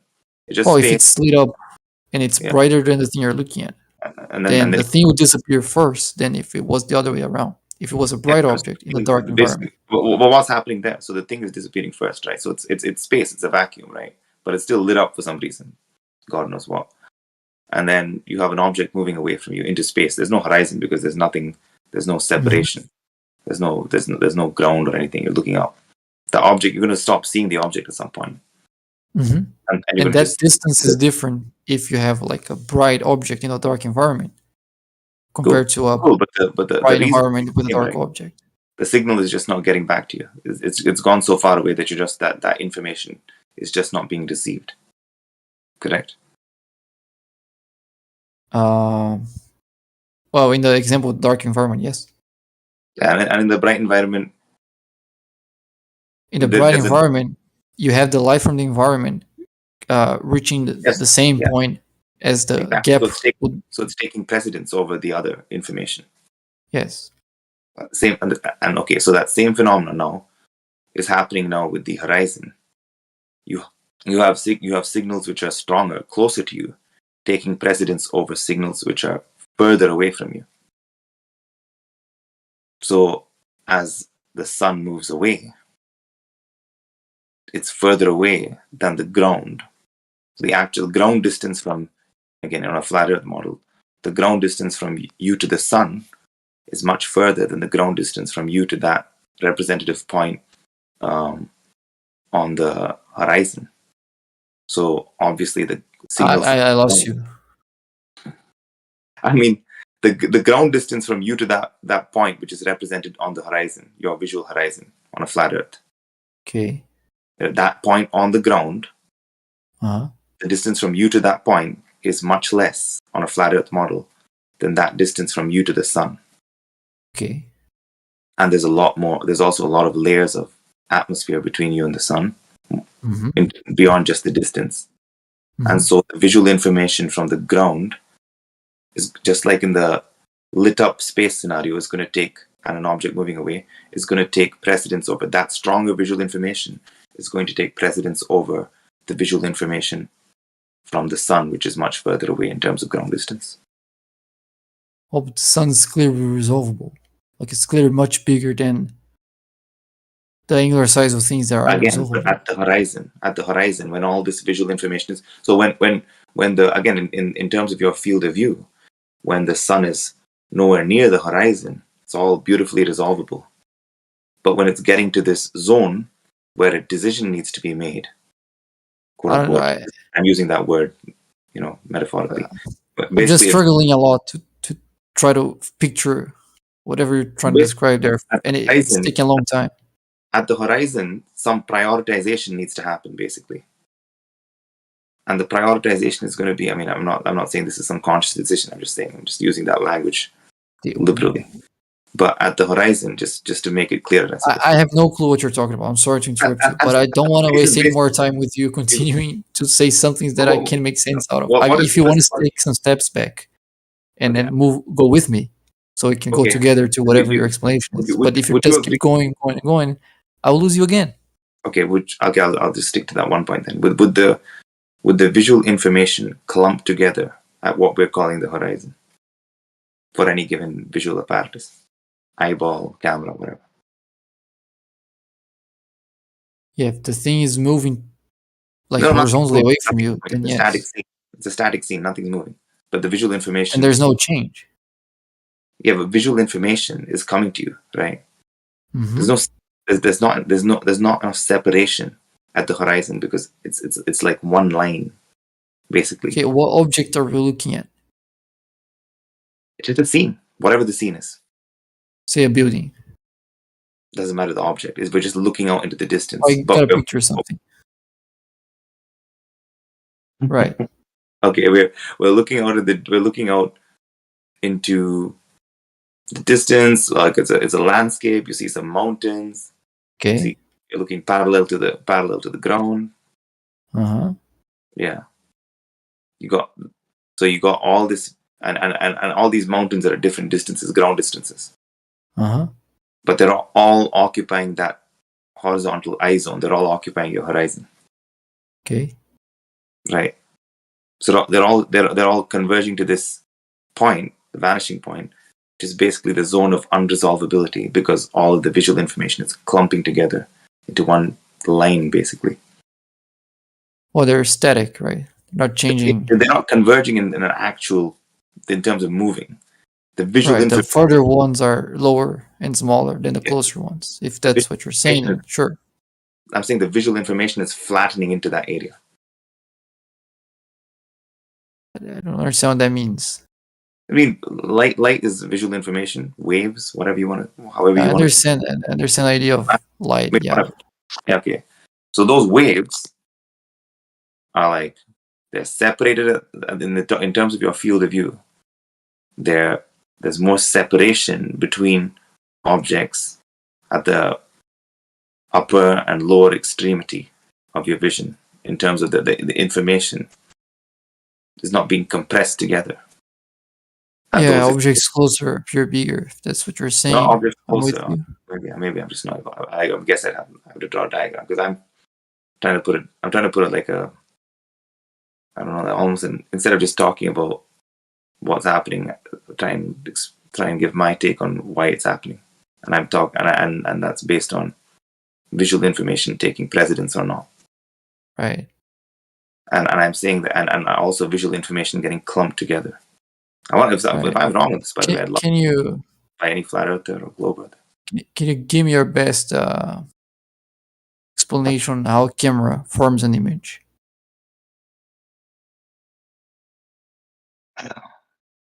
Because all we're talking about so far is it's how images are being formed, either in your eyes or in the back of a sensor of a camera. Right?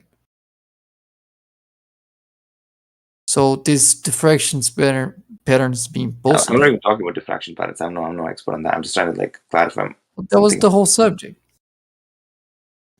Well, that was the initial topic. No, I was merely addressing the bottom-up disappearance or unresolvability of something. Right. Or whatever. Yeah, so it can be top-up if you flip the orientation of the world around. But basically stuff which is approaching the vanishing point being unresolvable more quickly than stuff which is further away from the vanishing point. Okay, hang on a second, please. What information do I need to tell when something is going to be unresolvable to you? What information do I need to determine that? So I have an object. I want to know how far it is. How far I have to put that object for it to become unresolvable. How do I work that out? What information do I need? You probably need the distance, ground distance away from you, and height. The ground distance. Away from you and height. Right. Not the actual distance. The ground distance. What do you mean actual distance? So if I have someone holding a basketball. Well, I can actual distance. I'm just talking about a scene where you're looking straight over the ground. So. Right. Well, the actual distance then. Yeah, like the distance between me and the object I'm looking at. Yeah, of course. And its size. Anything else? I don't know. To be honest, I don't know. There could be other There's factors. one thing. There's a resolution limit of whatever I'm using to look at it, right? Could be my eye, could be a camera. Cool. Those would be different answers, right? Yeah. Okay. Doesn't matter in which direction the object is.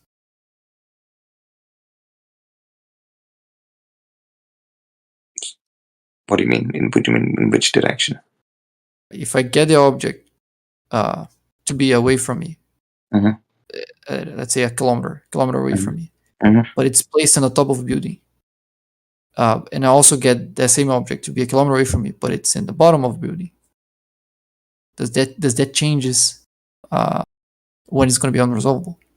Only in relation to your eye line. So only the distance is not enough, right? Apparently, you also need to know how high it is. Is that it?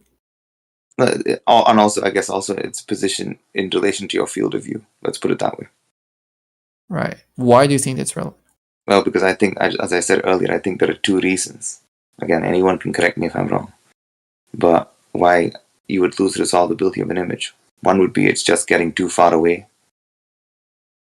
Another would be it's getting too close to the zone of unresolvability where everything is converging in your vision or the visual apparatus, which would be the horizon. Right. But the horizon, okay, how can I explain that? Say you have railroad tracks, right?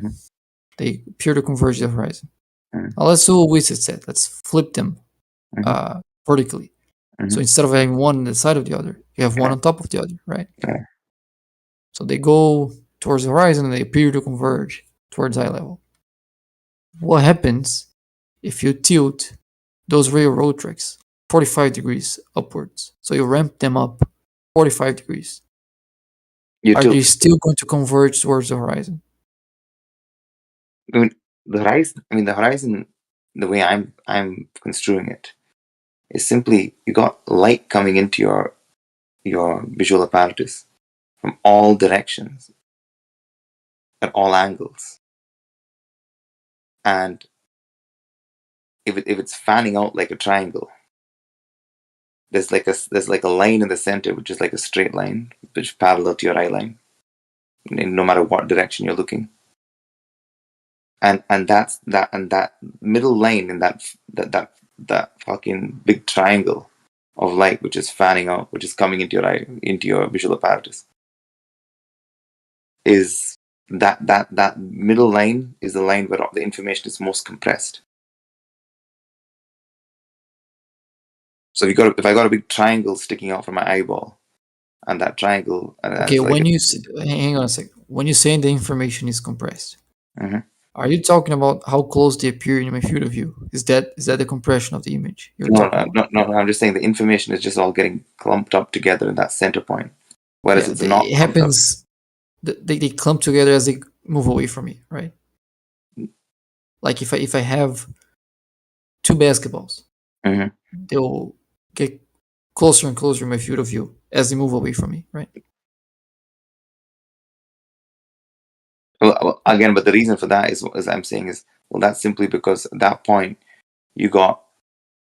So if the basketball is right in front of me, I'm getting visual information from an object, which is the whole object is like one. I know that there's some slight distance between the top of the basketball and the bottom of the basketball in terms of absolute distance away from me orthographically. But that's not the relevant. That's not the relevant distance. Yeah.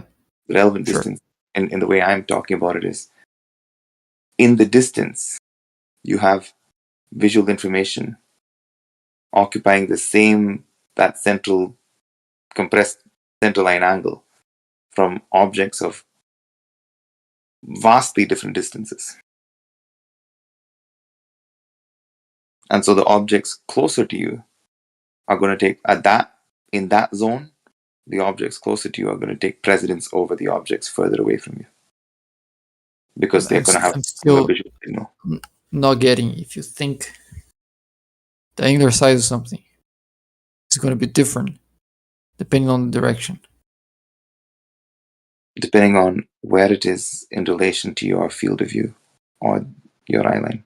Right. So if I have two basketballs, one is at eye level, the other is 45 degrees above eye level, so quite high in the sky, but they're both 1 kilometer away from me. Is one of those two balls gonna appear bigger than the other one? It's the same distance away from you. Yeah. No. Right. So it matters the distance, right? Doesn't matter if it's at eye level or if it's 45 degrees in the sky. That's for the first phenomenon, where it's just like the signal getting weaker or being overtaken by another signal. Just because it's because it's just getting too. Actually, no. Okay, what signal is overtaking the basketball in the ground compared to the one in the sky? So the ground, I mean, as you go further and further away, the ground is now occupying that central portion of your vision, that compressed area of information. Well, say it's daylight, so there's more light coming from the sky than light coming from the ground. Wouldn't you expect the basketball in the sky to disappear first? Because it would be it would merge with the surrounding sky, which is much brighter than the ground. It would be harder to see first than the one. Like if the sun was literally shining around it, yeah. Oh, it doesn't have to be like the sun's shining around it. Say it's twilight. The sun's on the other side. I'm just trying to point out, like, again, in my view, and again, please correct me if I'm wrong. There could be two ways in which an object could be unresolvable. One is just getting so far away that its signal is just so weak that it's not reaching you. And another is because it's coming close to the zone where signals are getting clumped up together in your vision. Oh, okay. Let me give you a sense of what being unresolvable means. Say you have a camera, right? And it's not a great resolution camera, so it has a low resolution, not many pixels, right? And then you have two people, or you have a car that has two lights and it's going away from you. At some point, each one of those lights is going to be around the size of a pixel. Sometimes they're going to be 2 pixels, sometimes they're going to be 3, sometimes they're going to be 1, depending on which position they are. Like, if the light is between 1 and 2 pixels, it's going to light up both of them. But it's right in the center of one. It's only going to light up that one. So the amount of pixels being light up by that light varies, right? It's not like a defined thing.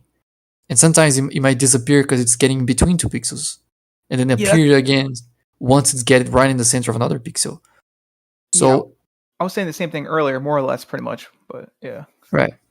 So, but if there's a space between, like there's a couple of pixels between the two lights in the car, then you can still resolve those two light sources as two light sources. So the angle between those two is bigger than your pixels. Like you have enough pixels that if you have a third one in the middle, you'll be able to see that there are 3 instead of 2. So that's what something that is resolvable looks like. As the car gets away, though the pixels that are lighting up are going to be closer and closer together. At some point, you won't get like a gap between 2 pixels anymore. I understand. You're basically talking about distinguishing between two different things, be it light sources. That is exactly what resolution is. Okay, sure. So maybe there has to be another. So hang on here. So when we say that something is disappearing, like I don't see the bottom of it because it's too small to resolve. What you're saying there is that the bottom of it is the size of a pixel. No, but I'm saying something different. I'm saying there's another phenomenon that's happening. Well, okay. So far, let's talk about resolution. We can move to another phenomenon, but let's see if we can agree on resolution. I misphrased it. I'm saying there's 2 different mechanisms for losing visual information. Mm-hmm. In what I'm putting forward. I'm saying one is you're just not getting the visual information anymore. It's just not pushing through. Well, what is preventing it? It's just too far away. It's just the visual information is just not coming through. You're talking about getting fainter, right? No, just like it's just moving so far away that the visual information is just not going to travel indefinitely. It's okay. I'll paste again an image I already posted before in the live stream one text. So we have the sun there. Thanks, Rakia, by the way. You have an object in front of the sun. And there's a lot of details you can resolve in that object. And it's on front of the sun. And there's a whole chunk of the sun missing there. And it's the way the part is missing is like is obviously much bigger than a pixel. So that do you agree that it doesn't make any sense to say that the bottom of the sun is missing because it's unresolvable? Why would I agree? Again, the way you're using the word unresolvable in terms of simply distinguishing between objects. That's what it means. Well, then I guess I have to use a different word. I'm talking about, I guess, like, well, what should I say? That is the whole thing I was arguing against when you joined the conversation. What about can I use the word not being visible? Or what, like? Sure. Yeah, I'm saying there's something in front of the sun in terms of at that portion of your field of view, which is taking precedence over the sun, which is why you're seeing that and not the sun. I kind of agree with that. I'll call that the Earth. But I mean, if you're not arguing that the half missing is missing because of it's not resolvable or because of Rayleigh criteria, but the thing then we can continue this another day, because I was trying to get to the point that this can't be angular resolution. I mean, it can't be Rayleigh criterion. It wouldn't make any sense to say that this is Rayleigh criterion. I'm just saying. Well, I'm no expert on that. I'm not going to pretend to be an expert on some Rayleigh criteria, which I'm just looking at it from a very basic perspective. You got visual information clumping up in the center, horizon, and the thing that's the strongest signal is going to take precedence over the weaker signal. The strongest signal here will be the stuff from the ground, which is closer. I understand that the idea. I could you understand could that argue with it, but I would just have to start from scratch because that's an entirely different argument. That's my argument. And I think I'm just too tired for that. Yeah, that was my argument from the beginning, though. Right. So that was a horrible timing because we were just debating in the resolution limit, and I thought you were. You guys were. So I just thought like. Go ahead, Zen. I never. I just wanted to jump in. I wanted to jump in when you were talking with it too, because I think I blatantly or obviously heard that there's just this confusion between what the Rayleigh criterion is versus what the diffractive limit is, and you kind of insinuated, and I kind of got this toward the end when I was listening, that the diffractive limit, you'll still see parts of things, and then the other part might not be seen, or kind of looks like I was conflating the Rayleigh criterion, because with diffractive limit, which it was right, as something goes further and further away, that little ball gets smaller and smaller and smaller, and pretty soon you can't even tell that there's anything there. It's invisible because it's beyond resolution. The Rayleigh criterion is just specifically for discerning between two objects to see whether there's one or there's two. You definitely see them angular size-wise. That is in excess of the diffractive limit. But the Rayleigh criterion gives you the distance for which you'll be able to distinguish one or two objects. That's what the value is, and it's an angle value. So you were right. You were also right on the right track as far as saying, well, we see the sun, and it's a half a degree, and angular resolution may be 0.02 degrees, which is orders of magnitude different. It's less than that. It's for the human eye, it's like 0.1 arc minute at best. It's about 0.02, 0.01 and a half, something like that, degrees for angular resolution. It works out to be the same. That's what that value is. 0.001. Sorry, go ahead. 0.02, I think. Degrees for the human eye? Arc second? No, it's 0.001 is a tenth of an arc minute. or 6 arc seconds. It's around that. Google it. Okay, I mean, it's Yeah, couple arc I think seconds. I know the value. It's very small, whatever it is. Yeah, And it's couple gonna arc be seconds. Okay, and it's going to be different than I said 0.02 degrees. So 0.02 degrees is close to that. Not that far off. What's 0.02 degrees?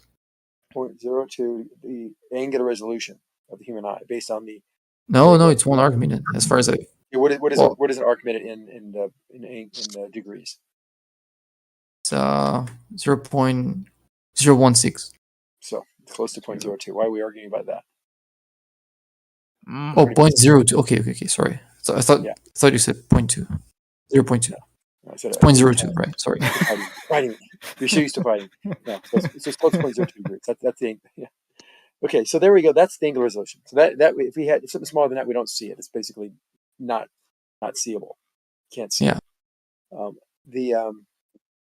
The sun obviously is much greater than that, and then the Rayleigh criterion gives you a value for which how large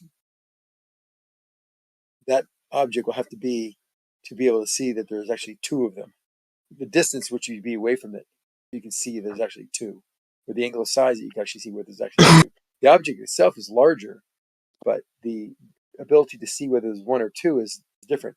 And that's where you have to kind of call them out and say that's what the Rayleigh criterion is telling us. We can still see those two circles. They merge together. We don't know whether there's two or one. We can't see the border because the border is too small. It's beyond angular resolution. But the object itself, we still see it very clearly. We just don't know whether there's one or the two of them. You got two boats coming. You got two planes coming. In fact, they have it in the wars and things. You couldn't tell if there was one or two planes because they're so far away. And eventually you got closer. Oh, there's two planes now. We see two planes now. So just to clarify, you guys don't actually understand the argument? Is that the summary? It's just nonsense. Well, let me finish. The second point is he talked about center line being at eye level. And so if you think the sun is at eye level at sunset, you're usually wrong because it's usually a few 0.02 or some level, depending on how high you are above the surface. But the key thing is we can actually go on mountaintops and see that the sun's far below eye level. So that whole logic about something being near the eye level, like center of your eye, is flawed because you can have the sun below, much below, a few degrees in an airplane, and it's still fully visible, and nothing's happening at the top of it, which is closer to eye level than the bottom, opposite what you're saying. What's it? So we see something hit the surface of the Earth, and we see it starting to disappear very uniformly, and we can time it as well. So it's just a tiny bit because due to refraction, but we don't see that being a logical cause of that being the fact that it's near a center line or that it's near the surface of the Earth because it's being squished or merging or any of that. That doesn't. There's none of that in the law, like what Bacon had mentioned. It's not in the equations. There's no relief for atmosphere or anything like that. It's all about angular size and wavelength of light. It's like it doesn't matter how. This is what's frustrating. I was putting together my stream room. I stepped away and had that incredibly exhausting conversation. It doesn't matter how much in depth we cover the points. A few minutes passes and you guys just repeat the same thing you said at the beginning as if it wasn't addressed at all, as if it's a victory or something. So it's pretty frustrating. It's pretty frustrating, but of course, I already acknowledged that the equation doesn't account for the medium. You guys are making the ridiculous claim that the medium would not affect resolvability. You have fun with that. Two, you keep bringing. Yeah, you did. That's what you're saying. No, I did. I said it doesn't say that. I listened too. He didn't say that was it. No, but so then what you guys are doing is using a tactic to try to act like I just have to use the parameter, because this is like, I don't know if it's like autism or something, but it's like, oh, we must compartmentalize based on equations. We're talking about a naturally occurring observable phenomena that has many variables, but we can't talk about them all at the same time. Flat earthers, we get to straw man them, and they can only talk about one thing at one time, and it has to be their full answer or it can't be an answer. It's so retarded. But anyway, the next thing that you guys do, so you guys did just admit that the medium can affect resolve. You did just admit that the medium can affect resolvability. So that's cool. We'll check that off. So obviously, yeah, you have Rayleigh criteria, but also we have a medium, which is going to affect resolvability as well, i.e. exaggerate the effect of losing resolvability. Two, you guys keep saying, oh, it doesn't work because you have to compare two objects. It's just about two objects. And then you said you lose the border, but then you get closer and you can see there are two objects. Okay, it's the sun relative to the vanishing point. The vanishing point. So you start to think, oh, wow, this sun is merging into the vanishing point. But if you got closer, you'd see, no, there's a circle of light above the vanishing point. Okay, but you guys keep skating past that as well. And then we just go in circles and circles, and then 10 minutes later, you guys bring up the same thing. Clearly, it's not the vanishing point. Clearly, in the picture I posted it. Bacon, hold on 1 second. Bacon. Clearly, that's not the vanishing point. The vanishing point is at center field of view. Everything converging to the center is the vanishing point. Not when you're at 30,000 feet looking 3 degrees down to the sunset. Then the whole argument goes out the window. It's not makes zero sense at all. So you gotta lose that argument because that's No, I not don't. really. No, I don't. Yeah, it's not the vanishing point. It's just going in front of some obstruction. You're saying it's getting close to something else and therefore it's disappearing. But why is the top of it still visible and the bottom isn't? Oh, your answer is that it's because it's near something else. Do you remember me pointing out this like tactic of autistic straw man of compartmentalization? Do you remember that like maybe 2 minutes ago? Where you're doing it. I kind of laughed because you said again. vanishing point several times. And vanishing Okay, point good is one. the center field of view. That's a good one. Autistic straw man. What was that? Autistic straw man of compartmentalization. Compartmentalization. They're like, oh no, this isn't a good flat Earth answer because, and then they don't allow us to incorporate all applicable variables. And if they can remove a bunch of them and just pretend we're claiming only one of them, then they can say it doesn't work. It's such a weird tactic. It happens every time. Like when we say, it is compartmentalization and straw man together. Yeah, exactly. It's like whenever we say perspective and atmospheric conditions, and then they just want to talk about how it can't work with perspective. You know what I'm saying? Like that's like the most popular example. They do it over and over and over. ASC, but like autistic straw yeah, man exactly. ASC, bro. ASC. So this is what I'm trying. It's very simple. Okay, there are multiple variables involved here. But we see that when we look at Rayleigh criteria, which is about resolvability, it mimics the sunset. We know that there are two circular light sources, but we see that the bottom of that light source or the area of the light source that's closest to the central point, begins to look like it's melting or merging into that center point. And we're losing resolvability. We're losing resolvability from the side closest to the center first, just like the sun if we flipped it vertically. Okay. Also, we know that the vanishing point converges towards the general area of eye level. Also, we know that light attenuates relative to the density and turbulence of a medium, and that the most turbulent and most dense area of the atmos is the bottom. So if you combine these factors and the fact that the medium is going to exaggerate the optical effects, they would give you together a sunset on a flat Earth. Nice story. Yeah. Yeah. See, that's all you got. That's all you. That's not all I got. I give you 2 hours of entries to those same claims before. Don't say that's all I got. I already answered. You gave me 2 hours of autistic straw man compartmentalization. Seriously. Seriously. That's all you got. Yeah. Because your whole argument was that the Rayleigh criteria equation doesn't have a medium. That wasn't so my whole therefore, argument. What the fuck? No, that was like one of your main rebuttals, right? No, this was one of my rebuttals. And then I said, well, wait, what causes diffraction? And then you got the answer wrong. I said it's obstruction. And then Zanuck jumps in and says, no, it's what was my answer? Then Zanuck jumps in and says, no, it's not. It's not obstruction. But then what was my answer? Wait, time out, bro. Then 30 seconds later, you guys both conceded it was obstruction. I didn't say not even 30 seconds later. What was my answer? What was my wrong answer? I don't remember. I don't remember, but I remember that. It was a wrong answer. You know what's so funny? I remember you denied that it was obstruction. I didn't say it wasn't. I was saying. Oh, so you admit you were just using a tactic? No.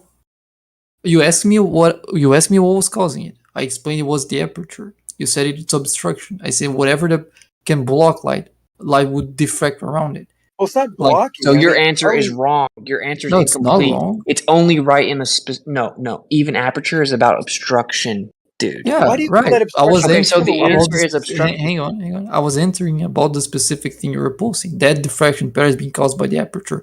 When you ask what causes it, I said the aperture. If you No, want to that know wasn't what the causes question. diffraction in general, then it's whatever that can block light. Light would diffract around it. Oh, okay, Why are you cool. saying block? Okay, Why cool. why are That's you why I saying answered you. obstruction? But why? And then what's so funny is Zen. First of all, so your answer was wrong because it's not because It's not diffraction blocking. doesn't It's not obstruction. diffraction doesn't only occur due to aperture. I never right? said it only happens due to aperture. Okay, so when my question was what causes diffraction, aperture is an incomplete answer, and then Zanuck jumps in when I say Not in no. that context. I said no, it's obstruction, and then Zanuck said no, it's not, because he was so confident in your answer for some reason. So you say not in that context, but that goes back to the autistic strawman compartmentalization syndrome. I don't know what the fuck Okay. that means. Can you stick to the subject and stop calling people autistic? Yeah, okay. it's ridiculous. It's You strawman compartmentalization. That's what it is. Where you're like, oh, not in that context. What are you talking about? Are you now the arbiter of my argument and you tell me the context where you get to omit the variable? That is exactly what the autistic strawman compartmentalization syndrome is. What are you talking about? I'm not making any sense of what you're saying right now. All I can see is that you're not talking about really criterion right now. See what I'm saying? See, you're not talking about this isolated corridor I'm allowing you to make your argument from when you're actually trying to do what an intelligent person would do, which is incorporate all relevant variables. It is a tactic by Glovers as old as the debated. Because it's really easy to strawman flat Earth if you don't allow them to incorporate all variables. Yes, variables. The relevant variables for the angular resolution limit of something is the diameter of the aperture and the wavelength of the light. No, the relevant variables for understanding the optics causing a sunset on a flat Earth, dude. Okay, That wasn't the question. Like, you presented Rayleigh criterion. We applied the relevant variables to apply Rayleigh criterion. Now you're saying, see how he's doing it again. Maybe you need to ask Witsit what the difference between Rayleigh criterion and resolution is. Then that might help. She's doing it again. Mention diffraction happens in the atmosphere. It's important. Oh my god. Because you keep on Zanuck, talking let about him finish. Zanuck, stop, bro. You mentioned that there was diffraction in the atmosphere. Sure, it diffracts everything that can block light, including many particulates in the atmosphere. None of that diffraction going in the atmosphere have anything to do with those patterns that you're showing up there. Those are the patterns caused by the aperture. I'm not ignoring variables. They're just not relevant to the thing you're posting. Okay. This is why I stopped engaging with you. I'm just being honest. Because it just becomes a repetitive conversation. So now I have to say what I've already said. That's what I said. See, and now you're interrupting. Yes, You're interrupting. that's what I Stop said. interrupting me. Stop interrupting me. So the last time you did this, I said, stop talking about the patterns outside of the circle because that's a red herring. What did you do? Wait 30 minutes to say it again. Number two, I'm talking about the Outside of the circular circle? light. What do you mean? You have to interrupt me because I'm going to expose your tactics. No. I'm asking you to elaborate on your last sentence. What do you mean outside of the circle? You keep bringing up the circular patterns, the wave-like patterns outside of the circle, and be like, "Oh, that's not relevant." It's not in any way what we're talking about. We're talking about the circular light source itself, which you initially claimed wasn't circular, which is hilarious. It literally is a didn't say laser. it wasn't circular. You I said- literally said that word for word. You want to bet $5,000? Yeah, I didn't say that the You do light want to source bet wasn't $5,000? circular. Yes, I didn't say the light source wasn't circular. I said Rayleigh criterion is not about circular light sources. No, you said it's not circular. You said it's not circular in response to circular light source. I'd You say said it's not circular. not about Rayleigh criterion is not about circular light sources. That's another tactic Hey, to can I get in divert there away. for a No, Zanuck, stop. That's another Th- tactic to those divert away. parts- I can't do this if you're incessantly interrupting. Control yourself, dude. That is another tactic. Stop You're interrupting. There's no making well. personal There's attacks non-stop. You You're can't just- do it, dude. You can't do it because you know I'm Well, going to just expose let you. him go back and forth. You can have your time to respond. Just we're not going back and forth. He's just 'Cause you piling keep up interrupting a lot me. of. You're just piling up a lot of personal attacks in the middle of your arguments, and that's really annoying. And I don't want to just allow you to attack me for 5 minutes on a row just to respond to the last point. Yeah, of course, it's never 5 minutes, and it's like very efficient 30 seconds of arguments that you have to make sure I can get out coherently and sequentially. No, That's I what want, actually I want happened. a ping pong. I want a back and forth. Let's see if you can not interrupt. So it Well, yeah, is just a let him tactic. say his thing, and then you can respond. That's the point. Just let him say his whole Right. thing, and then you get your. If you need to go for 45 seconds, do your thing. I mean, he's not interrupting you. If you need to go for 45 seconds, do it. Well, if he at least stick with Are you trying to make sure I don't remember the point or something? Is Let that him, is that let the him go. Just let him go, and then you respond, Bacon. It's that simple. sure? So when I bring up a specific example of a circular light source and what it looks like as it hits the diffraction limit, and then we start talking about that, and you say Rayleigh's criteria isn't about circular light sources, it's just a tactic to divert away from the fact that the actual observation matches the sunset, and we get to incorporate all the variables, including the atmos and the attenuation rate relative to the turbulence and density at the bottom of the atmos. What was that, 20 seconds? Yeah, it didn't make your last sentence didn't make any sense to me. Can you say that again? Okay, dude. I'm going to say the whole thing again. Whenever you said Rayleigh's criteria isn't just about circular light source, it's a complete red herring. It's totally irrelevant because we're talking about a specific example with a circular light source to compare it to the sun. And you're trying to compartmentalize it by saying, oh, well, Rayleigh's criteria is this, then read me the Google textbook definition and corner me into only being able to talk about the equation when I'm talking about the phenomena, which in real life, looking at the sun, also includes the medium, which would also include the attenuation rate of light, which is relative to the turbulence and density of the medium, which is greatest at the bottom of the atmos. But the equation is about the distance between those two spots. What you're calling circles are spots, right? You don't get anything smaller than that because of the aperture. That's like the smallest you can get. Those are spots. They're close to what would be a pixel in your image. Those aren't like circles. You're not going to see that as a circle. You're going to see that as spots. The equation gives you the angular distance between two of those spots that you can make sense, like you can resolve as two distinguished spots. That was all I was saying. And They talking are about objectively circles. talking They about are whatever lasers. happens, talking about whatever happens within the atmosphere has zero to do with the angular distance between those spots. Doesn't have anything to do with that. Oh, it has to do with the perception of the resolvability relative to those angles, though. And yes, in that experiment, it is a circular light source. They shot two lasers. So now let's take the second laser away and replace it with the horizon. There's land, there's Earth underneath us. And that central point is now the vanishing point, which is the horizon area, which is actually a gradient of a vanishing point. It isn't some hard cutoff.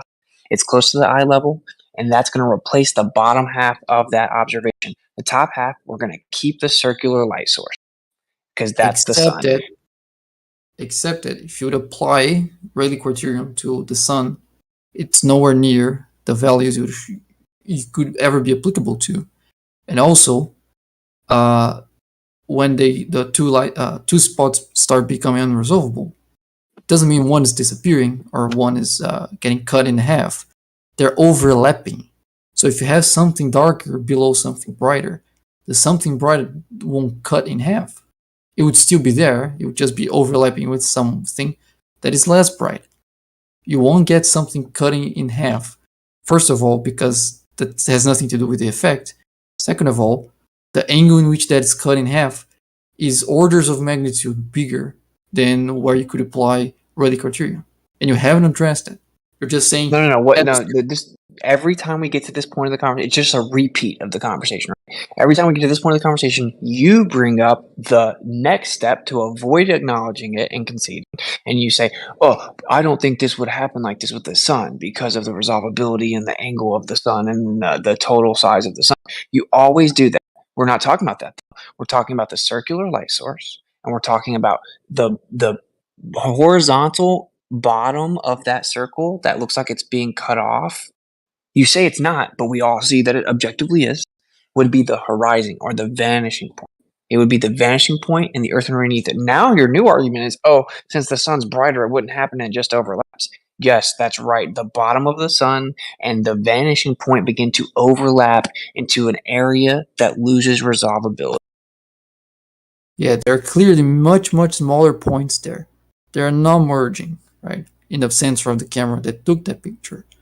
Those points that can be distinguishable as two different points. There's no diffraction patterns making them merge. If it's not making those pieces much smaller than the missing half of the sun, and it doesn't make any sense to attribute the missing half of the sun to that effect, because it's based on angular size. It's based on angular distance. Clearly, the missing part is much bigger than the angular distance in which spots become unresolvable with that camera. Notice that you avoided it again, right? Because you didn't address the claim. No, your claim was an attempt to divert, dude. And then I called you out for diverting, and you responded with the diversion again. Well, you're just not addressing my argument. Like because your argument is you not addressing my argument. No, I'm pointing out why this explanation is nonsensical. It fails for two very important reasons. And instead of addressing it, you're saying it's a diversion and not addressing it. Just address it. What a tactic. So I make a point. You avoid the point by bringing up another point, and then you say, you're avoiding my point. No, I'm not. I have to ignore that point, even though I can easily address it and already have, because it allows you to skate over the other point. It's not going to work. And that's why we'll have to talk for 7 more hours, because you're intentionally doing it. And there's no doubt in my mind that you're doing it on purpose. I'm showing your point is nonsensical because it doesn't apply with what radical criterion does. It's completely non-applicable to what radical criterion is. If you can't attribute that to radical criterion for the two reasons I'm giving you, and you're not addressing, you said you can easily address it, so please go ahead and address it. No. We're going to actually get you to address the point you keep running away from. That's what we're going to do, or I'm going to disengage. What and point? Then we'll address the next point, which I've already addressed. Okay, we're going to address the first point. Let's see if you respond with it doesn't work with the sun because it's too small. I'm going to disengage. Okay. So you keep saying it needs to be compared to two objects and that they overlap. Yes, the overlapping would be the bottom of the sun and the vanishing point. That would be where it's overlapping. You would start to lose resolvability of the bottom of the sun as it merges into the area it's overlapping, which is the vanishing point, where it loses resolvability. So the bottom would look like it's merging into that zone first. Right. In order for that to be applicable, at least the angular distance between the vanishing point and the bottom of the sun, the two things you're claiming are merging because of the radical criterion, that would have to be within radical criterion. And it clearly is not based on the picture itself. I'm addressing your point because it's... No. So wait. So you concede, though, that your whole entire argument about how it's just relative to two objects overlapping is completely inadmissible because I just directly refuted that as a rebuttal. I didn't say it's between two objects. It's between two whatever points. You can distinguish between them if the angular distance between them is within your resolution limit. That's any 2 points. It can be 2 points within the same object. I never said it has to be two distinct objects. Okay, Xanax said that. I didn't. Okay. But are you now admitting, though, that the claim that it isn't applicable because it's just 2 points overlapping has been refuted? No. You don't have the bottom part missing because it's overlapping something else. The two, like if you had two light sources, they are overlapping. The bottom one isn't cutting the top one. They're just occupying the same pixels. They're just shining the same part of the sensor. You don't get a light source to just shine half of it because it's too close to something that isn't even shining a light on you. That doesn't make any sense. Oh, it makes sense that we're losing resolvability at the bottom of the sun and we're losing resolvability at the vanishing point. So as that sun approaches the vanishing point, it overlaps and merges into the vanishing point. So it gets cut off horizontally because that area's angle relative to the vanishing point is the same straight across the whole way, which is why you have a horizontal cutoff. Because it's all parallel horizontals, which you guys hijack and claim it just looks like that, but I promise it's not. Okay, so it's overlapping the vanishing point that is losing resolvability. So when you claim that why it doesn't work, you're wrong. Now we can move on to you claiming that the sun isn't applicable because of the sizes. And I've already told you that it's not, it's you're compartmentalizing, so you're straw manning with compartmentalization, where it is this effect is occurring objectively. You think that something else would happen prior to us losing resolvability because of this, right? That's what you think. And then you say, oh, there are smaller objects in the foreground, so it can't be the case. What you don't understand is the fact is that it's just that the effect is taking place. Okay, you think that it wouldn't take place to such an extent that we can't see it. Okay, that's your claim, but I'm explaining that when you look through that much of the medium, it exaggerates the effect. So we would, and then when you combine that with the fact that the visual information referred to as light is attenuating relative to the medium, which is the most turbulent and dense at the bottom, that is also going to cause you to lose that visual information first. When you combine those two things, you would see the sun appear to drop in the sky as it gets away, and then start to merge into the vanishing point bottom up. Yeah, I don't see where you got this idea that the medium exaggerates the Rayleigh criterion. But the thing you said in the beginning, that because the sun, like the angular distance between the bottom of the sun and the vanishing point is merging, so it gets cut off, doesn't make sense if you want to apply Rayleigh criterion. There's nothing in Rayleigh criterion that will cut off half of the sun because it's too close to something else. The light spots are just overlapping with Rayleigh criterion. They're not. One is not cutting off the other thing. They're just overlapping. Yes, You're so not the gonna have. vanishing point is overlapping the bottom of the sun. That's the 15th time I've said it. And this Yeah, is where I'm you getting the can't say idea gets that cut off because it's overlapping. Like you don't have darkness coming out of the vanishing point to cancel the light of the sun. Like that's not what Rayleigh criterion describes. When you have two spots that are reaching different points in your sensor, they're not far enough away. You won't be able to distinguish them because of the diffraction patterns. That's what's being described. There's no cutting off there. You're just adding there because you want to. no, You're no, no. also You're adding just an saying exaggeration, You're just and you saying also because just let me just finish. You're also adding an exaggeration of the effect out of the medium that you simply pull out of your ass. There's just nothing to back that up. no, simple logic backs that up, right? So if there is an effect that you concede is happening, which is Rayleigh criterion, and we're losing resolvability of the objects relative to another point, right? And that's happening with the sun. Well, all optical effects, including losing visual information, is exaggerated by the medium. So we can't see forever through a medium. The further away it gets, the more medium we're seeing the visual information through. So eventually we can't see it anymore. So that is always being applied to the sun. But since the visual information is losing resolvability faster at the bottom, and all of the visual information from the sun is being affected by the medium, the bottom is going to have that effect of losing resolvability first, exaggerated, just like all of it's exaggerated because light is attenuated by the medium.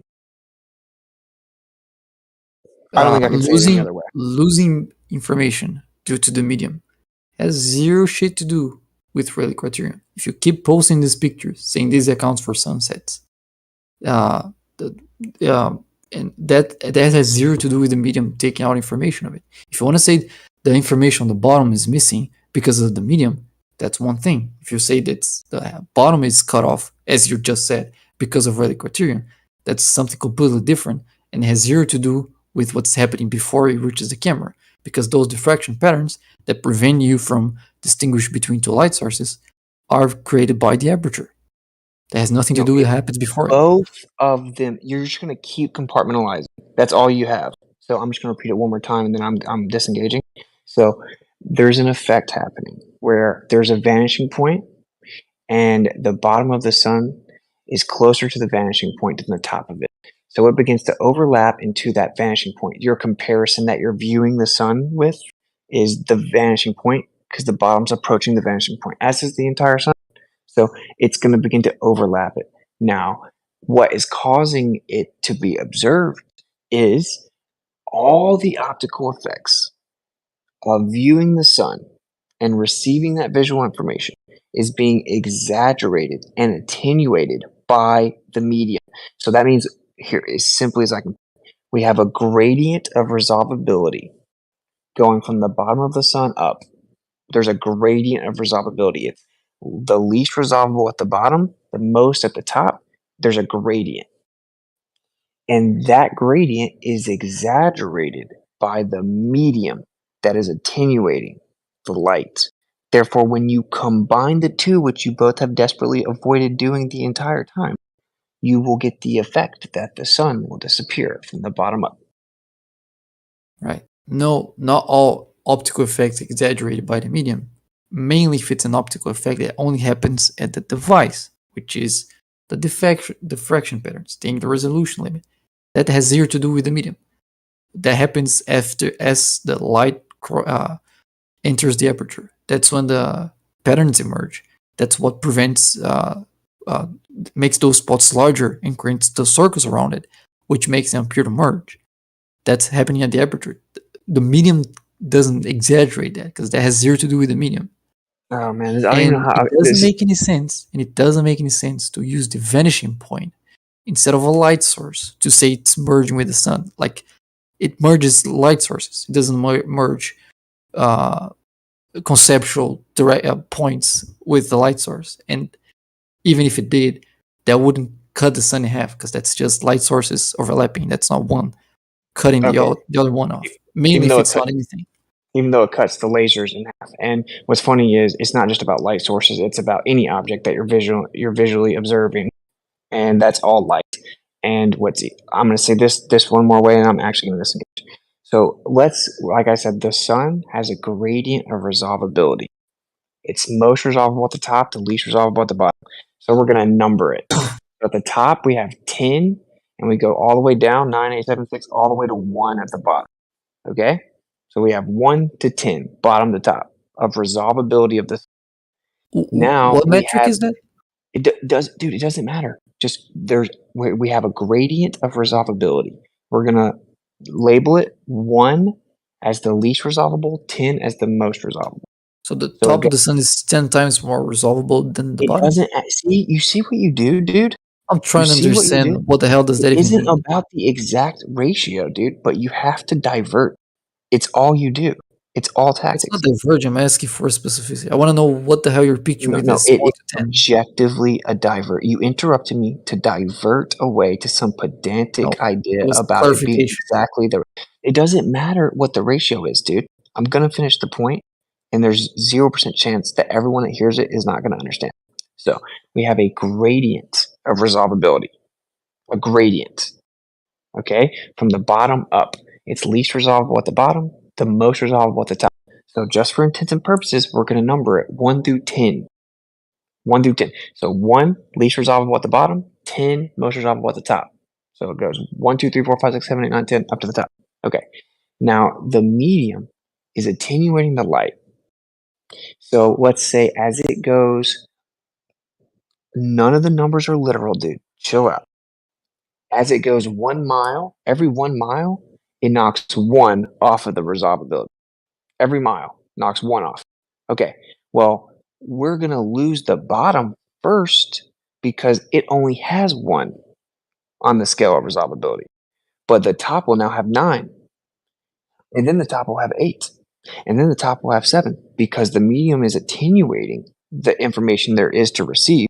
But since there's more information at the top and less at the bottom will not be resolvable anymore first because the medium is exaggerating the effect by attenuating the light, as in decreasing the overall percentage of visual information that can be received. Since there's less at the bottom than the top, it will disappear first, meaning the medium would exaggerate the effect of the gradient of resolvability. I can't say it any other way. Right, the medium can certainly attenuate light. Light attenuation doesn't have anything to do with Rayleigh criterion or resolution limit or angular resolution limit, right?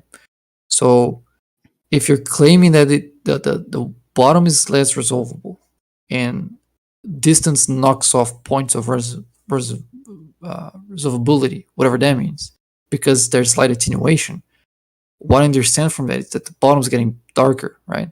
If it's being attenuated into non-resolvability, is that what you mean? That the bottom is going to get darker because there's more attenuation with it? No, it isn't about being darker, dude. It's about the fact that what is attenuation doing then? Okay, yeah, attenuation is taking away the visual information. That's it. And we What does get that mean visual. exactly? All visual information is light, dude. Mhm. All of it. So So if you it's want to say taking away getting light. darker, it doesn't matter if you want to say getting darker. That's not the point at all. It's not the point at all. The I'm point just is, trying to understand what you're listen, dude. claiming. Listen, dude. There's a set amount of visual information. Okay. There's less at the bottom than at the top. The medium, that's unrelated to the medium, even though it technically is related to the medium because it's more just the bottom. Whatever. The point is that there's less available visual information at the bottom of the sun than there is at the top. Now, the medium is actually going to decrease the amount of visual information that's able to make its way to us. So it's going to decrease it all for the whole sun because the whole sun has a ton of medium between us and it. It's decreasing all the visual information of the sun. But since there's less visual information available at the bottom of the sun, that is going to fall below our level of resolvability first. There's less information to take away from. The medium's taking information, visual information from all of it. So therefore it's exaggerating the effect. And to make it even worse, it's attenuating it more at the bottom. I know you understand what I'm saying. If you No, just I actually repeat, don't. it has nothing to do with. No, Okay, well, I actually gotta go don't. to sleep. None of that I made, gotta go. made any sense to me. All right, man. Well, maybe it made sense to someone else because I'm not gonna repeat it. So nice talking to you, bro. But I'm gonna go to sleep. Good night. Night.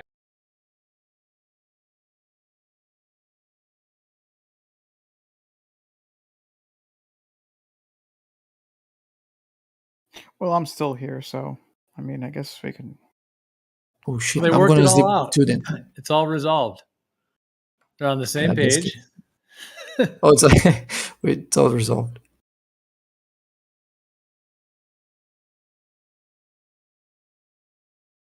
Yeah, I'm surprised we would make this argument.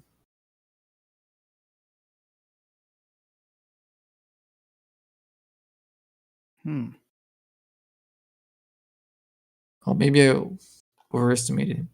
Well, can I just because I was trying to get in like this throughout the entire time, but I was like, fuck it. I mean, I don't know enough on this. I'm just gonna stay on the sidelines. But I just want to real fast bring up just real quick, just some points that I noticed because earlier I noticed on the flat side, and this is not me. I'm not trying to be rude or anything. I'm just saying on the flat side, I noticed there was the comparisons being made with the sun merging with the horizon with those pictures.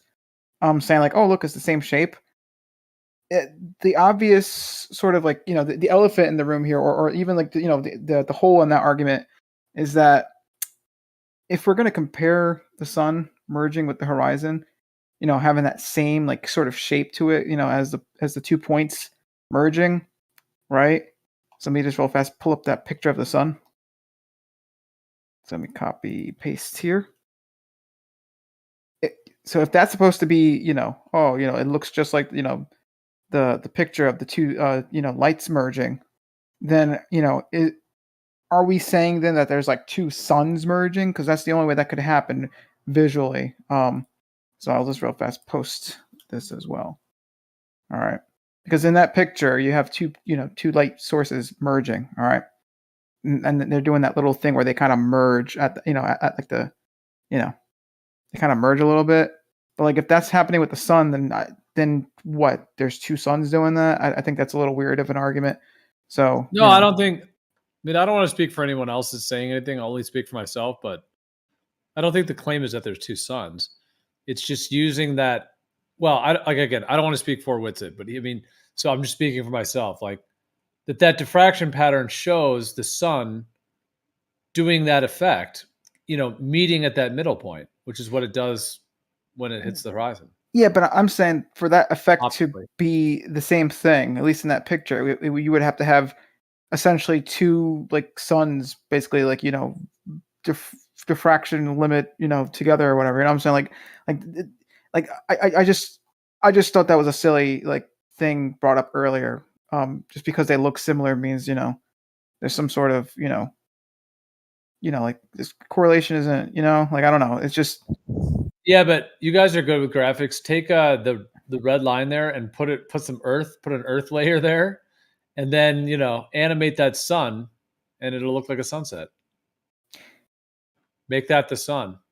It's just showing the diffraction pattern and how that seems. I mean, it seems to demonstrate and show the effect of the sun setting. Merging into a center line. okay, but real fast. There's also, but doesn't a bone. That's what. Do you want me to try to? Yeah, What's sure, a go ahead. bone? Yeah, this isn't supposed to like happen with large objects. This is supposed to be around the size of like a pixel, like a very tiny point within the sensor. This doesn't represent something that looks like a circle. This represents something that is very small. So yeah, that is say that represents the sun. I mean, and I see similarities, but given what it means, it's really just not applicable.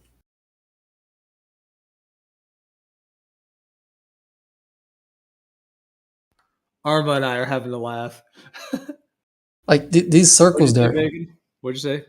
Oh, these circles there you're seeing, they're taking place in the center of the camera, pretty much in every single pixel. So they don't happen like at the level of the whole sun shape. They happen at the level of individual eye rays or individual spots in the sensor.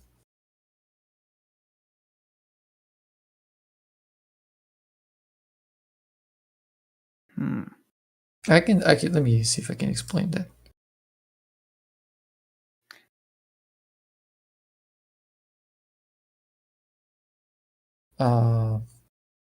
Okay, so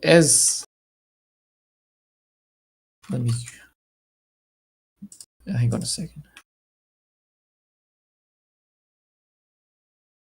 That was very heated there. I mean, not like heated in a. I mean, it got a little bit crazy at some points, but I'm just saying, like, for the most part, it was pretty back and forth. But I mean, I'm just saying that was like. It was like, definitely much more heated than it had to be. I just mean it was like fast paced, and you guys were. There was a lot of information.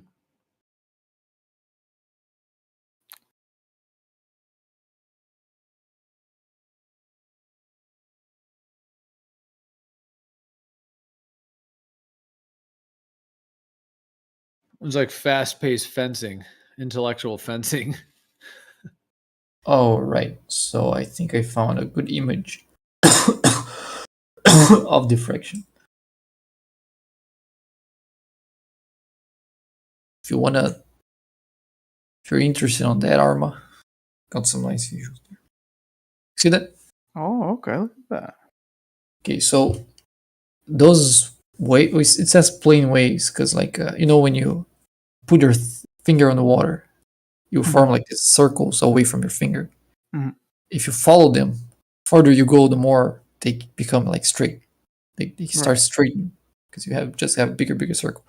So if at a very long distance, the waves are like pretty much straight, and you put like a slit, just like the double slit experiment. Okay. As the wave goes through that slit, it will work the same as if instead of going through it, you had an emission, like thousands of emissions, all along the slit. So it's like the wave gets re-emitted from every single point within the two like walls there. All right. Okay, so they forms that kind of pattern. So it kind of still goes straight. So if you look in the middle, they're still going like parallel. But the edges, as you can see, they kind of spread a little bit, right? In the edges. Yeah. Okay. Same thing happens with light. So if that slit is in camera aperture, as light goes through it, it will spread. And if you look to the pictures that are being sent here about diffraction, those patterns around the circle, and the spot in the center, they're all these same patterns that I'm showing with the waves, but with light. It's the same thing. So you get like this interference pattern, and it spreads around. So that's it. That's pretty much what the diffraction patterns are. All right. Okay. And if you plot a chart on how it looks like, you get something like hang on a second.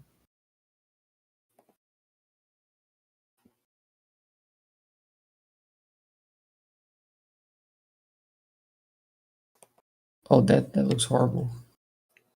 Transparent background. Let me screenshot. Oh no, that's better.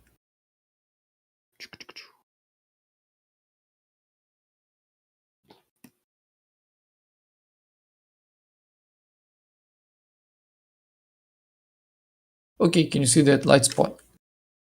Oh, sorry, the last picture. Oh, the where it's like the red and black. Yeah. Yeah, hold on, let me zoom in on this.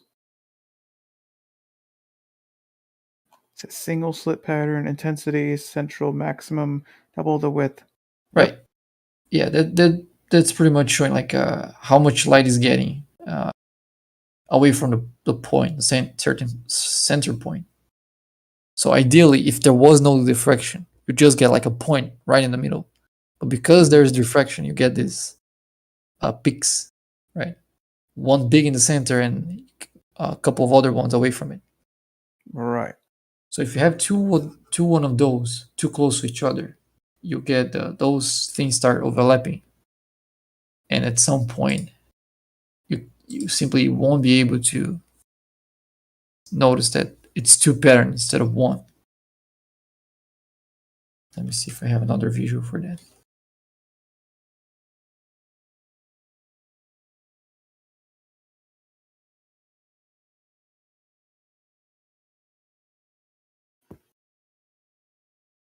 Okay, see that one? Yep. Right. So that the first one is clearly resolved because if you try to read that, scan that with your camera sensor, you're going to see clearly two spots. Right. Second one is when they reach a certain distance where it becomes too hard for them to distinguish. And the second one is like just fully merged. The third one is just fully merged.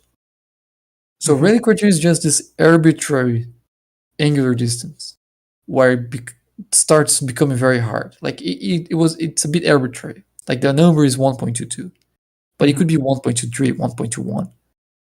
They just decided that if it's 1.22, they're gonna say you can't resolve beyond that, and they say if it's below that you can.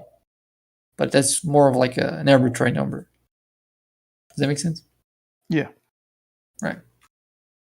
So yeah, that's it. So if the pixels in the sensor of your camera, for example, or the cones in your eyes are further away than the radial criterion limit, then diffraction is simply not a thing, because the light will spread, but it's not going to spread from one cone to the next of your eye, or from one pixel to the next. So if the distance between the pixels or the distance between the cones are larger than that, then that's just not an issue.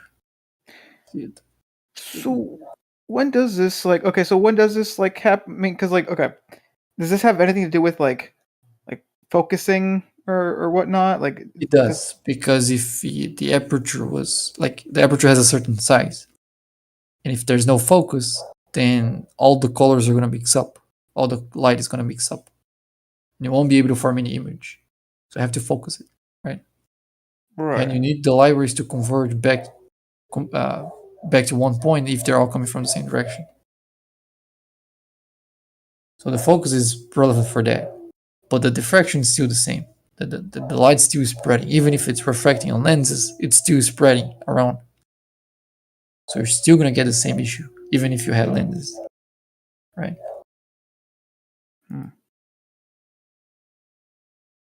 Let me see. But it's only in the edges, so it's only in the That's why the bigger the aperture, the lower the limit is, because it only diffract in the edges. Because that's only the light that is interacting with the aperture.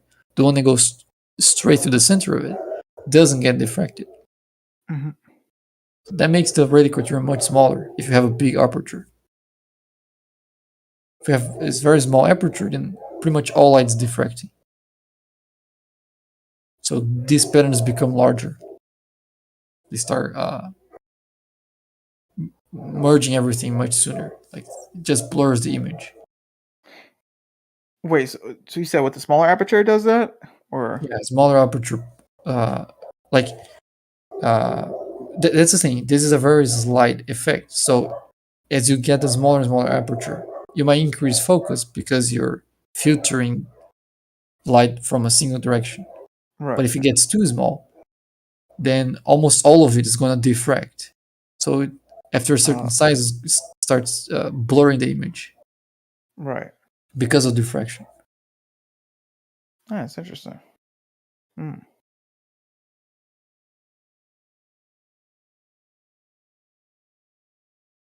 Just trying to think in terms of this whole sun thing and whatnot. I mean, personally for me, I mean, I feel like, you know, there'd at least be like maybe some like signs of it, with the sun. I mean, because I don't know, like the sun's just really like for me, I mean, it's also pretty objective, but the sun's pretty like clean cut. But there's an obvious like circle of the sun.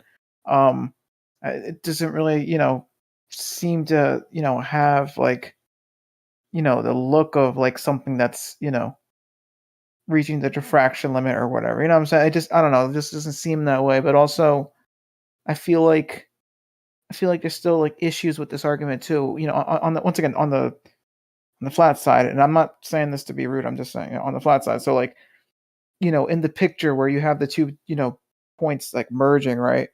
Like I heard like someone say that I'm pretty sure it was Witsit, but I heard I think he said that it's like being cut in half, but that's not really happening. I mean, it's not that it's being cut in half. It's just that it, I guess it's sort of Spreading. occupying the same spaces or some of the same spaces the other, point in a way. So like, when we see the sun cut in half, I don't think that necessarily matches that image because what I think I would actually expect is sort of like almost like blurring of like or like like, yeah, I don't know, it's just that doesn't really seem to match up with that image that Yeah, they show. those patterns that appear, like if there was no diffraction, those two circles would be just two spots with no circles around it.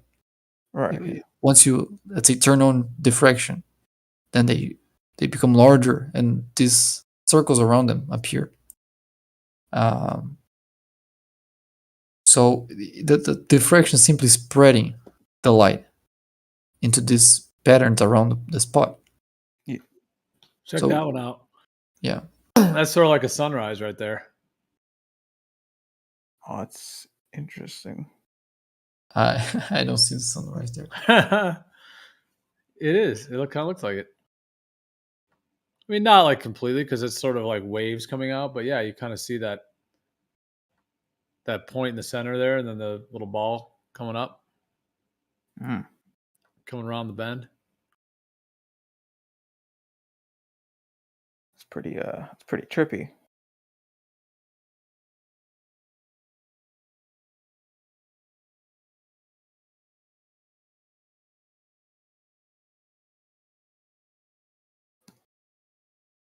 Oh shit.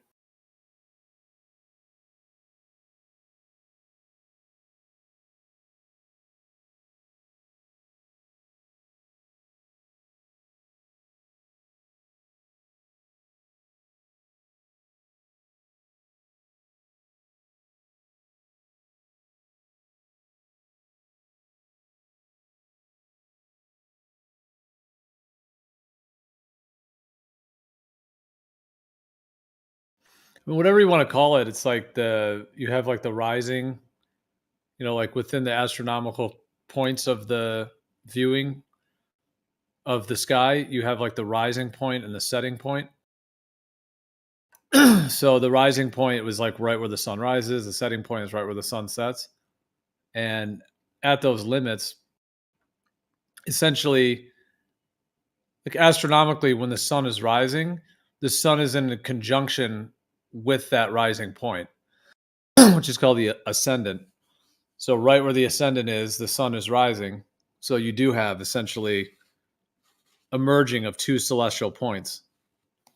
And in this case of a sunset or a sunrise, it's with the sunrise is with the ascendant, and then the sunset is with the descendant. So you do have like that basically fusion of those 2 points.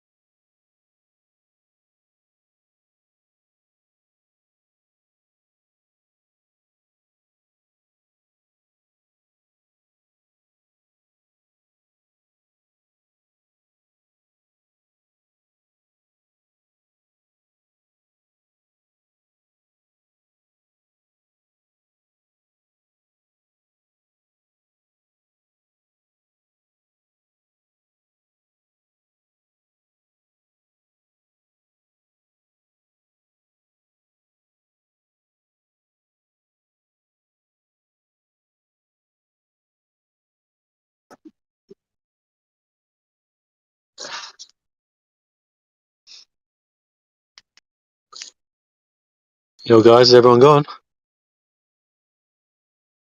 Still here? Okay, who's that? Bacon, You you're were still around? calling disingenuous before. Oh, yeah, I think sometimes you're being a little bit disingenuous. I think it's a disingenuous argument to say that things would disappear from the top. I already clarified in the chat that was not the argument. Okay, yeah, that's all good, man. I wasn't really listening probably for the last part, but I mean, earlier that's what you said, so, you know. No, that was a different guy. That was a guy named Dogs or Gods. That was someone different. Oh, yeah, it was. I apologize. Sorry. Yeah. Yeah, it was too. Sorry about that, Bacon. I apologize. Apologies accepted. No problem. Yeah, I don't know. You ballers, you're all just mold into one, you know? I'm just joking, bro. So what's been going on? We've all calmed down on the argument of diffraction and stuff? Yep. Everyone's just chilling now?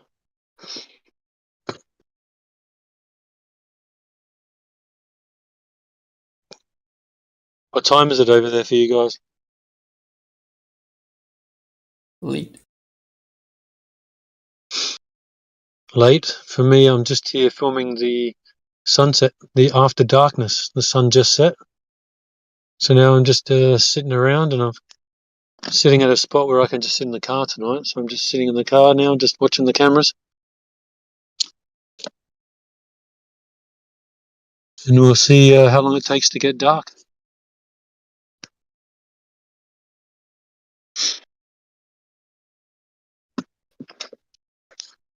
So the footage tonight, looking down towards the area that's 15 miles away. At the moment, from a 20-foot observer height, there was about 110 feet blocked tonight, when there should be, according to the math, the globe prediction, should be about 48 feet at that distance. But we're getting over 100.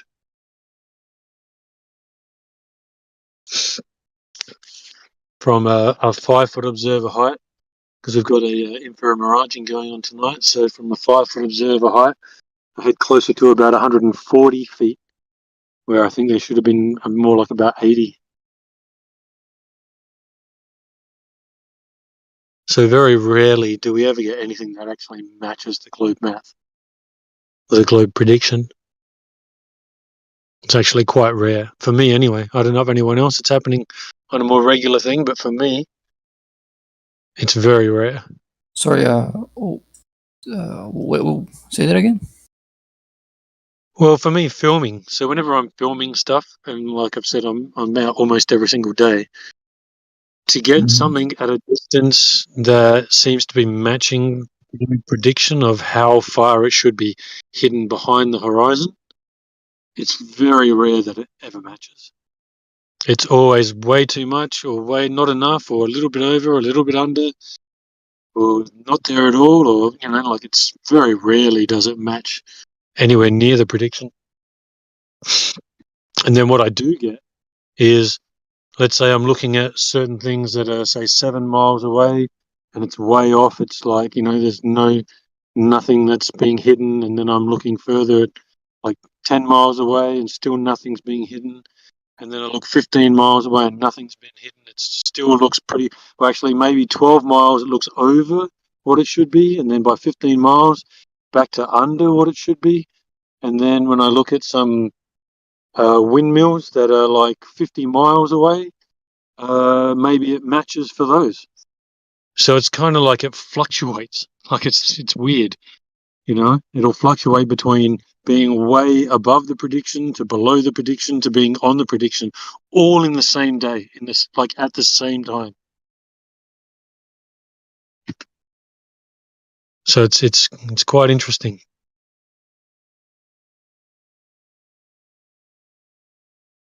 Do you have any thoughts on that?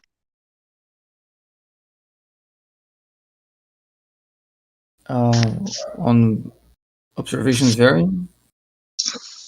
Yeah, on the observation of like literally in the same panning over like say a 5-minute period, I can get sometimes I will get areas where one spot will be definitely well above what the globe would predict. Another spot will be below what the globe predicts, and another spot might be pretty close to what the globe would predict as far as the hidden amount. And that's like panning all in the same thing, but we're talking different distances. So maybe the 7-mile distance will be about right. The 9-mile distance will, the 7-mile distance will be under. There'll be no curve scene or no hidden scene. And maybe at 9 miles there'll be no hidden scene. But then at 12 miles, it might be say 4 meters above what the prediction is. By 15 miles, it'll be well below the prediction, and I can see the shore break. And then if I can see the windmills, I'll look over towards the windmills at 50 miles away, and maybe that'll be about right. So in that space of me going from different distances, it goes from above the prediction to below the prediction to on the prediction.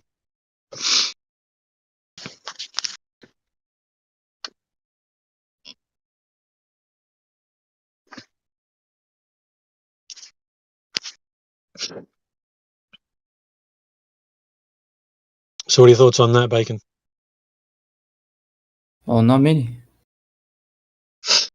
You don't have any thoughts on that? No. Talking like optical observations of objects in the distance. Yeah, and the fact that do I need to explain that again? I've just done it. No, I heard it. I have to look. I would have to look at them individually if there's any conclusion I can draw from them. Yeah. Well, just what are your thoughts in general of being able to, at one moment, see well below the prediction, another moment see above the prediction, another moment see well below the prediction, and another moment see approximately the right prediction. I mean, that's showing that everything that you're looking at different distance, everything is just, it's the optics of whatever I'm looking through at that distance is giving me a completely different level of what's being hidden. Yeah, the optics is certainly something very impactful for observations. Long distance observations close to the surface. Optics is surely something you should worry about. It affects your observations. Yeah, for sure. But then we have to remember that, one of the major reasons that we thought we were on a globe was because of not my major reason. Sorry? Well, it's not my major reason. Not your major? Not my major reason. Oh, not your major reason. No, but like originally, of course, it was, right? So originally it was like, oh, I see, I'm standing on the shore and I see a boat go over the horizon. Right. So if it's not your major reason, that's fair enough. But part of what got us into this mess was people seeing those kind of observations and trying to figure out what was going on. At that time when they were trying to figure what was going on, they didn't really know about refraction at that moment. At those times, they just saw things that, appeared to be disappearing from bottom up and then going away, and tried to figure out how on earth could that happen. Can't blame them for thinking that must be going over something.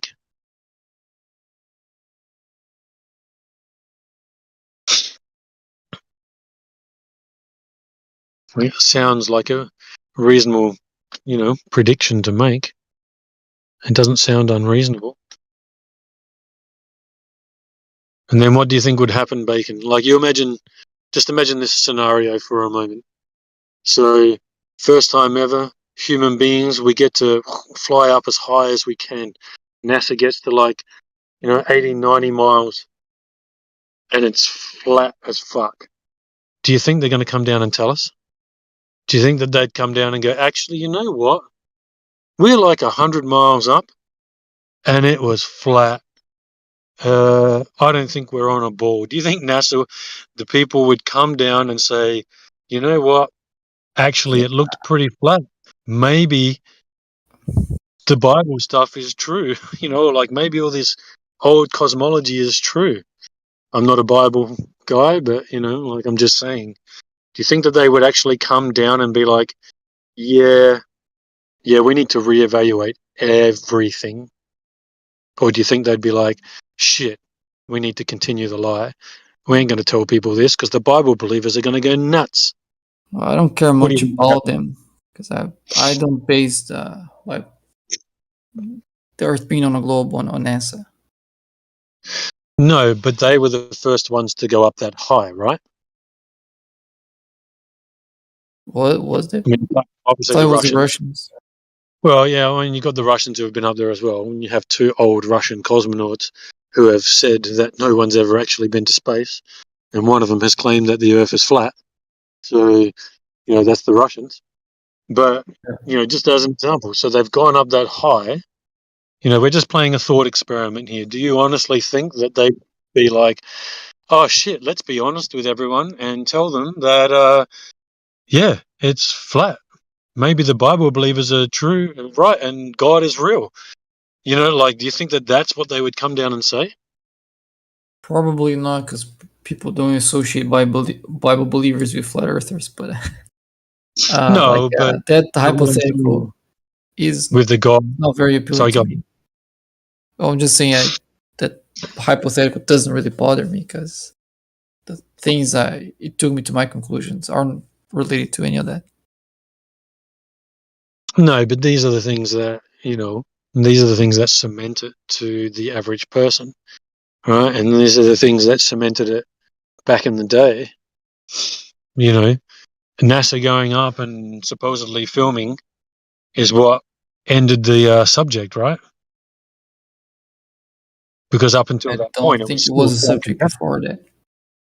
No, it was still quite contested. I mean, you still had flat Earth being taught in some schools up until the 1930s. So it obviously was still a contested point. I never seen any of that. Well, you have David Weiss talking to that 102-year-old lady, and she said that she got taught flat Earth when she was a kid. She remembered her Yeah, teacher. I don't doubt there are people who thought that, which I doubt is that people in general were still not sure about the shape of the Earth before we had NASA. No, but there was definitely talk, and like there would be Not any a lot of serious people. talk, no. Well, you don't know that. Oh, I said I don't You don't think know. A lot of it was probably more geocentric talk rather than flat Earth talk. Yeah, that's way more likely. At least geocentrism can account for the direction in which we see celestial bodies. Flat Earth doesn't account for that. That's my main reason. That's not true. Yeah, I was going to say, and you can't Okay. exactly see what the optics of the sky are doing. You can't Yeah, accurately. or what the flat Earth model might be. Yeah, there's no demonstration of it working. I try myself. I don't think that's possible. That's not a flat Earth model. Well, it's the way it could work. Well, that disagree with things like 6 nautical miles per degree. Walter Brisling doesn't match that, for example, which is widely used in navigation. Also, that you can't draw predictions out of that model. It's only plotting globe predictions on it. Oh, the 6 nautical model, the 6 nautical miles per degree works. You haven't seen Shane's recent presentation on that. I think that he answers that question as well as like the angle to Polaris and the rays, and that it could work with the azimuthal just the same exact way, and that the angle has to be It's a that coordinate because then if you go system. over exactly. You just use the azimuthal that way. It's the same thing. Everything's based on that anyway. You guys don't Using a even use. coordinate system. What I'm saying is the direction. One sec. What I'm saying, the directions don't match. I am talking about azimuths and elevation. Saying I have to use the coordinate system I'm already using. That's already the issue. Saying But use you're this coordinate system isn't actually helping. using the personal azimuthal for the globe, even though it's just like a flat Earth with a dome over it. No, that's a coordinate system. I know, but it's based on the flat Earth with a dome over it that gives you your height and all that. Yeah, it is. No, azimuthal coordinates, the azimuthal and elevation coordinate system doesn't have anything to do with the shape of the Earth. Doesn't have to do with anything. I know, Other but than it could be direction. interpreted that way. No, that doesn't make any sense to interpret like that. I think you're assuming it doesn't work on a flat Earth. There's no assumptions there. It's just what the coordinate system describes. You sound like you've been beaten up. I don't want to beat up you anymore. You sound like you've been beaten up in here. It's so funny because I think that No, just a bit sleepy now. in reality, you were in here like you were about ready to get off when I just came on before. I had to go back. I had to go do stuff, and I came back on here. You're still on here arguing. Were you trying to leave like 3 hours ago? In reality, 5 hours ago? I did. Yeah, I did Okay. leave. I just I've been sort of like online listening, but then once I started getting out here and filming everything, I wasn't really paying that much attention. Oh, cool. You're out filming. Cool. Yeah, I checked in for a Yeah. second, and I heard back and forth between Witsit and Bacon for a while. Yeah, me too. Have you conceded it any more at all, Bacon? Have you did any concessions tonight at all? Any? Oh, he's a glober. I said on the chat I could concede that you can say the refractive index of the medium to a lens might impact on the diffraction limit. That's what I can concede to. I don't see how that's helping him in any way.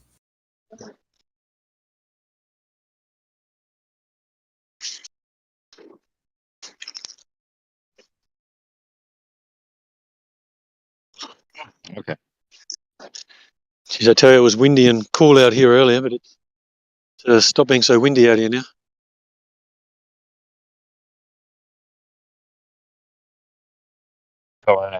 Twilight. Sorry? You getting the twilight? The twilight timing tonight? Yeah, that's what I'm going to do tonight. I'm just waiting for one of the cameras to get down to the point where I need to switch it to a time lapse. It's got two other cameras doing time lapses of a couple of ships. Because I've got a bit dark already. Can I ask new perspective question? Yep. Right. If I give you a ground position of a star and the coordinates of an observer, can you use the azimuthal grid on flat Earth to tell me what's the elevation and the azimuth of that star for that observer? The elevation for the star of the observer? From that observer. I'll tell you the observer coordinates and the ground position of the star. Yeah, I mean, I bet it could if I figured out how to work the whole azimuthal thing. Yeah, it has to work that way. I mean, we know the Earth is stationary and level. Like if it's stationary and level, which we know it is, then it has to work. So yeah, I can do that. I'll wait. Well, if I was like on the fence or something, I might spend the time to do that. But I know it's not moving, dude. We're not moving. The Earth is not moving. There's so many ways to know that. So it's not really. I'm not really that interested in trying to but I could. I bet I could. You know, give me the little problem. I'll search out. I'll search out the azimuthal answer for that. Sure. Just any. Okay, let me give you a random problem here. And definitely watch this. I'm putting a clip in here just for you right now. Definitely watch the Sky Optics Celestial Poles.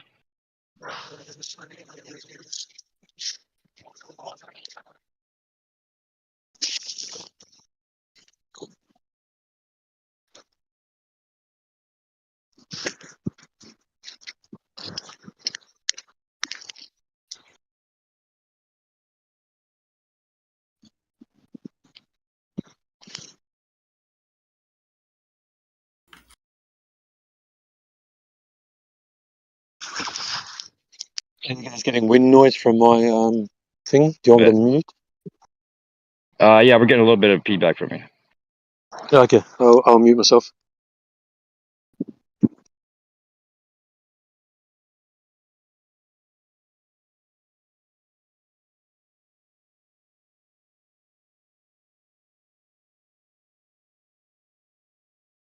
You think this is the star coordinates, or I think that gets you hung up more than anything?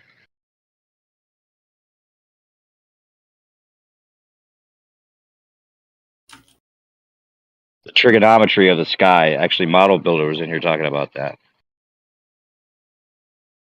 It's just the trigonometry of the sky, and they just match it up to the land, and so it makes you Right. think that Yeah. the land must be curving, but it's not. I give you a pair of coordinates for the observer and a pair of coordinates for a star.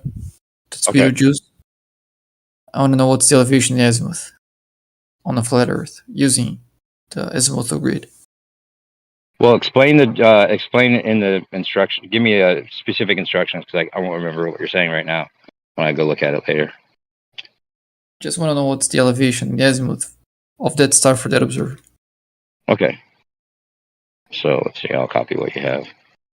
Let me just edit it.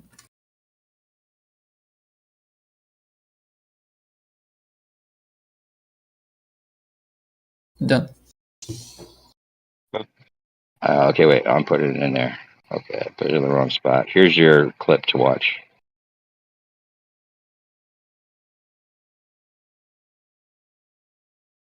Oops.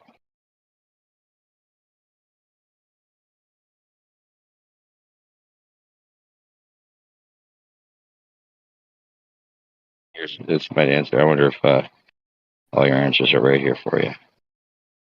I don't know if you've seen Shane's presentation, the recent one. He goes over azimuth. Okay. So I'm going to copy what you put, and then get the elevation and azimuth of Betelgeuse from the observer's position. And okay, got it. Look at that.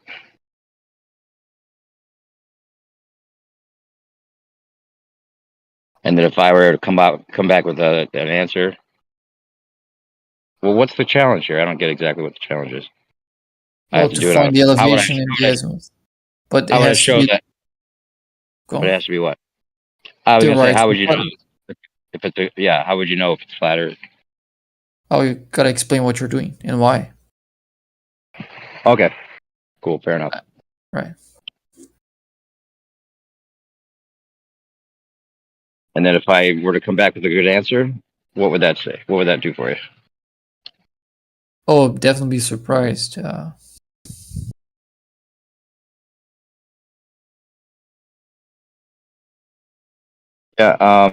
Geo's already saying it shows all the angles when it as it drops in declination. Right. Well, that's one of the what like one of the things I asked for was elevation. The other one is azimuth. So I'll want those two. All right, Geo, are you here? Or just in the chat? Yeah, I'm here. You would have to have you'd have to have the map of the Earth to do what you're asking, Bacon.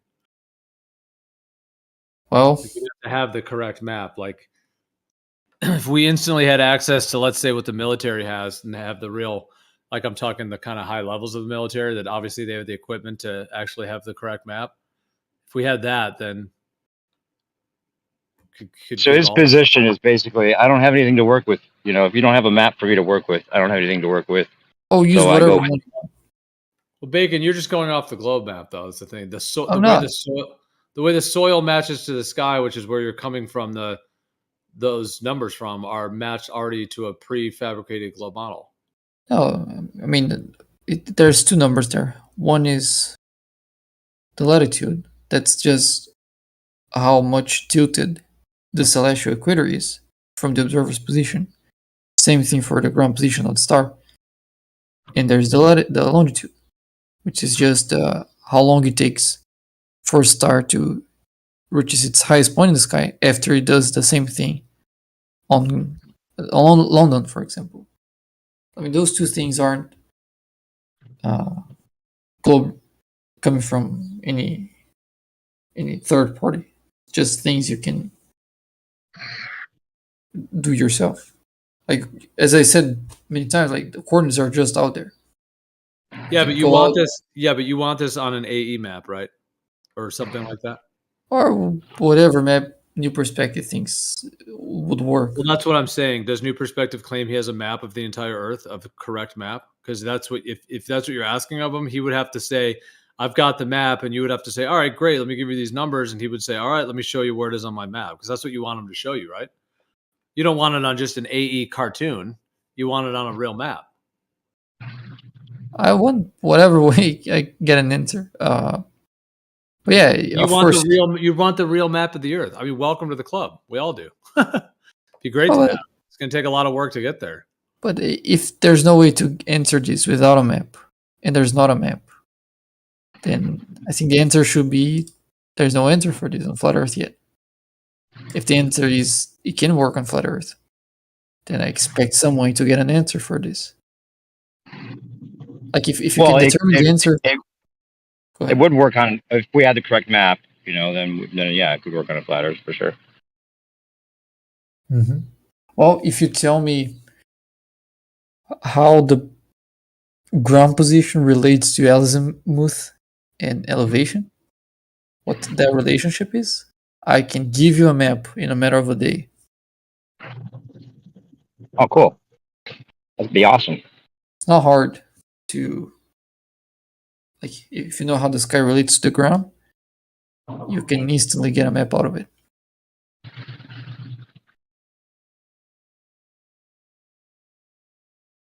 I like. Did you post that from Gleam? Is that Gleam's thing that you posted, Gio? That's good. That's thing. Yeah. I kind of want to see just the animated part, like in a GIF. That would be cool. Like just the animated part from his clip. Although I don't want to like pull it from him. I guess I should ask him because it does have his like logos and stuff. So yeah, I guess I would want to ask him before doing that, just because I don't know whether he wants it like with with his info on it.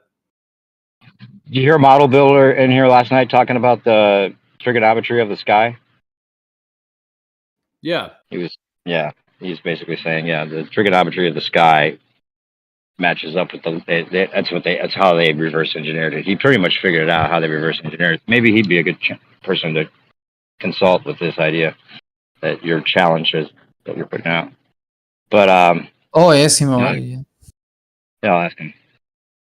He's a beast. He's a beast, man. He's putting you guys in a fucking hole really quickly with his fucking GPS data points. Have you seen his stuff yet? Yeah, I even said I can help him because he said he would need a lot of data, and I can generate a lot of data for him. Sweet. Use like the same kind of code Stellarium uses. Sweet. Okay, you guys team up and be the mediators of this whole thing for sure.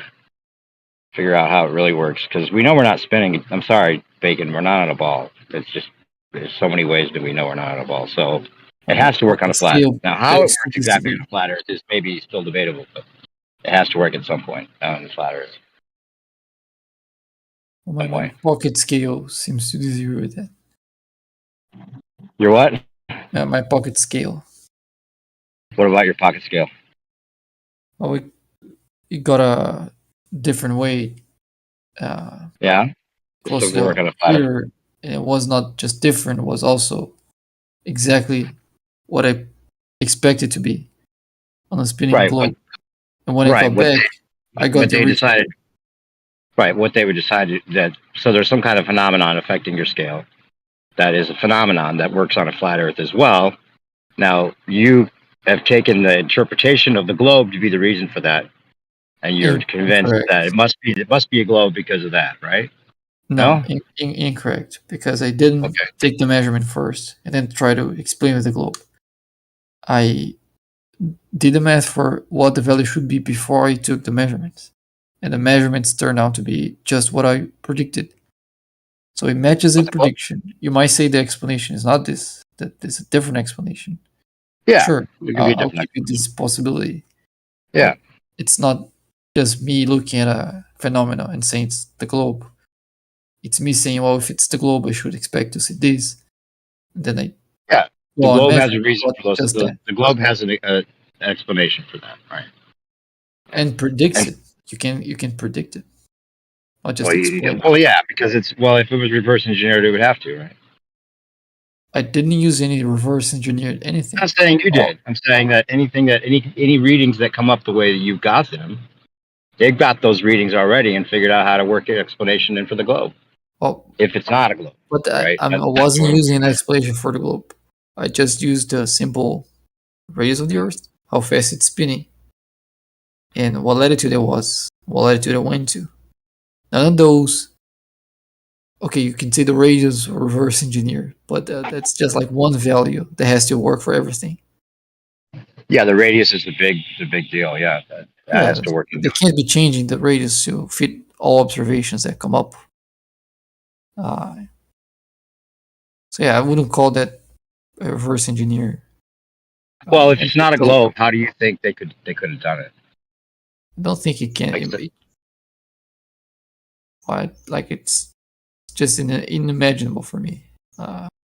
Can't even picture anything that would remotely look like reality. Really, Bacon, dude? This is like this at this point. Your journey with all of this, it's like a major part of your life. How could you have something that's a major part of your life that you're still focusing on, and just say that you can't even imagine under your most imaginable imaginations that it's the case, even though you're seeking this truth and like focusing on it so deeply? It's like a major part of your life at this point. I can certainly imagine many flat Earth models, but I don't know. I can't imagine one that would fit observation. That's what I was trying to say. Can you steel man some of the flat Earth positions? Yeah. Well, about what? I don't know. Pick one. Steel man a flat Earth position. Steel man the flat Earth. You've just been discussing it for a long time. Steel man the flat Earth position of the sun going down. Just be a flat earther for 5 Well, minutes. there are convince many me that it's not a ball. different answers I can get from why the sun sets. There are people claiming perspective. There are people claiming refraction. There are people claiming Rayleigh criterion, which is really surprising for me that this is still being argued. There's people that claim unknown phenomena that only builds up in large scales. I've heard the claim of curved visual space. Let me see what else. Well, I think But those just are. don't say that. Explain how those claims would work. Oh, the first one, which is perspective, says as the sun goes away from you, it gets lower in the sky, which does happen to some things like buildings. If you go away from them, the top of the building is gonna drop. There's the problem of the angular size because it doesn't change that much, mainly in the horizontal. And one of the answers for that is atmosphere magnification. So it would get smaller, but then the atmosphere makes it bigger. So at the end of it, it continues to be the same size. What would be another argument for it staying the same size? Do you know any other arguments for that? For the angular size, oh yeah, there's. I also heard the claim of limit of perspective, that things only get smaller with distance within a certain radius. As past that perspective doesn't work anymore, or it works differently, so it doesn't change angular size anymore, and the sun will be beyond this limit, so it just doesn't change angular size. I don't know how that works, but there's that claim. What else?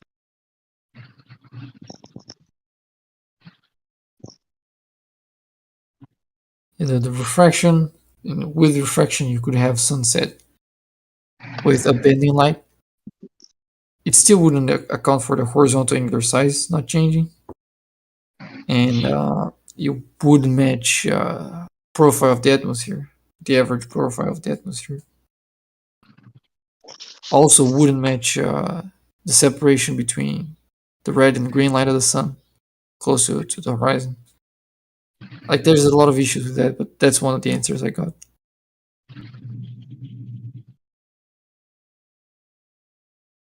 Well, the orbits don't work for a heliocentric model, so it's over. It's already over right there. Where doesn't it work?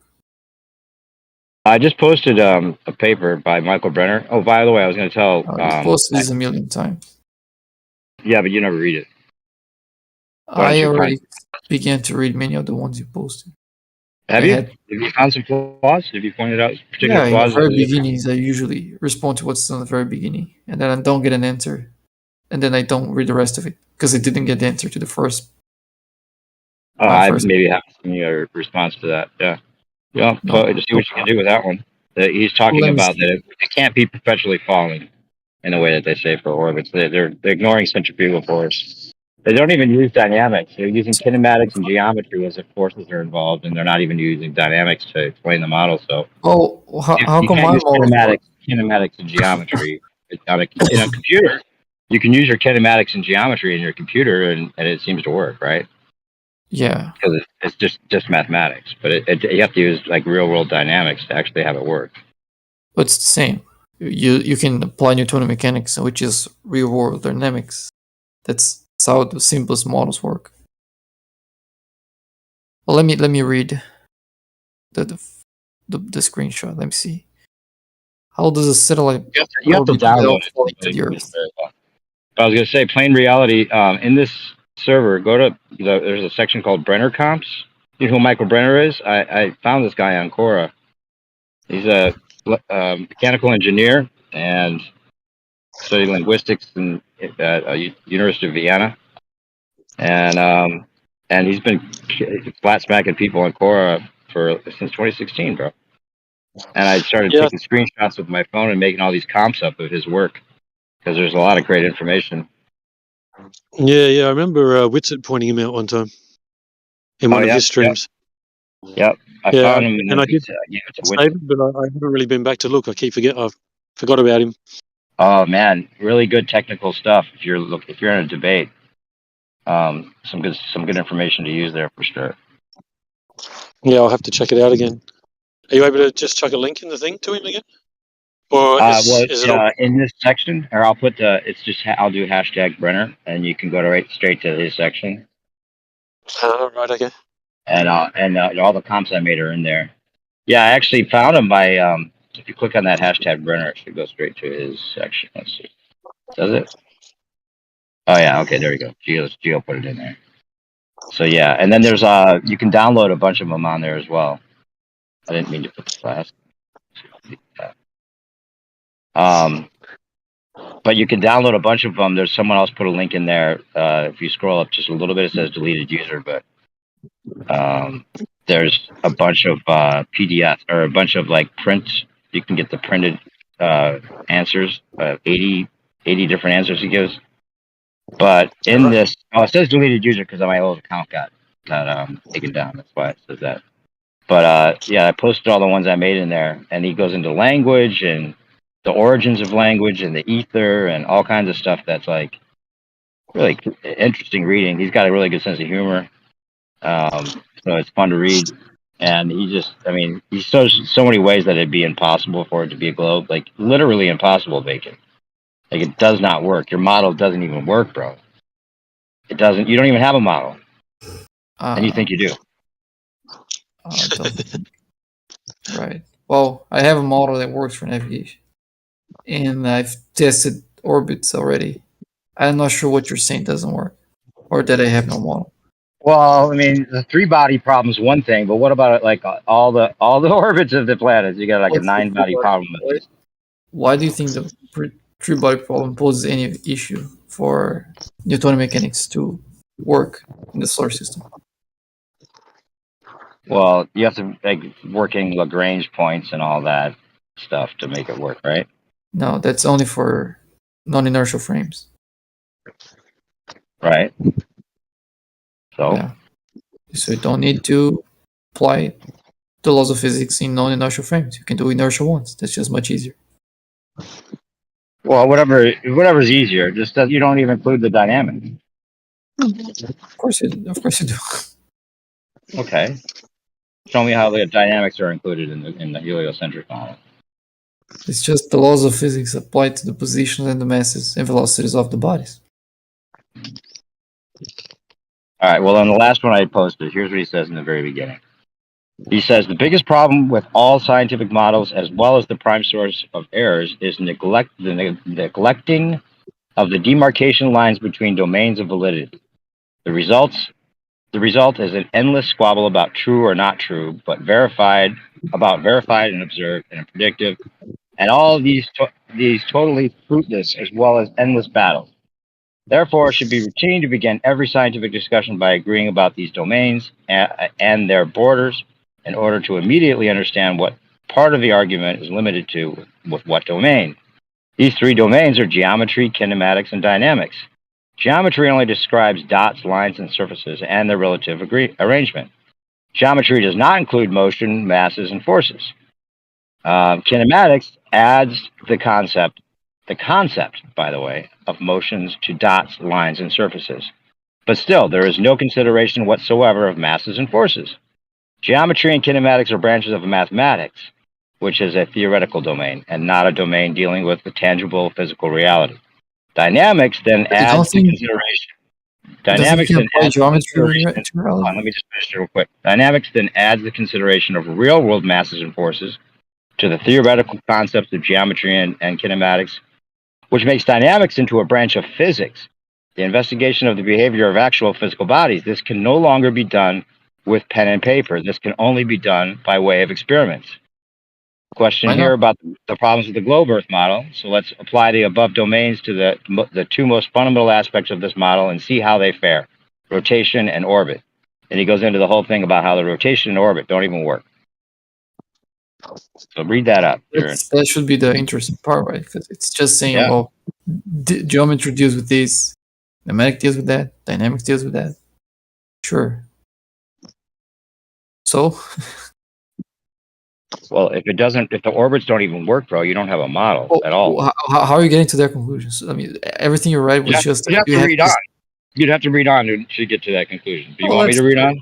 Yeah, let's do it. But let me stop you if I disagree with something. As orbits, I'll move to another point. And what he's saying is orbits are a theoretical construct generated in the domain of kinematics, which, as we have seen, is a branch of mathematics. It is geometry in motion. Kinematics is not about massive bodies in motion. Kepler's elliptical orbits are pure kinematics. In his Mars notebook from 1602, we can witness a desperate Kepler sensing the need for a proper approach to the concept of real masses in motion. The need for dynamics. We can sense the frustration of not having it. The frustration of realizing that you cannot think yourself into dynamics. You have to establish it as an experimental branch of physics. And one of the side notes, he reveals his thought and shows very tangibly what a violation of domains of validity looks like. The force, which has some quantity of the law, is merely geometrical and consists of nodding, such as in the planets. That's his quote from Kepler. And then he goes on to say, there is no such thing as a geometric force. Forces are physical. Geometry is theoretical. There is no theoretical force. Hang on. Well, forces have direction and they have magnitude. Both things are described in geometry. So geometry can describe components. It can describe components of forces, and right. It's describing it. Right. Yeah. So we use geometry to describe the component of forces. That's what we use geometry for. What's the issue with that? Maybe I'm missing his point, though, because the point is that you can describe it using geometry, but you're not actually showing how the masses and bodies are in relation to each other in the way they should be with dynamics. The kinematics can show the relationship. The kinematics, you have to get this, bro. It's true. It's not your model doesn't have a dynamic, physical way of showing that these bodies in motion would work that way. Plus, it totally ignores centrifugal force. The centrifugal force would just continue on. That orbit, it would need a tether. It would need a tether to do its return. It wouldn't have that return. Tether? What return? What are you talking about? Well, let me read on, because he gets into some specifics. Unless you want to just read on your own and then make your own comment. You kind of lost because I thought you were reading in order, and then you skipped somewhere that I don't know where you are right now. No, I'm not. I'm going to read the whole thing. Everyone's sitting here trying to talk. Just tell me which part you are so I can follow you. in the text.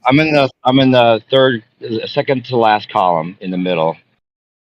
He says the problem. He says now because dynamics needs masses and forces, Newton set about to find both in one fell swoop with F equals ma. The problem with that is second or the third. Second to last. So the third column over. Oh, the third. Which part of the third? Which paragraph you said? Okay, How does it so start? at the top it says there is no such thing as geometric forces. You see that? Okay. I'll go like 3 paragraphs down. It says now because dynamics needs masses and forces, Newton set about to define both in one fell swoop. F equals ma. You see that? Where is that? It's like 2 paragraphs down from the very top. Okay. Because dynamics need masses and forces, Newton set about to define both. Okay. The problem with this is that defining is something you do in theoretical domains, not something you observe in the domain of reality. So Newton didn't observe a force, he didn't observe mass. The only aspect observable here is the change in displacement of space in time, i.e. acceleration. Nobody to this day knows what mass is. So it is defined that mass is whatever 1 liter of water at 4 degrees Celsius is. Not really. Well, okay, you can squabble about little details if you want, but his overall concept is what I'm getting at. Newton knew he needed something tangible, but force as such is not tangible. So he went with the only tangible available, the 1 liter of water at 4 degrees Celsius. So he's put it in a context of how Newton interpreted it, right? Given the 1 unit of 1 kilogram. The next step was to define the only intrinsic property of this liter of water, and the only property of 1 kilogram of mass as its resistance to being set in motion or to a change in its state of motion. The concept of resistance has the concept of force baked into it. As its opposite, a force is what overcomes resistance. Now everything is in place. One N is defined as force, which overcomes the resistance of 1 kilogram of mass to be accelerated to a velocity of 1 meter. That's right. Like 1 Newton isn't the force that overcomes resistance of 1 kilogram. Half a Newton also overcomes it. A tenth of a Newton also overcomes it. You just get different accelerations out of it. Well, so you're saying also. So just because he didn't include those other things doesn't mean he doesn't know that himself. Oh, he's saying 1 Newton is defined as the force which overcomes the resistance. Oh, no, that's right. To be accelerated to velocity. Okay, go ahead, sorry.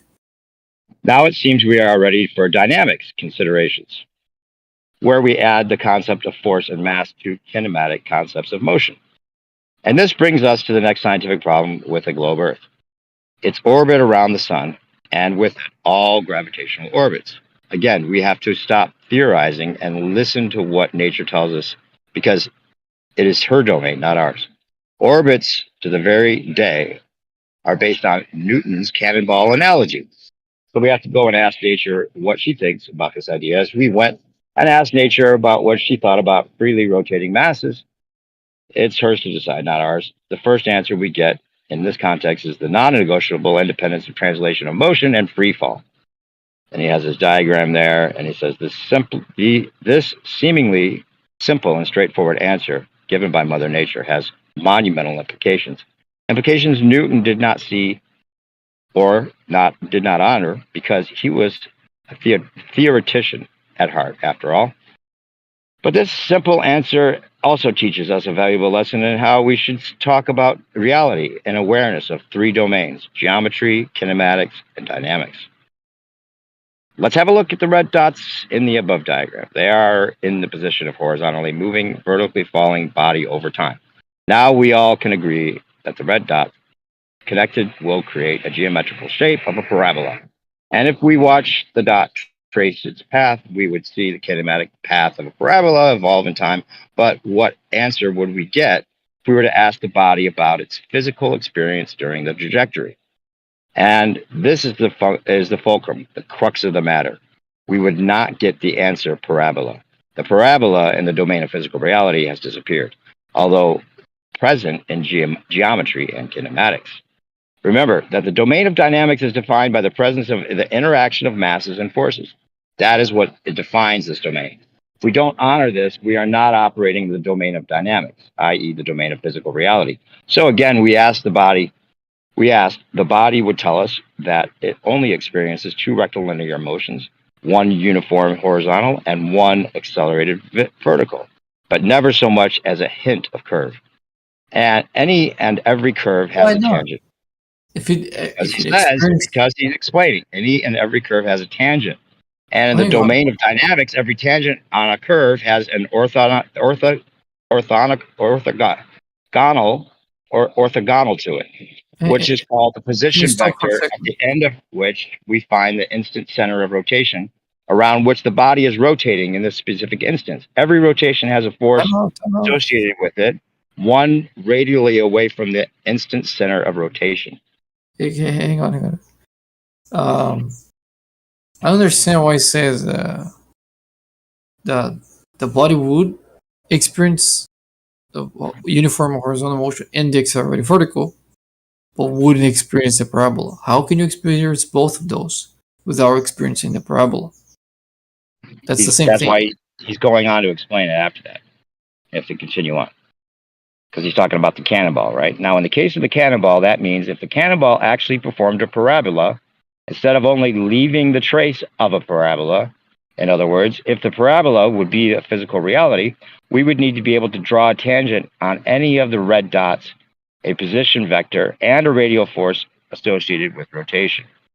Because this rotational force is not existent, as well as ruled out by the laws of freefall, a cannonball will never, ever enter a circular path, which is the quintessential path of rotation, let alone an elliptical one, which means raising itself while in freefall.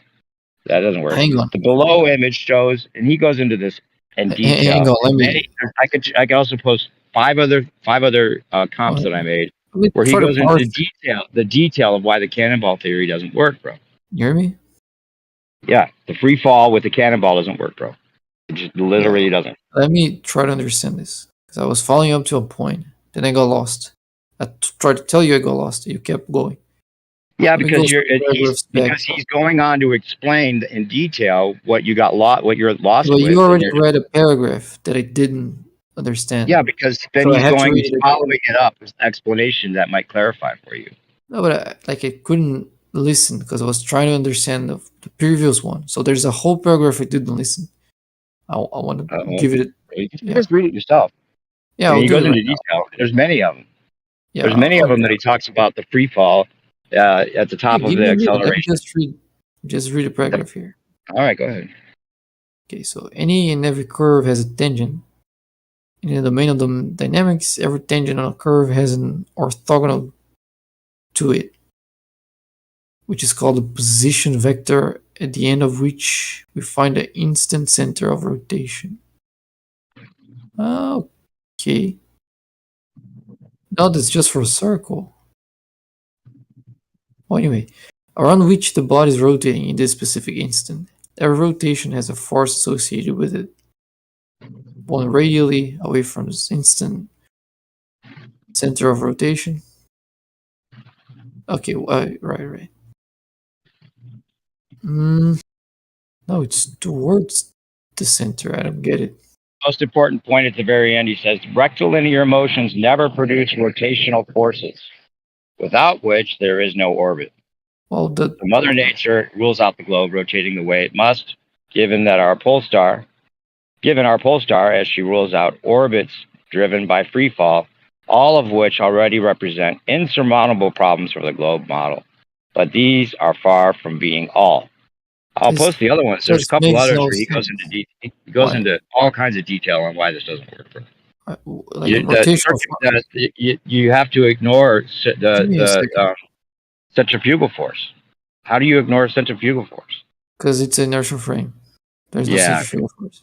Yeah, there is no centrifugal force. That doesn't make sense. Why wouldn't there be? Because it's not an inertial frame. There is if you use non-inertial frame. So the concept of reference frames is how you get away from using that's by definition. That's by definition what pseudo forces are. They're only forces in non-inertial frames. If you're using All right, inertial one, I'm going to post more about why he's saying the you can't do that with yeah, dynamics. That's where the dynamics is left out. Your this kinematics rotation force. may allow that, but your dynamics won't allow that. Okay, he says every rotation has a force associated with it. There's no rotation here. Like orbit is translation. Why do you need rotation force? That's not making sense to me. Okay, next paragraph he says, now in the case of a cannonball, that means if the cannonball actually performed a parabola instead of only leaving the trace of a parabola. Not sure the difference is. In other words, if the parabola would be physical reality, we would need to be able to draw a tangent on any of the red dots, a position vector and a radial force associated with rotation. No, that's just for a circle. Because this rotation force is not non-existent. I agree. As well as ruled out by the laws of free fall, cannonball will never ever enter a circular path. Oh, it will if the velocity squared over the radius is the same as the downward acceleration. This is just a claim. I don't get how he's basing this claim that the cannonball will never enter a circular path. There's other ones that I'll post that he goes into more detail with the whole cannonball thing. Below image shows how violation of domains. Yeah, this thing about violation of domains just semantics for me. Just labeling some branches of math and saying they're different, so I can't put them together. Why not? It's just math. Well, no, if it's just math is the problem. Can't just use math. Oh, it's math applied to physical principles. It's using. He's saying his point is you're using kinematics and geometry as if forces are actually being used. It can describe forces. It can use the concept of how forces would be conceptually possible, but the dynamics have to be included. Yeah, the dynamics are the laws of Newtonian laws of motion. Those are the dynamics. Yeah, but he's saying that there's lots more to read if you're interested in what his points are. The other ones there, he goes into the whole cannonball theory, how you can't have something that's falling and having a circular orbit force. Well, you do have. It's not a contradiction. Every road, like if you make a road circular path, your acceleration is constantly inwards. That's centripetal acceleration. So if you have a force that matches the acceleration, then you're gonna continue that circular path. That's all a circular orbit is. Why there's a contradiction? There's no contradiction there. You can easily simulate it. That wasn't correct. You wouldn't be able to simulate it. Let me get to another one that he explains it very well. And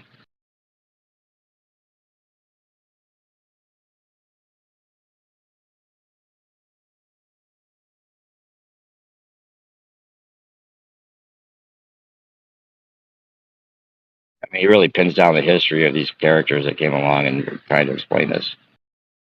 They were theoreticians, not they were mathematicians, basically. Not physicists. A lot of them. There's another one where he talks about it. Well, physics relies on math. True, but math can be deceiving, and that's what they did with the globe model. They left out parts that were conveniently, avoidable. Well, to me, math is just logic.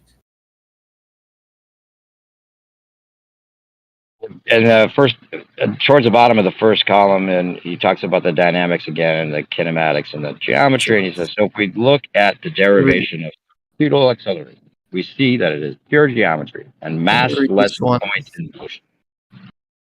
But never is the effect of having mass introduced, demonstrated, calculated, or derived. Simply Well, multiplying the derived you acceleration should. with mass will not do. You have You to have to stop. investigate what the mass wants to do. You have to stop reading this.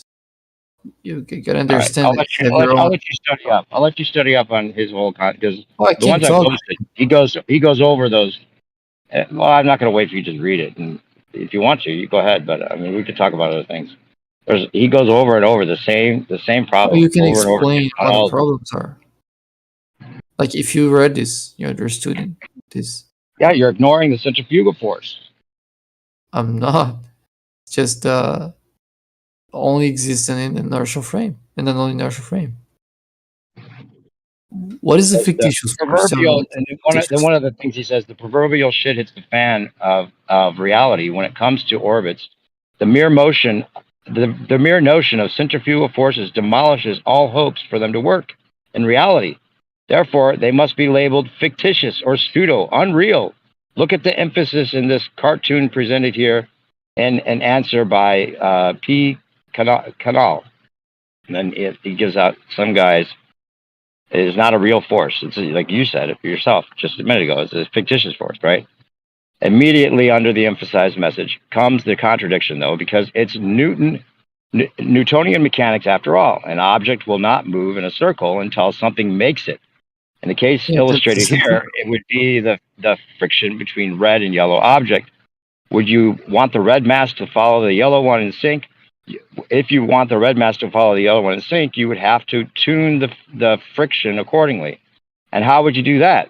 You ask the red mass what it intends to do, which means you would ask what force it would mount against your intention to make it go around the curve. And that force is the centrifugal force, the origin of all forces.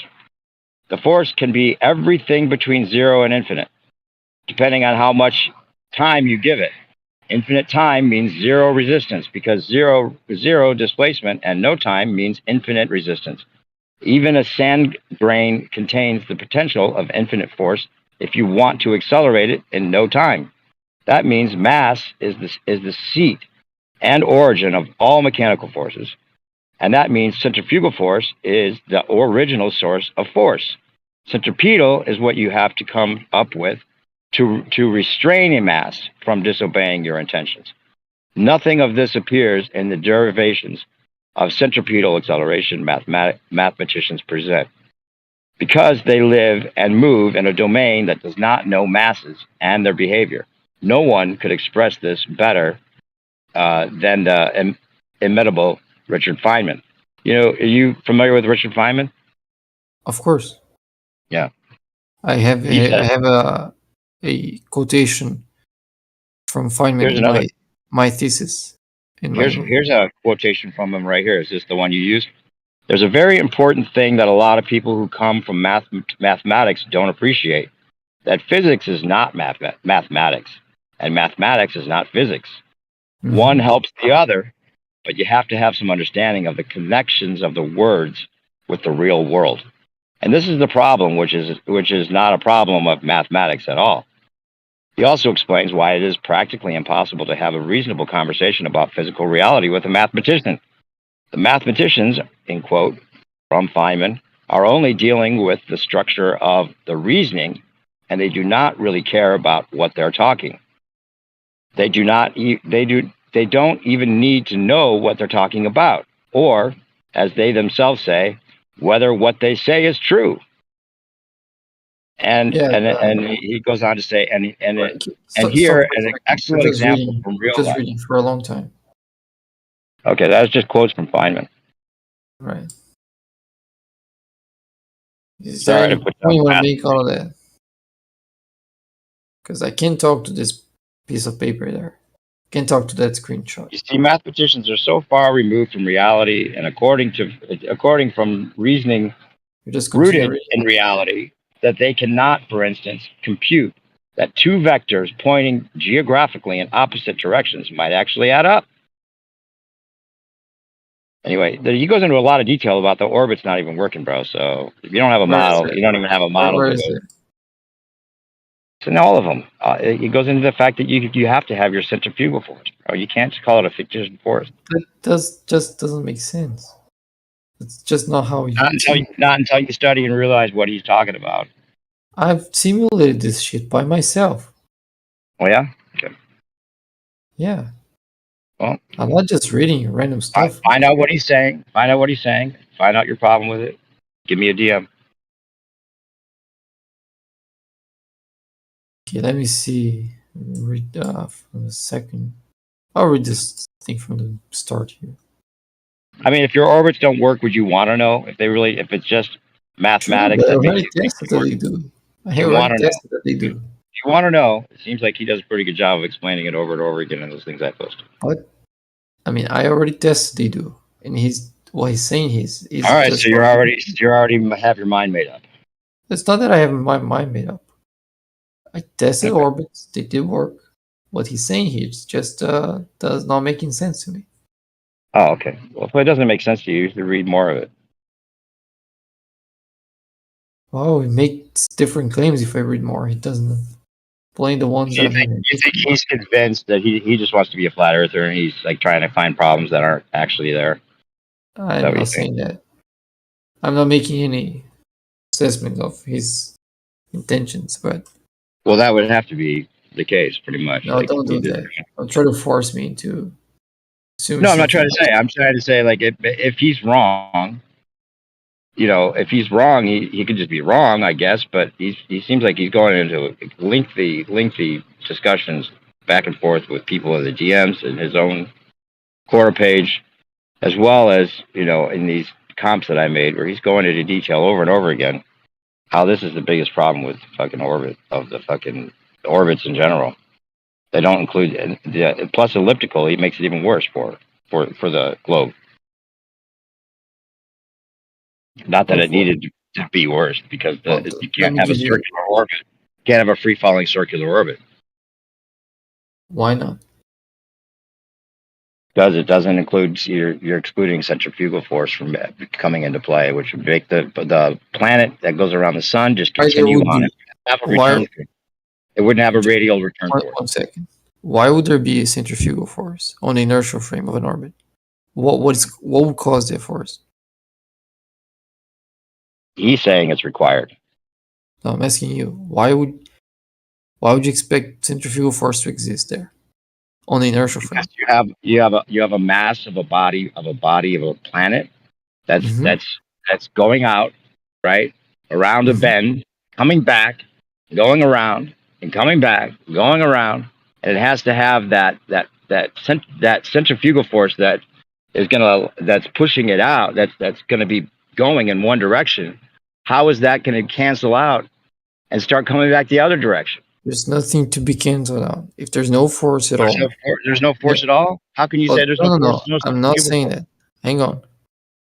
If there's no force at all, the object would just leave the orbit in a tangent direction. All you need to do. Force, it would leave, right? Yeah. Centrifugal force would cause it. If there was a centrifugal force, it would cause.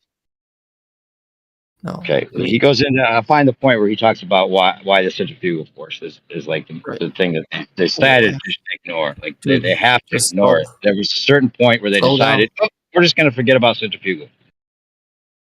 Just slow down. If I have one body moving in a certain direction, no force, just continues in that direction. That's inertia. I think that's the first law you do. Then you introduce a second body.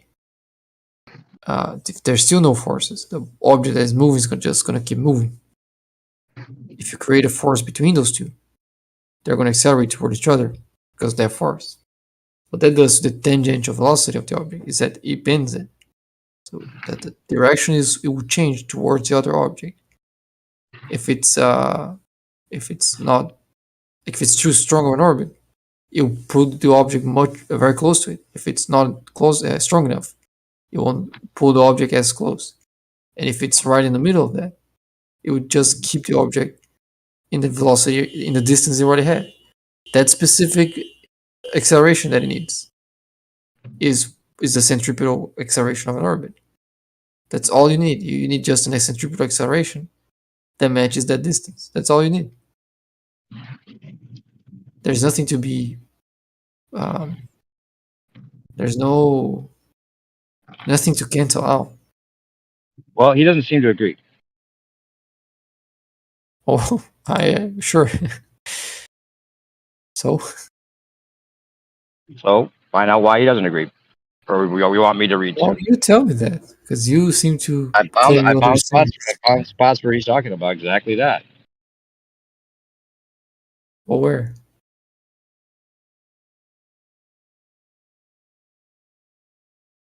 You don't want me to read, so Oh, you can read. Just stop as soon as I try to stop you, so we can talk about it. I think we're probably boring the room at this point. Anybody else here? Did we clear the room? There was no one talking before you got here.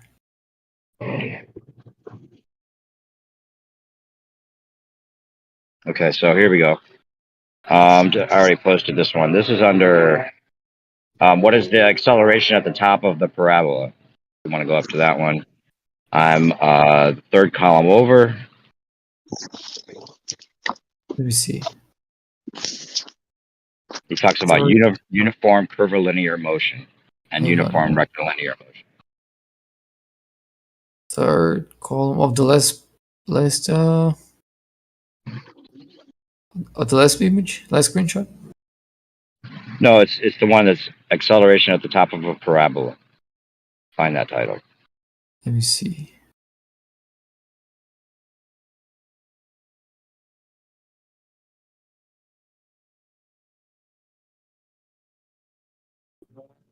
What drawing it has on it?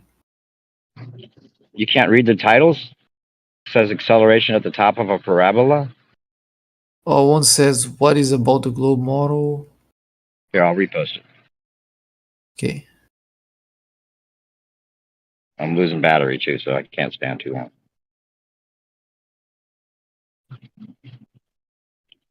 Okay. Oh, and then see like second to let's see, third column over, very top. Uniform curvilinear motion. All right. Says uniform curvilinear motion is defined as a constant rotation at any given instance around a circle, which shares the tangent on the curved path at this very instant, wherever the center of the circle is called an instant center of rotation. This means that the velocity of a vector of the object changes direction, and any change of the velocity vector is called an acceleration. Uniform curvilinear motion is thus, per definition, an accelerated motion. And any physical body will react to the change of the velocity by resisting this change. Newton Principia, quote, says this: the incita, or innate force of matter, is a power of resisting by which every body, as much as in it lies, continues in its present state, whether it be of rest or of moving uniformly forwards in a right line. This inertial resistance of a body force around a curve is proportional to the square of its angular velocity, as well as proportional to the radius of the curve. Because bodies want to continue in their present state, whether it be of rest or of moving uniformly forwards in a right line, they are said to conserve their momentum, which is the product of the amount of matter in motion and the velocity it wants to continue. This is what Galileo observed, and it is this very observation he had to hide in his cup shuffle trick called relativity. Here is where the coin is buried and Galileo is busted. The momentum of a ball at the top of the mast of a ship moving over a curved surface is P top equals MW R plus H, whereas at the foot of the mast, it is P foot equals MWR.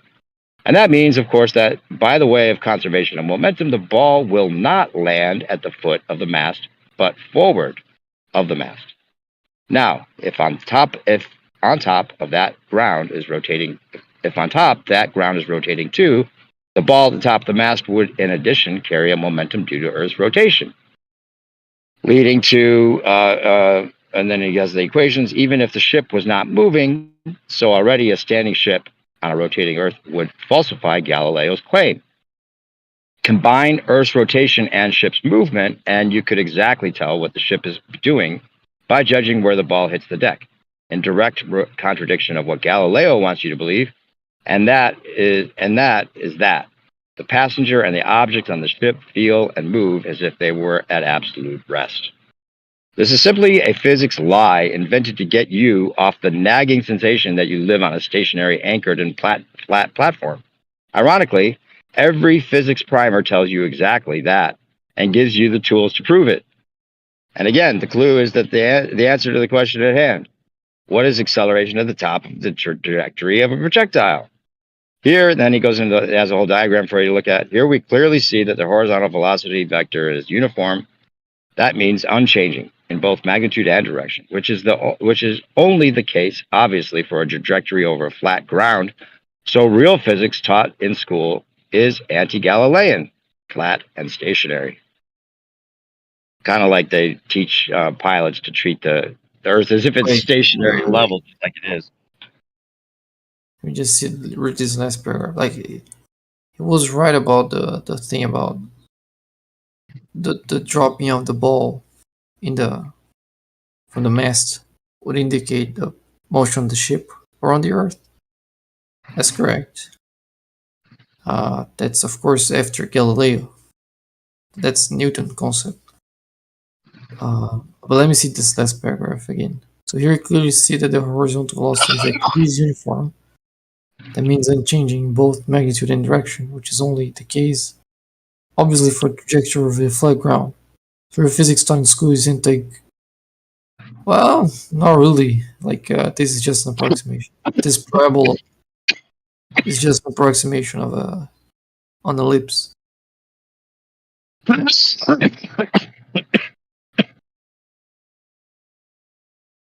Yeah, the parabola assumes a flat ground. I'd agree with that. But that's an approximation for the ellipse. A more correct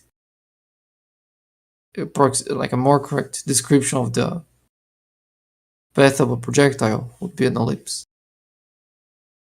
But it's just easier to deal with a parabola.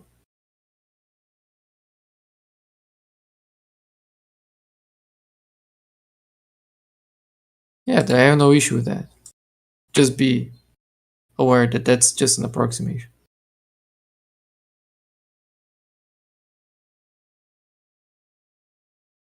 Hello?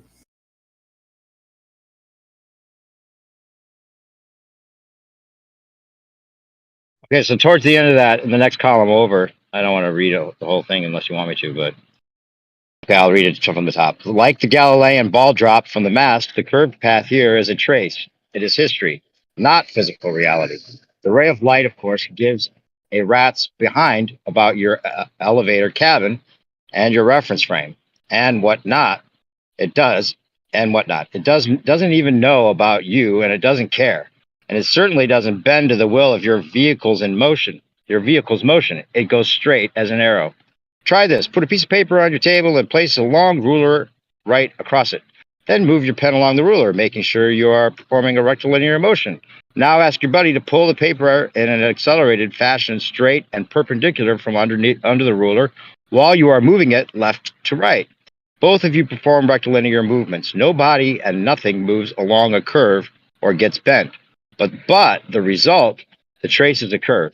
It is the trace of the two independent motions sharing a common time. This curve is a phantom curve. It is not representing the kinematic reality of motion. No velocity vector changes direction. This is always misrepresented as a decomposition of a single motion, which it clearly is not. A single motion would be if your pen moved along a curved line over the paper. This curve you can then decompose into a vertical and horizontal component if you want, but you will never get two independent motions out of it. That is, motions that have a representation in physical reality. The big difference is that a body moving along a genuine curve inescapably experiences radial acceleration, whereas a body moving along two rectilinear paths sharing a common time will not experience radial acceleration.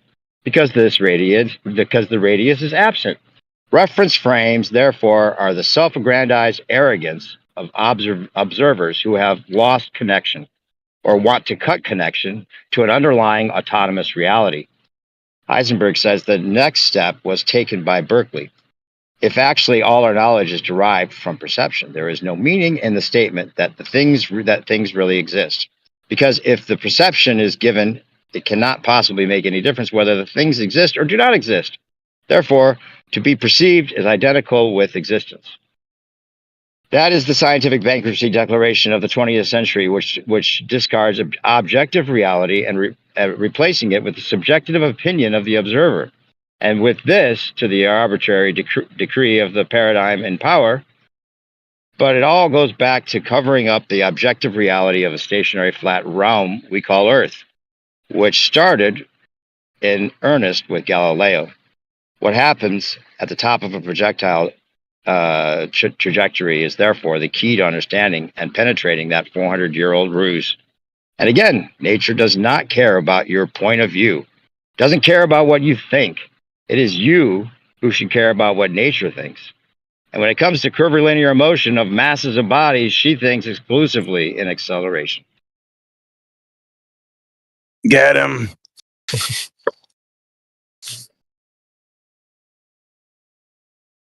Yeah. What is exactly the point there? I think I missed I'm it. not. I mean, well, come on. He's saying that you have your centrifugal force is actually going to be at play. You can't just call it a fictitious force because of your reference frames. I'm not calling it fictitious force. That's by definition what it is. Where would you? Okay, why is there a real force anywhere?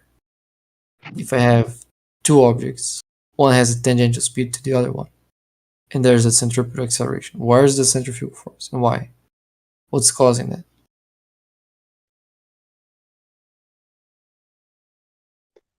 The answer is none.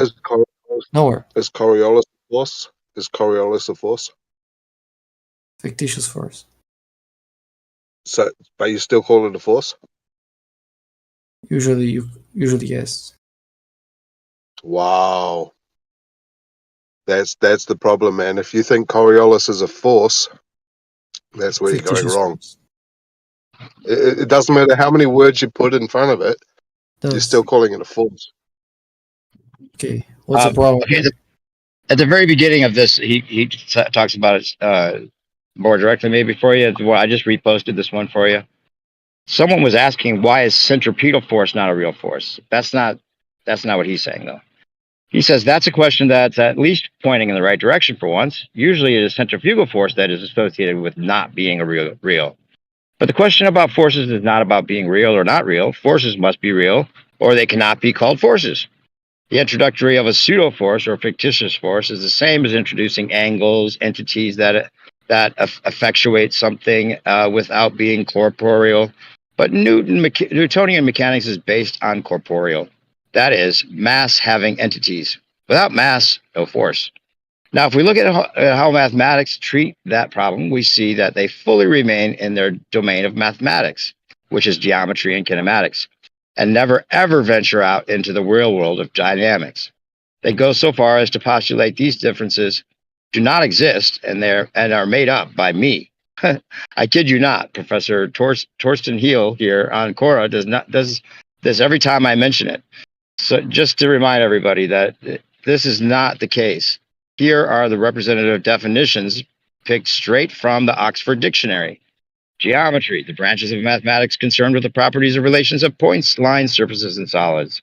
Kinematics, the branch of mechanics concerned with motions of objects without reference to the forces which cause the motion. You need to hear it again, sounds like. Dynamics, the brand of mechanics concerned with the motion of bodies under the action forces. Why do I have to hear all that again? Hold on, I'm listening. I was listening to that. So, if we look at the derivation of the centripetal acceleration, we see that it is pure geometry and massless points in motion. But never is it the effect of having mass introduced, demonstrated, calculated, and derived. Simply multiplying the derived acceleration with mass will not do. You have to investigate what the mass wants to do. And then he goes into another quote from Richard Feynman. One might sit in an armchair all day long and define words at will, but to find out what happens when two balls push against each other, or when a weight is hung on a spring, is another matter altogether, because the way the bodies behave is something completely outside any choice of definitions. And you said, just like you're saying, centrifugal is by definition a pseudo force. And here, besides the above-mentioned domains of validity, there is another crucial aspect of physical reality, that is, of real masses as opposed to theoretical points, like on your computer. An aspect which is regularly neglected, and that aspect of degrees of freedom. Something that has no degree of freedom cannot push you. When you lean against a house, does the house push you, or do you push the house? The situation is not semantical, because it is the house. Because if the house would disappear, you would fall flat on your nose. You would disappear. If you would disappear, the house wouldn't notice. A popular example of the obfuscation around the notion of centripetal force is the Gravity Fair ground ride. Here it is claimed that the spinning structure is applying centripetal force onto you. And that's all there is to it, just like you were saying about orbits. But the structure is rigid in the centripetal direction and can thus not push you. It is you who tries to push the rigid structure out of their way. And if the structure is not strong enough, you break through in any direction away from the center. Not the structure collapses toward the center, which would be the case. Would it be centripetal force be acting? Or if the hammer thrower wants to persuade the ball to go in a circle around him, he has to overcome the innate power of resistance of the ball to do so. Again, the leash is a rigid structure which cannot pull the ball. It is the ball which has the necessary degree of freedom to stretch the leash. If the leash would be somewhat flexible, the length of the leash would increase. It would stretch, which is a clear sign that what is active here is the centrifugal force applied to the ball, not a contracting centripetal force by the leash.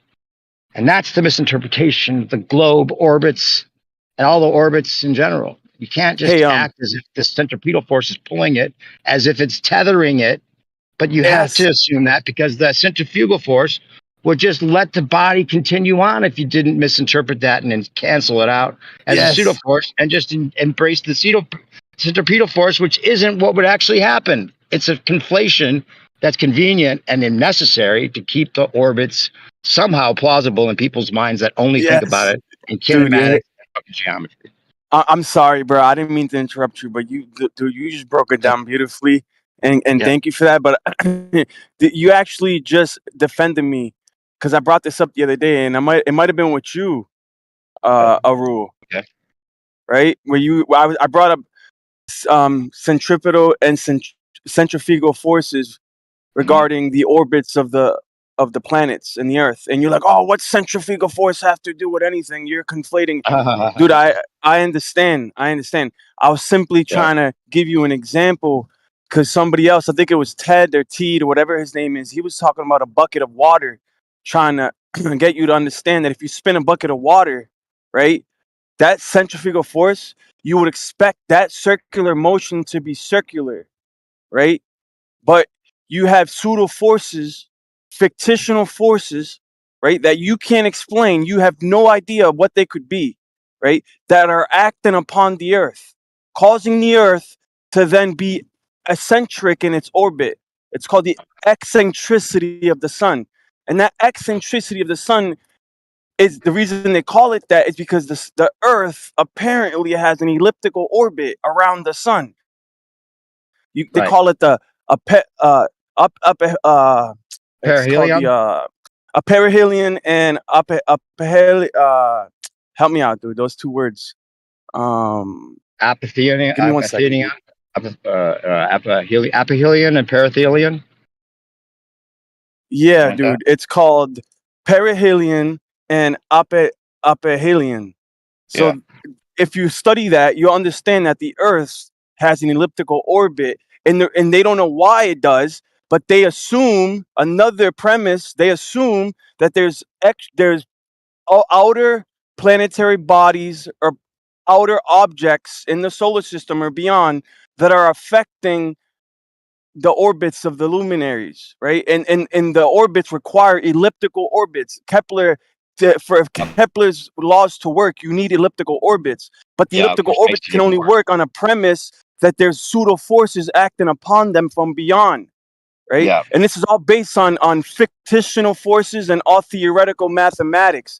Yeah, you can make it work with your theoretical mathematics, but that doesn't mean that that's what's actually going on in real life in real time. And this is where geometry comes in, because you can explain these phenomena using geometric perspective in real time and angles, right? And if you know that the sun is local, you no longer need to add fictional forces from beyond, because clearly it's just the angle. Your whole paradigm is based off a false understanding of what you're looking at. Yeah. Conflation. Anyways, bro, Unnecessary conflation. thanks. Yeah, that's exactly what it is. But And sometimes, I bro, mean, sometimes I can't convey everything, but you just said it beautifully. But yeah, thanks. well, no, I was reading from Michael Brenner's paper that I just posted in the live chat, so you should just take that and keep it. And all the ones I just posted are talking about centrifugal force with Bacon here, who, I was trying to explain to him why the orbits don't even work in his Or model. He doesn't Bacon. have it. Yeah, May Bacon. I not think have it was been, Bacon I honey. was talking to last time. You might be right, because these conversations happen a lot of different times. But I was here for one that you're talking about the water in the bucket, and the guy was trying to prove that his proof for it being a globe, and it went with the stars first. It's either one, the stars are moving, right, and the sky's moving, or I am. And then he went to water in the bucket. All was bullshit. If that's the same conversation, I don't know if that was a role that may have been Alk or AJK or whatever his name is that comes in here at the very top. Just in case, because I hate when some people say, "Hey, Stacey said this," and I didn't say that. That was a different No, I wasn't conversation. saying sorry. Bacon. He wasn't talking about Bacon. He was might talking be- about a rule, whatever. I don't know if Yeah. it was a rule or Bacon. It could have been Bacon actually last time that I was Really? actually conversing with. But I did bring up the bucket as an example. I brought it up again after that Glober brought it up. I brought it up again, but I used it under my own I used it again, but to back up my own understanding of things, because you would expect a circular orbit, right? Because if not, if you have an elliptical orbit, what's going to happen, right?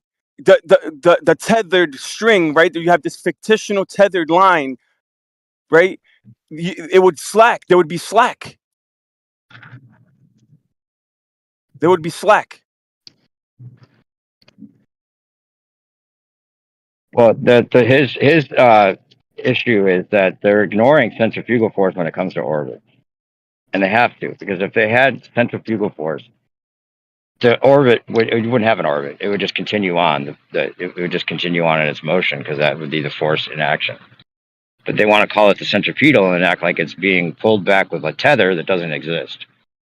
The force of the bucket with the water is causing the force. The water trying to leave is what causes the force, right? The water against the bottom of the bucket. And if it was a a globe, it would actually really be a pear. Yeah, that too. It would literally be a pear shape, right? New perspective. So regarding the luminaries, right? Yeah. It wouldn't be the luminary itself necessarily. Like, it wouldn't be the water. Like you're saying, it would be the water itself that's propelling it. Yeah. Well, they need the tether. The water would continue through the bottom of the bucket, or the bucket would just fly away without the tether. And they want to have the tether and eat it too, or something. And they want to they want to make the tether. They want to work. They want to call it a centripetal force. That's all you need, right? Because it's acting. That's the tether. The centripetal force is inward. Centrifugal is outward, right? And they want to talk about the centrifugal being a pseudo force, which it's not. It's actual force that the orbit that kills the orbits. Because you can't just act like it's a pseudo force and cancel it out with a centripetal. That's what they're doing.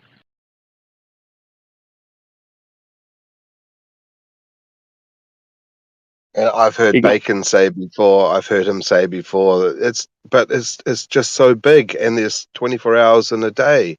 That's why. And when you explained the other day that if you imagine the Earth is a clock and the surface of the Earth is the hour hand,